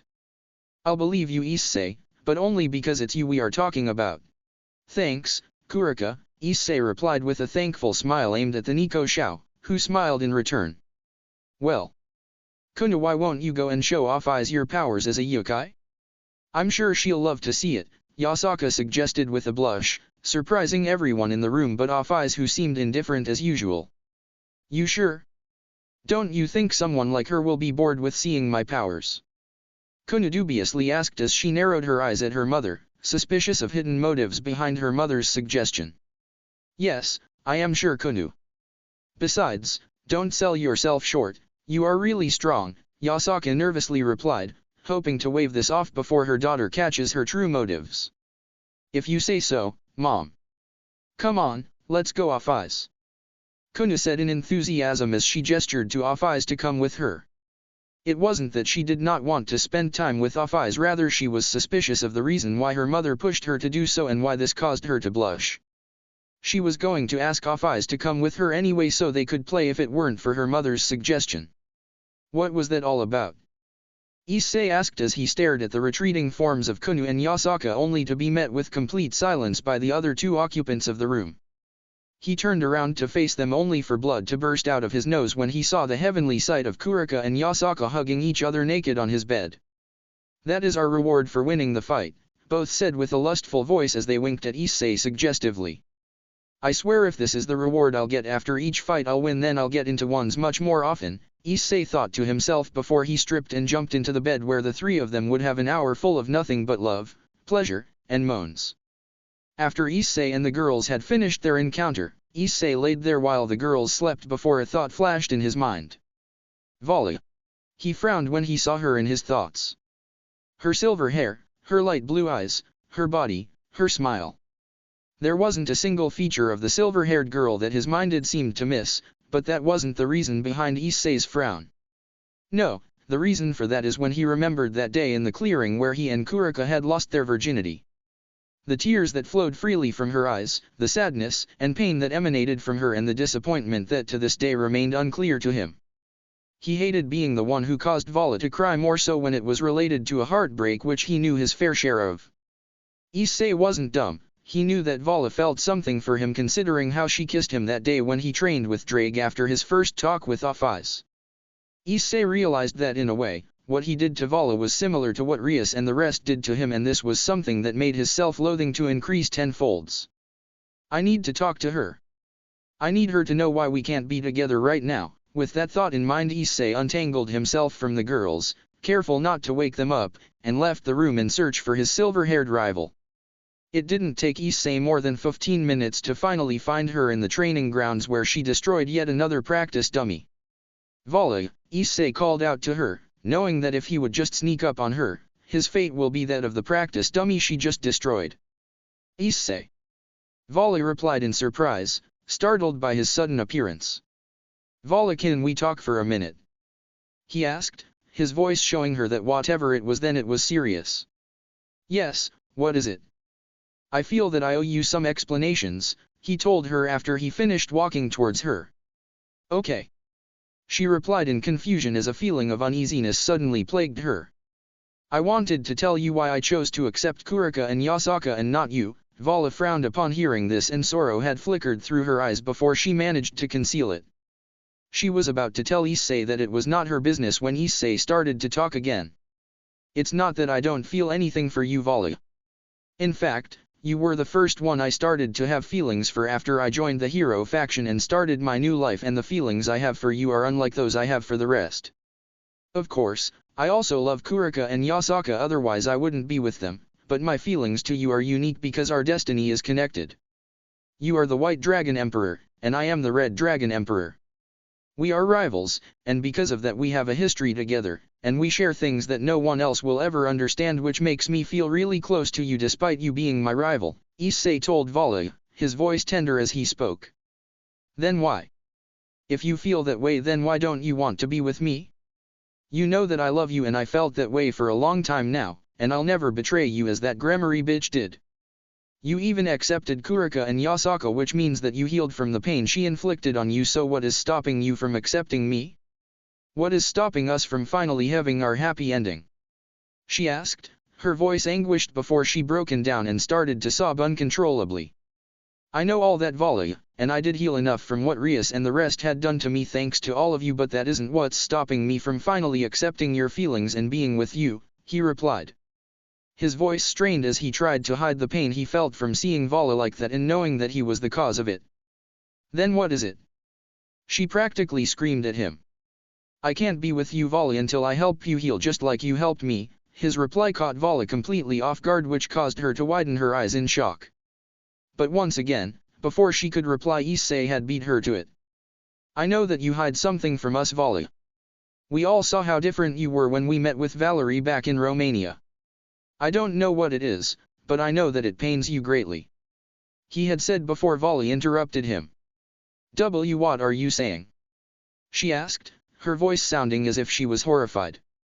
I am saying that the reason I cannot be with you right now, Vali, is that I can't accept your feelings, knowing that whatever it is that cause you to feel pain and horror still exists. I swore to myself that I would help you shoulder that and help you vanquish it, so you will be free from the chains that this thing has you tied in. Only then will we finally get our happy ending, Vali. So please, tell me what it is so I could help you, Issei explained, his demeanor serious before it switched to one of desperation as he pleaded Vali to tell him what it is that caused her to be like this so he could help her. After all, she did the same for him. She shouldered his burden as her own and swore to help him heal and feel loved, and she did not give up even after all the hardships she faced. The least he could do for her would be to repay her by helping her the same way so they could get the happy ending that they both wanted. I can't. I'm so sorry, Issei, please understand. Vali begged in panic, hoping that Issei would understand why she can't talk about it. I understand, Vali, but please try to find it in you to tell me so I could help you. No one should face anything like that alone. How could I call myself your friend, and how could I feel worthy of having you if I can't help you deal with the horrors of your past? Issei asked in sadness as he placed his hand on Vali's cheek while he met her eyes with his gentle gaze. You can do this, Vali. You are the White Dragon Emperor. You are strong, kind, loving, caring. I have seen you handle things that other people will die from just glancing at them. Even if you think that you aren't strong enough to deal with it, which I highly doubt, then tell me. Share it with me so I can give you my strength so we could face it together. Issei reassured Vali, his tone showing the absolute seriousness behind Issei's words. I'll tell you, Issei, but only the things that I can deal with talking about, Vali replied with a smile of pure gratitude for what Issei had done to her in just the short time that they have been conversing. Not only did he give her an explanation why he can't be with her, an explanation that put many of her doubts to rest and most of her pain to numb, he also helped her make the first steps in dealing with her past while also showing her that she isn't alone in this. With him, at her side, she felt like she could conquer the world and vanquish all her worst fears and any remnants of the horrors of her past. And so, Vali had started to tell Issei about her past while telling him whenever she skipped something because she couldn't handle talking about it. She owed him that much, seeing how he was dead set on helping her, and leaving information from him would only make her feel guilty. Thank you, Issei. Meanwhile, at another location. It was dark outside when a girl with a silver-white hair had sat down on her bed after another tiring day.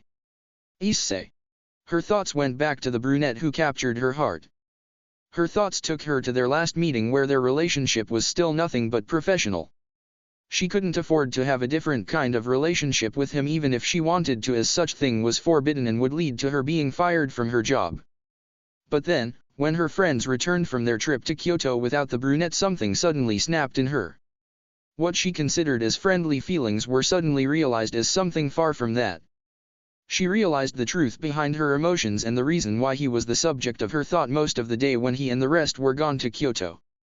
She understood now that he was irreplaceable, as he was one of a kind. She was sure that no man would match him in his kindness, his strength, his caring, and love. He was the only one who would not judge or make fun of her, he was the one who she knew would protect her no matter what, and he was the one who will care for her unconditionally. That was just how he was, and that is why she loved him as she did. But she discerned all of it too late when he already left. She reminisced about how devastated she was when she first heard about what happened to him, as she feared that she lost him forever.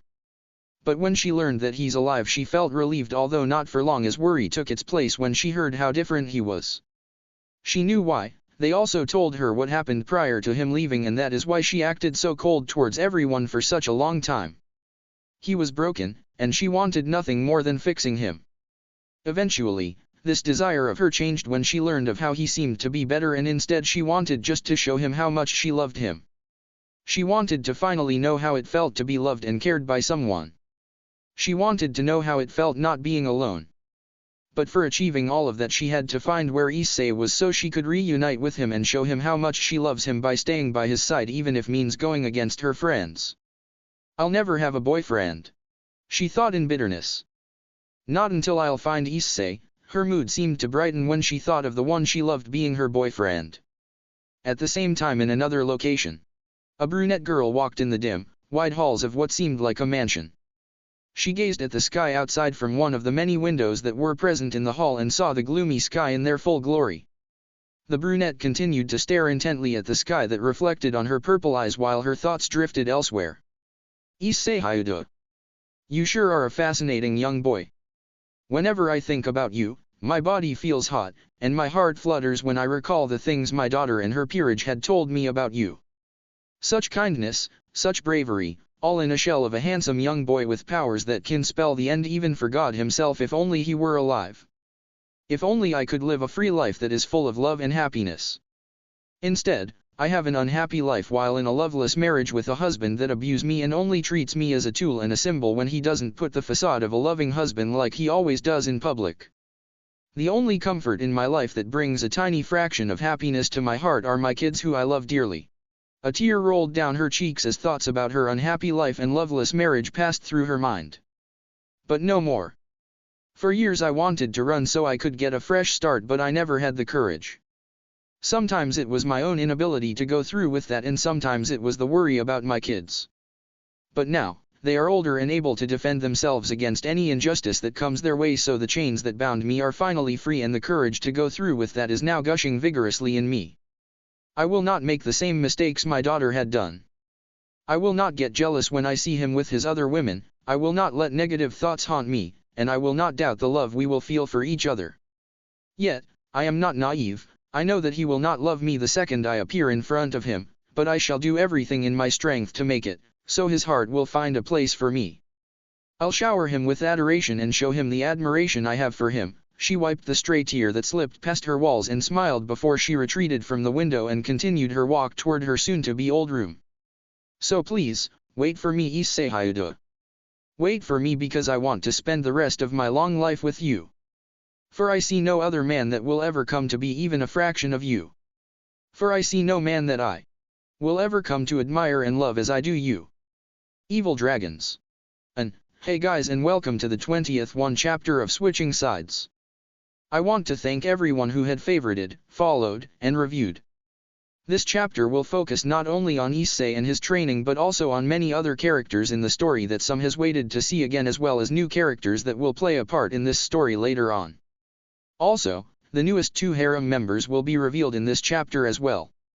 Now, without further ado, here is the chapter. Enjoy. Talking. Thoughts. Quotations. Attacks.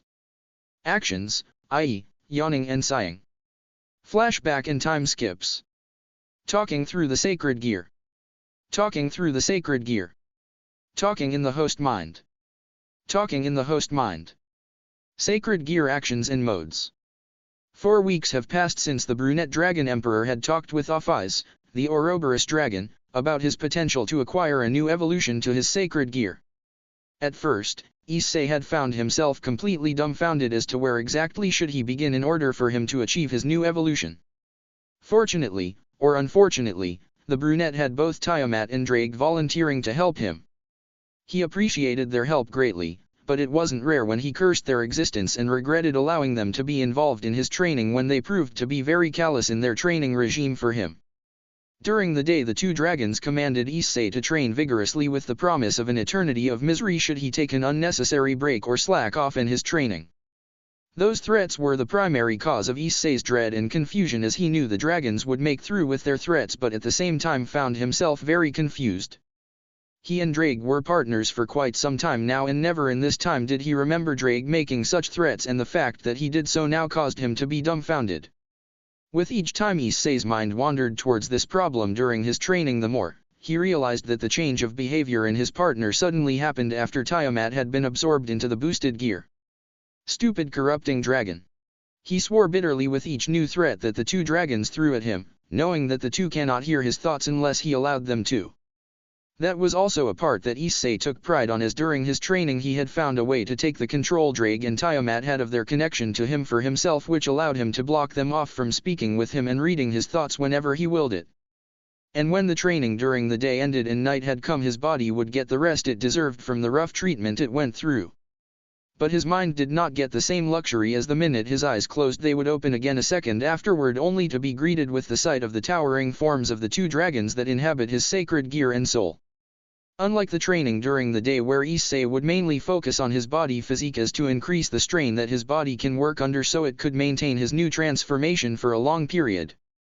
One of the welcoming side effects, unlike the soreness of his body that followed him even when he woke up the morning after, was the involuntary increase in the time Issei can maintain his balance breaker.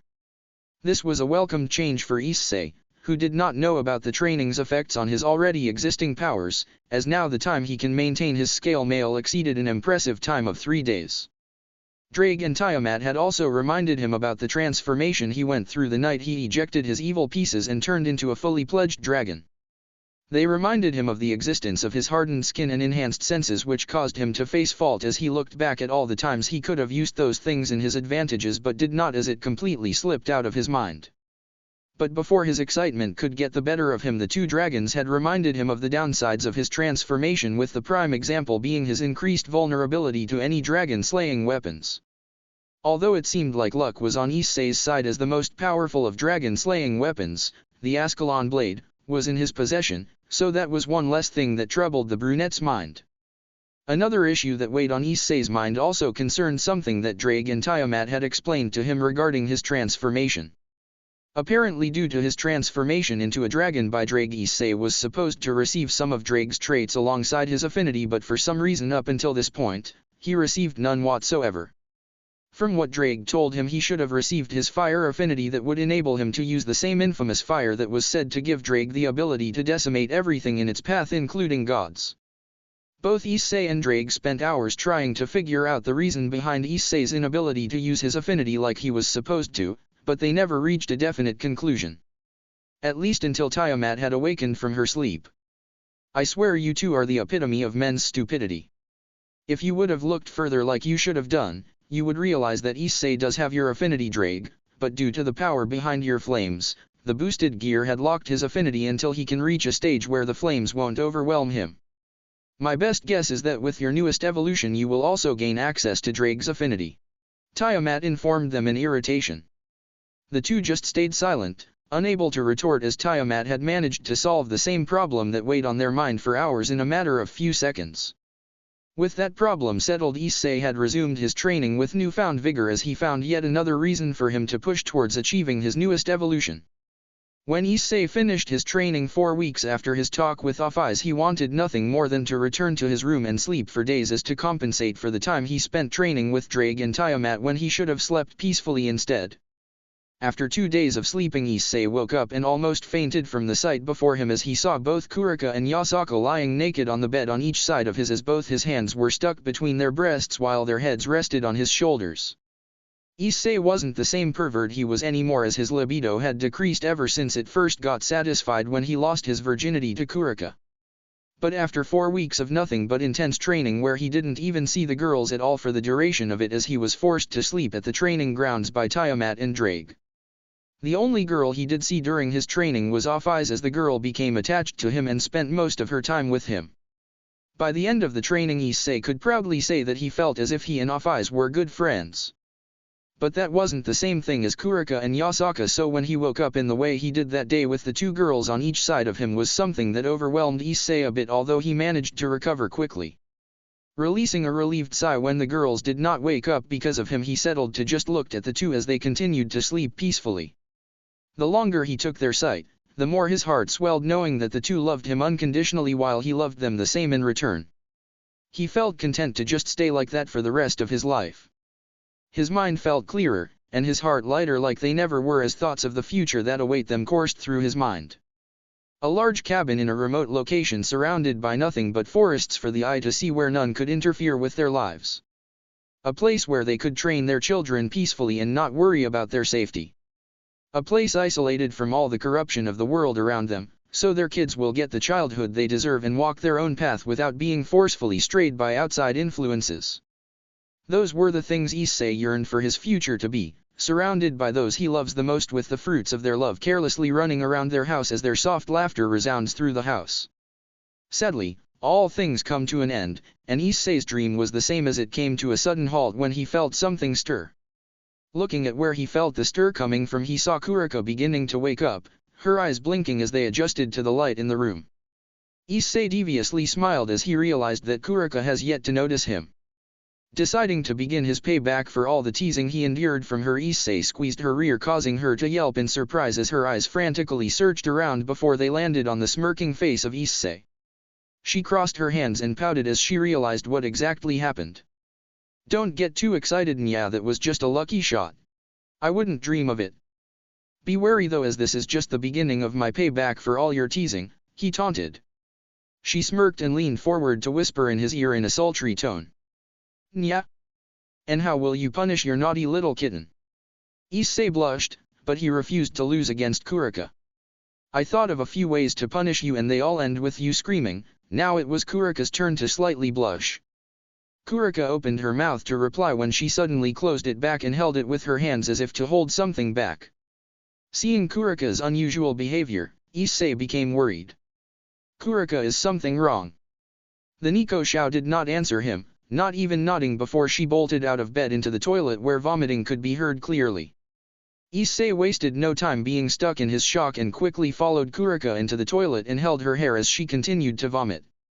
When the vomiting stopped, and Kuraka had freshened up, Issei immediately voiced his concern. "Kuraka, are you alright? What was that? Did you get sick during my time away or something?" he asked, his voice laced with the worry he had for the Nico Shao. She flashed him a weak smile.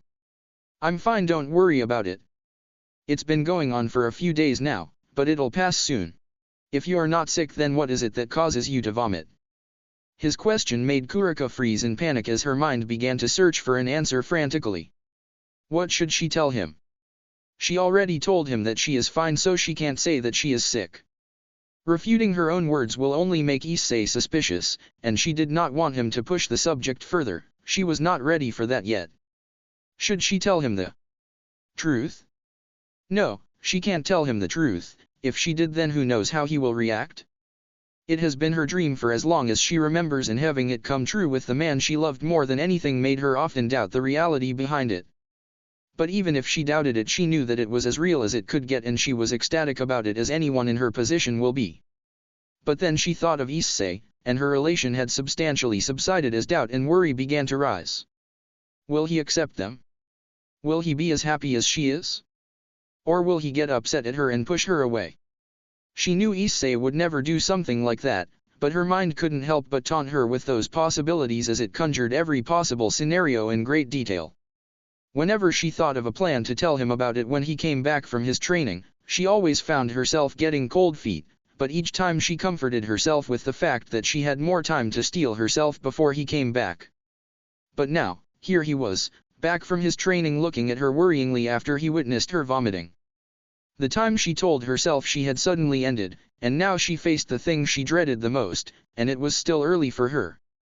Too early. She wasn't ready to tell him, she wasn't ready to face his reaction. Don't worry about it. I'm sure it'll pass in a few days, so nothing to be worried about, she nervously told him, hoping he'll buy her answer. Issei held his gaze on her for a few more seconds as he searched for any hint of deceit, and upon finding none, he relaxed and flashed Kuraka a smile. If that's what you say, then I believe you, he told her before he entered the shower to get ready for the day. As soon as he closed the door behind him, Kuraka sighed in relief as she released the breath she was holding. Thank God he remained dense, she thought to herself.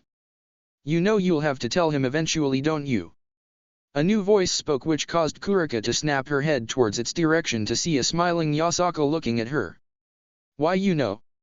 She hesitantly asked with a shaky voice. Of course I know, you are my best friend. Did you really think I would not notice your behavior? Besides, did you forget that I am a yokai? I can sense what is wrong with you, and it's pretty hard to miss something like that, Yasaka informed her.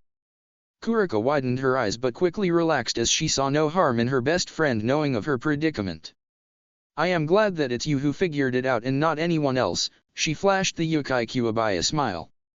I won't force you to tell him until you're ready, but you need to steel yourself and do it. Issei is a kind man, and he does not deserve for this information to be kept hidden from him. I know, but I am just so scared. I don't know what'll happen once I tell him. No one but Issei himself can know that, but you should not be afraid. When I see the way Issei gaze at us, I see nothing but pure adoration in his eyes, and I am sure that your news will not change that. If I dare say, it will only intensify it, Yasaka reassured her. I guess you're right. I'll tell him as soon as I think I'm ready. Kuraka uttered, her mind made up. Their conversation died down once the noise of the shower had faded and the door opened to reveal Issei with his clothes on him. Nya Issei, why did you dressed in the shower? Kuraka pouted. Yasaka smirked. Yes Issei, why did you? Perhaps are you trying to hide something? Perhaps, or perhaps I just didn't want you to pounce on me the second I came out of the shower, he teased with a grin. After the trio had finished their banter, it was Yasaka's turn to enter the shower and prepare for the day. Okay, let's go meet everyone. I missed them during my training, Issei voiced once Yasaka emerged from the bathroom before they all went to the main hall where they assumed everyone would be. Meanwhile, at another location. Did you accomplish your task? A masculine voice asked. His tone one of regality. Yes, although I am surprised at how well your plan has worked. I expected some interferences, but there was none whatsoever, another voice answered. You dare to doubt your master? The owner of the regal voice bellowed, his tone taking an angry edge instead of the regality that accompanied it mere seconds ago. Aye. The owner of the second voice stuttered in panic. Ha ha ha, you should have seen your face. That was priceless. Heavy laughter echoed throughout the room as the form of the owner of the first voice shook with each laughter. The owner of the second voice sweat dropped at the antics of his superior while cursing himself for falling for it again. With all due respect, shall we return to the subject at hand? The laughter of the owner of the first voice begun to die down upon hearing his inferior's inquiry slowly. Yes, we should return to that now, I just couldn't resist doing that again, he said with a dismissing wave of his hand. Well, just like you said, the security around the heaven was pretty lax due to the focused search of the Red and White Dragon Emperors by the three factions and the security of several high-valued places in the case of an attack by the two emperors. As your intel has mentioned, it appeared that along the fruit of knowledge and life 2 out of the 3 parts of the Holy Grail subspecies were being experimented on at the 5th heaven. As the notes suggested, the reason behind the experiments were to determine how such a relic has been split across 3 identical parts instead of remaining in its original form. Apparently, the 2 parts of the Holy Grail were retrieved from the Valerie girl I sent my team to capture before she came upon the knowledge of her sacred gear being a subspecies that divided the Holy Relic into 3 parts. That is why no attempt to retrieve it were ever made, as their absence was unnoticed, he informed his superior. I see. I have nothing else but say a good job. Cao. You truly impressed me with the smooth retrieval of both the 2 parts of the Holy Grail and the fruit of knowledge and life. I am flattered.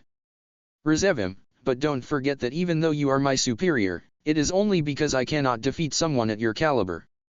Yet, I was not called the strongest human for no reason, and the only people who I will admit that can challenge my abilities are the 2 Dragon Emperors and you. Cao reminded him, his tone impassive. Very true, and I am glad that you remember that fact, because I am sure you wouldn't want to be reminded by me again, am I right? Although I did enjoy it greatly, I dare to say that my methods are quite brutal for the weak ones. Rezevim spoke with a gleeful smile on his face. Cao couldn't help but shudder from the memories of his last fight with Rezevim. Memories he would do everything to lock away and never remember again. So what exactly are we going to do now, Rezevim?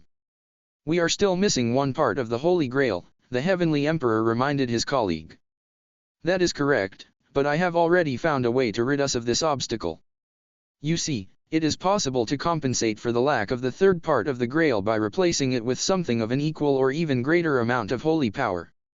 By using your long Anews, which is said to be the strongest of all and the holiest out of the 3 holy relics, we can pour enough holy power to compensate for the lack of the 3rd part, as well as assuring our chances in completing our task. By forcing the spear into submitting to the will of their wielder for just this instance, which will make the spear to act more like the Holy Grail instead of just a pure source of power, Rezevim informed the now stunned Cao. Just how smart is he? It could prove to be very troublesome in the future. I shall be wary of him and his plans for me, Cao thought to himself as he got over the shock and narrowed his eyes at Rezevim. Mark this day, Cao, for today is the day that rebirth shall begin. Today is the day that the evil dragons shall open their eyes once again, Rezevim announced with pride and anticipation oozing from his voice. Meanwhile with the orc. It was a peaceful evening that greeted Kyoto town. The streets were beginning to empty out from the citizens that graced it. The only sound to be heard was the rustling of the trees by the wind and the occasional chirping of a bird. Rias greeted her peerage with a smile as she entered the room. I'm glad you could all make it today. Let's begin with why I called you all here. Shouldn't we wait for Rias to arrive before we begin? Zenovia's question caused everyone to notice that the Valkyrie was indeed missing, which caused them to become confused. Rias frowned. I haven't told Rias to come because this meeting is actually about her, she told them, causing their confusion to increase. The redhead sighed and waited for Akeno to finish serving everyone tea before she began with the meeting. The reason why I called you all here concerns Rias and the odd behavior she had displayed for the past 4 weeks. I am sure that I am not the only one who has noticed how withdrawn and detached she has become in the past 4 weeks, and I am starting to get very worried about her. I am clueless as to what caused her to behave that way, but I am determined to find out and help her, and I am sure you all feel the same, right, my dear little servants? Rias asked, already knowing the answer.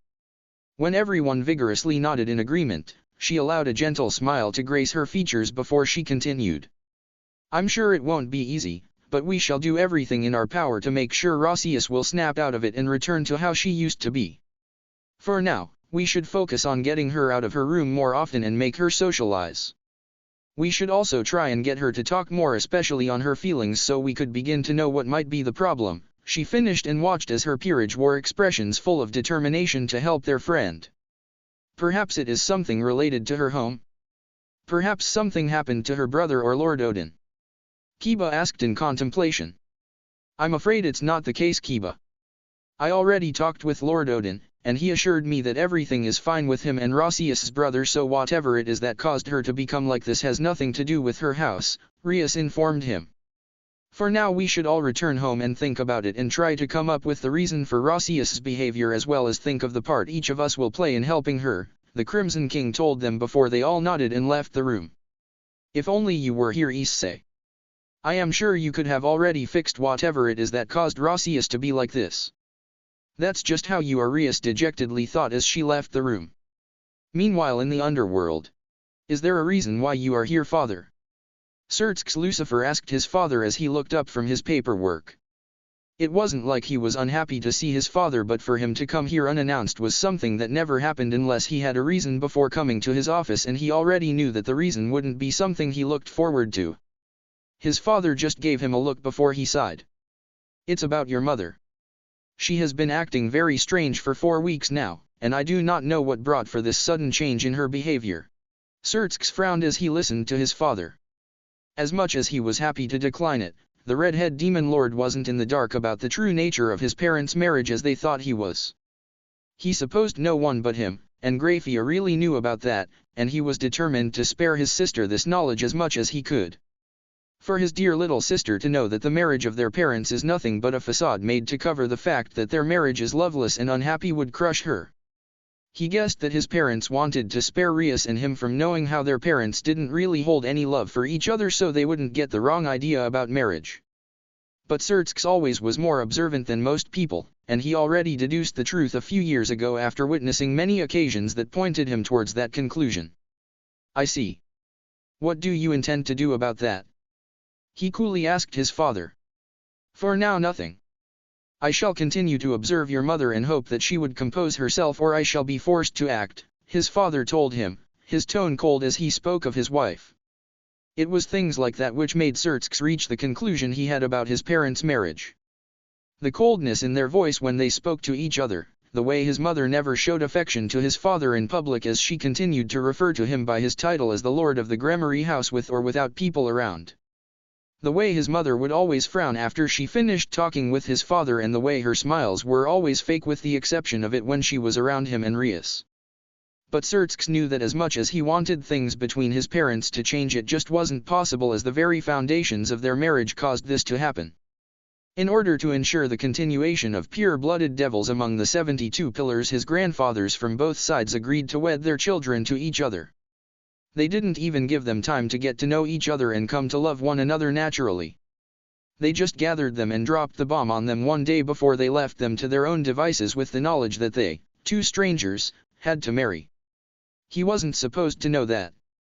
But due to him being a demon lord, Sirzechs was privy to all the information that concerned the underworld, and as he searched through the records of his family that was supposed to be restricted to only his father, he came upon the information of how the marriage of his parents came to be.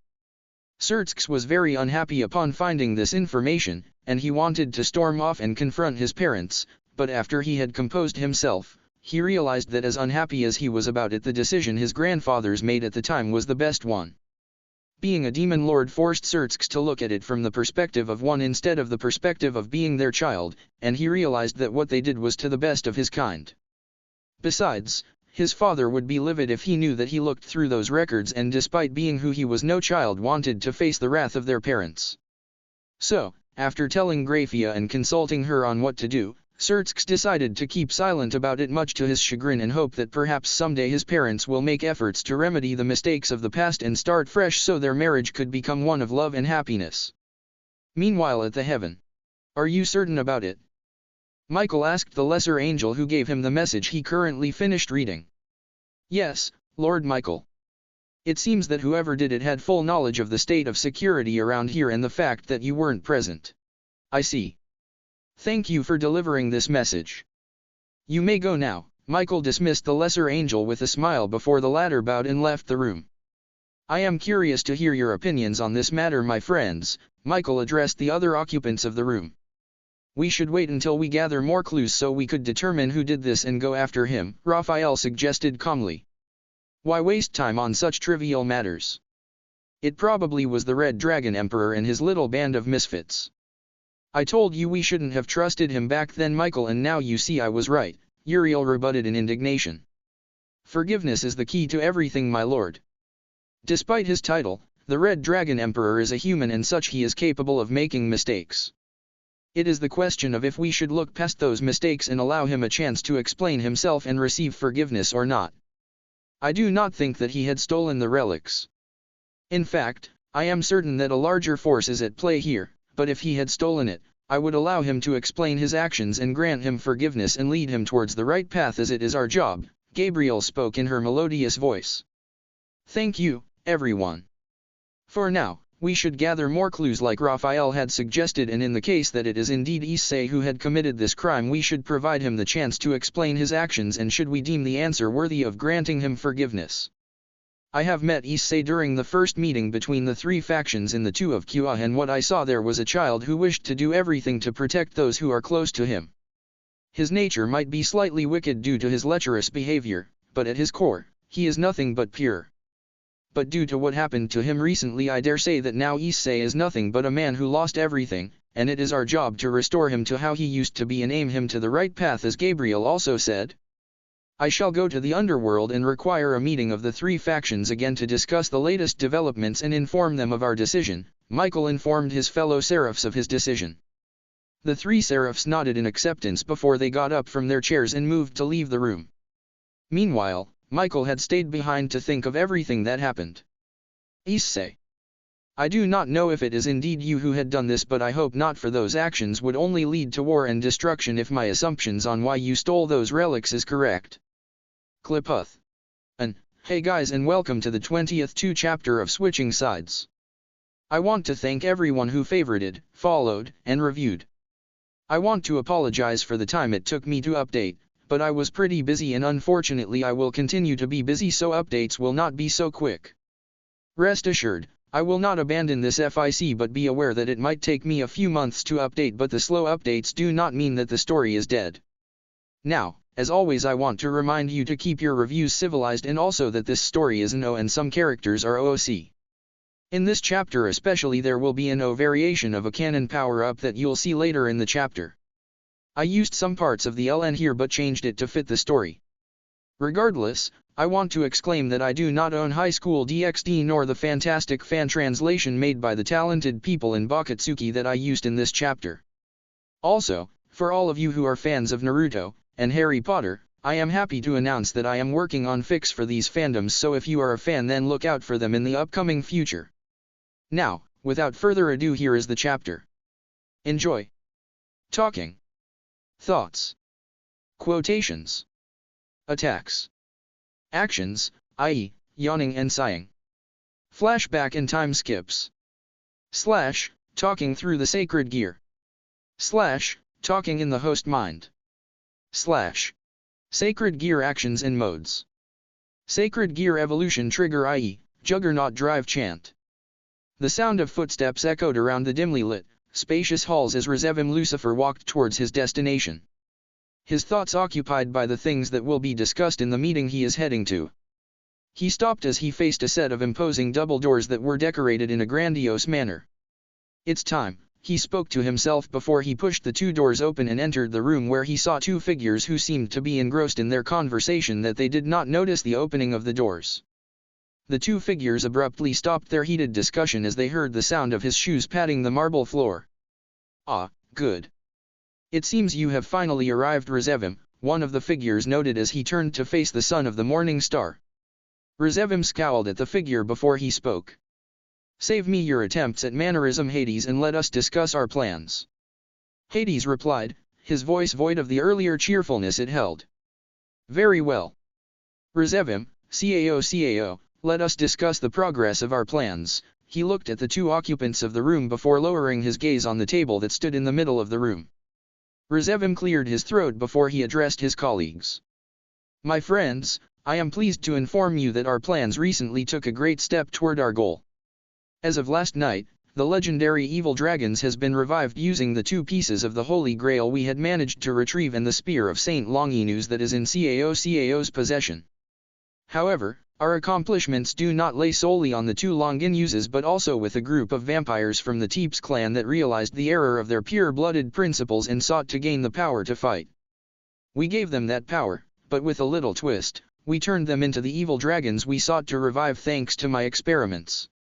Now, with the might of the evil dragons combined with our goal of defeating Great Red, the current protector of the dimensional gap, and invade another world. Hades scowled after hearing Rezevim's speech before he spoke up as well. Do not forget Rezevim about the contributions I had given our cause. If it wasn't for my little gift, the next part of the plan would surely fail. Rezevim gave Hades a sick grin before he spoke with a fruity voice. Ah. Your gift. How could I forget it? Of course, your gift was most appreciated.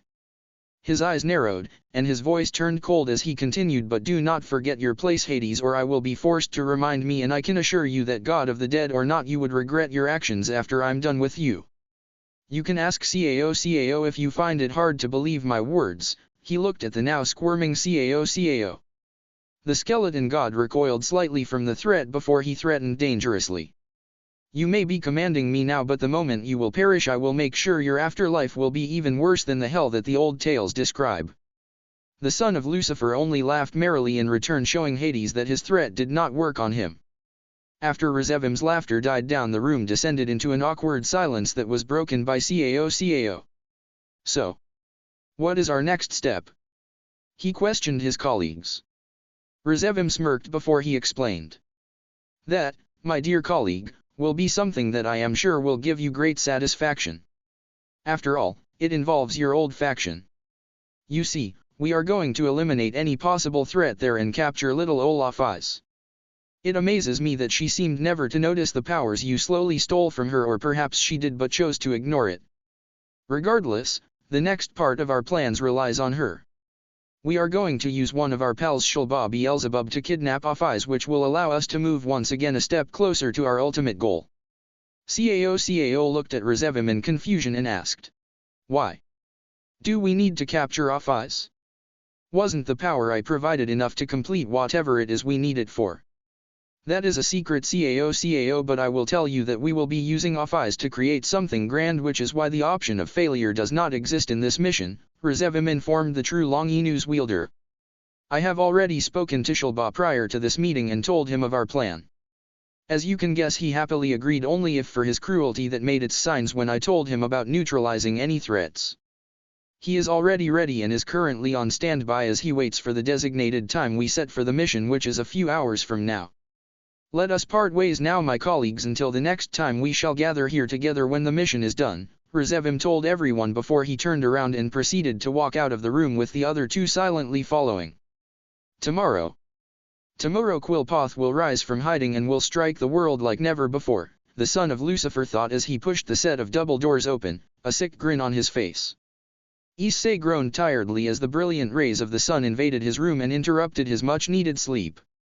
Not wanting to wake up, the brunette huffed before he turned his back towards the window, hoping that it'll be enough to block the sun. As if mocking him, the heavenly glow of the sun only seemed to increase after that action, which caused Issei to moan before he opened his eyes and rubbed the sleep from them. He tried to sit on the bed only to feel something weighing him down. Issei smiled when he saw the beautiful faces of his two lovers as they continued to sleep without a worry in the world. He shook his head, knowing how much of heavy sleepers the two are, to the point that even the sun in its full might could not cause them to stir even in the slightest. He tenderly moved the appendages that blocked him and sat down on the bed. He looked at nothing as the events of last night ran through his mind. His reunion with his friends after not seeing them for 4 weeks has been fun, to say the least. They shared tales about what they did during the 4 weeks. They bantered with one another about their plights, with most of the fire going in Issei's direction as Baikao tightly held his hurting stomach while he struggled to contain his laughter, while even the stoic Arthur allowed a few quiet laughs to escape his mask of indifference. When Issei had enough of his friends, he left the table and went towards Ellie F and Vali, who seemed to be engaged in a passionate discussion with Ophis. He smiled brightly at this, seeing that Ophis began to open up and experience the world like he wanted her to. Sure, she still has a long way to go, but he was happy to see the start of it. During the 4 weeks he spent training, he and Ophis bonded a lot, to the point he considered them good friends, and seeing that the eyes of his recently made good friend no longer seemed dead and full of nothing filled him with happiness. He owed Ophis more than she will ever know, and it was that why he took it upon himself to make sure Ophis's existence will no longer be dull. He was certain that by the time he'll be done Ophis will no longer wish to return to the dimensional gap to live in eternal solitude. His gaze lingered on the three before he changes his destination as he approached Kuraka, Yasaka, and Kunu, who he sat with for the remainder of the evening as they talked with each other. The brunette emperor was snapped out of his reminiscent when he felt his two girlfriends beginning to stir. "Good morning, sleeping beauties," he teased as the two rubbed their eyes and joined him in sitting down on the bed. He was met with a playful punch to the shoulder by Kuraka and a finger flick to his forehead by Yasaka. "Ow. What was that for?" He faked hurt as he addressed his two lovers. "Perhaps if you would have kissed us awake your sleeping beauties will not be so grumpy," Yasaka told him in amusement as she held her hand to her mouth to hold back her laughter. Kuraka pouted as she spoke seductively. "Nya, only kissing? I wouldn't have minded a more passionate wake-up call by our Prince Charming here." Issei blushed heavily from Kuraka's not-so-gentle suggestion before he composed himself and returned her gesture. "I did not know you were into that stuff, Kuraka." "Well, you learn new things every day, I suppose." Kuraka's cheeks tinted red, and she was about to retort when all of a sudden her hands shot up to her mouth and she bolted to the bathroom where she barfed. The brunette began to worry as it seems that whatever made Kuraka queasy did not seem to disappear. Sure, it has only been a day since he returned and Kuraka herself said that it would probably be gone after a few days, but there was something off. He couldn't exactly pinpoint what that was, but the best he could describe was as if something within him told him to not shrug it off as a minor sickness that would pass in a few days. It was only a few minutes later that the sound of Kuraka's vomiting faded and the Nico Shao emerged from the bathroom. "Kuraka, are you sure you're okay?" Issei asked, causing Kuraka to tense. She replied, her voice a bit shaky. I am okay, Issei, you do not need to worry. I already feel better than I did yesterday," she lied, hoping Issei would leave it at that. He looked at her as if searching for any indications that would prove otherwise before he shrugged it off and spoke. "We should probably hurry up because Vala told me last night that she wanted us all to come to the main hall when we wake up, and I don't think that making her wait too long will be such a good idea." He shuddered as thoughts of Vala beating him into oblivion for being late entered his mind. When Issei entered the shower, Yasaka's gaze immediately turned to Kuraka. "You know you'll have to tell him soon. I could tell that he was feeling that something was off with your sickness, and it won't be long before he presses the issue when he sees that it's not getting better." Kuraka sighed in resignation as she spoke. I know, but it doesn't make it easier. Sometimes I want to hit him for his selflessness, but that's his most charming trait, and I do not want it to change. Still, I think I'll tell him tomorrow, as I'll spend today to prepare myself for that mentally." Yasaka smirked. "And I'll make sure to help you as much as I can." Still, seeing the bold, shameless Kuraka reduced to a shy teenager trouble me greatly, and I want to begin repressing those memories as soon as possible. Kuraka scowled at Yasaka as she gave her the finger in reply, while inside she was grateful for the Nine-Tails yokai for being her friend. After Issei emerged from the shower, clueless about the news that he will hear tomorrow, the two girls woke Kunu up and the three took turns in showering before they left the room and went to the main hall where Vali and presumably the rest awaited them. "Ah, I see you honored us with your presence," Vali sarcastically said as she glared at Issei and the girls. Issei gulped. Sorry about that, I was pretty tired from last night," he told her. Vala's gaze slightly softened. "Fair enough. I'll excuse you for this one time, but don't test me again," she threatened before she motioned for them to join the others. "So, what did ya drag us here for?" "I could have spent this time sleeping," Bai Cao inquired, his voice annoyed.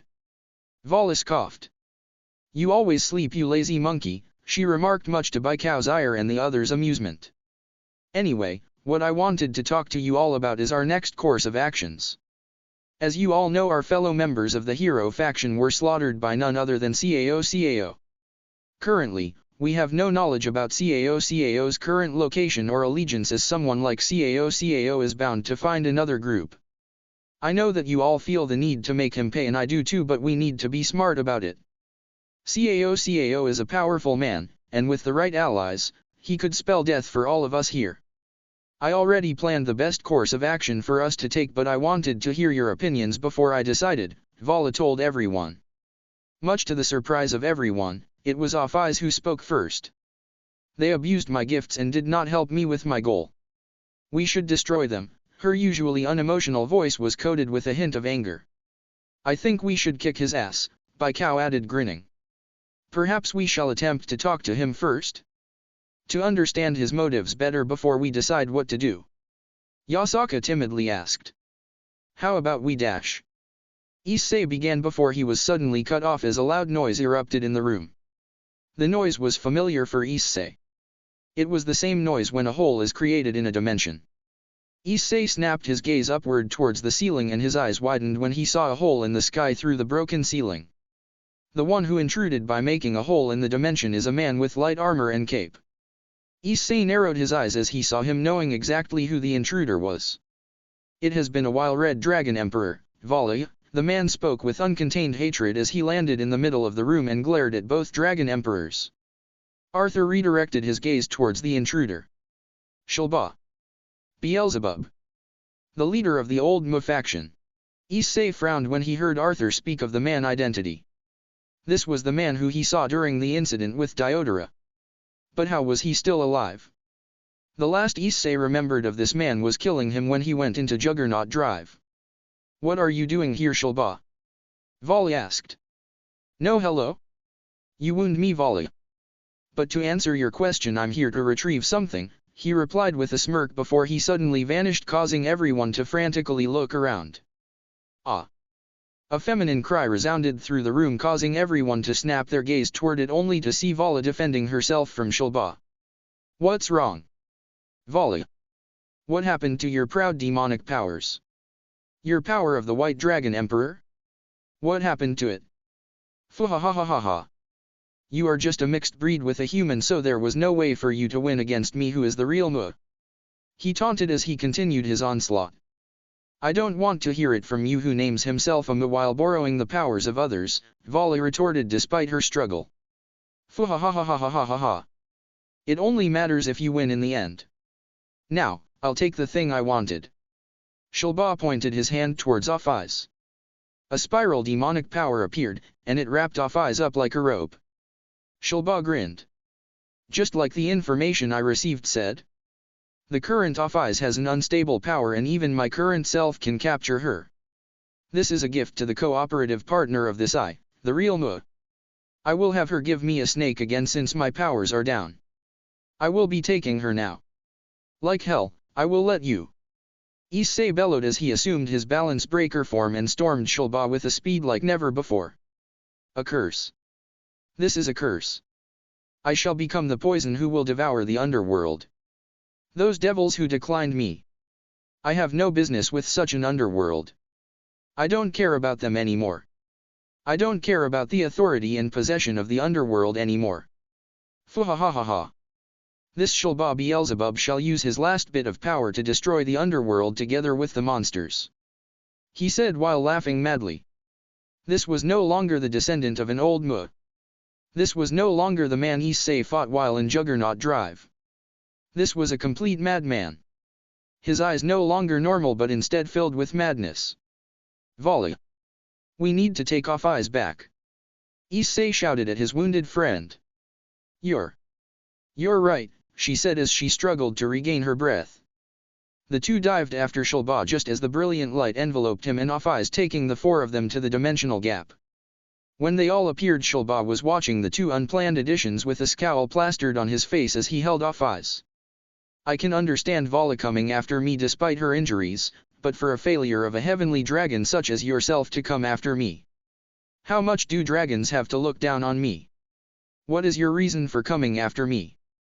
Are you also trying to ignore me, one who carries the blood of the real Mu? Or are you trying to obtain power by having Ophis? It's you who is a heavenly dragon. You must be hiding the desire to dominate the human world and underworld. He asked further. Issei sighed as he realized that all Shilba cares about is bloodlines and domination. Even if you say something complicated that I don't understand. You take my friend and tried to hurt the others, and for that, I will never forgive you, Issei told him while pointing his finger at him. The pressure coming out from you has increased. You are a heavenly dragon who acts in ways I can't possibly understand. Well then. Get tainted from my curse and die in this dimensional gap, Red Dragon. Shilba uttered. You are the one that is going to die, you lowly devil.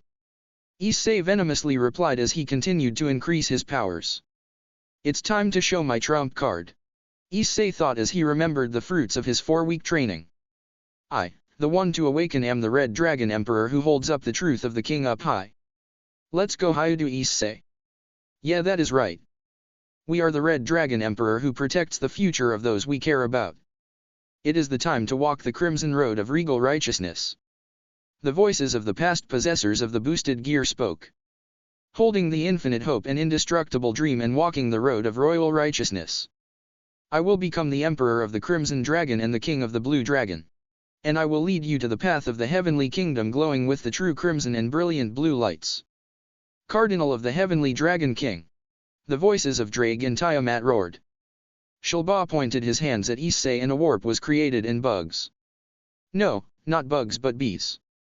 Something that looks like bees appeared and covered the whole area. I will show you the power of the real Beelzebub. Shulba cried.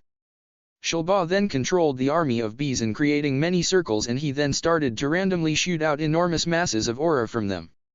Star Sonic Booster. Issei used his new ability to instantly dodge and close the distance between Shulba and him before he released a punch aimed directly to his stomach. Shulba coughed out blood. You lowlife ee. Shulba created many magic circles that reminded Issei of Rias. He shot out a full burst of different elemental attacks. But each and every one of his attacks was thick. Issei did not dodge the attacks but instead rushed forward while hitting them away. He shorted their distance using his new speed and released his fist at him again. Solid Impact Booster.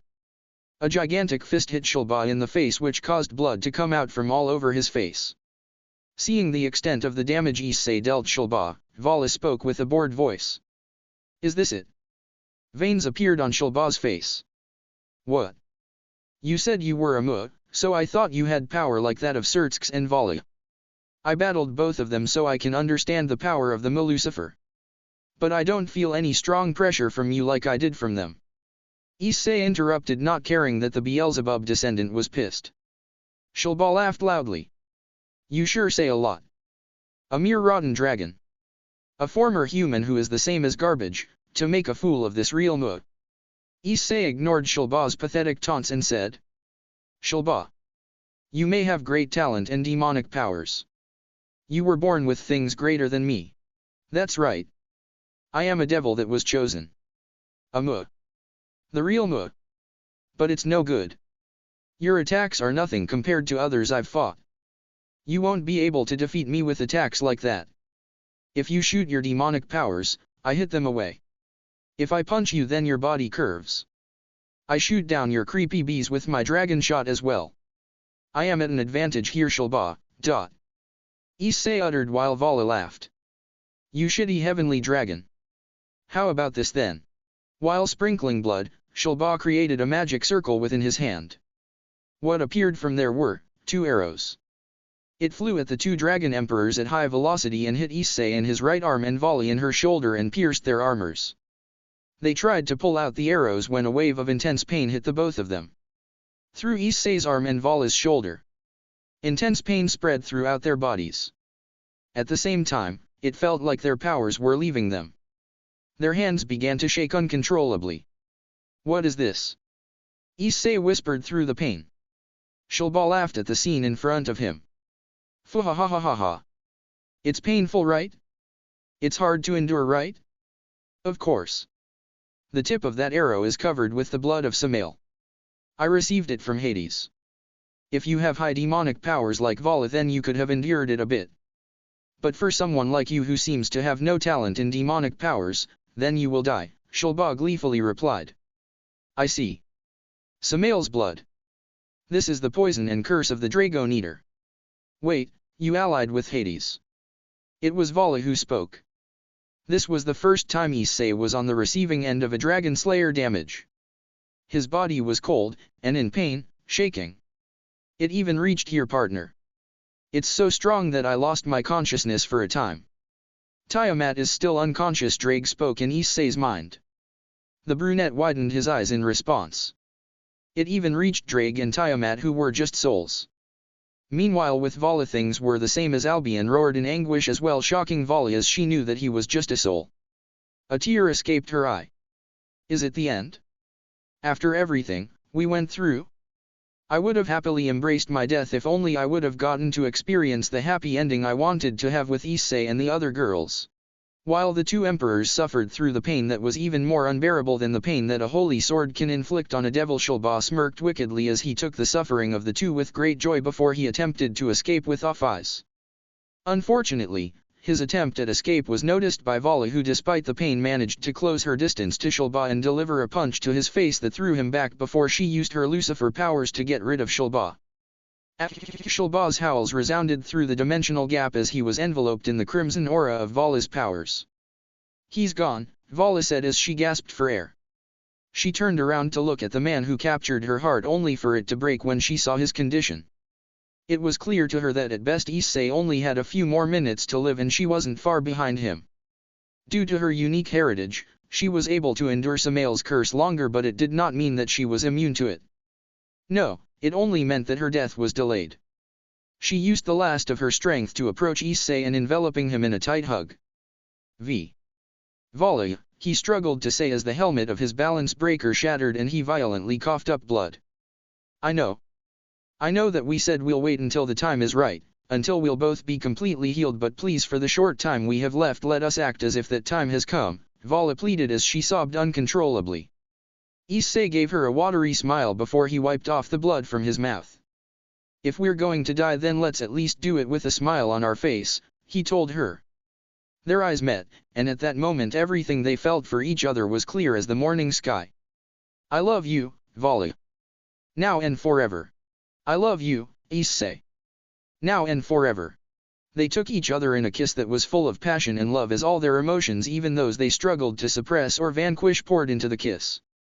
Reluctantly, they broke the kiss and gave each other the brightest smile they could as they held each other's hand. They lamented the abrupt ending of their lives and their hearts broke when they thought about everyone's reaction to their death. They would have done everything to return to their friends, but it wasn't meant to be.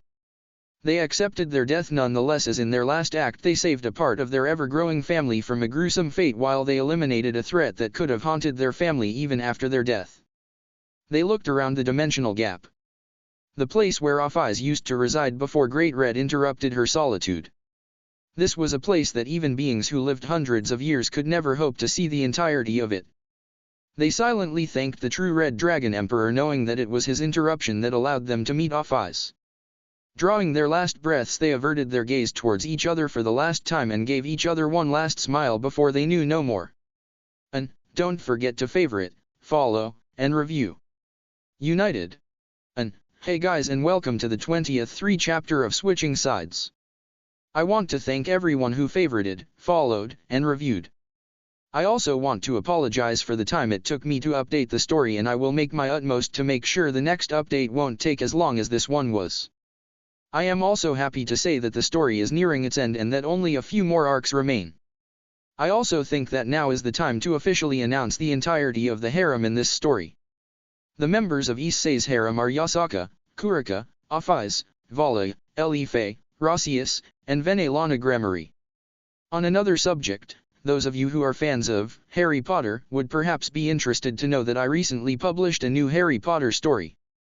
Also, my other stories, mainly the Bleach and Fairy Tail ones, will also be updated in the close future, so be on the lookout for that. My Naruto story that I also announced in the last chapter is also being worked on, but it takes a lower priority than the other stories mentioned above. Now, without further ado, here is the chapter. Enjoy. Talking. Thoughts. Quotations. Attacks. Actions, i.e., yawning and sighing. Flashback and time skips. / talking through the sacred gear. / talking in the host mind. / sacred gear actions and modes. Sacred gear evolution trigger, i.e., Juggernaut drive chant. Absolute darkness. That was all they could see. It was as if they were in a deep sleep, but without the dreams that usually accompanied it. Time continued to flow, but for them, it felt as if it never did. They felt as if they were hovering in their place, but the feeling of their body was non-existent, as if the only thing that remained of them was their conscious and self-awareness. They tried to will it to move, to give a wave with their hand, to shake their head, to conjure a sound with their mouth, but nothing happened. They did not know how long has passed since they woke up to the darkness where nothing existed, even sound. Hours, or perhaps it was only minutes passed before something happened. They heard a chorus of voices, barely above a whisper, resounding all around them. "Wake up! It's time to wake up," the voices told them, urging them to wake up. But they were already wide awake. Didn't they?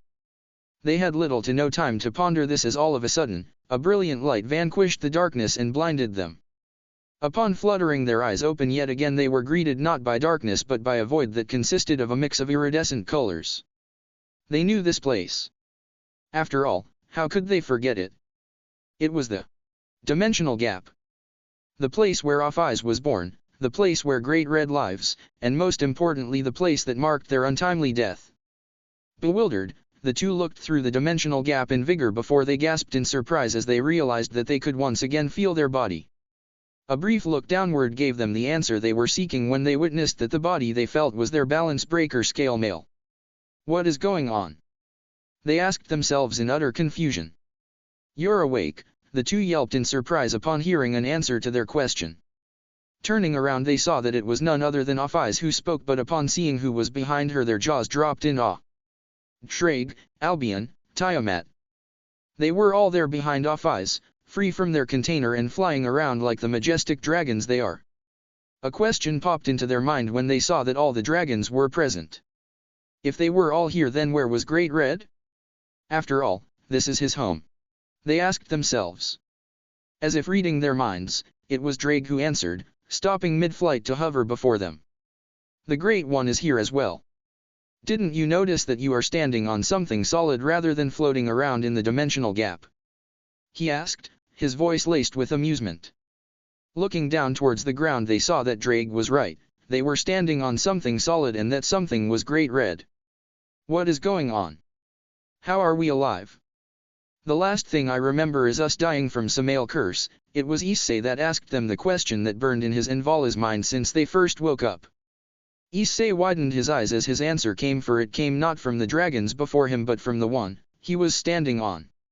I think I shall be the best one to explain what happened, youngling. Great Red's mighty voice echoed through the dimensional gap, instilling a sense of fear into the two emperors' hearts due to the might it held.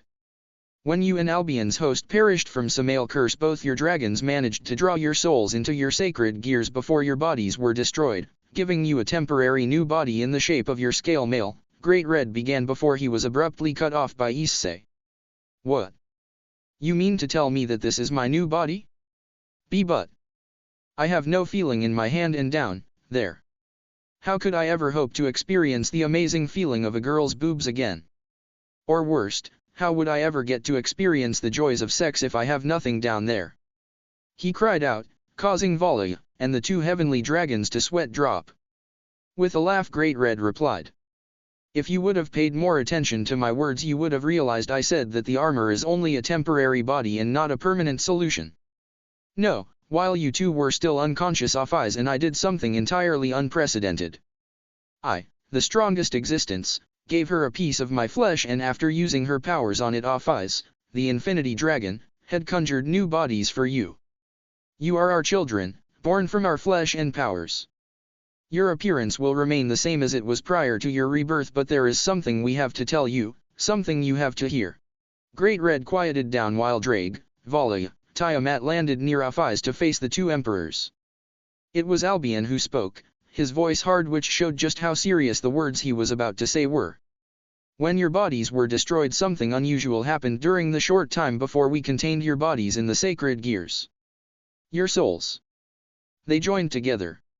For a brief moment, your souls became one and the same. They merged into one soul instead of two. When we drew your souls into the sacred gears, we managed to separate the souls again due to the natural pull each of your souls has towards your specific long anews, but it was then that we noticed that your souls were different than they usually were. I suddenly began to feel a pull towards Issei, while Drake and Tiamat began to feel a pull towards Vali as well. Issei and Vali stood there rooted to their spot as they looked at the dragons with wide eyes and jaws unhinged. What does that mean? Issei asked with a voice barely above a whisper. Drake, who heard his partner question, replied. It means that you bonded on a level unlike before. A part of Vala's soul lives inside you while a part of yours lives inside her. It means that you now have Albion's powers at your disposal as well as while Vala has mine and Tiamat's. It means that you can now communicate with Albion while Vala can communicate with me and Tiamat through your longinesses. Granted, they're not as strong as the real thing, but they are not something to joke about either. In short, you are now united. You two are the emperors of the heavenly dragons, and with that title, you managed to bring an end to my and Albion's feud. It was thanks to you that we stopped fighting and instead joined for the same purpose, which is to protect our hosts. Just look at each other carefully and you'll see the changes your soul has undergone and the powers you received. Both Issei and Vali did as the dragon said and took a careful look at each other before gasping in surprise.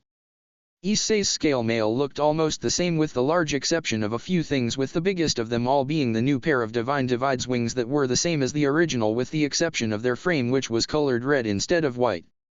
His chest piece remained the same crimson, but his thighs had turned into pale blue while his legs turned to the same white as Vala's scale mail. His hand that hosted the boosted gear remained the same as it was during his third liberation, but the jewel that occupied his shoulder, the same jewel that remained unchanged when he first acquired this mode, was now colored blue just like Vala's own jewels, while the fires within all the jewels had another layer surrounding it, as the layer of pale blue fire that surrounded the original was now surrounded by white fire. Meanwhile, the entirety of Issei's other hand was now colored in white while the jewels on it changed to the same color as Vala's, just like it was when he absorbed Vala's broken jewel and acquired the divide ability back then. His helmet also remained the same with the exception of the spikes that protruded from it, which were now colored in pale blue while his emerald eyes were now white. Meanwhile, Vala's scale mail looked just like Issei's with the exception of the colors being reverted. Her Divine Divide's wings were now red while the frame remained white. Her thighs turned pale blue while her legs and hands turned crimson red while the golden shoulder pieces remained the same gold. Her tail was now pale blue while her helmet remained the same white except for her eyes, which were now emerald green. If Vali had her own body, she would have already been in tears as she witnessed the final and definitive telltale for her relationship with Issei. They were now united beyond the comprehension of normal humans, for they were united in body, soul, and mind. What does this mean then? Vali inquired after getting over her shock. Drake, my child, do you remember our talk back then when I gave you my blessing? Ophis asked, seeming to ignore Vala's question. As for Issei, both him and Drake were gobsmacked by Ophis' show of affection. The Ouroboros dragon, a being born from the nothingness of infinite, a being whose the concept of emotions and intimacy are non-existent since the day of her creation, addressing Drake and Issei as their child was the ultimate show of just how much the Emperor's rebirth has changed. Why yes, I remember our talk, Ophis, Drake stammered as he thought back to Ophis' words that day. The bond you two share grows strong with each passing day, I can sense it. Soon, the two of you shall become one, and for the first time, the world shall witness powers like never before. As if reading his mind, Ophis recited the exact words she spoke that day. That day which I have spoken of has finally arrived. Drake, Albion, Tiamat, my children, after a long time you have finally become one. No longer are you divided by feuds or the devastating aftermath of a heartbreak, and instead you stand together as one with your emperors whose bodies are made of the flesh of the true red Dragon God Emperor and the powers of the Ouroboros in a unity unlike before. You possess powers that have yet to grace the world in the time of its existence, and with those powers, you shall bring for a new age. An age where beings such as dragons and humans shall live in peace. An age where the three factions shall revel in peace and not wars. An age where the humans will know the truth about the world they live in. But the time for that age has yet to come, as great evil still plague this world. An evil that you are tasked to get rid of and remedy the failure of those who tried before you, for shall you fail then the world shall succumb to the apocalypse led by the Morning Star's offspring actions. No longer are you separated by concepts such as domination, chaos, or supremacy, for your new existence brings to an absolute unification of those concepts. You are the emperors of the heavenly dragons, king and queen of domination, chaos, and supremacy, Ophis spoke, again shocking everyone present into silence by the tremendous change she underwent. The silence that enveloped the dimensional gap seemed to last forever until it was broken by Great Red's booming voice. Ophis' words speak the truth. Your new existence, my children, will bring for a major turning point in the universe unlike before. You will face many hardships on your way to facing the true definition of evil. As the Dragon of Dreams, I can see the hardships you'll have to face in your journey as their source still haunt the dreams of those related to it. But I possess no doubt that you shall emerge victorious from this fight, as I've witnessed your dreams and the things I have seen within them shows me that your desire to make them come true will be the source of your powers, and when you will gaze at the road ahead and lose your spirits as thoughts of your destiny being impossible to achieve surface, it will be the same resolve that shall show you the way. Everyone stood still as they digested the words of both Ophis and Great Red. With their untimely death at the hands of Samael, a power unlike before has been created, and it was them who possessed said power. The tremendous responsibility that their new destiny and powers have brought did not escape them, and they struggled to accept that weight on their shoulders, but they knew that protesting is not an option, as both Great Red and Ophis has said that they'll soon face the definition of true evil led by the Morning Star's offspring. So, with hearts void of doubt and resistance and full of acceptance and determination, their rebirth has been complete. It was Issei who spoke with a hard voice. So, what now? He asked. Now? Now you return to where you truly belong and begin your first steps towards fulfilling your destiny with the powers bestowed upon you, Great Red answered. In a last act of defiance, Vali asked. And why shall we listen to you? I may have embraced my destiny, but it was due to a lack of choice. My destiny, the one I have chosen for myself, was to defeat you and become the true White Emperor God with those I love standing by my side. There was silence after Vali's statement, but it was broken when everyone widened their eyes when they heard Great Red, the Dragon of Dragons, chuckle. I applaud you for your bravery, my child, as you stand before me and state that which you desire, but this came as no surprise of me, as I have already seen your dreams and I know that they will not come to pass, for the one you love the most will stand valiantly as my vanguard, for this is the duty of the Red Dragon Emperor King, while his loved ones will stand behind him and support him as he brings to your downfall. My child, the fight you desire to have will bring nothing but tragedy and heartbreak, and I hope that you shall make the right choice, for I have seen the change in your dreams from those that spoke of our fight, and those are closer to being achieved than you think, he said, causing Vali to gasp as the full impact of his words hit her. Seeing as no reply will be made, Great Red spoke again. It is time for you to return, my children. Once you pass through the portal you should regain feeling in your new body, and Drake, Albion, and Tiamat shall return to their confines, only this time they return willingly. We wish you luck in your journey and know that we shall always be with you, he assured them before he opened a portal from the dimensional gap for them to pass through. With a last look towards those who have given them a second chance, whose bodies and powers course through their veins, their creators and new parents, the new emperors of the heavenly dragons went through the portal. While time seemed to be forgotten to those in the dimensional gap, it has been a week since Issei and Vali were last seen by their teammates as they entered the portal. In the first day, they thought not of it and instead wished them well in their noble rescue of Ophis. But as days gone by and there was still no sign from either of them, they grew concerned, and it was not much later that panic and despair joined with the concern. At the end of the third day it was Arthur who uttered the words that they all dreaded to hear, his face ashen and his voice quivering. There's no chance that they survived in the dimensional gap for this long. Only powerful beings like Ophis and Great Red can survive a prolonged stay in the dimensional gap, as every other being who is not protected will be vaporized from existence, especially after 2 whole days. Add to the fact that they were facing Shalba Beelzebub and who knows what else. An anguished cry resounded through the room before a black blur bolted from the room, followed by a blonde one. Bai Cao stood to follow the 2 devastated girls, but a hand on his shoulder stopped him from moving. Leave them, the Pendragon heir whispered softly as he observed his sister leave to join the girls. They need time to grieve, and you invading that time will only cause more harm than good.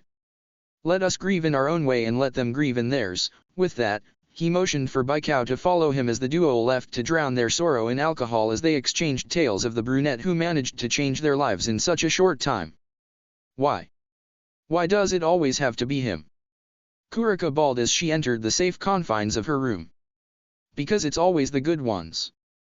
They are the only ones who are willing to place their lives on the line selflessly for the sake of others, while the wicked do so for their personal gains, Yasaka replied. Hearing the yokai's words and the truth in them caused Kuraka to snap. But it isn't fair. After everything that he has been through, all the heartbreak, all the sorrow, you would think that some good will come his way. I just cannot do this anymore. He was my everything. He was my anchor to this world, the light that fended off the darkness in me. He was my best friend, my lover, he held me when I was at my lowest and supported me when I was at my highest. He filled the hole in my heart caused by Chiron. And now he's gone. Never will I be able to hear his voice or feel his touch, never will I be able to see his face when he flashes that brilliant smile at me or the eyes full of love whenever he looks at me, she choked out between her sobs. Yasaka looked at her best friend in a part of her family with eyes full of sorrow as the same pain the Nico Xiao felt was mirrored by Yasaka.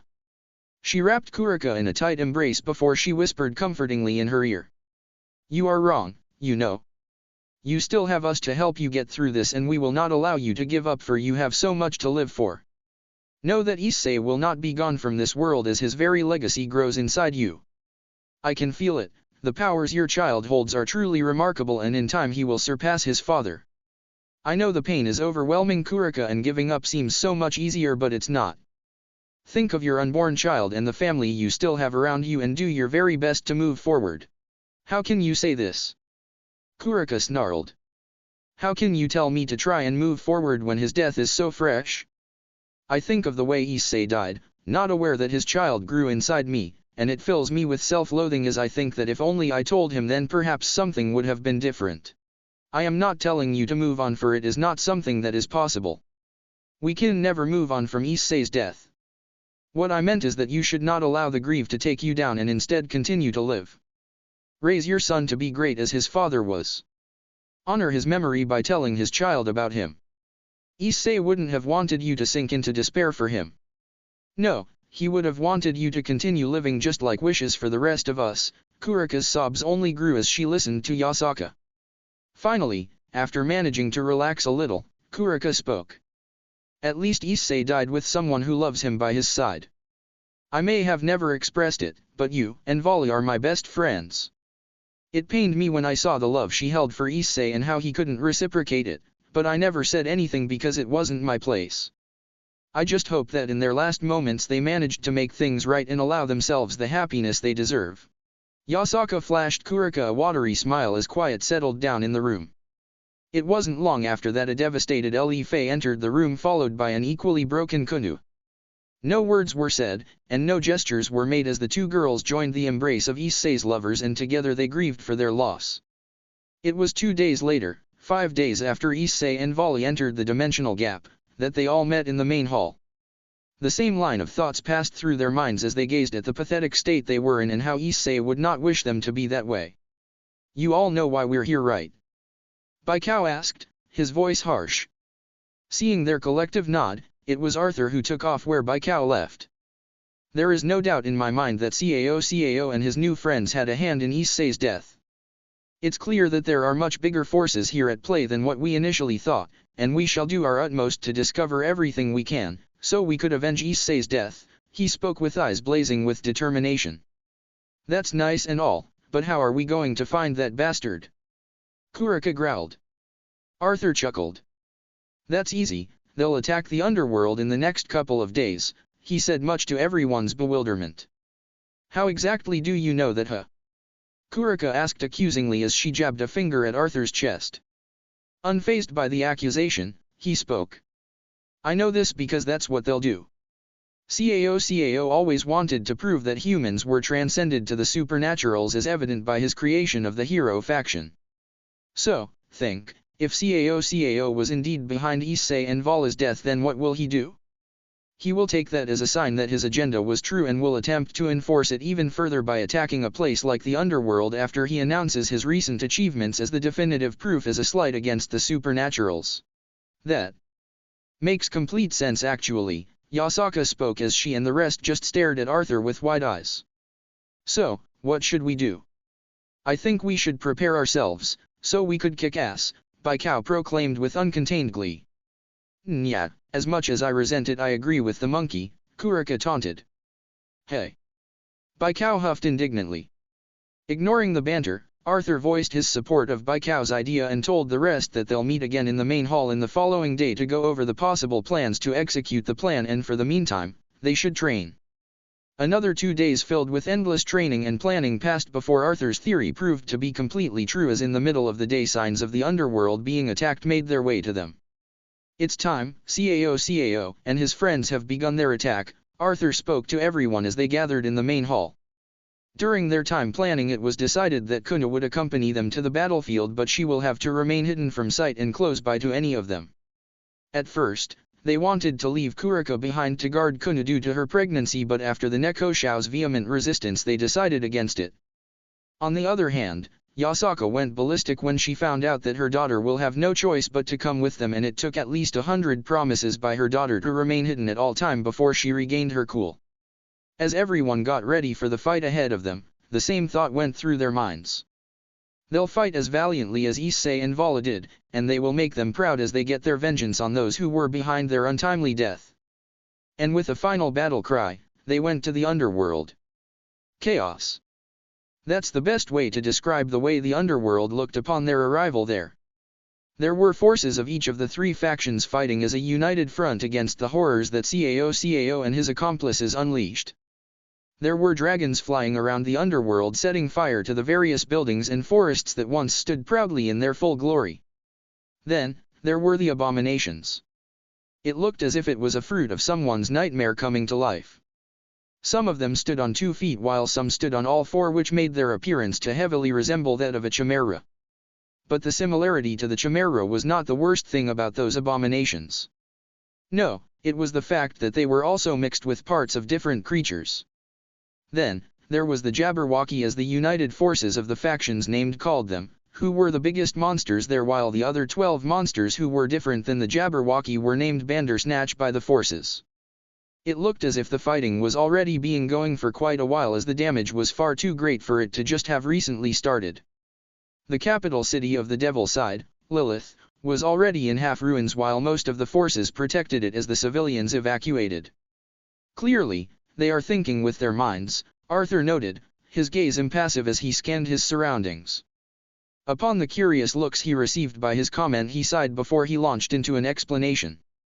The forces are not driven by their emotions despite the destruction and carnage all around them. Instead, they do as they should, and they focus on protecting the populated areas while the innocents are being evacuated. Enough about that. Kuraka growled. We should focus on finding that bastard Cao and his buddies. I agree with Kuraka on this one. We came to kick ass and not talk, Baikou added. With that, Kuraka and the rest began their search. As they scanned the underworld, they saw the Gregori peerage as well as the Satrai peerage engaging members of the hero faction, mainly George, Heracles, and Jean. Seeing as they had no intentions of interacting with their old comrades, the group continued while hoping for once that both Gregori and Satrai will emerge victoriously. A few minutes later they saw the strongest queen engage in a brutal fight against one of the Jabberwocky and appeared to be winning. And then, they saw it. It seemed to look like a human, but other than the shape it looked nothing like one. Instead, it looked like a condensed power of destruction, the same as that of Rias Gregori. But it wasn't the same as that of the Crimson Princess. No, this was much more powerful and much wilder, as it looked to be spreading explosively and involuntarily from his body. It took them a few moments, but once they pieced the pieces together they realized with a startled gasp that the humanoid figure was none other than Sirzechs Lucifer. Beside him stood Azazel, who looked to be a bit awed by the sight as well, but also relieved for some reason, as if he came to realize something that made him be much at ease. Before the two stood a skeleton dressed in attire worn by high priests in a creepy aura. He had no eyes, but his empty sockets glowed, causing it to look as if he did have eyes. Hades. They all heard Arthur muttering with utter disdain, causing their eyes to widen as the identity of the skeletal man was found out. Hades, the god of the realm of dead. Just the mere thought of him made them all shudder. But what was he doing here? Why was he facing off against the leaders of the devils and the fallen angels? And then it hit them like a ton of bricks. Hades was here because he was a part of Cao's group. They were filled with rage as they looked at him, knowing in their hearts that this man had a large hand in Issei's death. They wanted to destroy him, to break off his skeletal figure and spread the pieces worldwide as to make sure he will never be reborn. They wanted to see the eerie glow in his eye sockets die. But they knew that he was entirely out of their league. They knew not about him other than his title and name, and to make matters worse he was a god. It was a defeated sigh that the group left the scene as they muttered a silent good luck to the two leaders. It took them some time, but, in the end, they had managed to find him. He was standing atop of a mountain that had a clear view to Lilith and the ongoing war in the once glorious capital city. He looked the same as they remembered him from the times before his defection, only now his face was that of a war-hardened man instead of the ambitious leader he once was. He was not alone as another man stood beside him. He looked to be a middle-aged man in his 40s with dark silver hair and beard, and hazel eyes. They couldn't help but compare the man to how Vala would have looked like should she have been born as a male. His aura felt bottomless and creepy. His appearance mimicked that of Sirzechs, as his attire was the same, with the only difference being the color, which was silver. The two seemed to be in a heated discussion, clearly not noticing them before the silver-haired man abruptly stopped his words and began to laugh. "It seems as if we have some company, Cao, he said, his voice excited as if he just won a prize. Cao turned around and widened his eyes as he saw his old comrades. "So, I see that you weaklings have survived," he sneered at them. "Such a shame. I would have killed you back when I killed all the other weaklings, but fate deemed it not to be, but it also seems as if that time came now." His grip on his long anews tightened. "It's rich coming from you, Cao, seeing as you fled like a coward when we fought," Yasaka jeered as she glared at the raven-haired man with hate-filled eyes. "You should have seen it as a blessing that I was needed elsewhere at that moment, or else you wouldn't have stood here today." Yasaka snarled and went to attack him, only to be stopped by Kuraka. "Why are you stopping me? They caused Issei's death. You should help me kill them instead," she growled at the Nico Shao. Kuraka remained unfazed by Yasaka's outburst and instead answered in a calm voice. "Nya, you are no fun, Yasaka. Clearly, he wants you to recklessly attack him like you were about to do, and what fun would it be to kill him if you were wounded first?" Yasaka sighed and nodded, knowing that Kuraka was right. Cao laughed. "It seems as if the cat grew a brain. I never thought that this day would come," he taunted. Kuraka, being who she is, could not help but come with a snide retort. "Nya, it also seems as if the little boy with the big spear has gained some courage. I don't know if it's your spear that is compensating for some size issues down there, or is it your new buddy that holds your hand that gave you your courage. I just hope that courage was not the only thing you gained, and your lame fighting skills also improved, if only slightly." Cao became beet red, be it from rage or embarrassment they couldn't tell, but it was his friend that answered. "As much as I enjoy seeing Cao become flustered like that, I think that killing you would bring me much more enjoyment." He sent a powerful beam of demonic power at them that they managed to dodge at the last second. "Oh, you're on." Bai Cao gleefully uttered before he went to attack with his staff, only to be blocked halfway by Cao's spear. They fought one another, each struggling to gain the upper hand, as each time Cao attempted to use one of his longinus powers, Bai Cao struck with his staff, which caused him to cancel the attack and block the hit. Meanwhile, Kuraka and Yasaka were engaging the silver-haired figure with all their might. Yasaka transformed into her nine-tail form and began to try to hit him with her appendages and her fire, while Kuraka, using her senjutsu, launched her own attacks from afar, while also using her clones to help her to occasionally lung at him with the intent to strike him with her claws. But nothing worked. Each attack was proficiently countered, even Kuraka's poisonous mist and clones were disparaged as if it was nothing more than a mere bug to an elephant. Same happened with Yasaka, as each time she tried to strike him with her appendages he dodged her. The attacks that did manage to strike him did little to no damage, while his attacks did a considerable damage to the two yokai. A quick glance around showed Kuraka that Arthur had also joined the fight as he and Bai Cao engaged Cao. But just like them, they appeared to be at a heavy disadvantage. Meanwhile, Ellie F and Kuna were at the back, the latter being guarded by the former, who also covertly used her magic to help them as much as she could. One thing passed through their minds as they each fought their own battle.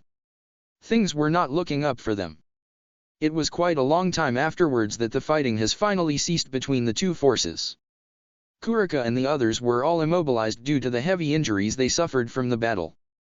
Wounds and blood littered their bodies as they struggled to keep standing and even conscious, knowing that once they welcome the blackness it will remain forever. Meanwhile, Cao and the silver-haired figure stood, although with difficulty. Their attire ripped in some places while wounds and blood also littered their bodies, although much less than their opponents. It's not over. Kuraka cried between her panting as she struggled to remain standing. But it quite is, silly kitten. You are barely able to stand, let alone remain awake, and you think you still stand a chance against us. The silver-haired man taunted. We will avenge Issei. Even if we die we will make sure he will be avenged before we join him. Yasaka wheezed. Just stop. You have been defeated. Just accept it and move on and join your friend. I remember the first time I saw a supernatural. I was just a small child living in poverty with his parents and my big sister. I used to be a believer. I still remember the many times I prayed to God that He will help my family to escape the poverty and to allow us to live a normal life. But it was not to be. Instead, my sister had grown very ill and my parents could not handle the stress of taking care of her, and eventually they collapsed. Being the naive child, I continued to pray with all my heart, thinking that the hardships we faced were a test made by God to judge us. But then it happened. One day a strange man appeared. His behavior and attire were strange, as if he was not from where I lived, but I could not pinpoint from where he was, as I have never seen something like that before. It wasn't until feathery wings emerged from his back that I realized that he was an angel and that my prayers were finally answered.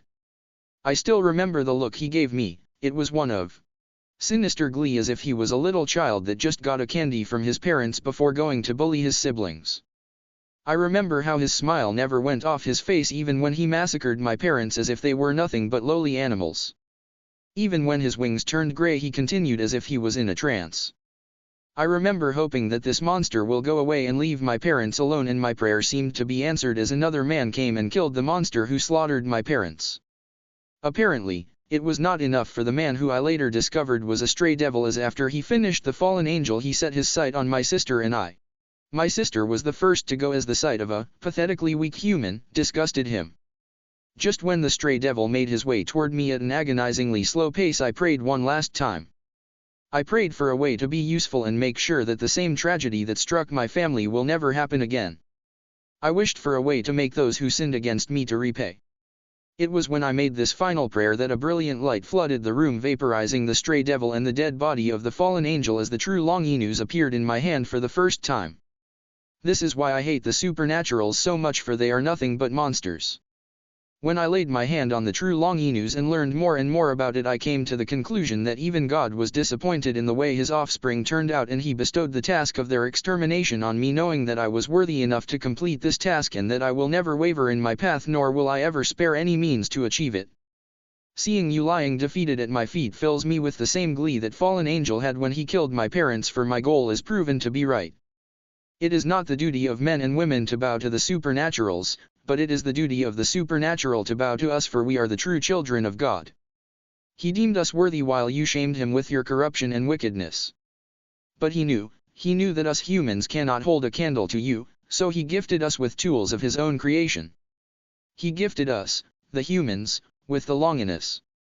As you spend your last moments, lament about the fact that you could not stand a chance against the might of the humankind, as we are God's chosen.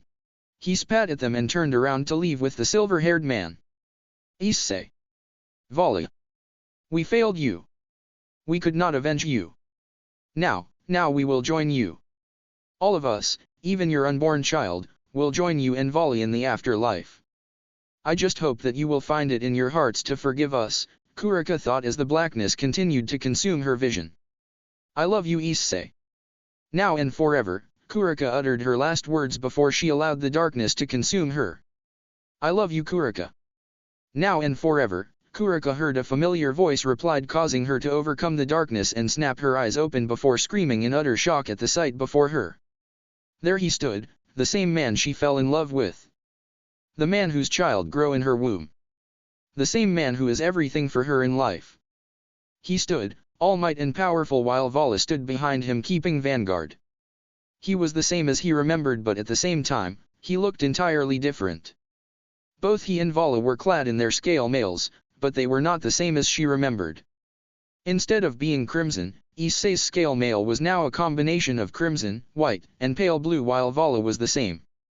She smiled widely as she comprehended the impact of the changes. After all this time, they had gotten their happy ending before they set off to their new life together. Shocked gasps beside her made her realize that everyone else also witnessed Issei and Vala's shocking arrival. Issei gave them all a radiant smile before he turned to Vala. "Vala, can you make sure they are healed?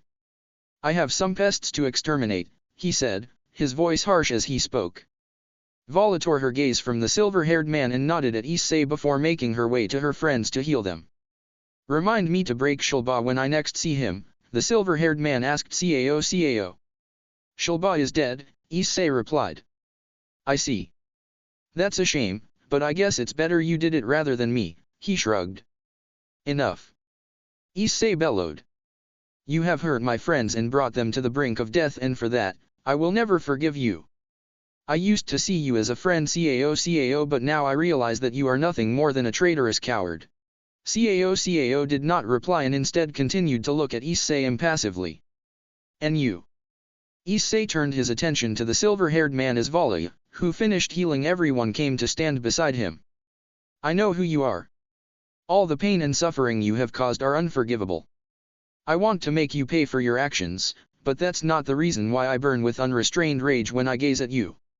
No, it is because of what you did to your granddaughter. Someone that I love dearly, someone who had trouble accepting my love, thinking that she is broken and is undeserving of me. She wanted to get rid of her demons before she even entertained the thought of us being together, but that was not meant to be, as we died before she could have done that. But we were given a second chance in life, and now we are back more powerful than ever, and I will make sure to stand beside her and help as she finally vanquishes the horrors of her past. Know that you will die hated and unloved with your goals torn asunder. Know that your name will never be remembered. For this is your end. Rezevim Levon Lucifer. And don't forget to favorite, follow, and review. Clash of Gods. And hey guys, and welcome to the 24th chapter of Switching Sides. I want to thank everyone who favorited, followed, and reviewed. I know that the time it took for me to update the story was quite long, and people are displeased.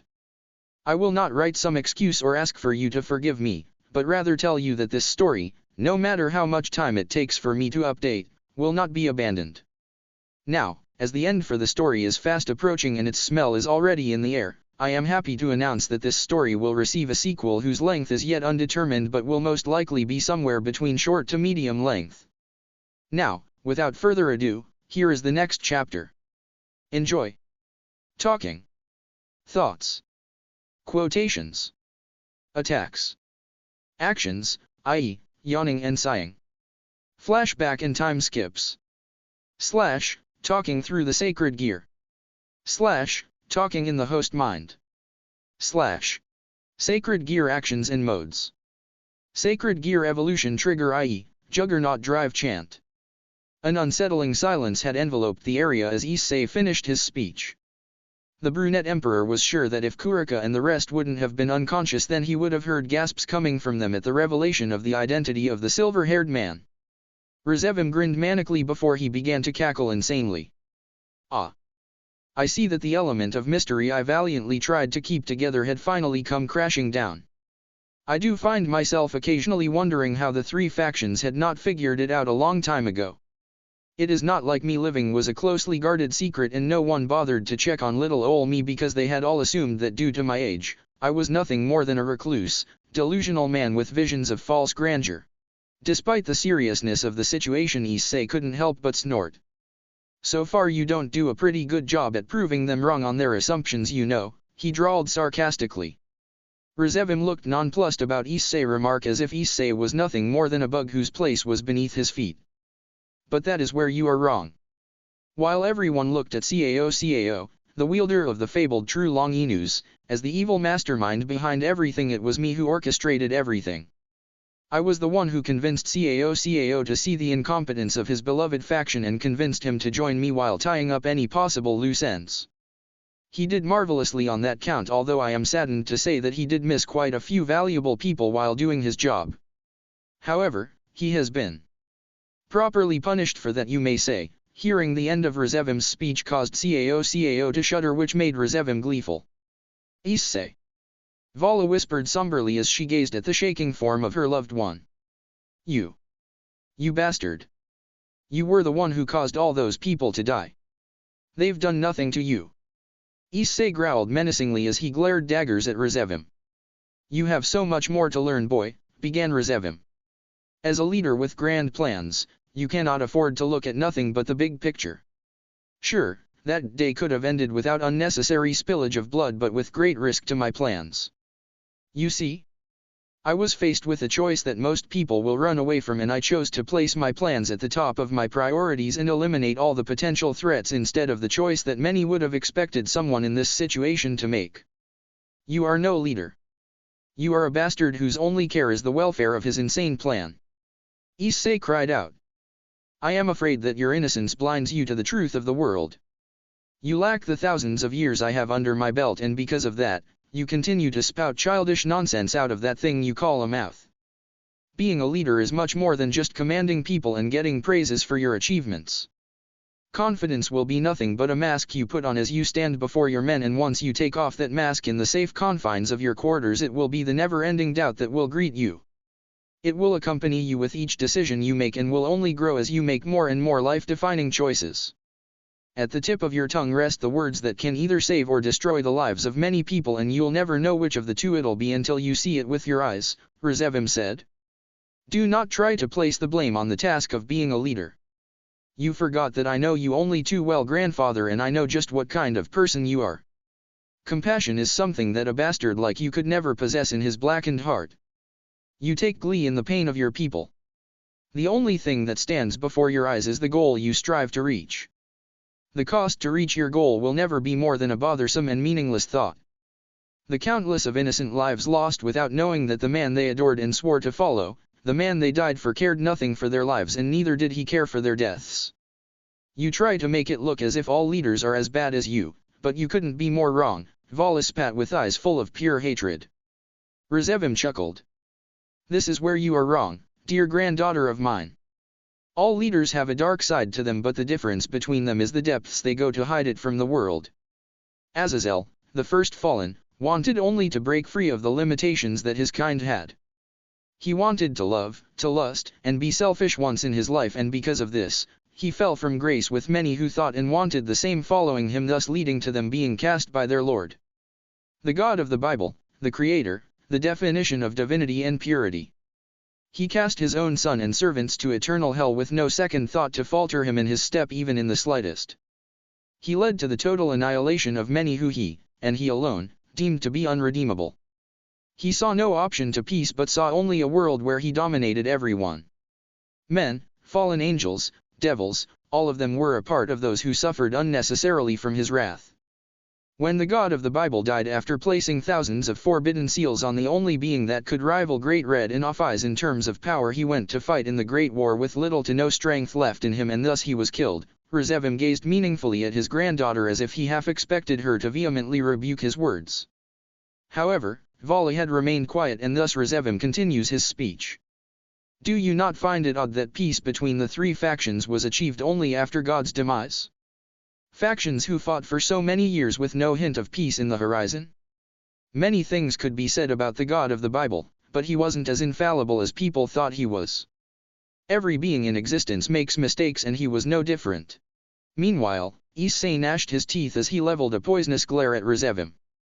To anyone who was unlucky enough to spare a glance at the young emperor would have sworn that his hate towards the son of the morning star was taking a visible form. However, hate was not the only thing that Issei had felt.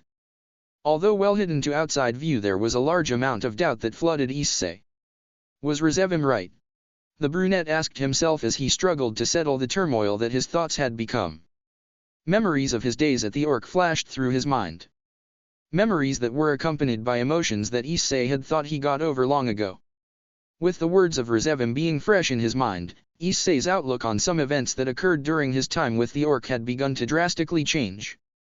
The images of Rias, Sirzechs, Azazel, and Michael flashed more frequently than anything else as his mind tried to tell him what his heart had already known since the moment Rzevim had closed his mouth.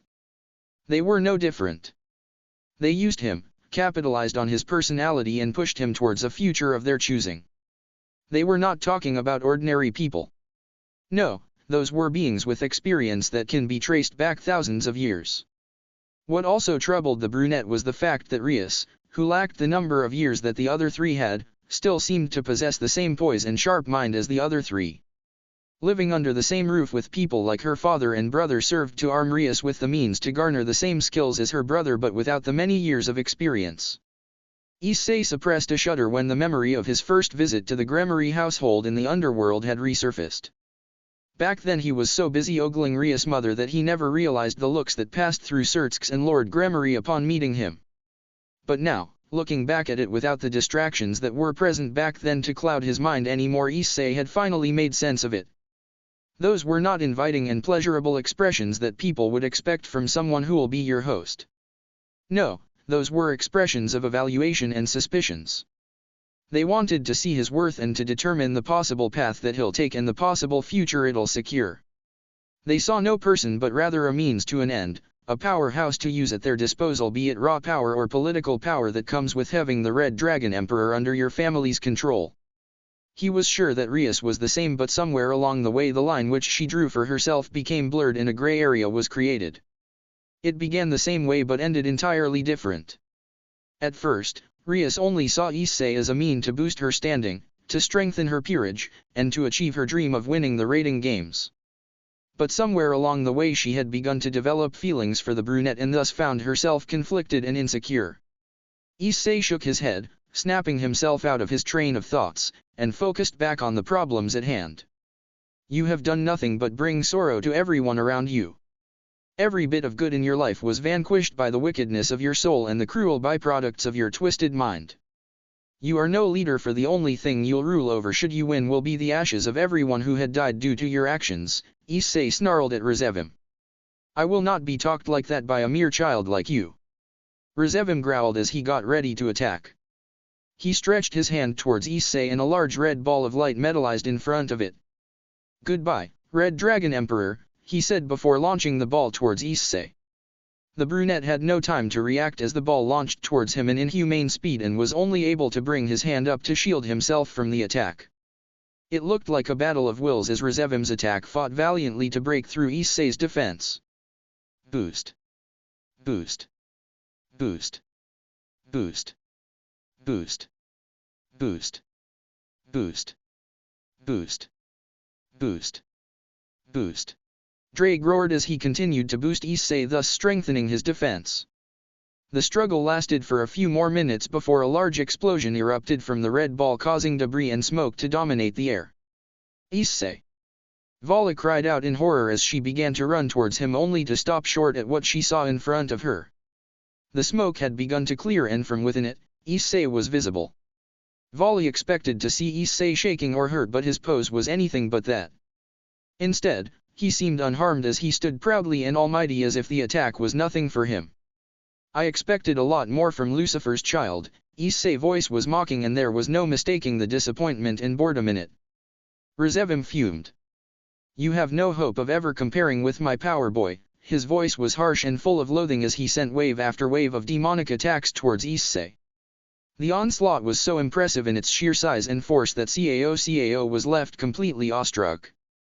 The leader of the hero faction shook his head, his face adorning a visible grimace as the realization he had so long ago had become so real. This is the power of the supernaturals. The stuff of myths and legends that were all said to be impossible. Wars have been wagered, unfathomable destruction and slaughter had been caused by these beings, Cao lamented. When he created the hero faction, he created it in hopes that he could prevent the tragedy of his life from happening again. He vowed to exert vengeance on the beings who had stolen his family from him. When the true Longinus had first appeared for him, it was bittersweet. After years of putting his unwavering faith in God and praying continuously, his prayers were finally answered, but they were answered too late. Much, much, too late. By the time it happened, Cao had lost everything. So, it was no surprise that a child who suffered such a traumatic loss had so easily taken it upon himself to exterminate the supernaturals who were responsible for the harsh turn that his life had suddenly taken. For this brief amount of time between the death of his family and the brilliant light that signaled the emergence of the true Longinus, Cao had nothing to live for. No purpose, no family, no friends, and no love interest that he could rely on. But now, with God's giving him the ultimate gift, he had something to live for. He had a purpose. However, as time passed, the lines between his purpose and his undying vengeance began to blur and his interpretation of God's will had become twisted. Instead of eradicating those who have committed great sins and went against God and everything he stood for, Cao had taken it upon himself to eradicate everything and everyone that had anything to do with the world that gave birth to those who had taken his family from him. Before Cao could dedicate more thought to his life story, a loud explosion had caused him to turn his attention elsewhere. When the dust settled, it was clear that the source of the explosion was one of Rezevim's lethal attacks successfully hitting Issei. Cracks adorned most of his scale mail while his head visor was mostly broken with pieces still falling slowly with each small movement that he made. How is that possible? Issei choked out. It's meant to be near impossible to destroy the boosted gear's scale mail. His eyes met those of Rezevim and he shuddered at what he saw there. His eyes showed no triumph or surprise at the incredible feat he had just accomplished. Instead, they had an odd gleam to them of someone who was not satisfied with his performance and was wholeheartedly confident that he could do better. Rezevim let out a slow and cruel laugh. There are many things you have yet to know, boy. Did you really think that when God has created his gifts for the humans to utilize against the supernaturals that he wouldn't seek to create a way to counter them? One of the very foundations of this universe is the fact that everything can be countered. God may have created the humans in his image, but he gave them the ability to have free will and he was not ignorant of that. If that is truly the case, then God's gifts to humanity were useless. Vali exclaimed. Rezevim turned his gaze to Vali. It seems like it, isn't it? But, God's idea of countering the sacred gears was never completed. The initial idea was to grant his seraphs the ability to nullify the effects of a sacred gear when it was used against God's intentions or against heaven. God knew that humans would grow arrogant with the gifts he had bestowed upon them and wanted this countermeasure to be implemented to instill humility in those humans. The ultimate humbling of those who took those gifts as a sign of their ascension to godhood. As they face against beings of mythical power in a bid for dominance, confidence in the ability that was bestowed upon them only for it to be completely nullified would cause their entire perception to shatter. If that is the case, then how does people who seek to destroy heaven and bring chaos and destruction to the world still possess their sacred gears? Vali questioned. Rezevim's eyes twinkled ominously. When God had perished, his plan of implementing this countermeasure was just that, a plan. He had never got around to finish it and bestow this ability on his seraphs. Instead, his mind was occupied with a much bigger threat. A legendary beast that, when in full power, is said to be on par with Great Red in Ophis. A being so powerful that it took thousands of forbidden seals made by God himself to seal it. Issei and Vali frowned deeply as Rezevim mentioned the beast once again. The Apocalypse Beast, the Emperor Beast of Apocalypse, the beast who single-handedly caused God to be exhausted to a point where he was struck down during the war. But alas, this is a subject for another day, Rezevim said, his voice full of awe as he spoke of the legendary beast. The point is, that it was because of other occupations that caused God's plan to create a nullifier to be delayed and eventually non-existent as he perished.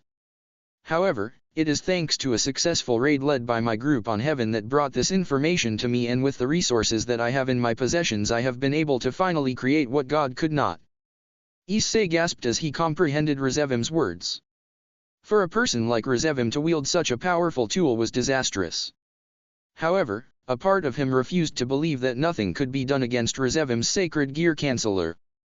He couldn't lose hope, not when the lives of everyone he cares about are at risk.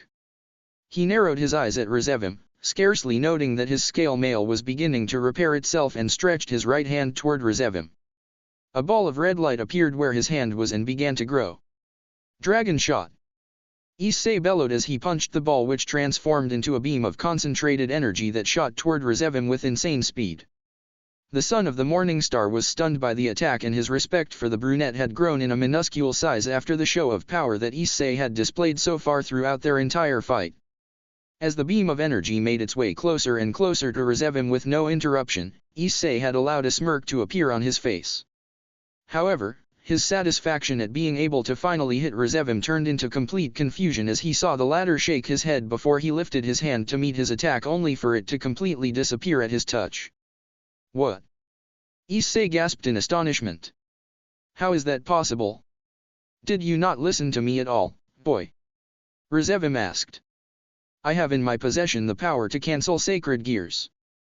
I have mastered this ability to the point where it can work with methods other than my touch.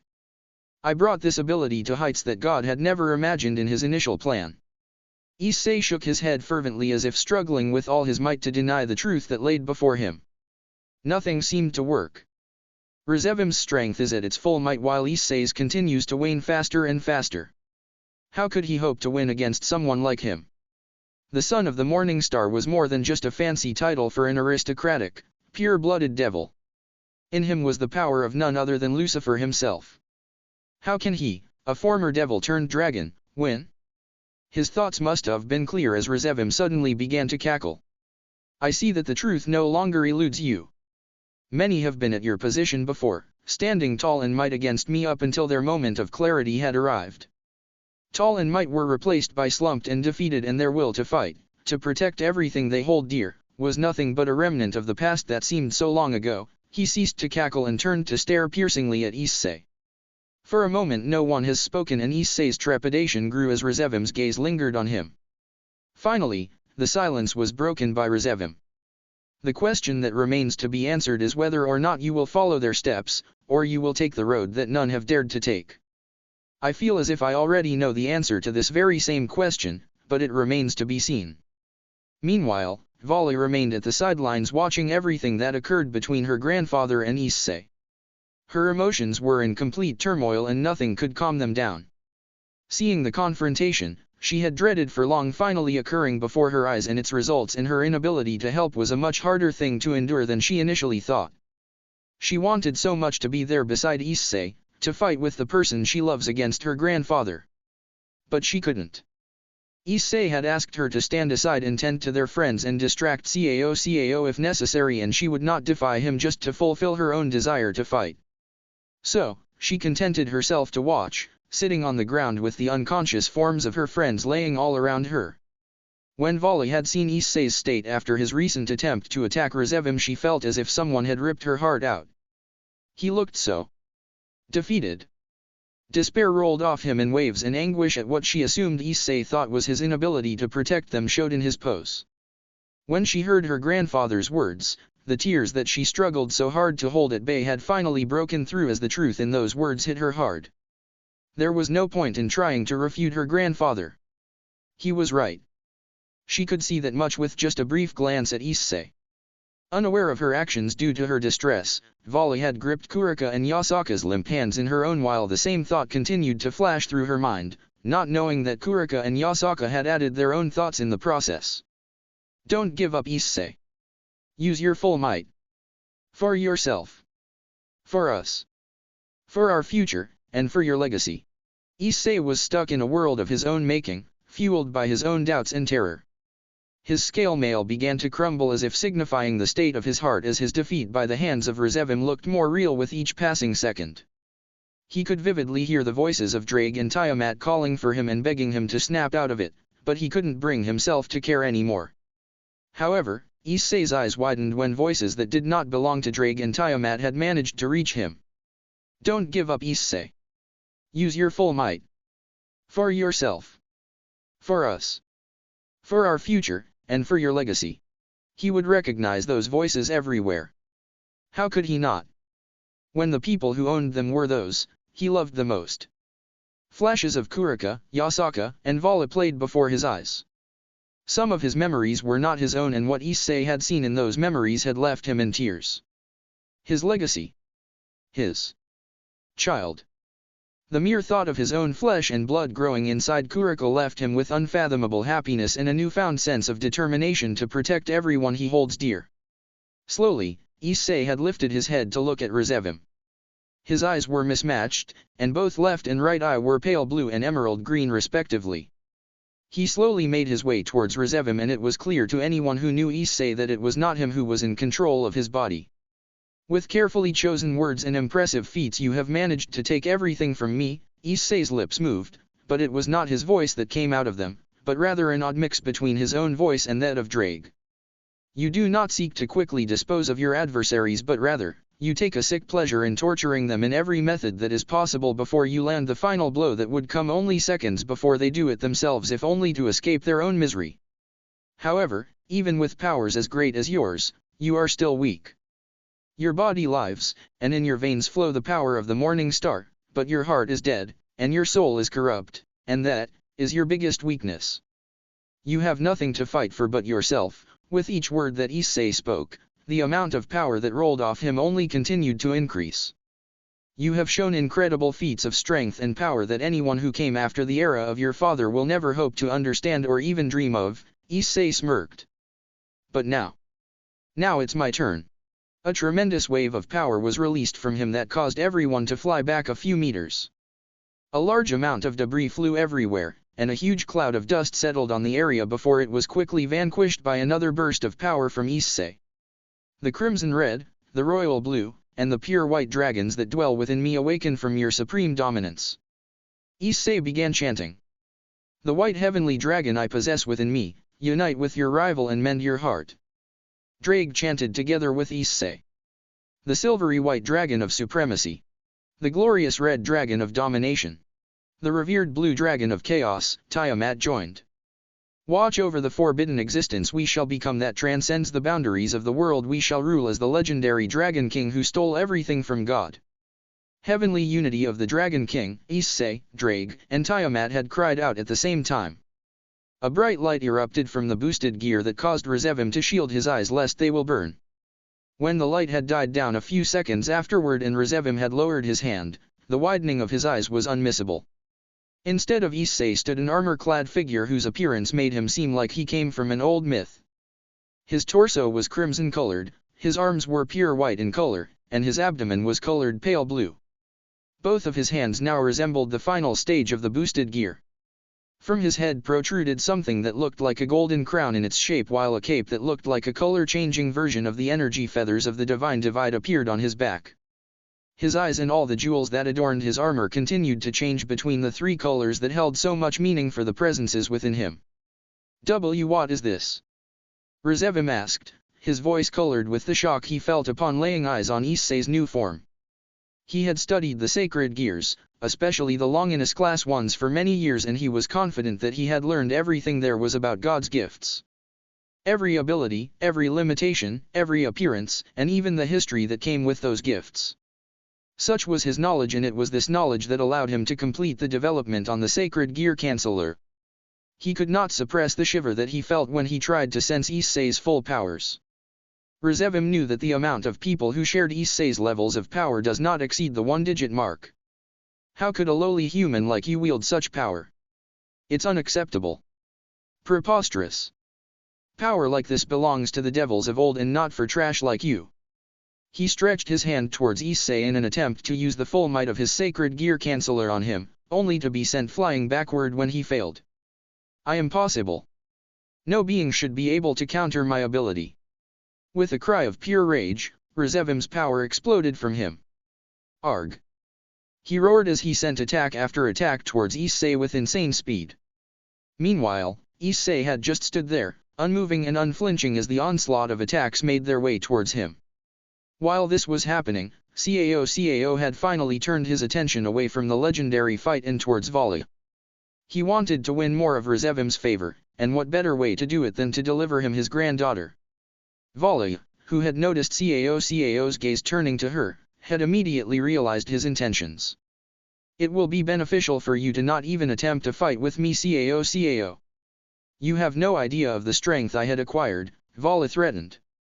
However, Cao had only smirked in response before he raised his true long anews and lunged towards Vali, thus starting another fight. When their own brief altercation had ended alongside Rizevim's brutal barrage of attacks on Issei, Cao, who was left barely conscious by Vali, watched the still ongoing fight between Issei and Rizevim with rapt fascination. He was confident that Issei's lack of movement was due to his resignation and his admittance of defeat. Such is your story, Issei. In my last moments, I stand witness to the defeat of yet another legend.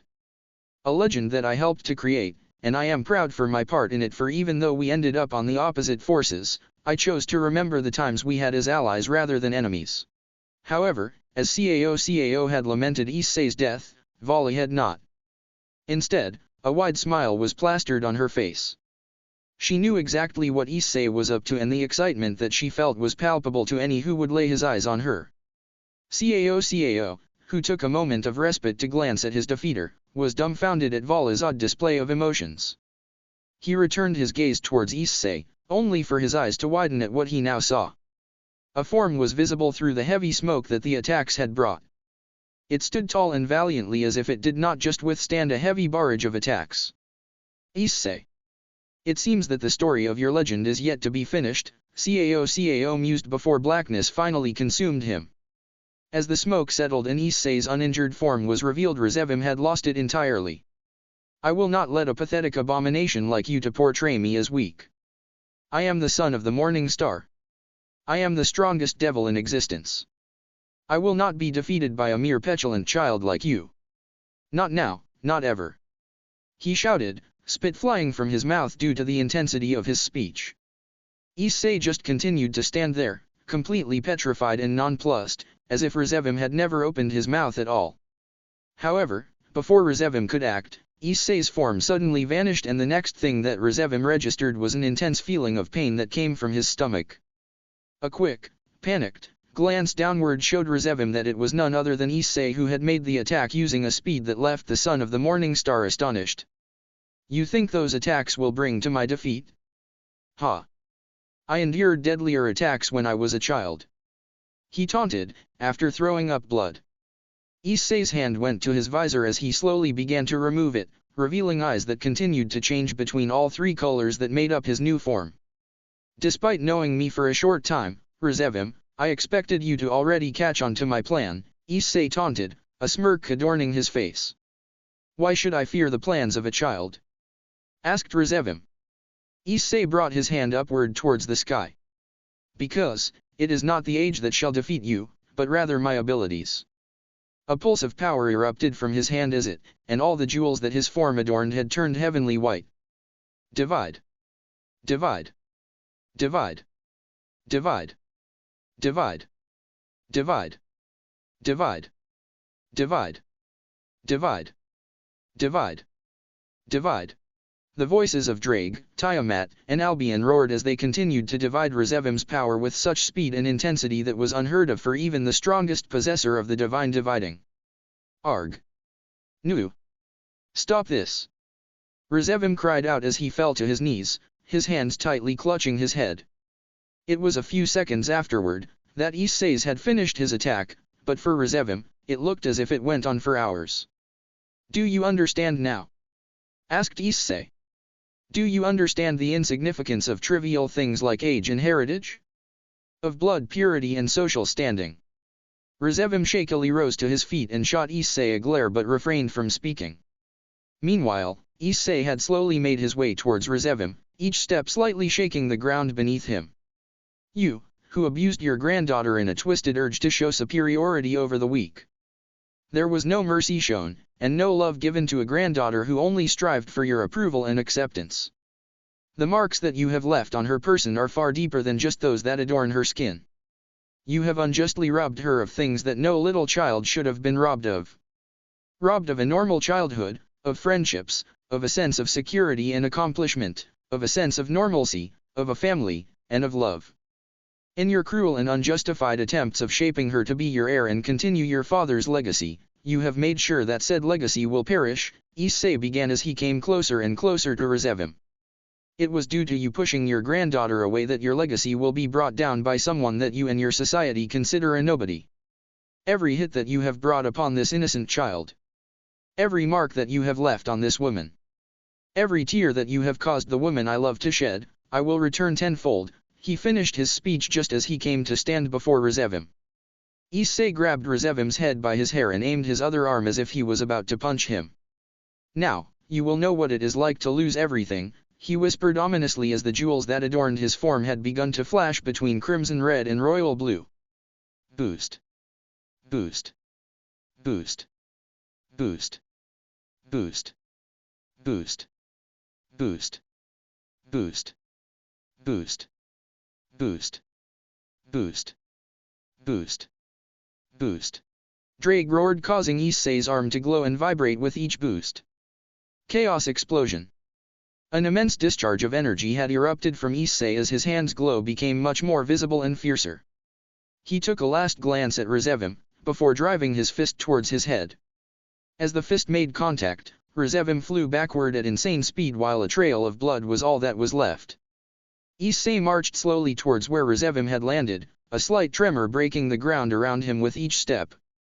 "Do you understand now?" Issei asked as he reached Rizevim's prone and defeated form. "The truth that has been standing right before you this entire time, waiting for you to finally understand it." Issei grabbed Rizevim by the hair and raised him so he would face him. "In your veins flows the blood of the morning star, and in your hands, you held God's greatest weapon. You exalted yourself to be unbeatable with a power that no one can ever dream to match. You could have been that person, but your pride and overconfidence had led to your downfall, just like it has for many leaders before you." Issei harshly dropped Rizevim to the ground and turned his back on him. "You looked at me, and you saw a mere child with an impossible quest to defeat you, armed with powers that you possessed when you were nothing but a little child. You saw nothing special, and because of that, you never bothered to look deeper. The confidence that you placed in your heritage and age had brought you many things during your life. But, in the end, it robbed you of the greatest thing someone can possess, and that is your common sense." The brunette emperor turned to face Rizevim again, his right arm stretched as he charged his final attack. It was never a question of blood purity or rich heritage. And raw power and wisdom of old was never the answer. Your life ends today, unloved and surrounded by nobody, but I hope that in your last moments you feel some amount of regret for the atrocities you have committed. Goodbye, Rizevim." And with that, Issei had launched his most powerful dragon shot attack, hitting Rizevim dead on and bringing an end to his life. Issei remained where he stood, as his gaze remained set on the remains of his greatest adversary to date. He shook his head as thoughts of a different reality coursed through his mind. Of a reality where Vala was never abused and unloved, where their love was purer and untainted than it is today. The form that Issei had assumed during his fight was now slowly crumbling as he lost the power to maintain it. He cast those thoughts aside, as he slowly made his way towards Vali and the rest of his friends. As Issei approached them, he noticed that their condition was unchanged. He noted that Vali had, at some point, gripped Kuraka and Yasaka's hands. Seeing this scene had brought back the voices that he heard during his fight with Rizevim, and his pace quickened considerably as he hastened to reach his friends.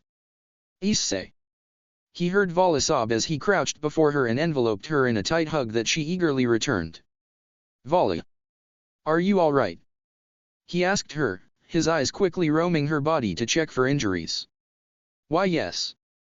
The others are mostly all right as well. They need to rest some more before they'll wake up, especially Kuraka, considering." She bit her lip and cast a concerned look at the Nico Shao. "So, it's true? What I have heard you say during my fight?" Issei asked, his gaze following Vala's. Vala only nodded, unable to bring herself to speak. "It's over, Vala. Your grandfather will never lay his wicked hands on you ever again." His reassurance had caused Vala to cry harder. "Why, you should rest, Issei. The others won't wake for a couple of hours," Vala advised him as she saw how exhausted Issei was. The brunette nodded before he slowly took a seat next to Vala and rested his head on her shoulder, causing her to smile at his welcomed warmth. She closed her eyes as well, a sigh of contentment escaping her lips. However, the beautiful moment of respite that the two had shared was shattered quickly when a voice had spoken. "I am sorry for interrupting what is most likely a beautiful moment between lovers, but I am going to have to ask you to come with me." Issei snapped his eyes open as the familiar voice made its way to his ears. "So, you have finally caught up with us, Azazel. However, I am afraid that this is the farthest you'll get," Issei told him sharply, trying to hide his exhaustion. Azazel's sudden arrival was made at the worst time possible for the two emperors. With Issei barely holding on to consciousness and Vala close on his heels while the rest of their friends were already knocked out, another fight with someone as powerful as Azazel will not end well for them. Azazel let out a hearty laugh. "Indeed, it took me some time, but what's more fun than a little bit of chase? If things were different, I would have let you go again just to see how quickly I could find you again. Vali smirked. So, what's stopping you from doing this now? Azazel smirked back but didn't open his mouth to answer. Vali shared a quick look with Issei and was about to question Azazel again when the answer to her question had made itself known. Standing behind Azazel were none other than the peerages of Rias Gregori, accompanied by Irina and Sana Satrai. And, don't forget to favorite, follow, and review. The idea of truth. And, hey guys and welcome to the 25th chapter of Switching Sides. I want to thank everyone who had followed, favorited, and reviewed. Some time has passed since the update and I won't try to justify or pull out some excuses. Instead, I'll remind you guys that this is just a hobby and not a full-time job. This chapter will bring forth a few things, some you already know about, while others are completely new. I hope that you will like this chapter and the things I've added to its universe. Now, without further ado, enjoy the chapter. Talking. Thoughts. Quotations. Attacks. Actions, i.e., yawning and sighing. Flashback and time skips. / talking through the sacred gear. / talking in the host mind. / sacred gear actions and modes. Sacred gear evolution trigger i.e., juggernaut drive chant. It seems as if time no longer existed and the sound was a concept long forgotten as Issei and his old peerage stared each other down. Vali stood at his side, tall and proud and ready to fight at a moment's notice despite her exhaustion. The looks that were aimed at Issei by Rias Gregori's peerage spoke of a past that they longed to return to. It spoke of fond memories and ever-growing emotions. It was clear for Issei, now more than ever, that their resolve to bring him back had remained unchanged and only increased since their last meeting in Romania. It was a reluctant acceptance that he felt back when he confronted them after his fight with Jean. Back then, he would have done everything to come out of the situation with both his new team and his old peerage at his side. However, that was no longer the case as no longer did Issei feel chained by the past and everything that it held. The memories of his old peerage, of times when the height of his ambitions was being the harem king and the ever-growing bonds he shared with the members of said peerage were just that, they were memories and nothing more. It was at this realization that Issei had felt all the burdens of his past surrendering Rias Gregori and her peerage finally melt away. The changes he underwent ever since that fateful day at Kyoto had defined him as an entirely new person and only now did he truly realize it. While Rias and the rest clung to remnants of the past, he looked forward into the future that only seemed to become brighter with each day. With new strength, companions, lovers, and even a child on the way, Issei could say for certain that life was finally looking up for him and he'll do everything in his power to maintain the gifts that he was given. His gaze scanned the peerage members only to stop on Rias. Unlike the others, the emotions that she displayed were different. She did not look at him as someone from her past that she wanted to get back, but rather as someone who she wanted to join and create a future with, and that perplexed him. He did not expect to see this kind of look from Rias of all people. The next group of people he looked at were Sana Satrai and her peerage, and honestly, Issei had to admit that he somewhat missed them. Sana and her peerage had never done anything to harm him either physically or emotionally, and Saji was a great friend who shared a similar goal with him when it came to their king. Issei struggled to contain his smirk as he saw the way Saji and Sana intertwined hands and the blush that invaded their face when they realized that he caught them. Finally, the last person Issei had turned to look at was none other than Azazel. Once a mentor, a father figure, and an advisor, could now be counted as one of his biggest enemies. Issei was not foolish enough to think that Azazel will spare him for old time's sake, and the look that the leader of the Gregori held was a sure indication of that. It showed no mercy or playfulness but rather a serious expression worthy of a leader like him. It seems as if you understood just what is stopping me from following up on my words, Azazel spoke. Issei nodded slightly as his mind continued to race. He knew the situation that they were in was entirely against them. They were outnumbered and overpowered by a large margin. The brunette also knew that if it came to them retreating, that he and Vali could not carry everyone or transport everyone using a magic circle, and that brought forward another realization that made his blood turn to ice. Whatever it is that you came here for, leave Vali and the rest alone. Take me if needed, I'll even come voluntarily, Issei said, his tone full of resignation and acceptance. He knew that no matter what, at the state they were currently in, one of them would be captured and he couldn't allow anyone but himself to be the one. However, it seemed that Vala was not in the same mindset as him. "Issei, what do you think you're doing?" She screamed at him, her face flush with anger as she stared daggers at him. "Vali," he uttered, only to be interrupted by the silver-haired emperor. "If you think for even a second that I'll just let you turn yourself in like that, then you are very much mistaken. I will not let you, or anyone else I care about, to be captured after everything we've endured to reach to this point. So please, Issei, fight. Fight like you always do, even when the cost is high like now." Tears started to pour down her eyes and her anger gave way to a desperation that caused Issei to wince. Azazel sighed. "It seems you are as stubborn as you always were, Vali. I had hoped that you would see the advantage of coming in silently, but alas, I should have known you would never agree to it." He sent her a small smile, one that she did not reciprocate. Meanwhile, as Vali and Azazel stared each other down, Issei had begun to talk to Tiamat and Drake. "What do you think I should do? I barely have any strength left after my fight with Rezevim," he asked, desperate for a solution to his current problem. "You may not have enough energy for yet another heavenly unity, but you have enough energy to maintain your scale mail for at least 5 minutes." Tiamat's gentle voice reverberated through his mind. "She's right, but you'll have to be careful as to not exert yourself more than you can afford. If you use strong attacks, the time you'll be able to maintain the form will reduce gradually with each attack." Drake interjected. "I understand. If it were only Rias and Sana, then the balance breaker would have been enough to at least delay them, but Azazel's involvement complicates things greatly. Due to your condition, the amount of boosting you can do is very limited. However, even a few boosts can amount to something," Drake added. The dragon's words did little to cheer Issei up. Things continued to look bleak for him and his team. "I can see the struggle you have with yourself, Issei, and it is fruitless. Let's spare all the fighting and bloodshed and just come with us," Azazel urged Issei, hoping to spare his old pupil any more pain. It was never Azazel's way to fight when other options were still viable. It was this that had caused the leader of the Gregori to be one of the main driving forces behind the peace efforts between the three factions. Despite all the chaos Issei and his group had created and all the heartache he had caused to him and many others who cared for him, Azazel was still tentative to use force. Some of the fallen angel's thoughts might have been reflected in his eyes as Issei's gaze softened ever so slightly. "I can't. Not when the lives of my friends are at stake. When I was full of sorrow and self-loathing, they were the ones who helped me put the pieces back together. They have never left me behind even at great risk of their own lives, and I will be damned if I won't return the favor."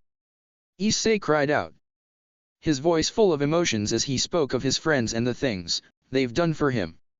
Azazel grimaced, and with a sigh of resignation had hardened his features. Once he sets his mind on something, Issei's drive is quite awe-inspiring and something that Azazel was very familiar with. It was this familiarity that made Azazel cease in his efforts to convince Issei to give up. "I truly regret that this has come to this," Azazel lamented before he unfurled his wings. Issei had barely any time to react as a barrage of light spears headed his way. However, it seems that luck was on his side as the brunette had managed to dodge the barrage while only sustaining shallow injuries. "It would have hurt much worse if I was still a devil," Issei joked while flashing an exhausted smile. He knew it was futile, that Azazel could see beneath the facade he tried to put up, but at this point, Issei couldn't help but question himself whether or not the facade was truly for Azazel or rather for himself. "However, I am not a devil anymore, wasn't one for a time now. I am something greater now," Issei said while rising his boosted gear upward. "Heavenly Dragon King Balance Breaker." Drake and Tiamat roared, managing to surprise both Azazel and Issei himself at the change in title. When the bright light of the boosted gear had receded, it was clear that the title wasn't the only thing that changed. Similar to his Heavenly Unity power-up, Issei's torso was crimson-colored, his arms pure white, and his abdomen pale blue. However, there was no crown-like shape on his head nor a cape that looked like a color-changing version of the energy feathers of the Divine Divide, and the jewels that adorned his body didn't flash and instead were colored based on the body part and the dragon it represented. It seems that amidst all the chaos of the recent times we had forgotten to tell you that your balance breaker and title were changed to represent the current you, Drake informed him. What does it mean? Issei asked. The changes were mostly in appearance and name only rather than power, but one significant change is the improved optimization of the boosted gear to the new powers it had received. If Drake was once the major power of your boosted gear while mine and Albion were only a small part, now the power division is equal for the three of us, which means that you can use everything we can offer you to its full potential and with the same ease you draw Drake powers, Tiamat made clear. So that means I can use all your abilities even in balance breaker. Issei couldn't help the bit of drool that escaped him at the prospect of his newfound changes. Of course not. If you recall, in the dimensional gap when Great Red and Ophis had saved you, we told you that due to the joining of your souls you could now communicate with Albion and have his powers at your disposal, while Vali has the same with us. However, those changes didn't fully manifest until you and Vali both had entered your heavenly unity mode and cemented your connection. It was at the sudden influx of power that came from your unique circumstances that the boosted gear had optimized himself to contain it all and allow you to access it more easily, Tiamat explained, causing Issei to have a tick mark. That's cool, but what abilities I can now use and when? The brunette asked in impatience. While the inner working of the boosted gear was a subject that Issei honestly finds fascinating, it was not the time for that, not when he is currently facing against Azazel. In terms of abilities, you are no longer limited to only divide or a mere boost in your normal powers due to Tiamat's presence. While in your balance breaker you can now use a weakened version of Tiamat's Cataclysm attack. In your Diabolos Dragon mode, you can use my fire affinity to its full extent and enhance your attacks with it to cause more devastation while also possessing Albion's reflect ability, although with some limitations like the time you can hold it and the amount of damage it can reflect. However, those can be increased with enough time and practice. In your heavenly unity mode, Cataclysm can be used in its full power with its lightning and wind variants. You can also use Tiamat's Chaos Affinity and enhance your attacks with it like with my fire. Drake interjected. I don't mean to be rude, but what's the difference between your affinities? Issei asked, completely flustered from the question that he couldn't help but ask. Well, the main difference is the way both affinities dish out damage. Drake's affinity dish out damage over time as its fire is nigh impossible to extinguish, while my affinity will provide an overall boost to your attack, Tiamat explained in slight irritation. You should focus on the fallen leader as he is preparing another attack, Drake advised, not ignorant of the buildup of energy that came from Azazel. At his dragon's remark, Issei's gaze snapped towards Azazel in record speed, but it was too late as a light spear had managed to pierce his shoulder and shatter part of his scale mail. Arg! Issei cried out, hunching forward while clutching his shoulder. The sounds of wings furling and footsteps slowly approaching made Issei to sluggishly lift his gaze to meet that of the approaching Azazel. I expected a long fight, yeah no, Azazel remarked lazily as he continued his steady approach. He cast a glance at Vali, who was being successfully distracted by the combined powers of Rias and Sana's peerage. He had to admit that it broke his aged heart to see the desperation both dragon emperors had displayed when it came to protecting their friends and each other from their enemies. The leader of the fallen angel couldn't help but reminiscent slightly of happier times where Issei was only a massive pervert and Vala was being her obnoxious self whose goal was to defeat Great Red. Each step he takes seems harder to make than the previous one. It was almost as if his body and mind were fighting an internal battle against each other. Instincts versus logic at its finest, for Azazel couldn't deny seeing both Vali and Issei as children figures of his and thus having the instinct to protect them, to give them a way out of any harm. However, his rational part of himself told him of how dangerous they have become both to himself and the three factions as a whole. Meanwhile, Issei looked behind him towards his fallen teammates, still unconscious from their previous fight against Rezevim. He was the last line of defense that stood between Azazel and them, the means to utterly crush him morally. Just give up, Issei, it's pointless to struggle any further. Even you should see the clear disadvantage you are at, Azazel uttered as he stood near Issei, his hand on his shoulder. Just come with me, you and the rest, and we'll see what we can to improve your situation. Issei retracted his visor, allowing his face to appear and reveal a small smile that he aimed at Azazel. Hey Azazel, do you know that old saying about how an old dog can still learn new tricks? Issei questioned, causing Azazel to cock an eyebrow in bemusement. "I'll be a fool if I say that I haven't heard it at least a dozen times during my long existence," the fallen replied with a smirk. There was a short silence in which Issei had suddenly poked Azazel in the shoulder with his finger, causing the fallen angel to look at him in puzzlement, while his smile turned into a feral smirk. "Well, allow me to show you one example," Issei uttered. It was too late when Azazel had noticed the glowing where Issei's finger poked him or the sudden surge of power that emanated from him. It was only when he heard Issei's sudden roar that he realized just what was happening. Cataclysm. Issei roared as a beam of highly condensed water pierced cleanly through Azazel's shoulder, sending him back by a few meters. The sheer magnitude of Issei's action and the damage his attack had caused both to the leader of the fallen angels and the surrendering environment was so severe that it was enough for everyone to stop fighting momentarily. Rias and the rest of the devils who came with Azazel watched in stunned awe and a bit of sorrow as they witnessed the power Issei now wielded and how they weren't there to witness it or help him get it. Moments like these caused the knives in their hearts to turn ever so violently and their drive to return Issei to their midst to become more fierce. Such moments made the line between determination and an unhealthy obsession and mild insanity to blur. "Well, despite being on the receiving end of the attack, I'll be a fool to admit that I'm not mildly impressed at the least," Azazel said, as he stepped out of the cloud of fog seemingly unhindered, dusting the pebbles of debris that stuck to his clothing.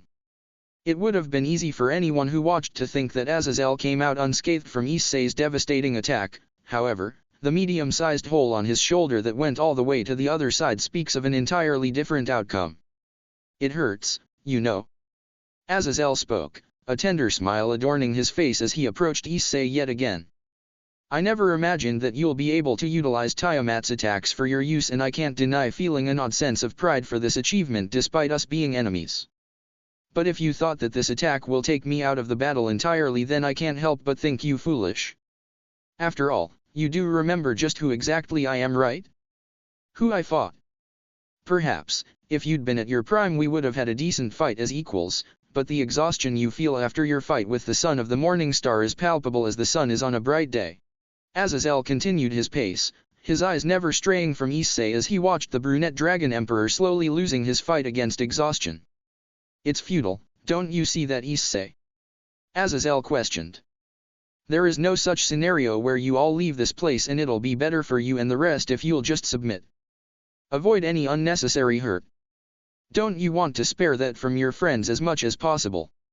Issei hesitated, doubt creeping upon him as he realized that the truth he had reached early on was turning into reality at a steady pace. The option of all of them escaping the clutches of the three factions relatively unharmed seemed farther with each step Azazel took towards him. A sigh of despair escapes him as he blinked away the tears that threatened to come. Issei spared a glance towards Vali, and the tears he tried to hold back came flowing out of his eyes. Vali was there, kneeling before the combined forces of Rias and Sana, looking utterly exhausted and defeated, much like himself he realized somberly, while the two heiresses secured her with the help of Sana's peerage. A glance at a different direction showed Rias' peerage approaching his downed teammates to secure them as well. "It's over, Issei, you have fought valiantly.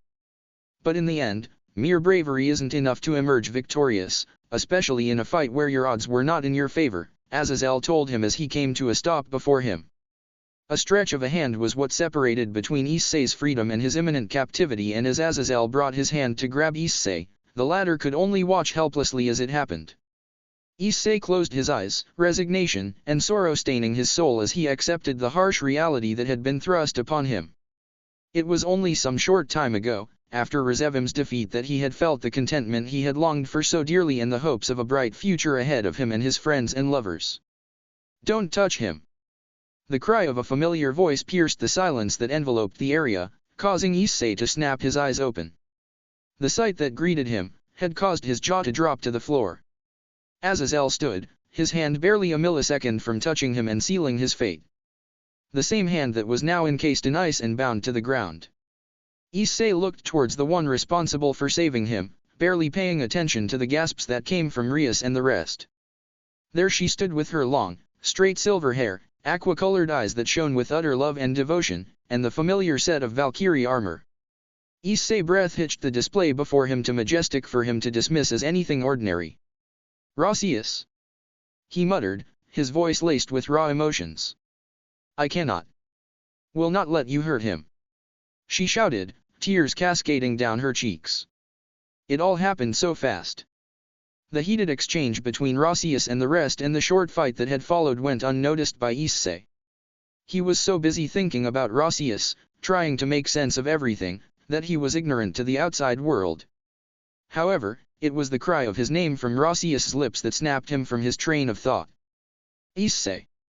We have to leave. We can't win against them at this condition. She exclaimed in panic as she ran towards him, slightly battered, but overall fine. The few seconds that followed next, felt like an eternity for Issei.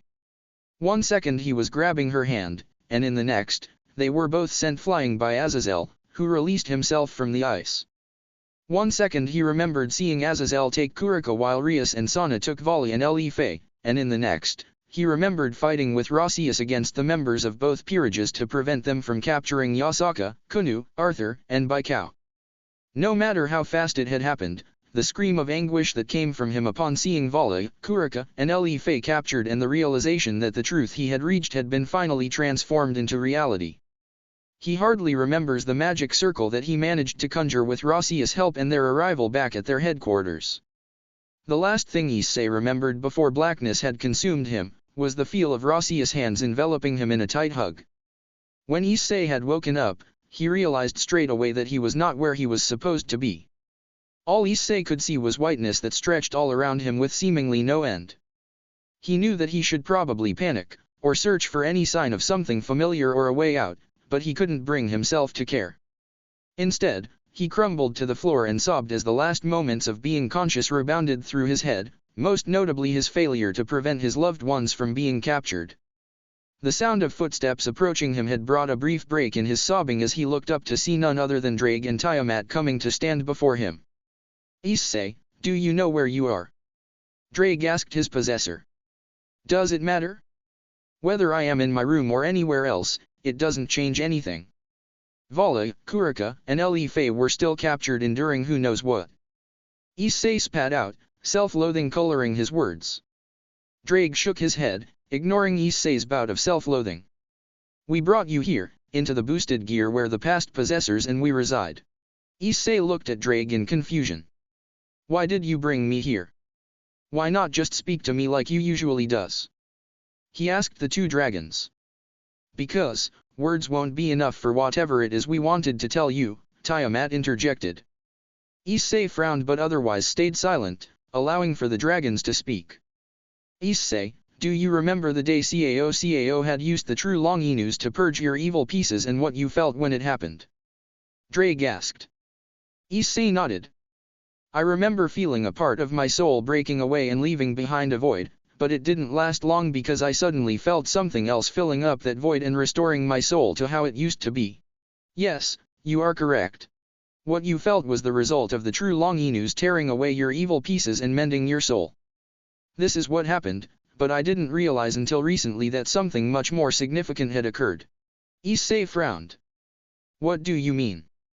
When the true long anews had made contact with your soul, it had also made contact with the boosted gear that was a part of it, and when that happened, something changed.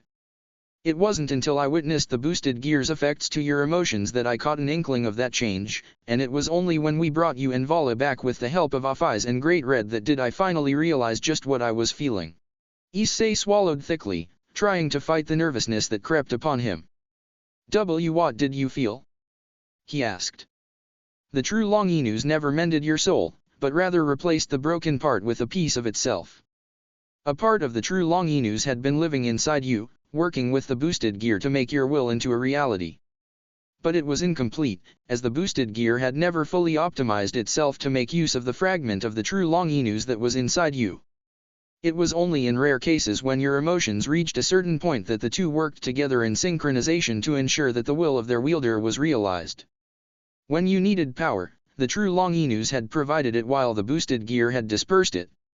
When you wanted Tiamat to be absorbed into the boosted gear, the true long anews had provided the powers for such an amazing feat to occur while the boosted gear acted as the conduit and the host of Tiamat's soul.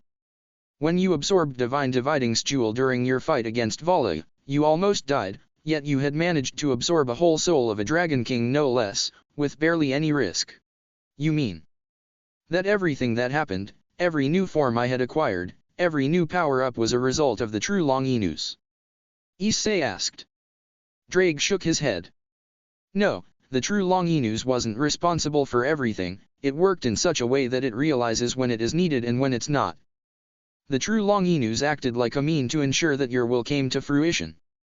It covered your shortcomings, boosted your powers just enough for you to reach what you wanted and nothing more. It was passive in its nature, always there to assist you and the boosted gear. You said it was. I assume it's not the case anymore. Issei asked, catching Drake's use of past tense. You're right, it's not. When the owner of the true long Anews had perished during your fight, something happened. Instead of just going to its next possessor as the sacred gear system was programmed to do, it recognized the part that was in your soul and instead tried to go to you. However, the system had caught this mistake and had managed to prevent it from happening, but not soon enough, as some part of the true long Anews was still transferred to you, Tiamat explained. Issei sputtered, stunned at the revelations that kept knocking him off his feet. The part that had been transferred to you was enough to change the entire nature of the fragment that you already possessed. It changed its nature to passive-aggressive and had enough power for the boosted gear to recognize it and assimilate it into itself. When that happened, the purpose of the fragment had changed. It no longer followed your will but rather the will of the primary soul that resided in the boosted gear, me. Just like the will of God that dwells in the spear of Saint Long Anews, the will of the Welsh dragon is now a separate part that dwells in the boosted gear. As Drake and Tiamat finished explaining everything to Issei, they stepped to the sides, revealing an ornate box that glowed with power and sanctity. What is this? Issei asked, as he hesitantly stepped towards the box. This box is the answer that you miss in your quest for power. It is your judge, that will either grant you the final piece of the boosted gear or lock it from you for the end of days. It can be your greatest form and source or power, or your greatest downfall. This is the truth idea of the Welsh dragon. Drake roared. Issei opened the box and everything turned to blackness. The calm before the storm. Hey guys, and welcome to the 26th chapter of Switching Sides. I want to thank everyone who favorited, followed, and reviewed. Now, this chapter is an interlude and will be quite controversial, I suppose. There is some mature content here, but for those who wish to skip it, I'll leave appropriate markers for its beginning and ending so you'll know when to keep reading. If everything goes to plan with the story, I imagine that the next 3 or 4 chapters will be the last. Of course, there'll be a sequel as I've announced in earlier chapters, but it won't come for some time. I wish to fix the mistakes I've done with this fanfic in my other one and rewrite at least half of the fanfic before I publish it so I could maintain a fixed schedule for my uploads. I also want to write some of my other ideas that I am rather excited about, be it for DxD or other fandoms, so it'll affect the sequel as well. I also want to remind everyone that this is an OC, so things here are different from canon and that the characters are OC, so do keep that in mind. Disclaimer, I do not own High School DxD. Now, without further ado, here is the chapter. Enjoy. Talking. Thoughts. Quotations. Attacks. Actions, i.e., yawning and sighing. Flashback and time skips. / talking through the sacred gear. / talking in the host mind. / sacred gear actions and modes. Sacred gear evolution trigger, i.e., Juggernaut drive chant. The meeting is adjourned. You should go train for what is to come. I'll see you guys later, a powerful voice spoke. As the members of the meeting rose from their seats, the sound of chairs scraping the floor flooded the room. The man behind the powerful voice remained seated, enveloped in the darkness of the room. Only the faint light of a lone candle that stood on his desk serving as the only source of light in the room. At his desk were sprawled many papers, both ancient and new alike. The man had picked up one of the older-looking pieces of paper and examined it not for the first time. No matter how many times I read it, I still cannot make sense of it, he sighed as he carelessly tossed the piece of paper back to the table.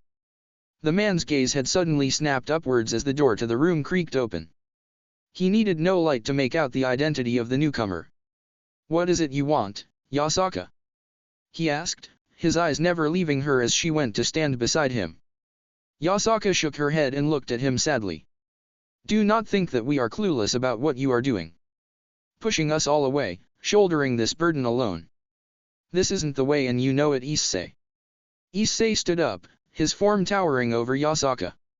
So, what is the way, Yasaka? He drawled. Should I patiently wait for the three factions to show mercy and release them? Should I pray that the three of them could find a way to escape by themselves? Because I won't.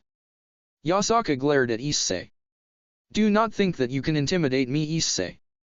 Look at you. You're pathetic. Sitting around in this dark room moping in self-pity and loathing as you scour the same documents over and over again, foolishly hoping that the answer to your problems will suddenly appear. Issei slammed his left arm on the desk, causing the table to crack from the force of the hit. You have no idea how I feel. I was there, completely helpless as Azazel and the others tricked me.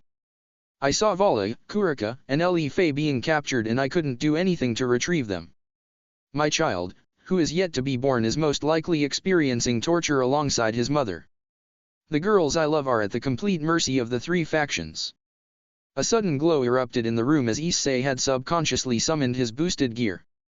Yasaka continued to stare at Issei, unfazed by the boosted gear's sudden emergence. I know it is hard, Issei, but pushing all of us away won't help anyone. Your self-imposed solitude will not help to bring them home. Issei snorted. You think I enjoy this? You think I do not know how much I hurt you and the others? He questioned her.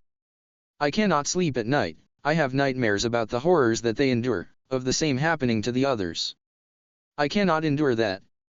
I cannot allow my nightmares to become a reality. Yasaka's gaze softened as Issei's tough shell began to crack a little. So why have those meetings? She asked. Why include the others in your plans if you don't wish for them to join you when you go and rescue them? Issei sighed tiredly as he slumped back onto his seat. I wish to hear their input before I recklessly do something. I cannot make any mistakes here. Not when the lives of Kuraka, Valerie, and Ellie F are at stake. Yasaka crouched down and embraced Issei. I understand, Issei, and we are going to do everything to help you. But do not discount us. We care about you, more than you can know, she whispered soothingly in his ear. The words of comfort uttered by the blonde yokai seemed to be the final push that was required to crack Issei's facade as he completely broke down in her embrace. How much more can I endure? He sobbed. Wasn't everything I've been through enough? People seemed to forget the boy beneath the crimson armor. I never wanted any of this, to be considered a traitor by all the factions. I only wanted to live peacefully with the people I loved. Instead, I was disregarded and thrown away because my heart remained scarred from that fateful day. Yasaka gnawed her lips as she listened to Issei's confession. There were times, that even she, had forgotten about the boy beneath the crimson armor and instead saw a hardened man. Issei was a grown man. However, it wasn't by merit of his age that he became that. Rather, it was his maturity and impressive feats. In the end, he was a boy who was forced to hastily grow up. You should take a rest to gather your thoughts. You cannot possibly continue existing as you are doing now. The boosted gear always on display whenever we are not during a meeting is wrong. I love you, Issei, we all do, and seeing you like that hurts our very souls. You should try to talk to the others, to explain yourself as you did for me, and accept their anger and frustration. Yasaka lifted Issei's face, both staring at each other's eyes before Yasaka captured his lips in a passionate kiss. You're right. Sitting here skimming through old intel will do no good for anyone, Issei said as they separated from their kiss. He stood up, forcing his boosted gear to vanish and turned towards the door with Yasaka following close behind. You should talk with Rias first. She hadn't left her room ever since she had arrived here a few days ago, Yasaka advised. Issei couldn't help but wince. He felt like a jerk for ignoring Rias during her stay. He resolved himself to make it up to her. He owed her that at the very least. Rias, it's Issei. Can you open the door? Issei asked as he knocked on the wooden door. It was a few hours after his talk with Yasaka that found him standing in front of Rias' room. At first, he wanted to go to the silver-haired Valkyrie straight after the talk, but Yasaka persuaded him otherwise by stating that he needed a good rest and a clear mind before what she knew would be a rough conversation. Now, here he was knocking on Rias' door waiting for her to answer, only to be greeted by silence. Issei sighed. I know I have probably hurt you, Rias. I ignored you when you needed me. I'm sorry, I truly am. Seeing Valerie, Kuraka, and Ellie F be captured while I was helpless to do anything hurt me, a lot. I couldn't bear to think of the same thing happening to you or anyone else I love and care about. I tried to shoulder this alone, to distance everyone so I could be at peace. The silence remained, and Issei took this as a sign to continue. I had a choice. To have you safe but distant, or for you to get hurt or captured. I am not ashamed to say that I chose the first option with little hesitation. You are all important to me. Issei sighed, his forehead slamming softly on the wall beside the door in frustration. The brunette turned to leave, but not before casting a long and meaningful gaze on the door that stood between him and the silver-haired Valkyrie. It may take me some time, days, or even weeks and months, but I will not give up until you forgive me, Rias, Issei uttered softly as he paced away from the room. Suddenly, a loud noise was heard as the door behind him was violently opened. Issei turned around, startled, only for his eyes to widen at the sight in front of him. Rias was panting and her face was flushed as she stared critically at Issei. Her eyes betrayed not a hint of the emotions she felt, but her posture did. She was tense as if bracing for an attack, and the hand that gripped the door handle was clenched so tightly, that the wooden knob began to groan under the intense pressure. Don't you dare leave! She yelled at him. Not after hiding like a coward. Forgetting me and everyone else who cares for you. I risked everything for you. Hoping to be with the man I love, to finally be recognized and appreciated by him. Instead, I was tossed aside because he turned out to be a coward. Issei stood rooted to the spot as he endured Rias' violent lashing against his character. He always knew her to be a serious person, and the subject of romance and anything that relates to it was a really sensitive point for her. But never had he expected to be on the receiving end of her verbal assault, and it made his heart clench painfully. Here he was, bringing about the same pain Rainier had racked on him onto other people he cares deeply about. The feeling of utter despair as you find out the person you love betrays you. The pain that washes over you as your loved one debases every action you had done for her and degrade you far worse than sometimes even an enemy could. Sure, he did not pierce Rias with a light spear. But, in some ways, his actions had pierced her in a far worse manner. Rias! Issei muttered, the emotions in his voice causing Rias to stop in her assault and her breath to catch in her throat. Rias' apparent concern even now was another kick to his guts. It was then, as he gazed searchingly at her face, that he had concluded. Words can never describe what he felt for her and her actions towards him.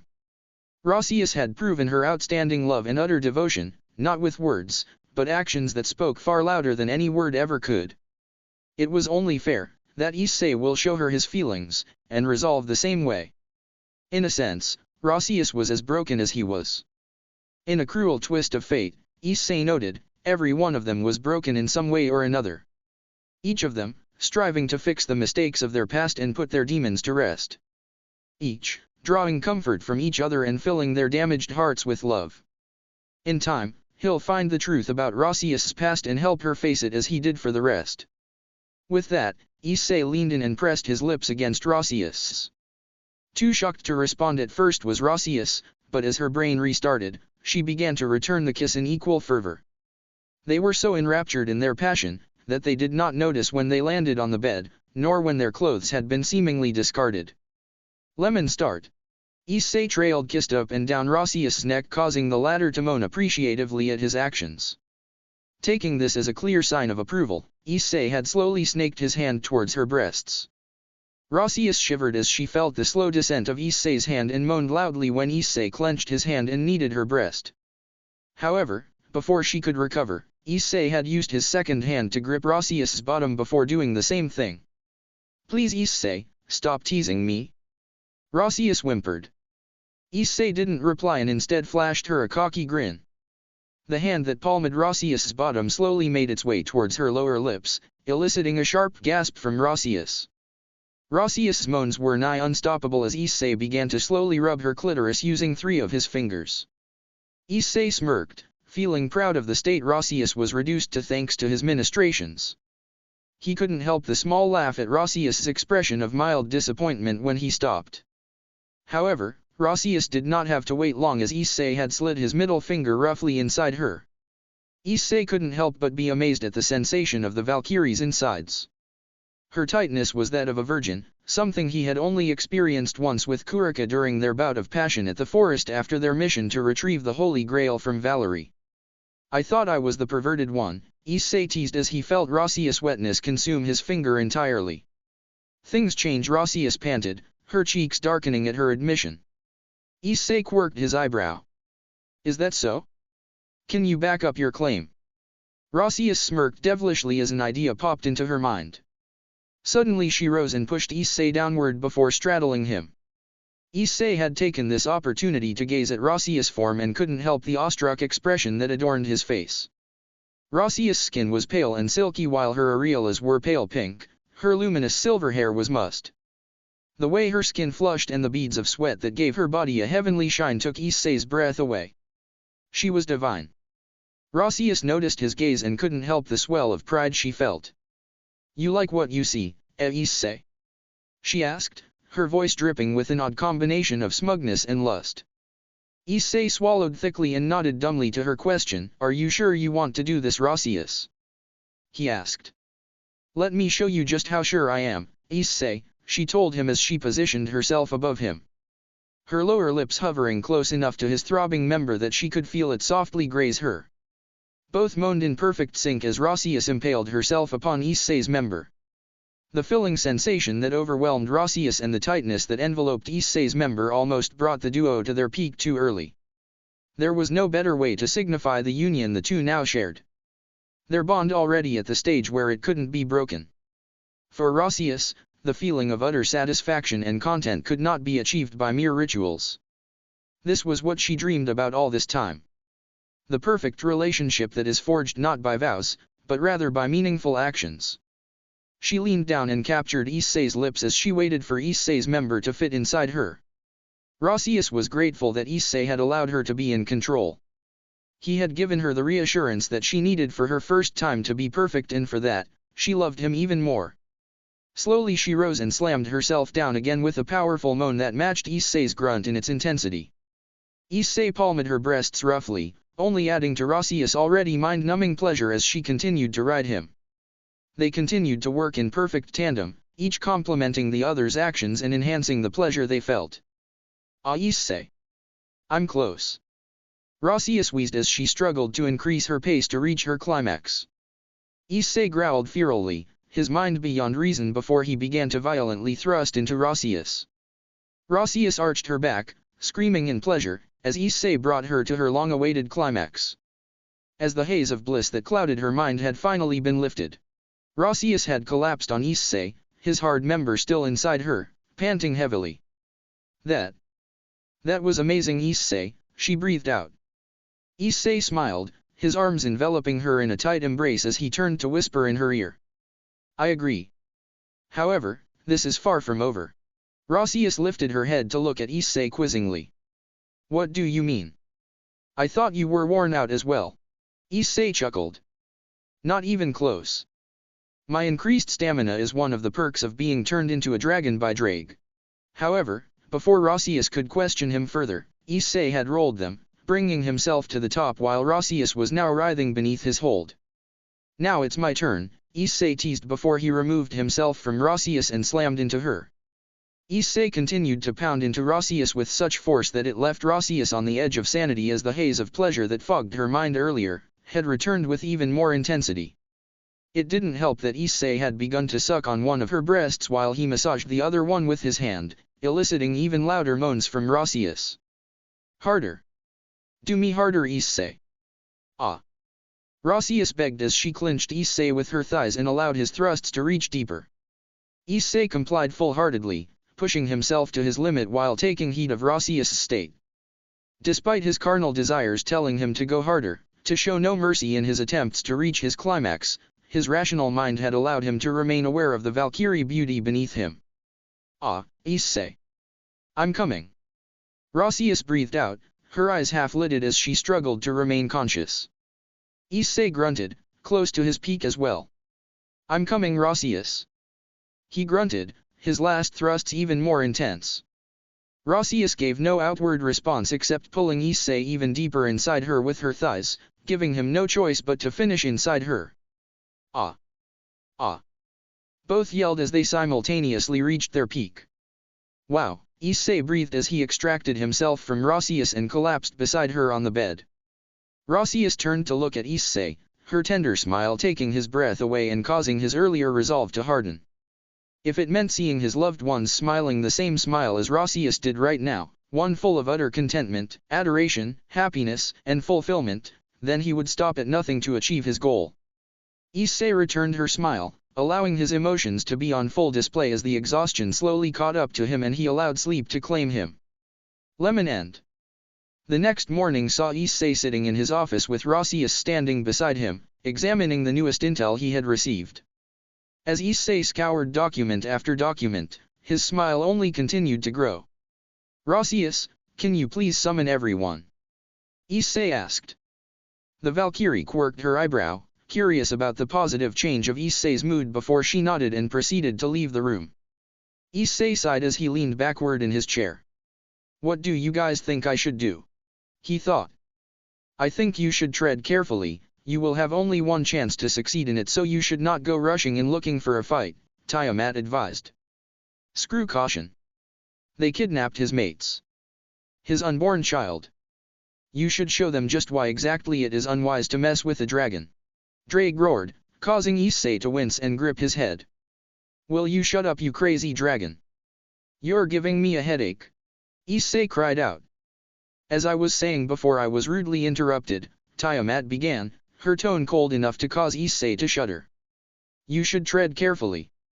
Your adversary will not be the common devil or angel, but rather their top ranks. People who you fought with and know you will use the knowledge they have of you to eliminate you and secure victory.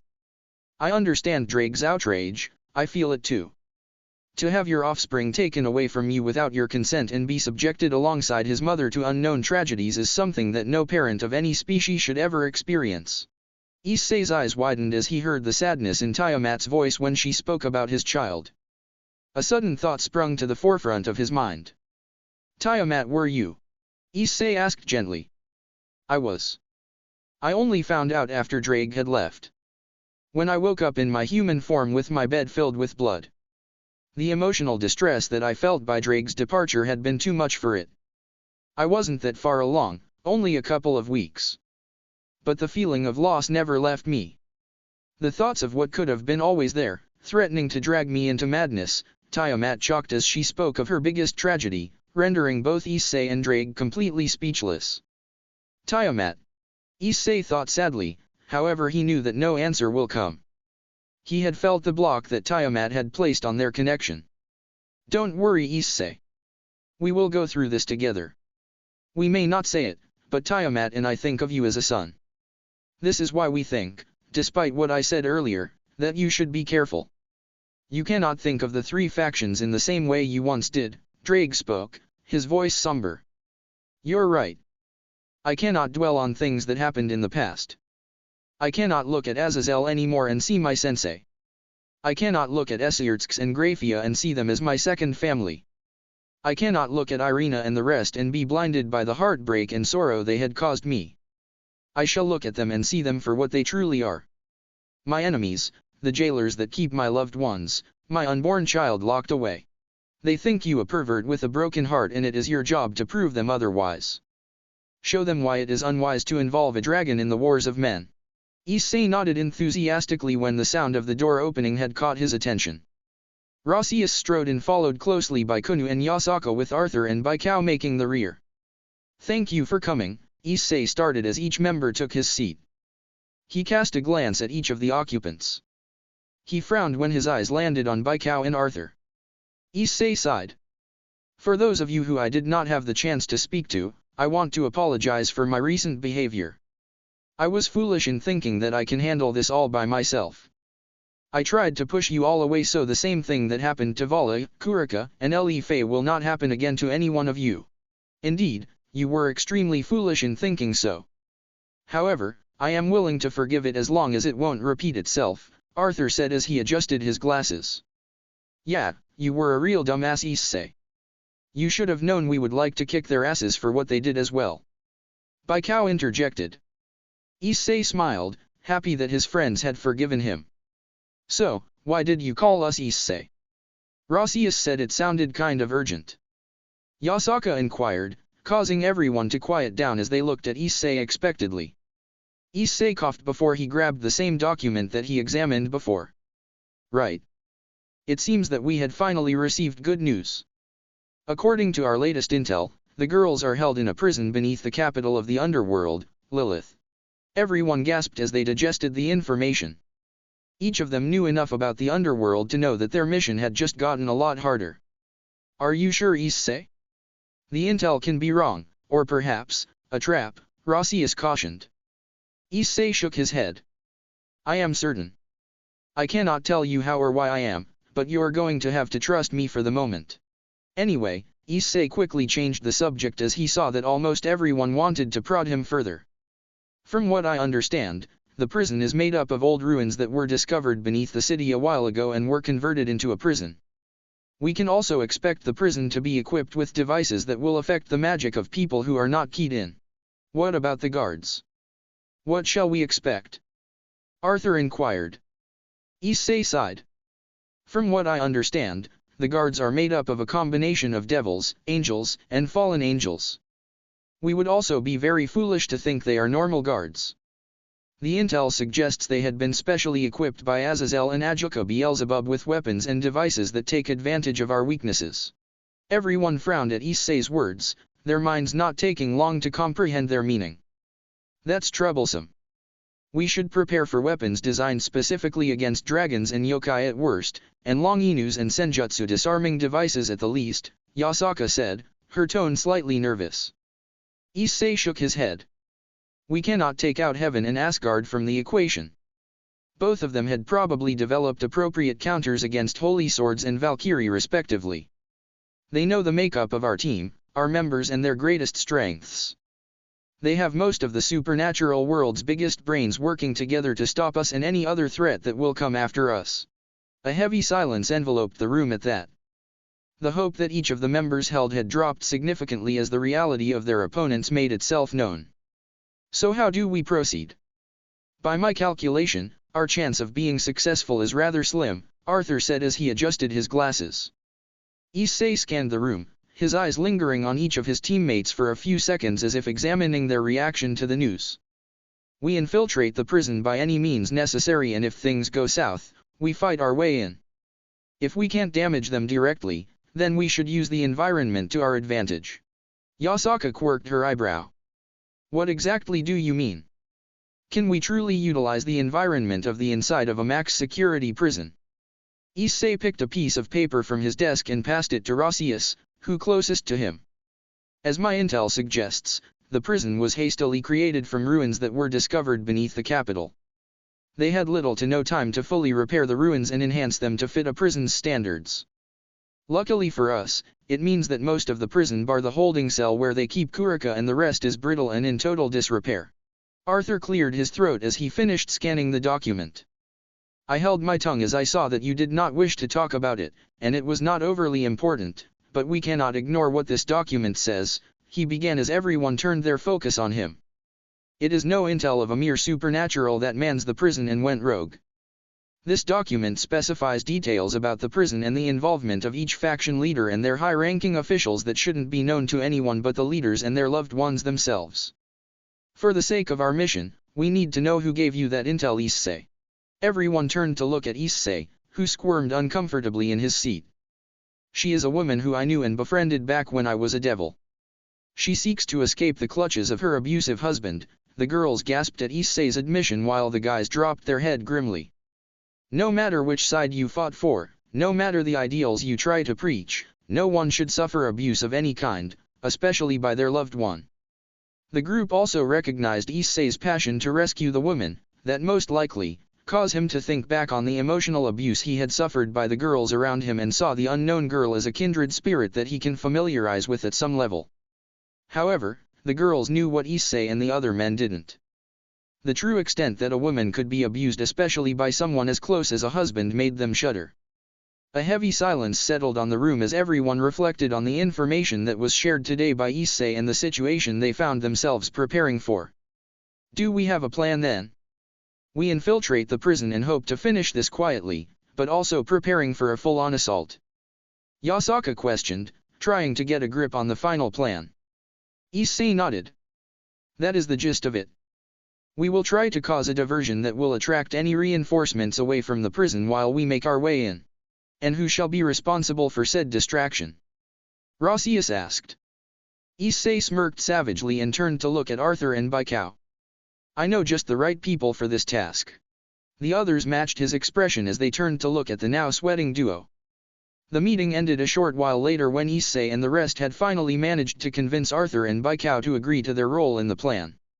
However, despite their agreement, you could hear them grumbling up until dinner had finally ended and everyone had gone to bed. As Issei began to clear his table, lost in thought about the meeting and its outcome, he heard the familiar voice of Rias whispering. We will get them back, Issei, and we will rescue the one who had provided you with the intel. You wouldn't settle for less, and that is exactly why I love you. Issei looked up and smiled weakly as he met Rias' concerned gaze. We will be with you every step of the way. We will fight and bleed for you just as you had done for us. Issei smiled and palmed Rias' hand in his own, squeezing it comfortingly. They all knew the dire challenges that awaited them, but as Issei had come to realize at the hands of the girls who love him the most, alone they are weak, but together, they are invincible. Important notice. After more than a year of no updates, I felt it was prudent to post an update about the story and its status. This update will be removed in a week's time, to avoid any potential issues with guidelines. First and foremost, the story is not abandoned, and I have plans to continue it, and a sequel is also planned. However, I've come to dislike some elements in the story that make it hard for me to continue writing for it in the way it is now. I've started this story when I was 17 years old, I am now 24, and since then I have changed as a person and a writer. Also, major things in life like college and the COVID-19 virus, both of which affected me and my writing process in a major way. But things are better now, much better, and many of the things that held me back from properly investing time in writing have been settled down for the most part. So, from this moment, I am starting to work on a remaster of Switching Sides that will be published separately from the current story. For the moment, the original version of Switching Sides will remain up on the site, and I won't publish the remastered version until I have a good amount of chapter reserve in stock. Once I publish the remastered version, the original will be deleted. I want to thank every single one of you who reviewed, favorited, and followed, and stuck with this story for all these years, and those who only recently followed.